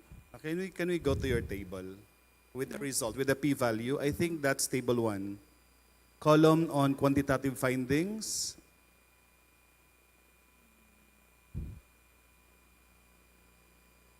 Yeah. In the paper, it's table 1. Is this? It's different, yeah. We did not include table 1 in the PPT po, Doc. It's the demographic profile of our participants. Okay, so if the remarks are not significant, what does it mean in relation to the research question that you ask? Look at the table. With the 5 domains and then the remarks are not significant based on the p-value, what does it mean with regards to the research question that you ask? It regards for that, Doc, is it shows that no significant association for that depression, anxiety, and quality of life for the home-based care, and there is while for the residential, it shows a key factor which is kanang anxiety.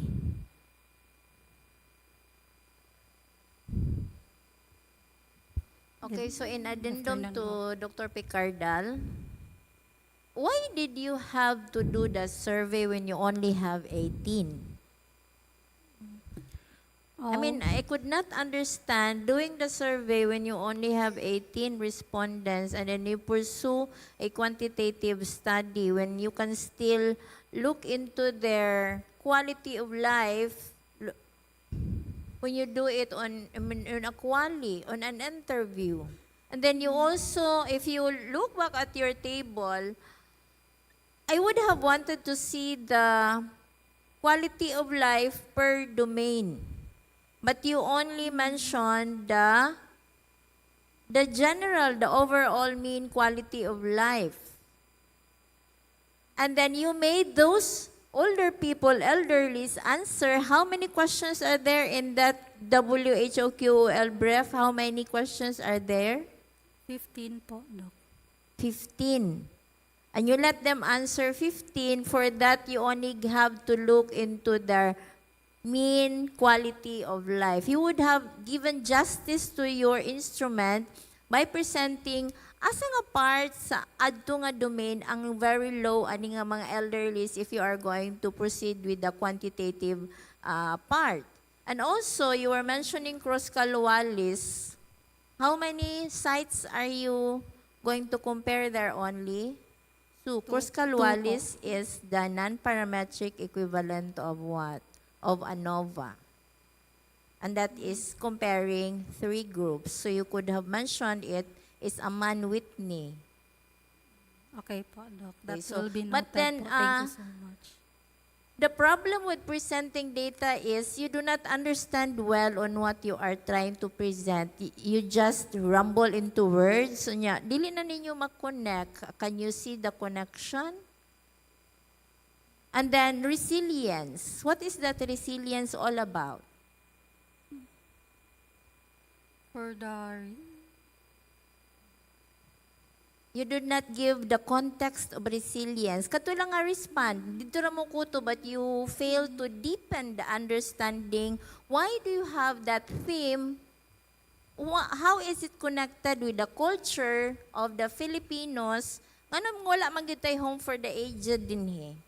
Because of our family values and culture. And until now na nag-start pero gamay ra gyud siya, you would have delved into that so that kuan bitaw siya, ang imuhang study maskin gamay lang pero bugat, masindot siyang paminaw na siya istorya. Because when you do research, you are trying to tell a story. Dili lang na siya in terms of numbers and in terms of that there is a story that you want to tell to your audience. Okay, thank you so much, Doc. Thank you and congratulations on your presentation. And on that note, just a follow-up question.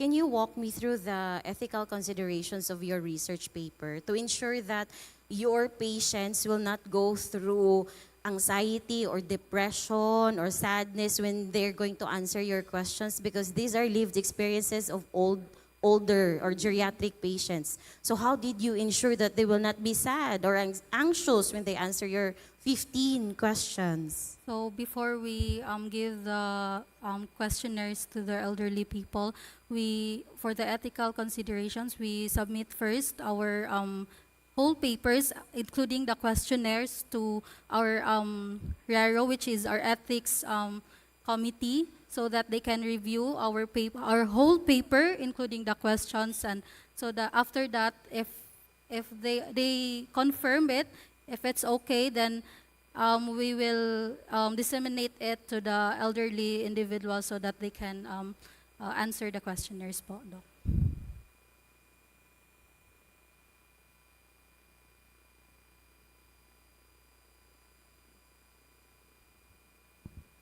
Thank All you right. so much, Doc. No more questions from the panel. Do you have any final words or message, Ms. Presenter?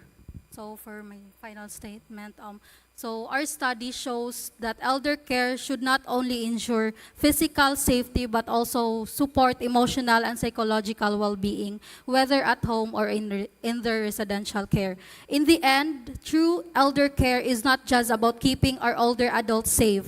It's about helping them live with dignity, independence, and emotional well-being wherever they may be. Thank you and God bless. Thank you very much. Presenter number 4. Our second to the last presenter will present a research entitled From Uncertainty to Advocacy, the Transformative Journey of Cebuano Gay Men with Acquired Immunodeficiency Syndrome. To be presented by Cebu Technological University, Cebu City Medical Center College of Nursing. A resounding applause, please.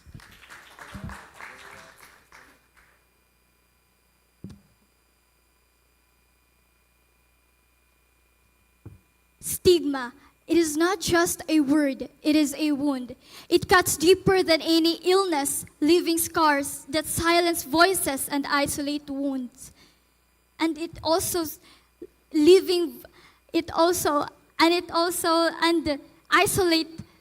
isolate the souls. These words echo the reality of many Cebuano gay men with acquired immunodeficiency syndrome. Behind every diagnosis lies not only a medical condition, but also a story of fear, resilience, and transformation.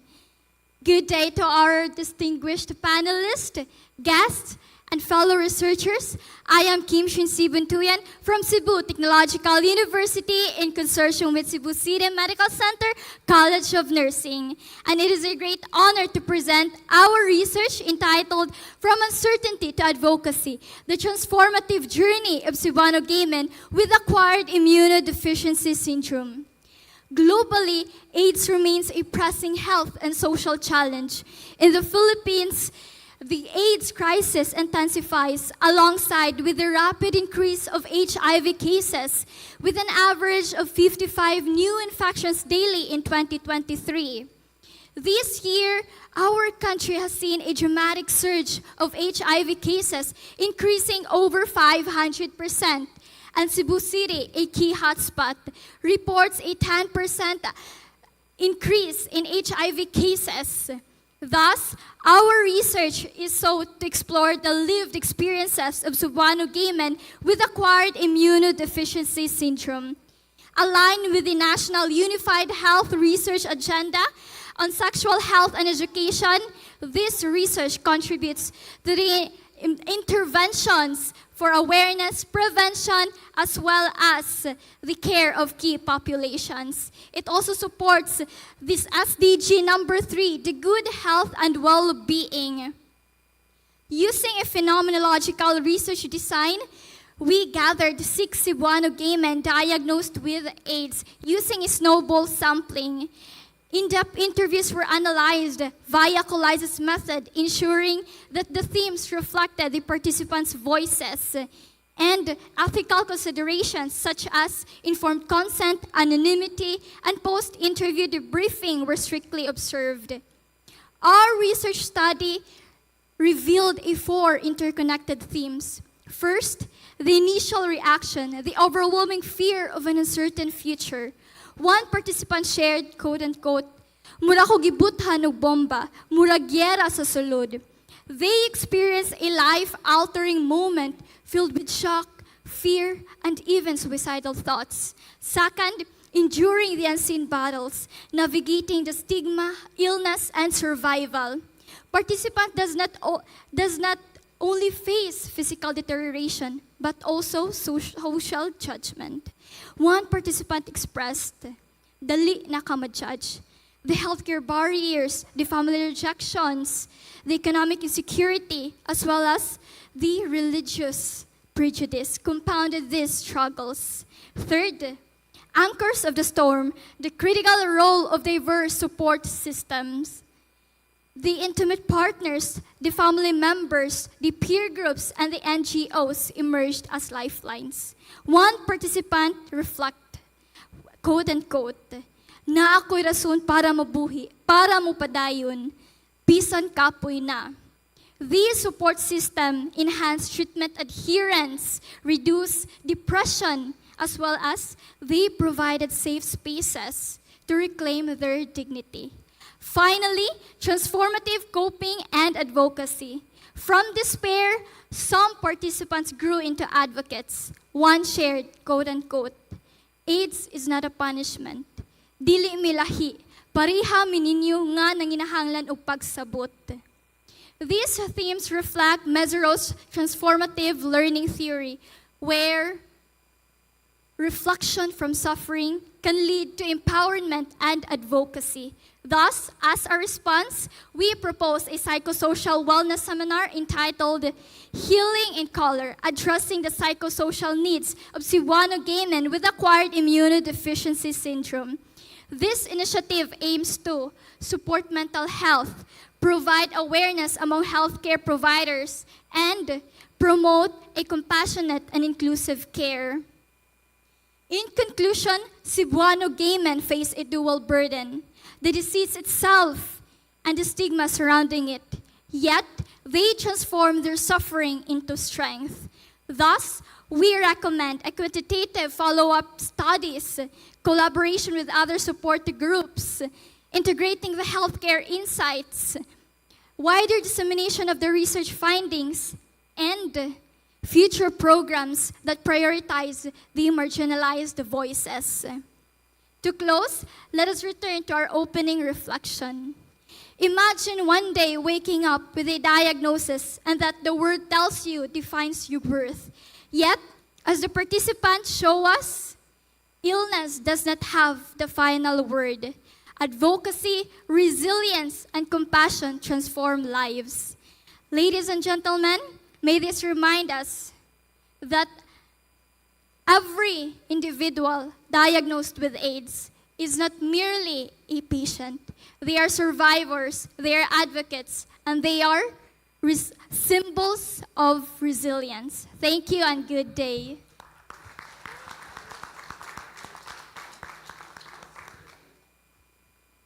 Thank you. Thank you for that presentation. I have two questions. Number one is, are you or any of the members of your team aware of the proper nomenclature of these patients? AIDS is a diagnosis that we give to patients with advanced HIV infection. Okay, so are you aware of the proper nomenclature of these patients? Number two, can you walk me through in detail what did you do during the interview that you ensure that you were being discreet and you lessen the probability that you are causing anxiety, or because you were asking traumatizing questions? Okay, so how did you design your study to address this potential risk to the patients? So those two important questions.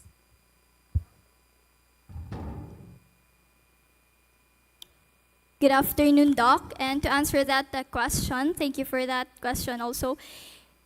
First, Doc, is we approach a community-based support group called Love Yourself. They are a treatment hub and also an advocate for AIDS and HIV awareness. And then we submitted a transmittal letter, and once approved, they gave us a way to conduct an interview also to the participants, and they are the ones who contacted those participants, Doc, and after weeks, and some participants agreed to conduct an interview, and then we adhere to the ethical standards through informed consent and explaining to them the objectives and the purpose of the study. And they gave us the love, and the participants suggested to conduct the interview in the Love Yourself Center. And the Love Yourself Support Group Center gave us a separate room to conduct the interview. And the interview were conducted through audio recording, and we ensured that the audio recording will be deleted once the research will be done. And then we gave a informed consent, also signed informed consent or waiver to the participants or the non-disclosure agreement also, Doc. And also, we avoided the languages that can trigger the emotions of the patients also, Doc. What was your last? We avoided any languages also, Doc. We explained to them again the purpose and the objectives of our study. Okay. For the proper nomenclature, are you aware? Yes, Doc. And then, do you know what it is? And okay, these patients, we don't call them gay men with AIDS. We yes, call Doc. them PLHIV. People living Please, with the... I'm seeing a lot of stigmatizing terms in your paper. Okay. Okay? So please revise that one. Regarding your NDA, were you the ones who signed the NDA or the patients? The patients, Doc. How about you guys? I also asked, Doc, the researchers, Doc. Okay. Yeah, and in clarification lang, Doc, in our tools, Doc, questionnaires, so we validated it through a psychometrician, Doc, and as well as the translation for the questionnaires into Bisaya, we contacted or reached out to a mother tongue expert, an elementary school teacher, to validate our translation, Doc, for Bisaya. Okay, good afternoon. Good afternoon, Congratulations for coming up with this very timely study. Yes. May I ask the age range of your, how do you call that one? The participants. The participants, the age range, Doc, is 27 to 34 years old, Doc, based on the gathered participants, Doc, and they have a diverse employment, Doc. Okay. Diverse jobs. So they were selected based on snowball sampling, right? Yes, Doc. Okay. So likely the first person who identified the second person, likely they belong to the same age category, right? I Yes. mean the range of the age. Now, as a researcher, how will you account or how will you address variation in the opinion according to the age level? Because we know that there are also HIV people living with HIV. Is that correct, Doc? Okay. PLHIV who belong to the upper age bracket. So, in what way are you going to address the limitation in terms of the information that you missed because you did not include those age range? How will you address that in your study? In addressing that, Doc, I think we should give a questionnaire that is fit to the age range of that participant, Doc.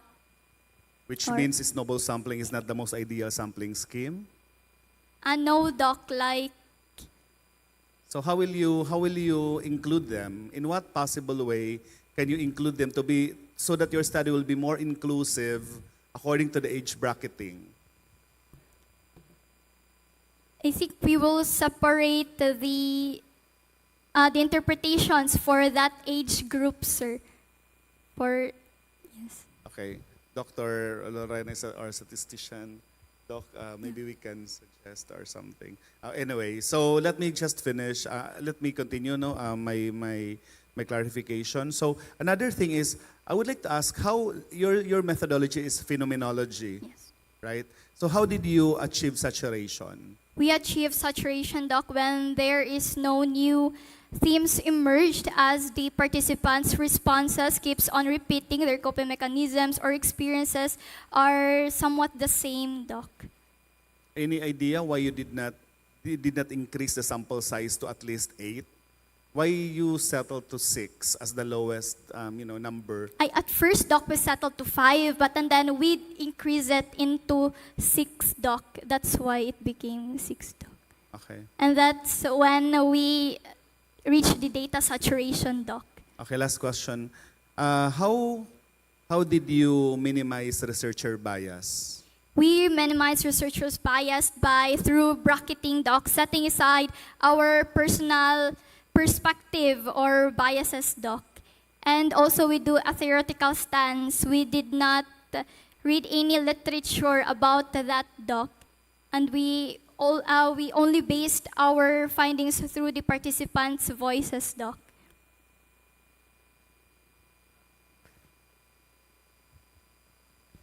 Who did the interview? Our group mates did the interview, Doc. All the members, Doc. All the members. The There are three only, members. only one participant, then you did all of you. How many are you in your group? In the room, Doc, we have 5 members, and then the 3 were the ones who interviewed the participants. So all of you take turns in asking questions to the 3 PLHIVs? No, Doc. Only the 3 members, Doc. This is to ensure confidentiality of the patient, Doc. The 3? Oh, the 3 of the 5, that's what you mean? Yes, Doc. Who moderates? Doc? Who's the moderator? The moderator of our group, Doc, is our leader, Doc. The one Then who interviewed the conduct The patients. moderator and the interviewer at the same time? Yes, Doc. I mean, that's not the case. The moderator is a moderator. That's the role of the moderator. To moderate, nga dili na lang magpataka og answer, iyato siyang i-guide ba? So, if that is the case, that your leader being the moderator and also the interviewer, then who guides now? Who put a stop? Nagpataka na lang to siya. Maybe that's why you have until 5, niya marag thinking ninyo nga nagbalik-balik na iyang responses. The other members, Doc, which is the 3rd in the group, Doc. Did you have any professional with you in case you have found something na naa siya'y marag trauma or naa siya'y problema emotionally, anxiety? We have a conduct professional beside us, Doc. That is a worker, Doc, under the Love Yourself, Doc. Kaya akong tanaw, no, daghan ko kaayo mo nga naa sa room, plus tulo lang to sila. So what would happen then? Maybe, where is the confidentiality? Daghan kong naminaw. If you are that PLHIV, would you tell daghan kayong naminaw? Nga ingon ana, I mean, mo siguro nga gamay ra ni saturate na, kadili na sila ganahan nga mo answer. Haven't that come across your mind? Kadili na sila ganahang mo answer? And then what made you do that? They are older na, di ba? Yes, So they would become, how long are they being that PLHIV diagnosed?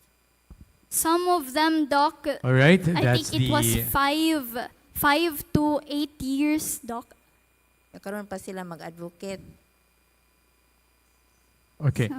Thank you very much, our research presenter number 5.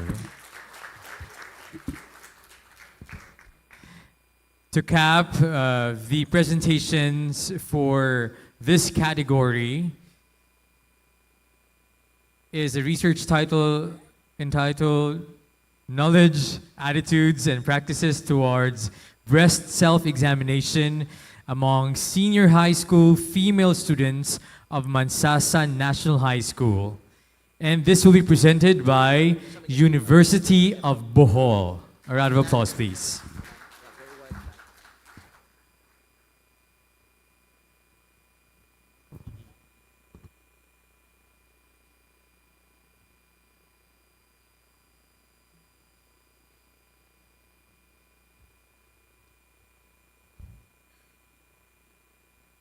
Mic test.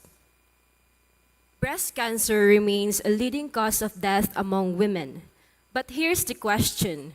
If there is a free, simple, and life-saving tool called breast self-examination, why are so few actually doing it?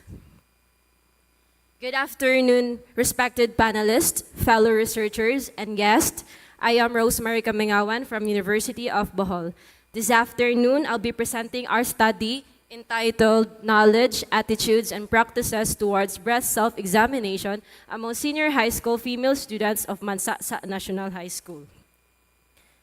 Breast cancer remains a global health threat with 2.3 million new cases and 685,000 deaths recorded in 2020. It accounts for nearly 1/4 of all cancers among women. In the Philippines, it remains among the top 3 cancers with rising cases among women under 40. Breast self-examination, or BSE, is an effective early detection method In fact, many women first detect breast abnormalities in their breast through BSE. Despite these advantages, research indicates that awareness and practice of BSE remain low among adolescents. This is concerning as recent findings have shown an aggressive rise in breast cancer cases among women aged 15 to 29 years. National guidelines recommended to start age BSE at 18, making senior high school an ideal period to start preventive health habits. However, there is a notable lack of local research focusing on this specific age group. These gaps led us to conduct the study.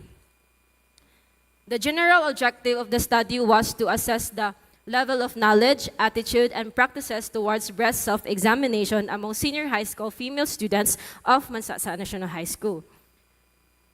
This quantitative design study employed a descriptive correlational design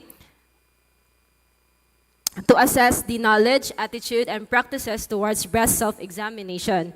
The research was conducted at Mandaue National High School in Tagbilaran City, Bohol. Using a stratified random sampling, we included a total of 109 female senior high school students from the UMS and TVL, specifically those enrolled in grades 11 and 12.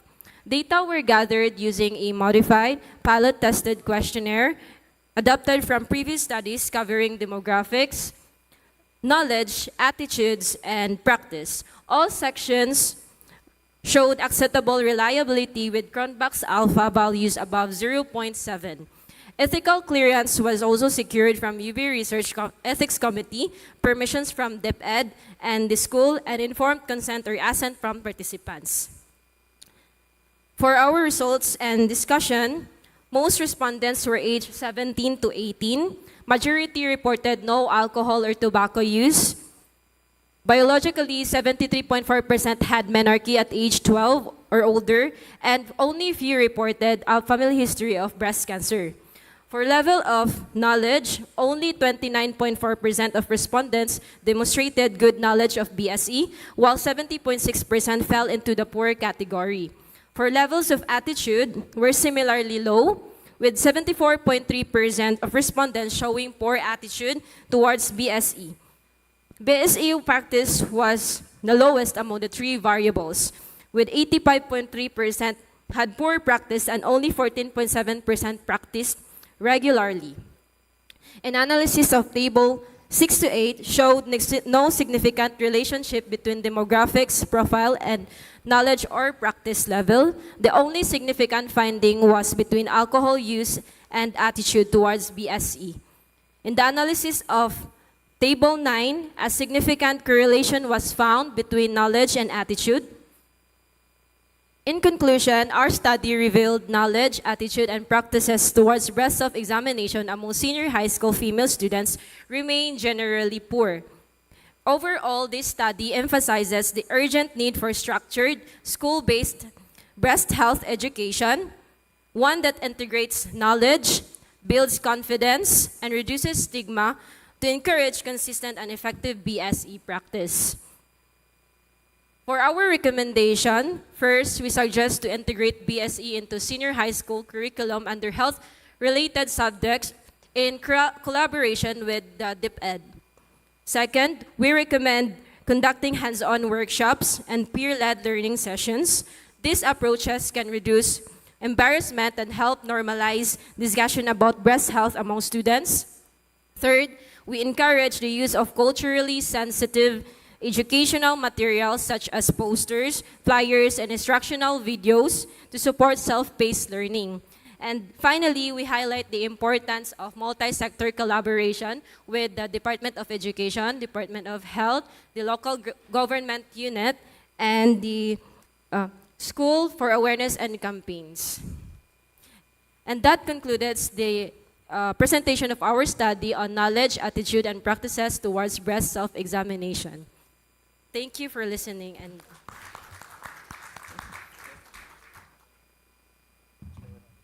good afternoon. Good afternoon. Congratulations for coming up with this study. This is in Bohol, right? Yes, sir. Okay.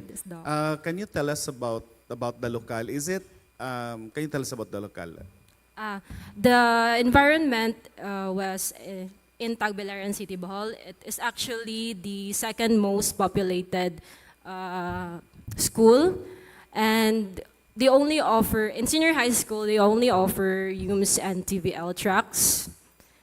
And yes. Okay, so with that description, I would like to ask, is there any previous incident or data gathered by your school nurse, for example, that relates to the necessity or the urgency to determine, how many, they need to learn how to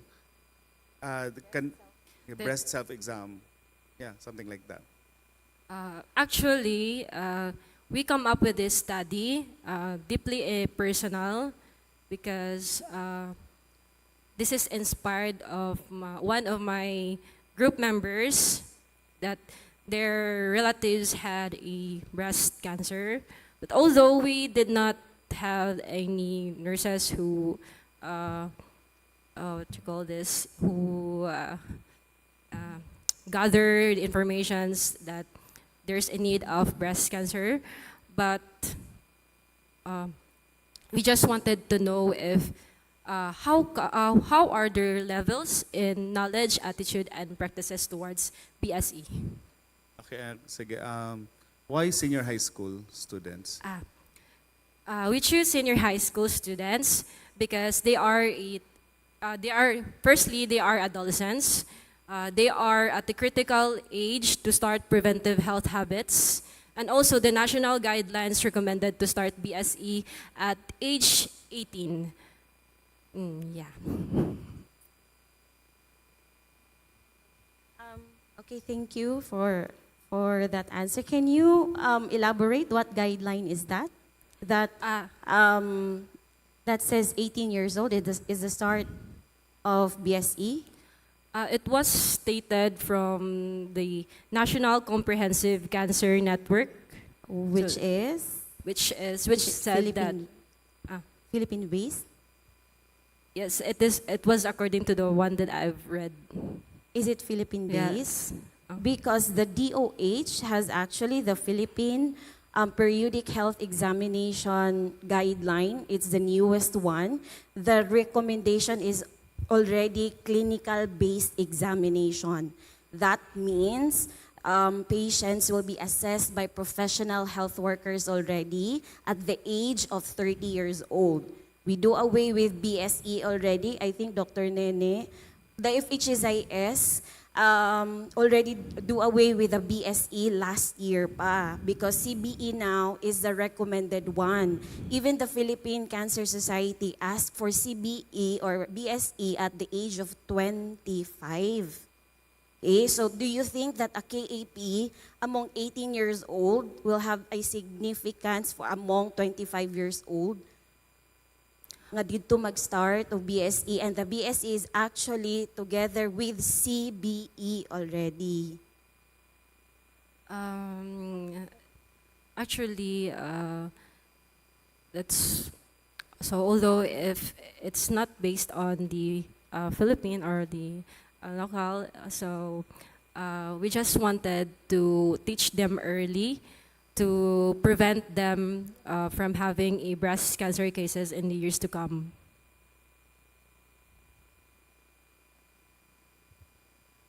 So there is a disconnect now. You have not seen the DOH mandate. You have not come to the school and looked into their curriculum, whether it's part of their science curriculum, part of the health education. We actually look at the DOH, but it says that it was actually tackled on grade 7 only, but we're not integrated in the senior high school curriculum. It was not integrated in the senior high. Have you seen the senior high school curriculum? Why did you say that sweeping conclusion that it's not part of the senior high school curriculum when you haven't seen one?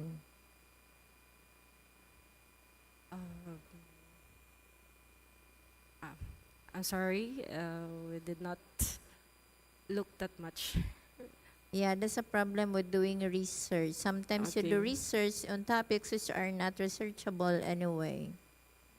You failed to look into other sources of information that would help you craft your research better. So this one, there is a new mandate on the DOH regarding the BSE, but still you failed to look into that, and you use the literature not coming from the Philippines. Okay. Okay, ma'am.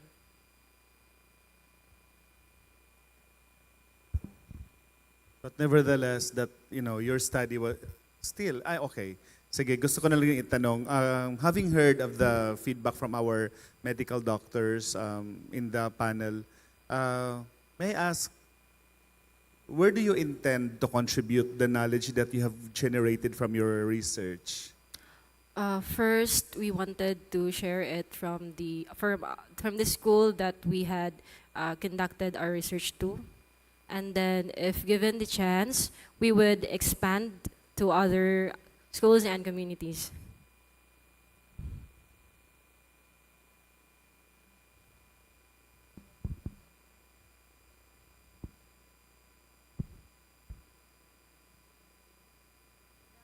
Naa siya, Dok, naay significance ng BSE, but 25 years old na ka. And kuyog jud siya with CBE.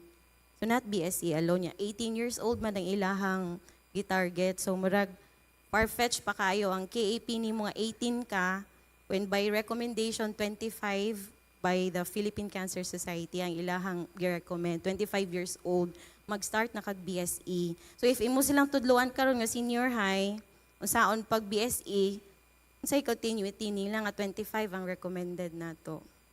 Na siya. They're growing pa manggod this kids. Anyway, it's okay. Okay. Thank you. All right. I guess we don't have any questions from the panel. Do you have any final words, Ms. Presenter? Anything you want to share to everyone? Still have 2 minutes more.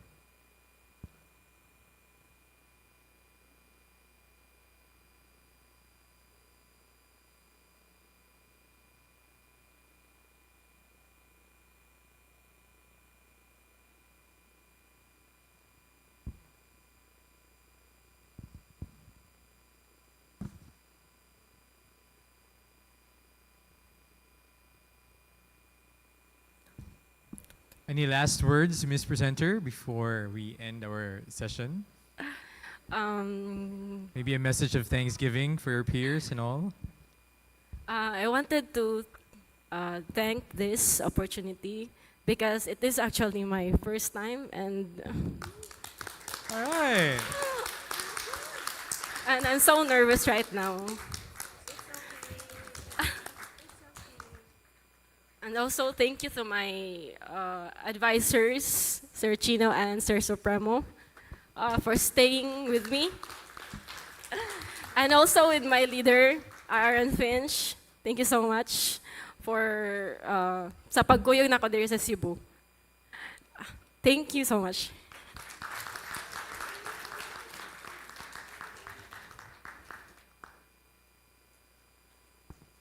That's all?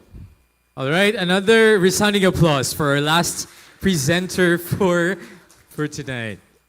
Tonight, ano ka, alas 6 naman. Are you guys hungry already? Yes, don't worry, food is coming anytime soon. And again, a big round of applause for all our presenters today. Grabe gyud kayo ka makadugo. Madugo jud kayo sa nato ang afternoon, no? But I'm sure that one way or another we have learned something from our presenters and also from the advices of our judges. At this juncture, we would also like to honor our judges for their expertise and for helping us evaluate the research presentations for this category. And so we'd like to request our beloved judges to please be on stage. Dr. Heisi Famor Ramos, Dr. J.P. Picardal, and Dr. Liza Lorena C. Hala for the presentation of the Certificate of Appreciation. And to present, I'd like to call on Dr. Jonathan Neil V. Erasmo, Dr. Florante Trinidad, and Dr. Eugenia Mercedes Canial to present the certificates and the tokens.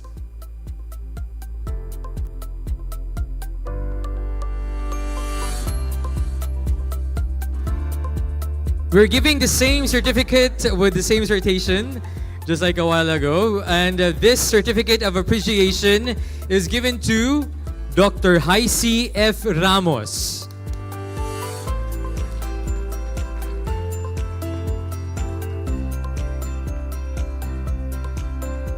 We also have the same certificate for Dr. J.P. Picardal. And last but definitely not the least, for Dr. Liza Lorena C. Hala.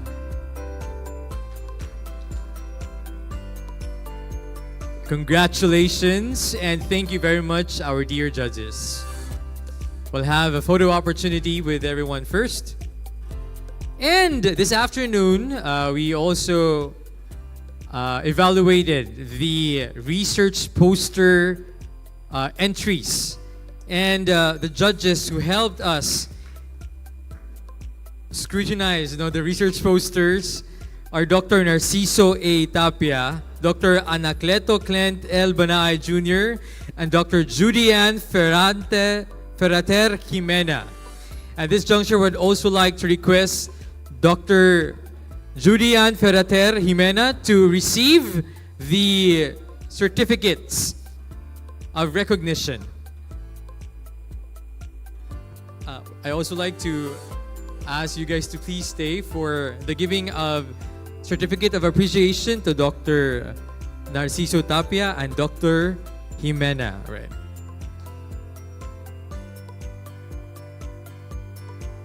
Certificate of appreciation is given to Dr. Judian F. Jimena as judge of our research poster competition.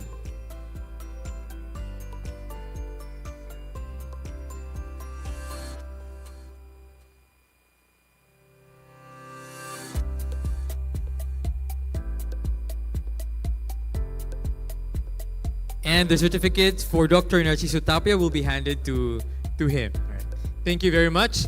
Maybe you want to stay here because at this juncture, we are now giving our recognition to all participating institutions and partners and schools of today's event. And at this juncture, we'd also like to invite Dr. Juanito Zuazola and Dr. Emilu Jane Diaz to hand over the certificate of appreciation for all our participating institutions. A round of applause for them, please. Certificate of appreciation and participation is awarded to Cebu Normal University, Vicente Soto Memorial Medical Center, College of Medicine, Cebu Institute of Technology University, Cebu Doctors University,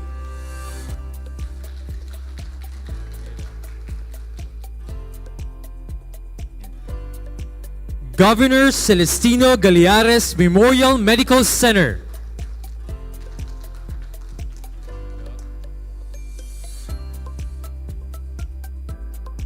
Chonghua Hospital,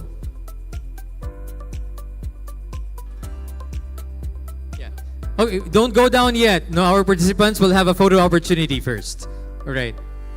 And last but definitely not the least for this batch, Cebu Technological University in partnership with Cebu City Medical Center, College of Nursing.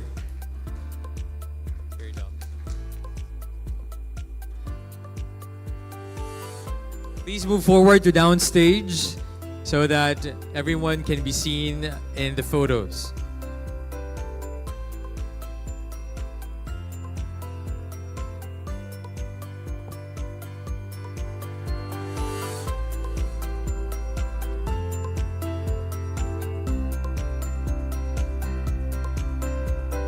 Thank you very much. Now for our second batch of participants, we have Gulyas College of Medicine Incorporated. MHAM College Incorporated.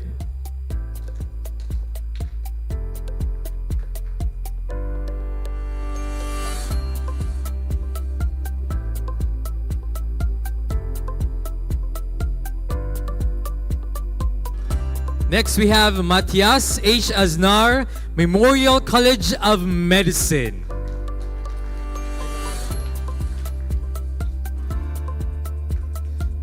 Philippine Science High School, Central Visayas Campus.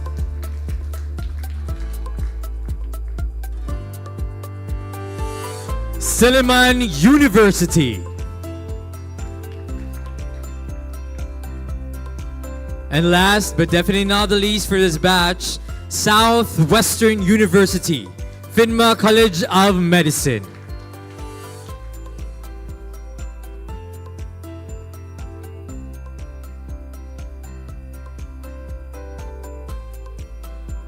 Yes, please come on stage. Thank you very much.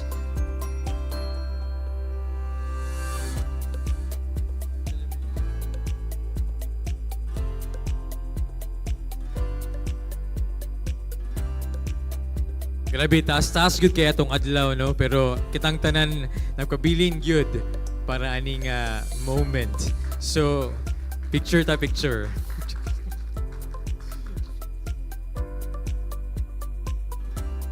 All right, thank you very much, guys. Thank you. Next, we have the third batch from Southwestern University, FINMA.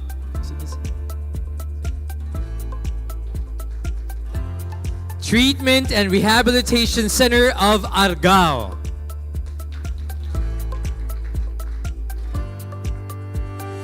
University of Bohol.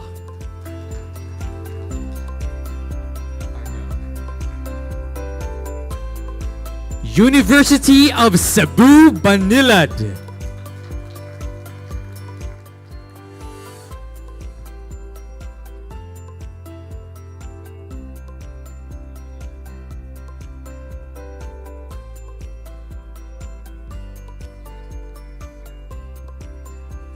University of Cebu College of Medicine.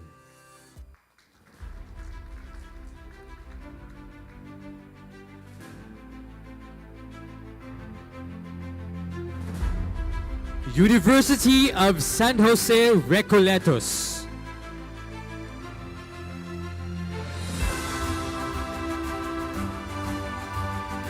And last, for this batch,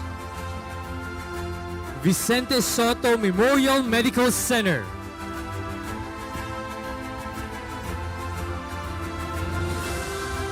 Next, we have Visayas Med Hospital, Cebu.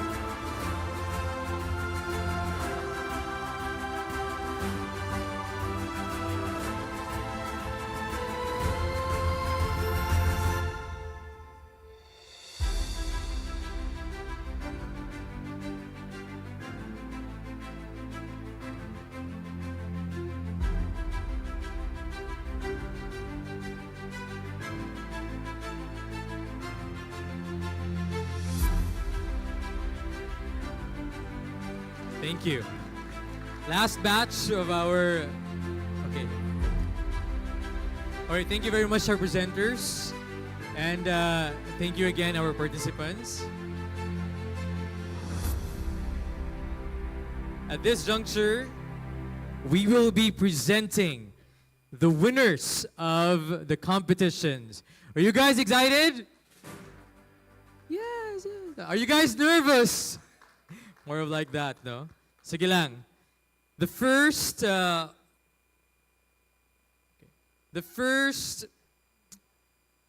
winners that we'll be announcing are the winners of the research poster presentation senior high category.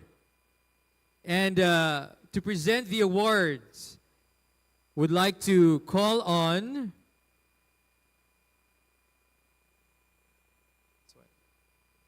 Dr. Jonathan Neil V. Erasmo again, right? Dr. Florante Trinidad and Dr. Eugenia Mercedes Cañal.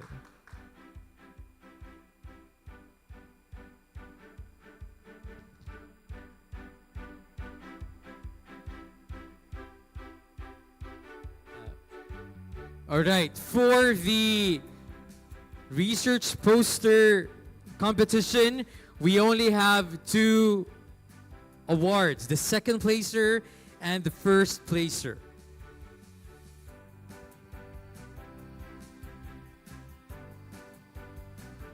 And the winners will be receiving a certificate of recognition and a cash prize. Second place goes to...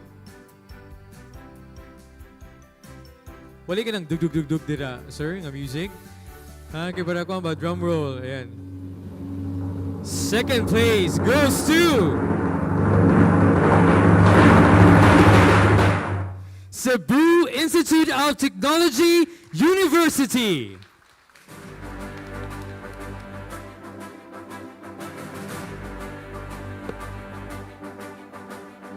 Congratulations, CITU.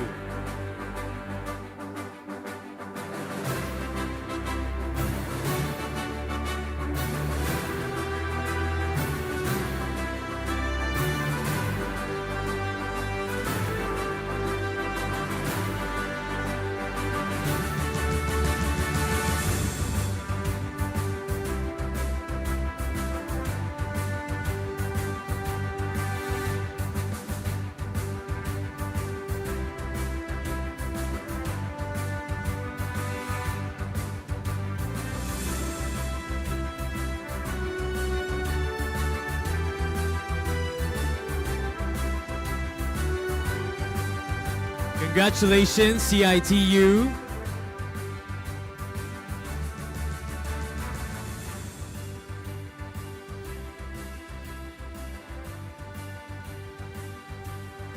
And I don't have a mic. Okay, there you go. And the winner for the research poster presentation goes to...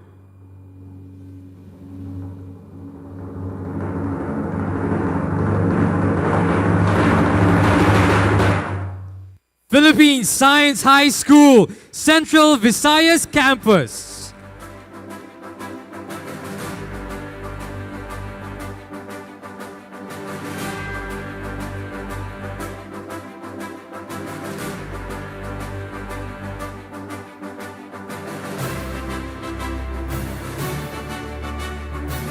And the title of the research is Uncovering Hidden Health Risk Investigating Intestinal Parasites.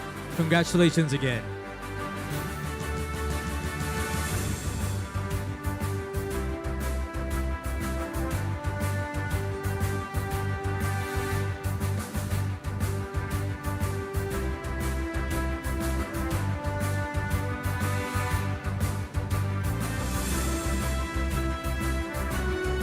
Congratulations. Now let's proceed to the next category. Yes, please stay.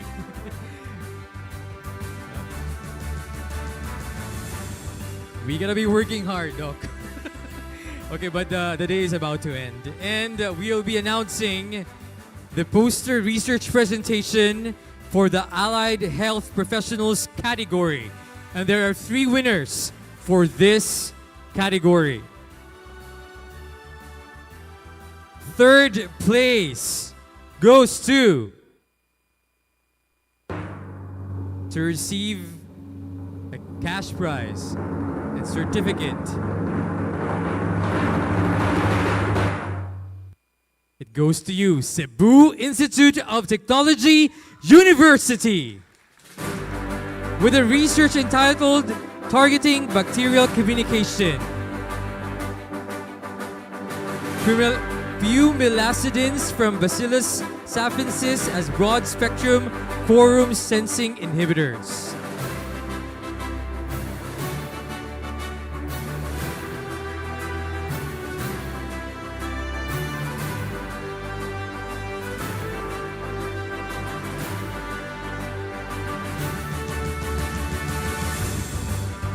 Congratulations, CITU, for another feat.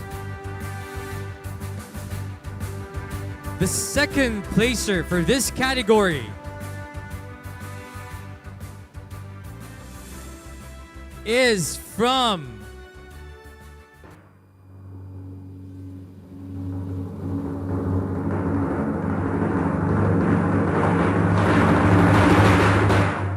Cebu Doctors University, with a research entitled Ascaris lumbricoides infection among school-age children at Umapad Elementary School, Mandaue City, exploring associated social determinants and assessing potential impacts on nutritional status.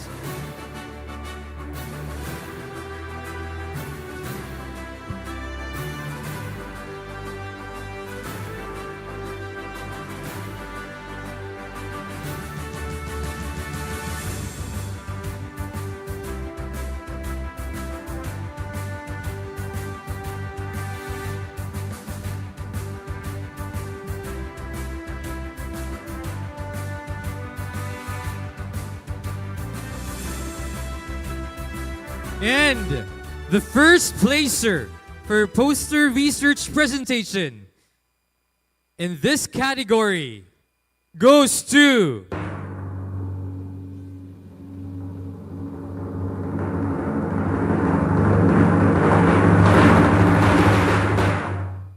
Vicente Soto Memorial Medical Center, with research entitled Self-Efficacy, Job Satisfaction, and Performance Health Nutrition Coordinators among Public School Teachers in DepEd, Bohol.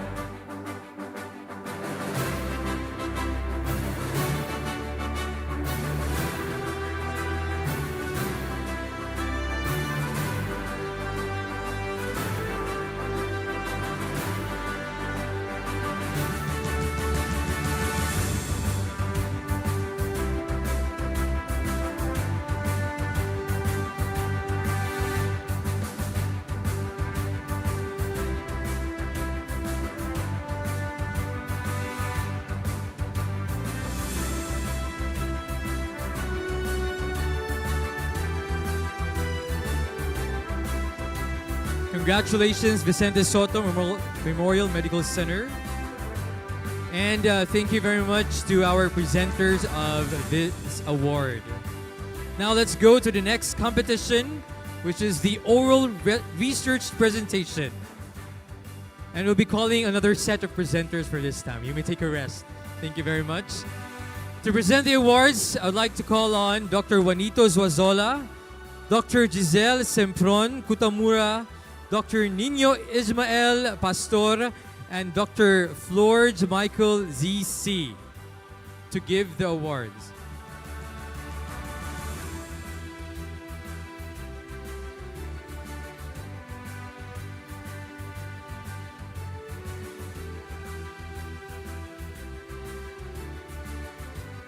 We have 3 winners for this category. The residence category.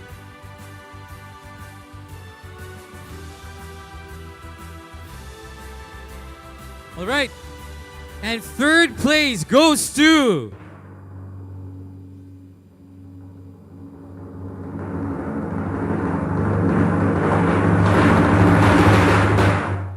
Governor Celestino Galianes Memorial Medical Center, with a research entitled Outcome of Acute Ischemic Stroke Patients Receiving Intravenous Thrombolysis in Tertiary Hospital in Bohol. Congratulations.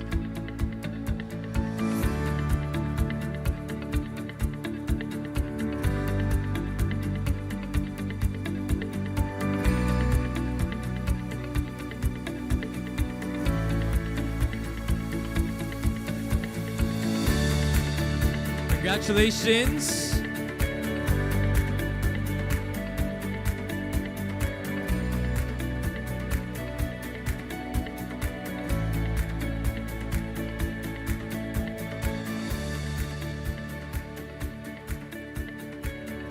All right. Now, the second place goes to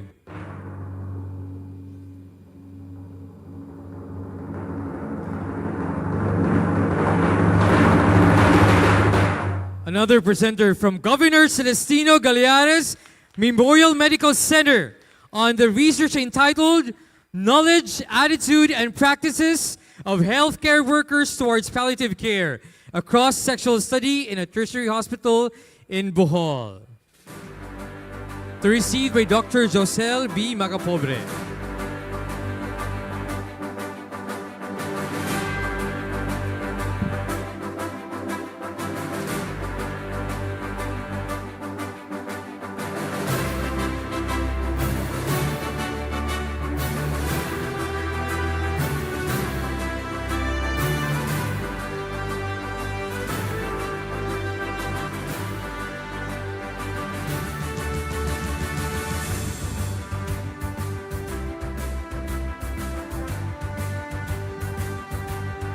Congratulations!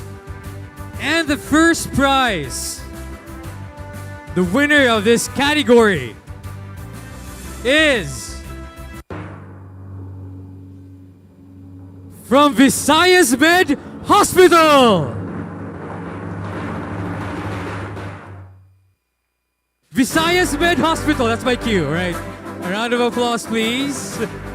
With research entitled Maternal and Fetal Outcomes of Gestational Diabetes Phenotypes based on the 75-gram oral glucose tolerance test.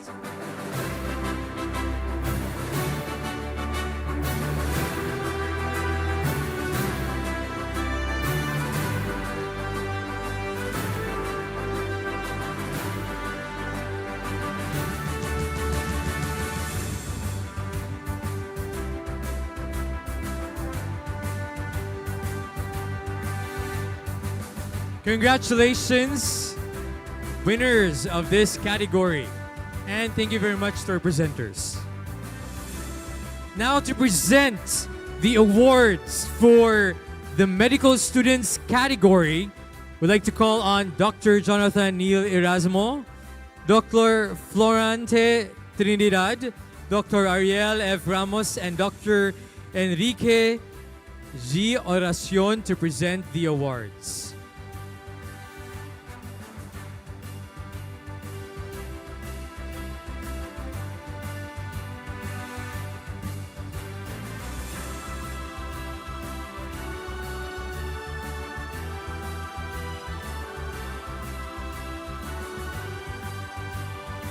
All right. Third place. Third place winner of this category goes to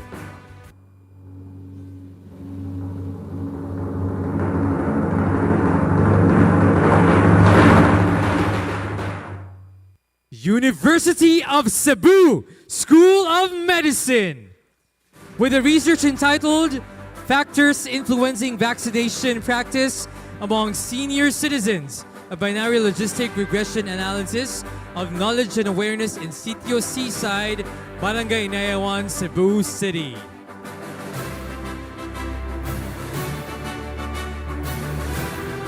And the representatives from University of Cebu College of Medicine.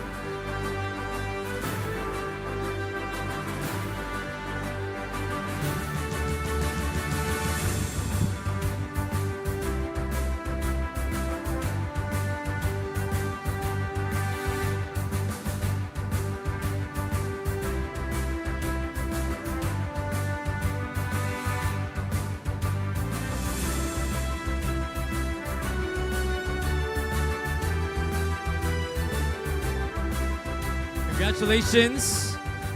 Now let's go to our second placer. Second place goes to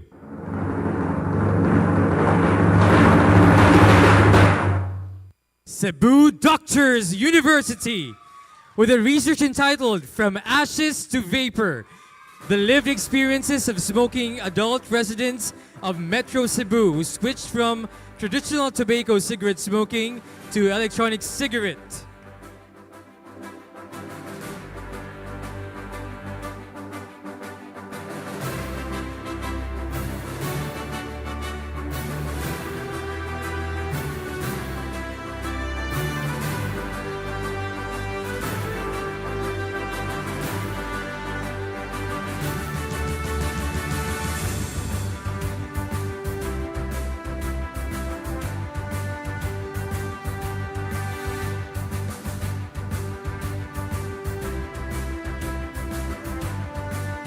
Congratulations, Cebu Doctors University.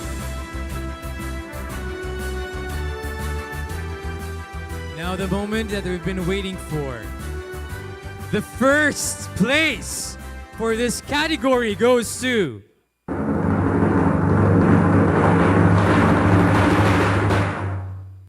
another for Cebu Doctors University with research entitled Lived Experiences of Primary Caregivers of Children Diagnosed with Disabilities in Cebu City, a phenomenological study. Right?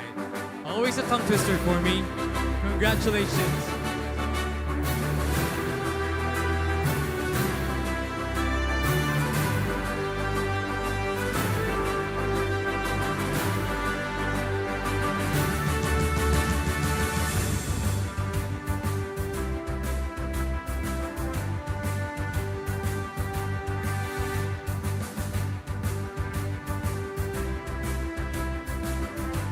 All right, thank you very much, and congratulations to all our winners.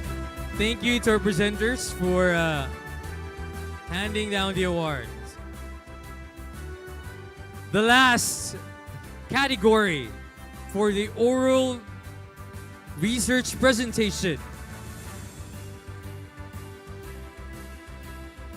And to hand in the awards for this category, we'd like to call on stage, Dr. Eugenia Mercedes Arcanyal, Dr. J.C. Famor Ramos, Dr. J. P. Picardal, and Dr. Liza Lorena C. Hala.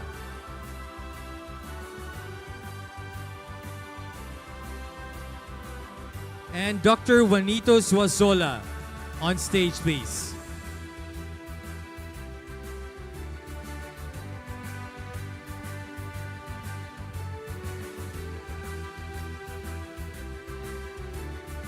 I stand corrected. Dr. Jaisi Famor Ramos. Apologies for that. Okay. All right. For this category, the third place goes to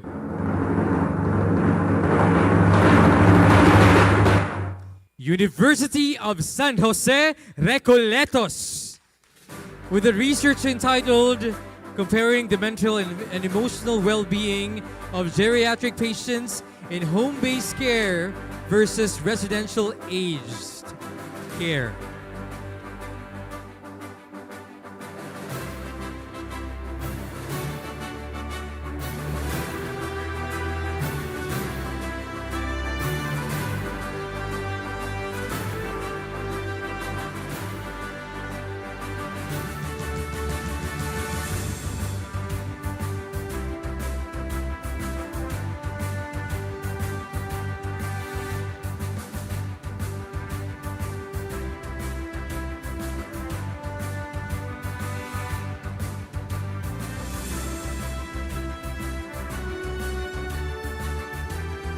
All right. The second place goes to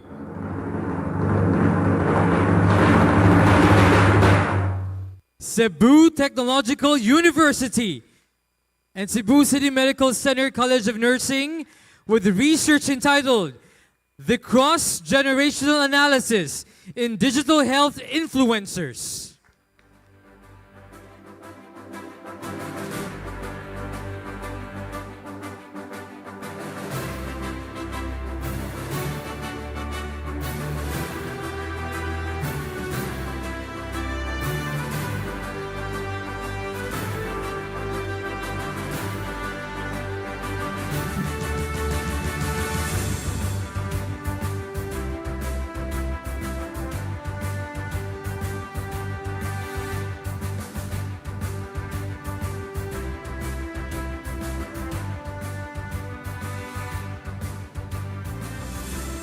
Congratulations, sir.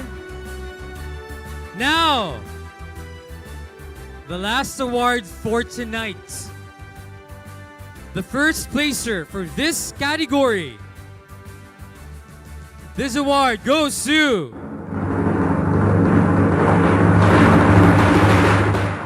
Cebu Technological University with a research entitled Primary Caregiver Burnout and Quality of Care in Older Clients with Chronic Illnesses in an Urban Barangay. A round of applause.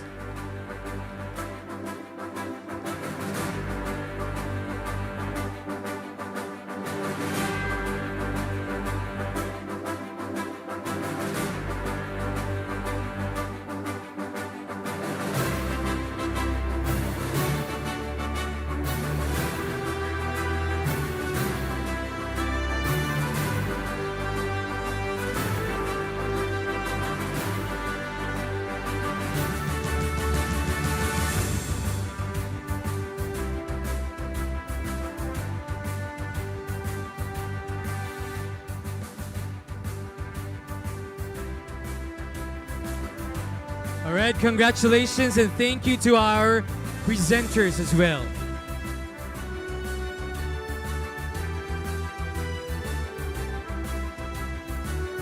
Wow, we have come a long way and now we are in the end part of our activity for today. Before we introduce the next speaker, not a speaker, sir, can you please give a resounding applause to yourselves for being so patient and for being so, let's just say, for showing sportsmanship. And I'm sure that we will all go home with a piece of information, knowledge that we'll be taking away with us. At this juncture, to officially close our ceremony for tonight, please help me welcome the Regional Epidemiologist and Research Coordinator of the Department of Health Central Visayas, Dr. Eugenia Mercedes Cañal. A round of applause, please.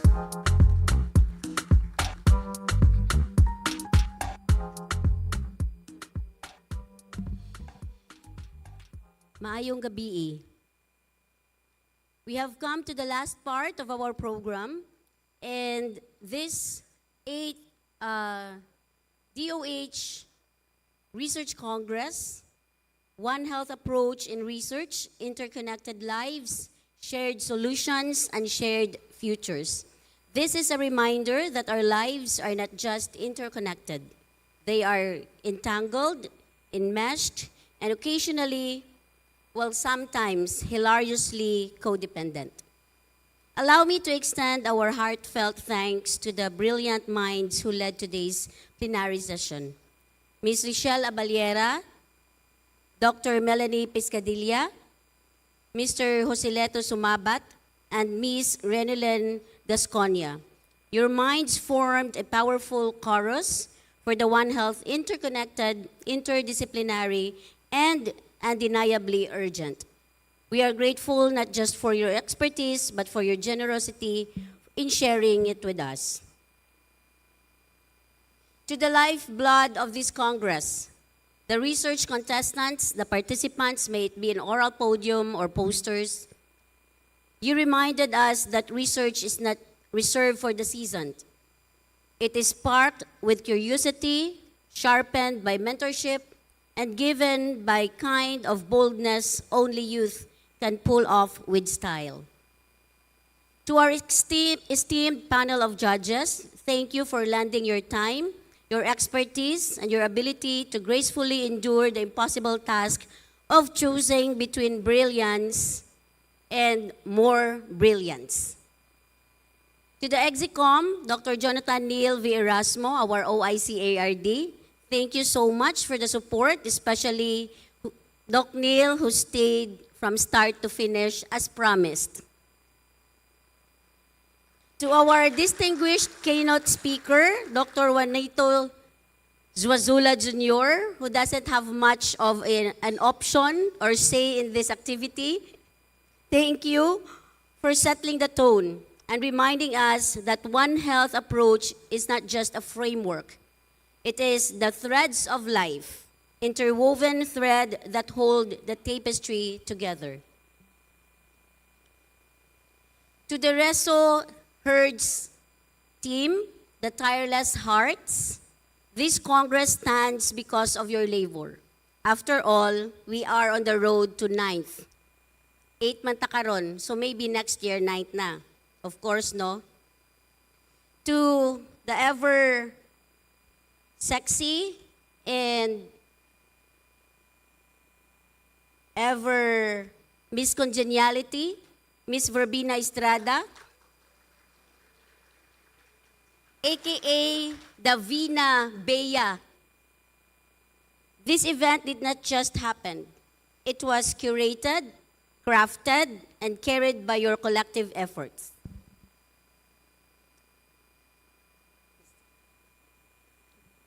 To the ever composed and ever charismatic Mr. Juniray Alayakyak. Sa uulitin, please don't get tired.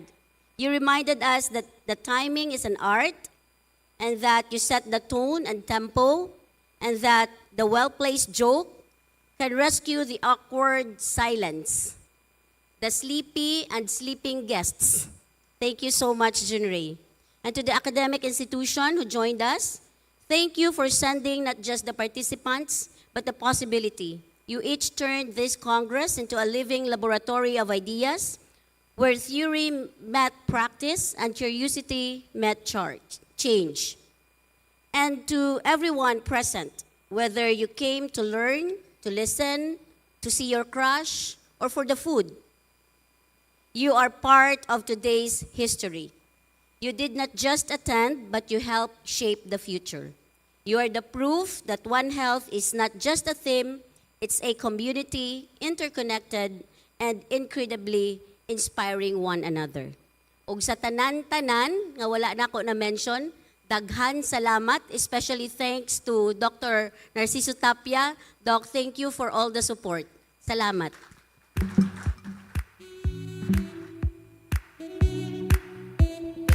Thank you very much, Dr. Kanyal, for your remarks. Well, I am here for the food. I can't wait to eat dinner now. Okay. But before we officially we end everything, I'd like to remind everyone that we have a QR here presented in front of you for the evaluation of this event. Please take time to scan the QR code and key in your assessment and evaluation of our activity today. Aside from that, we'd also like to announce that the winners of the competitions that we just had a while ago, you will be receiving a plaque of recognition. But that is just to be followed, no? And we'll be communicating to you individually for on how to receive the plaque of recognition. Am I right? Very good. We have dinner, so you may stay. And it's been a pleasure to serve you. This has been Junrei, and enjoy the rest of the evening. Thank you.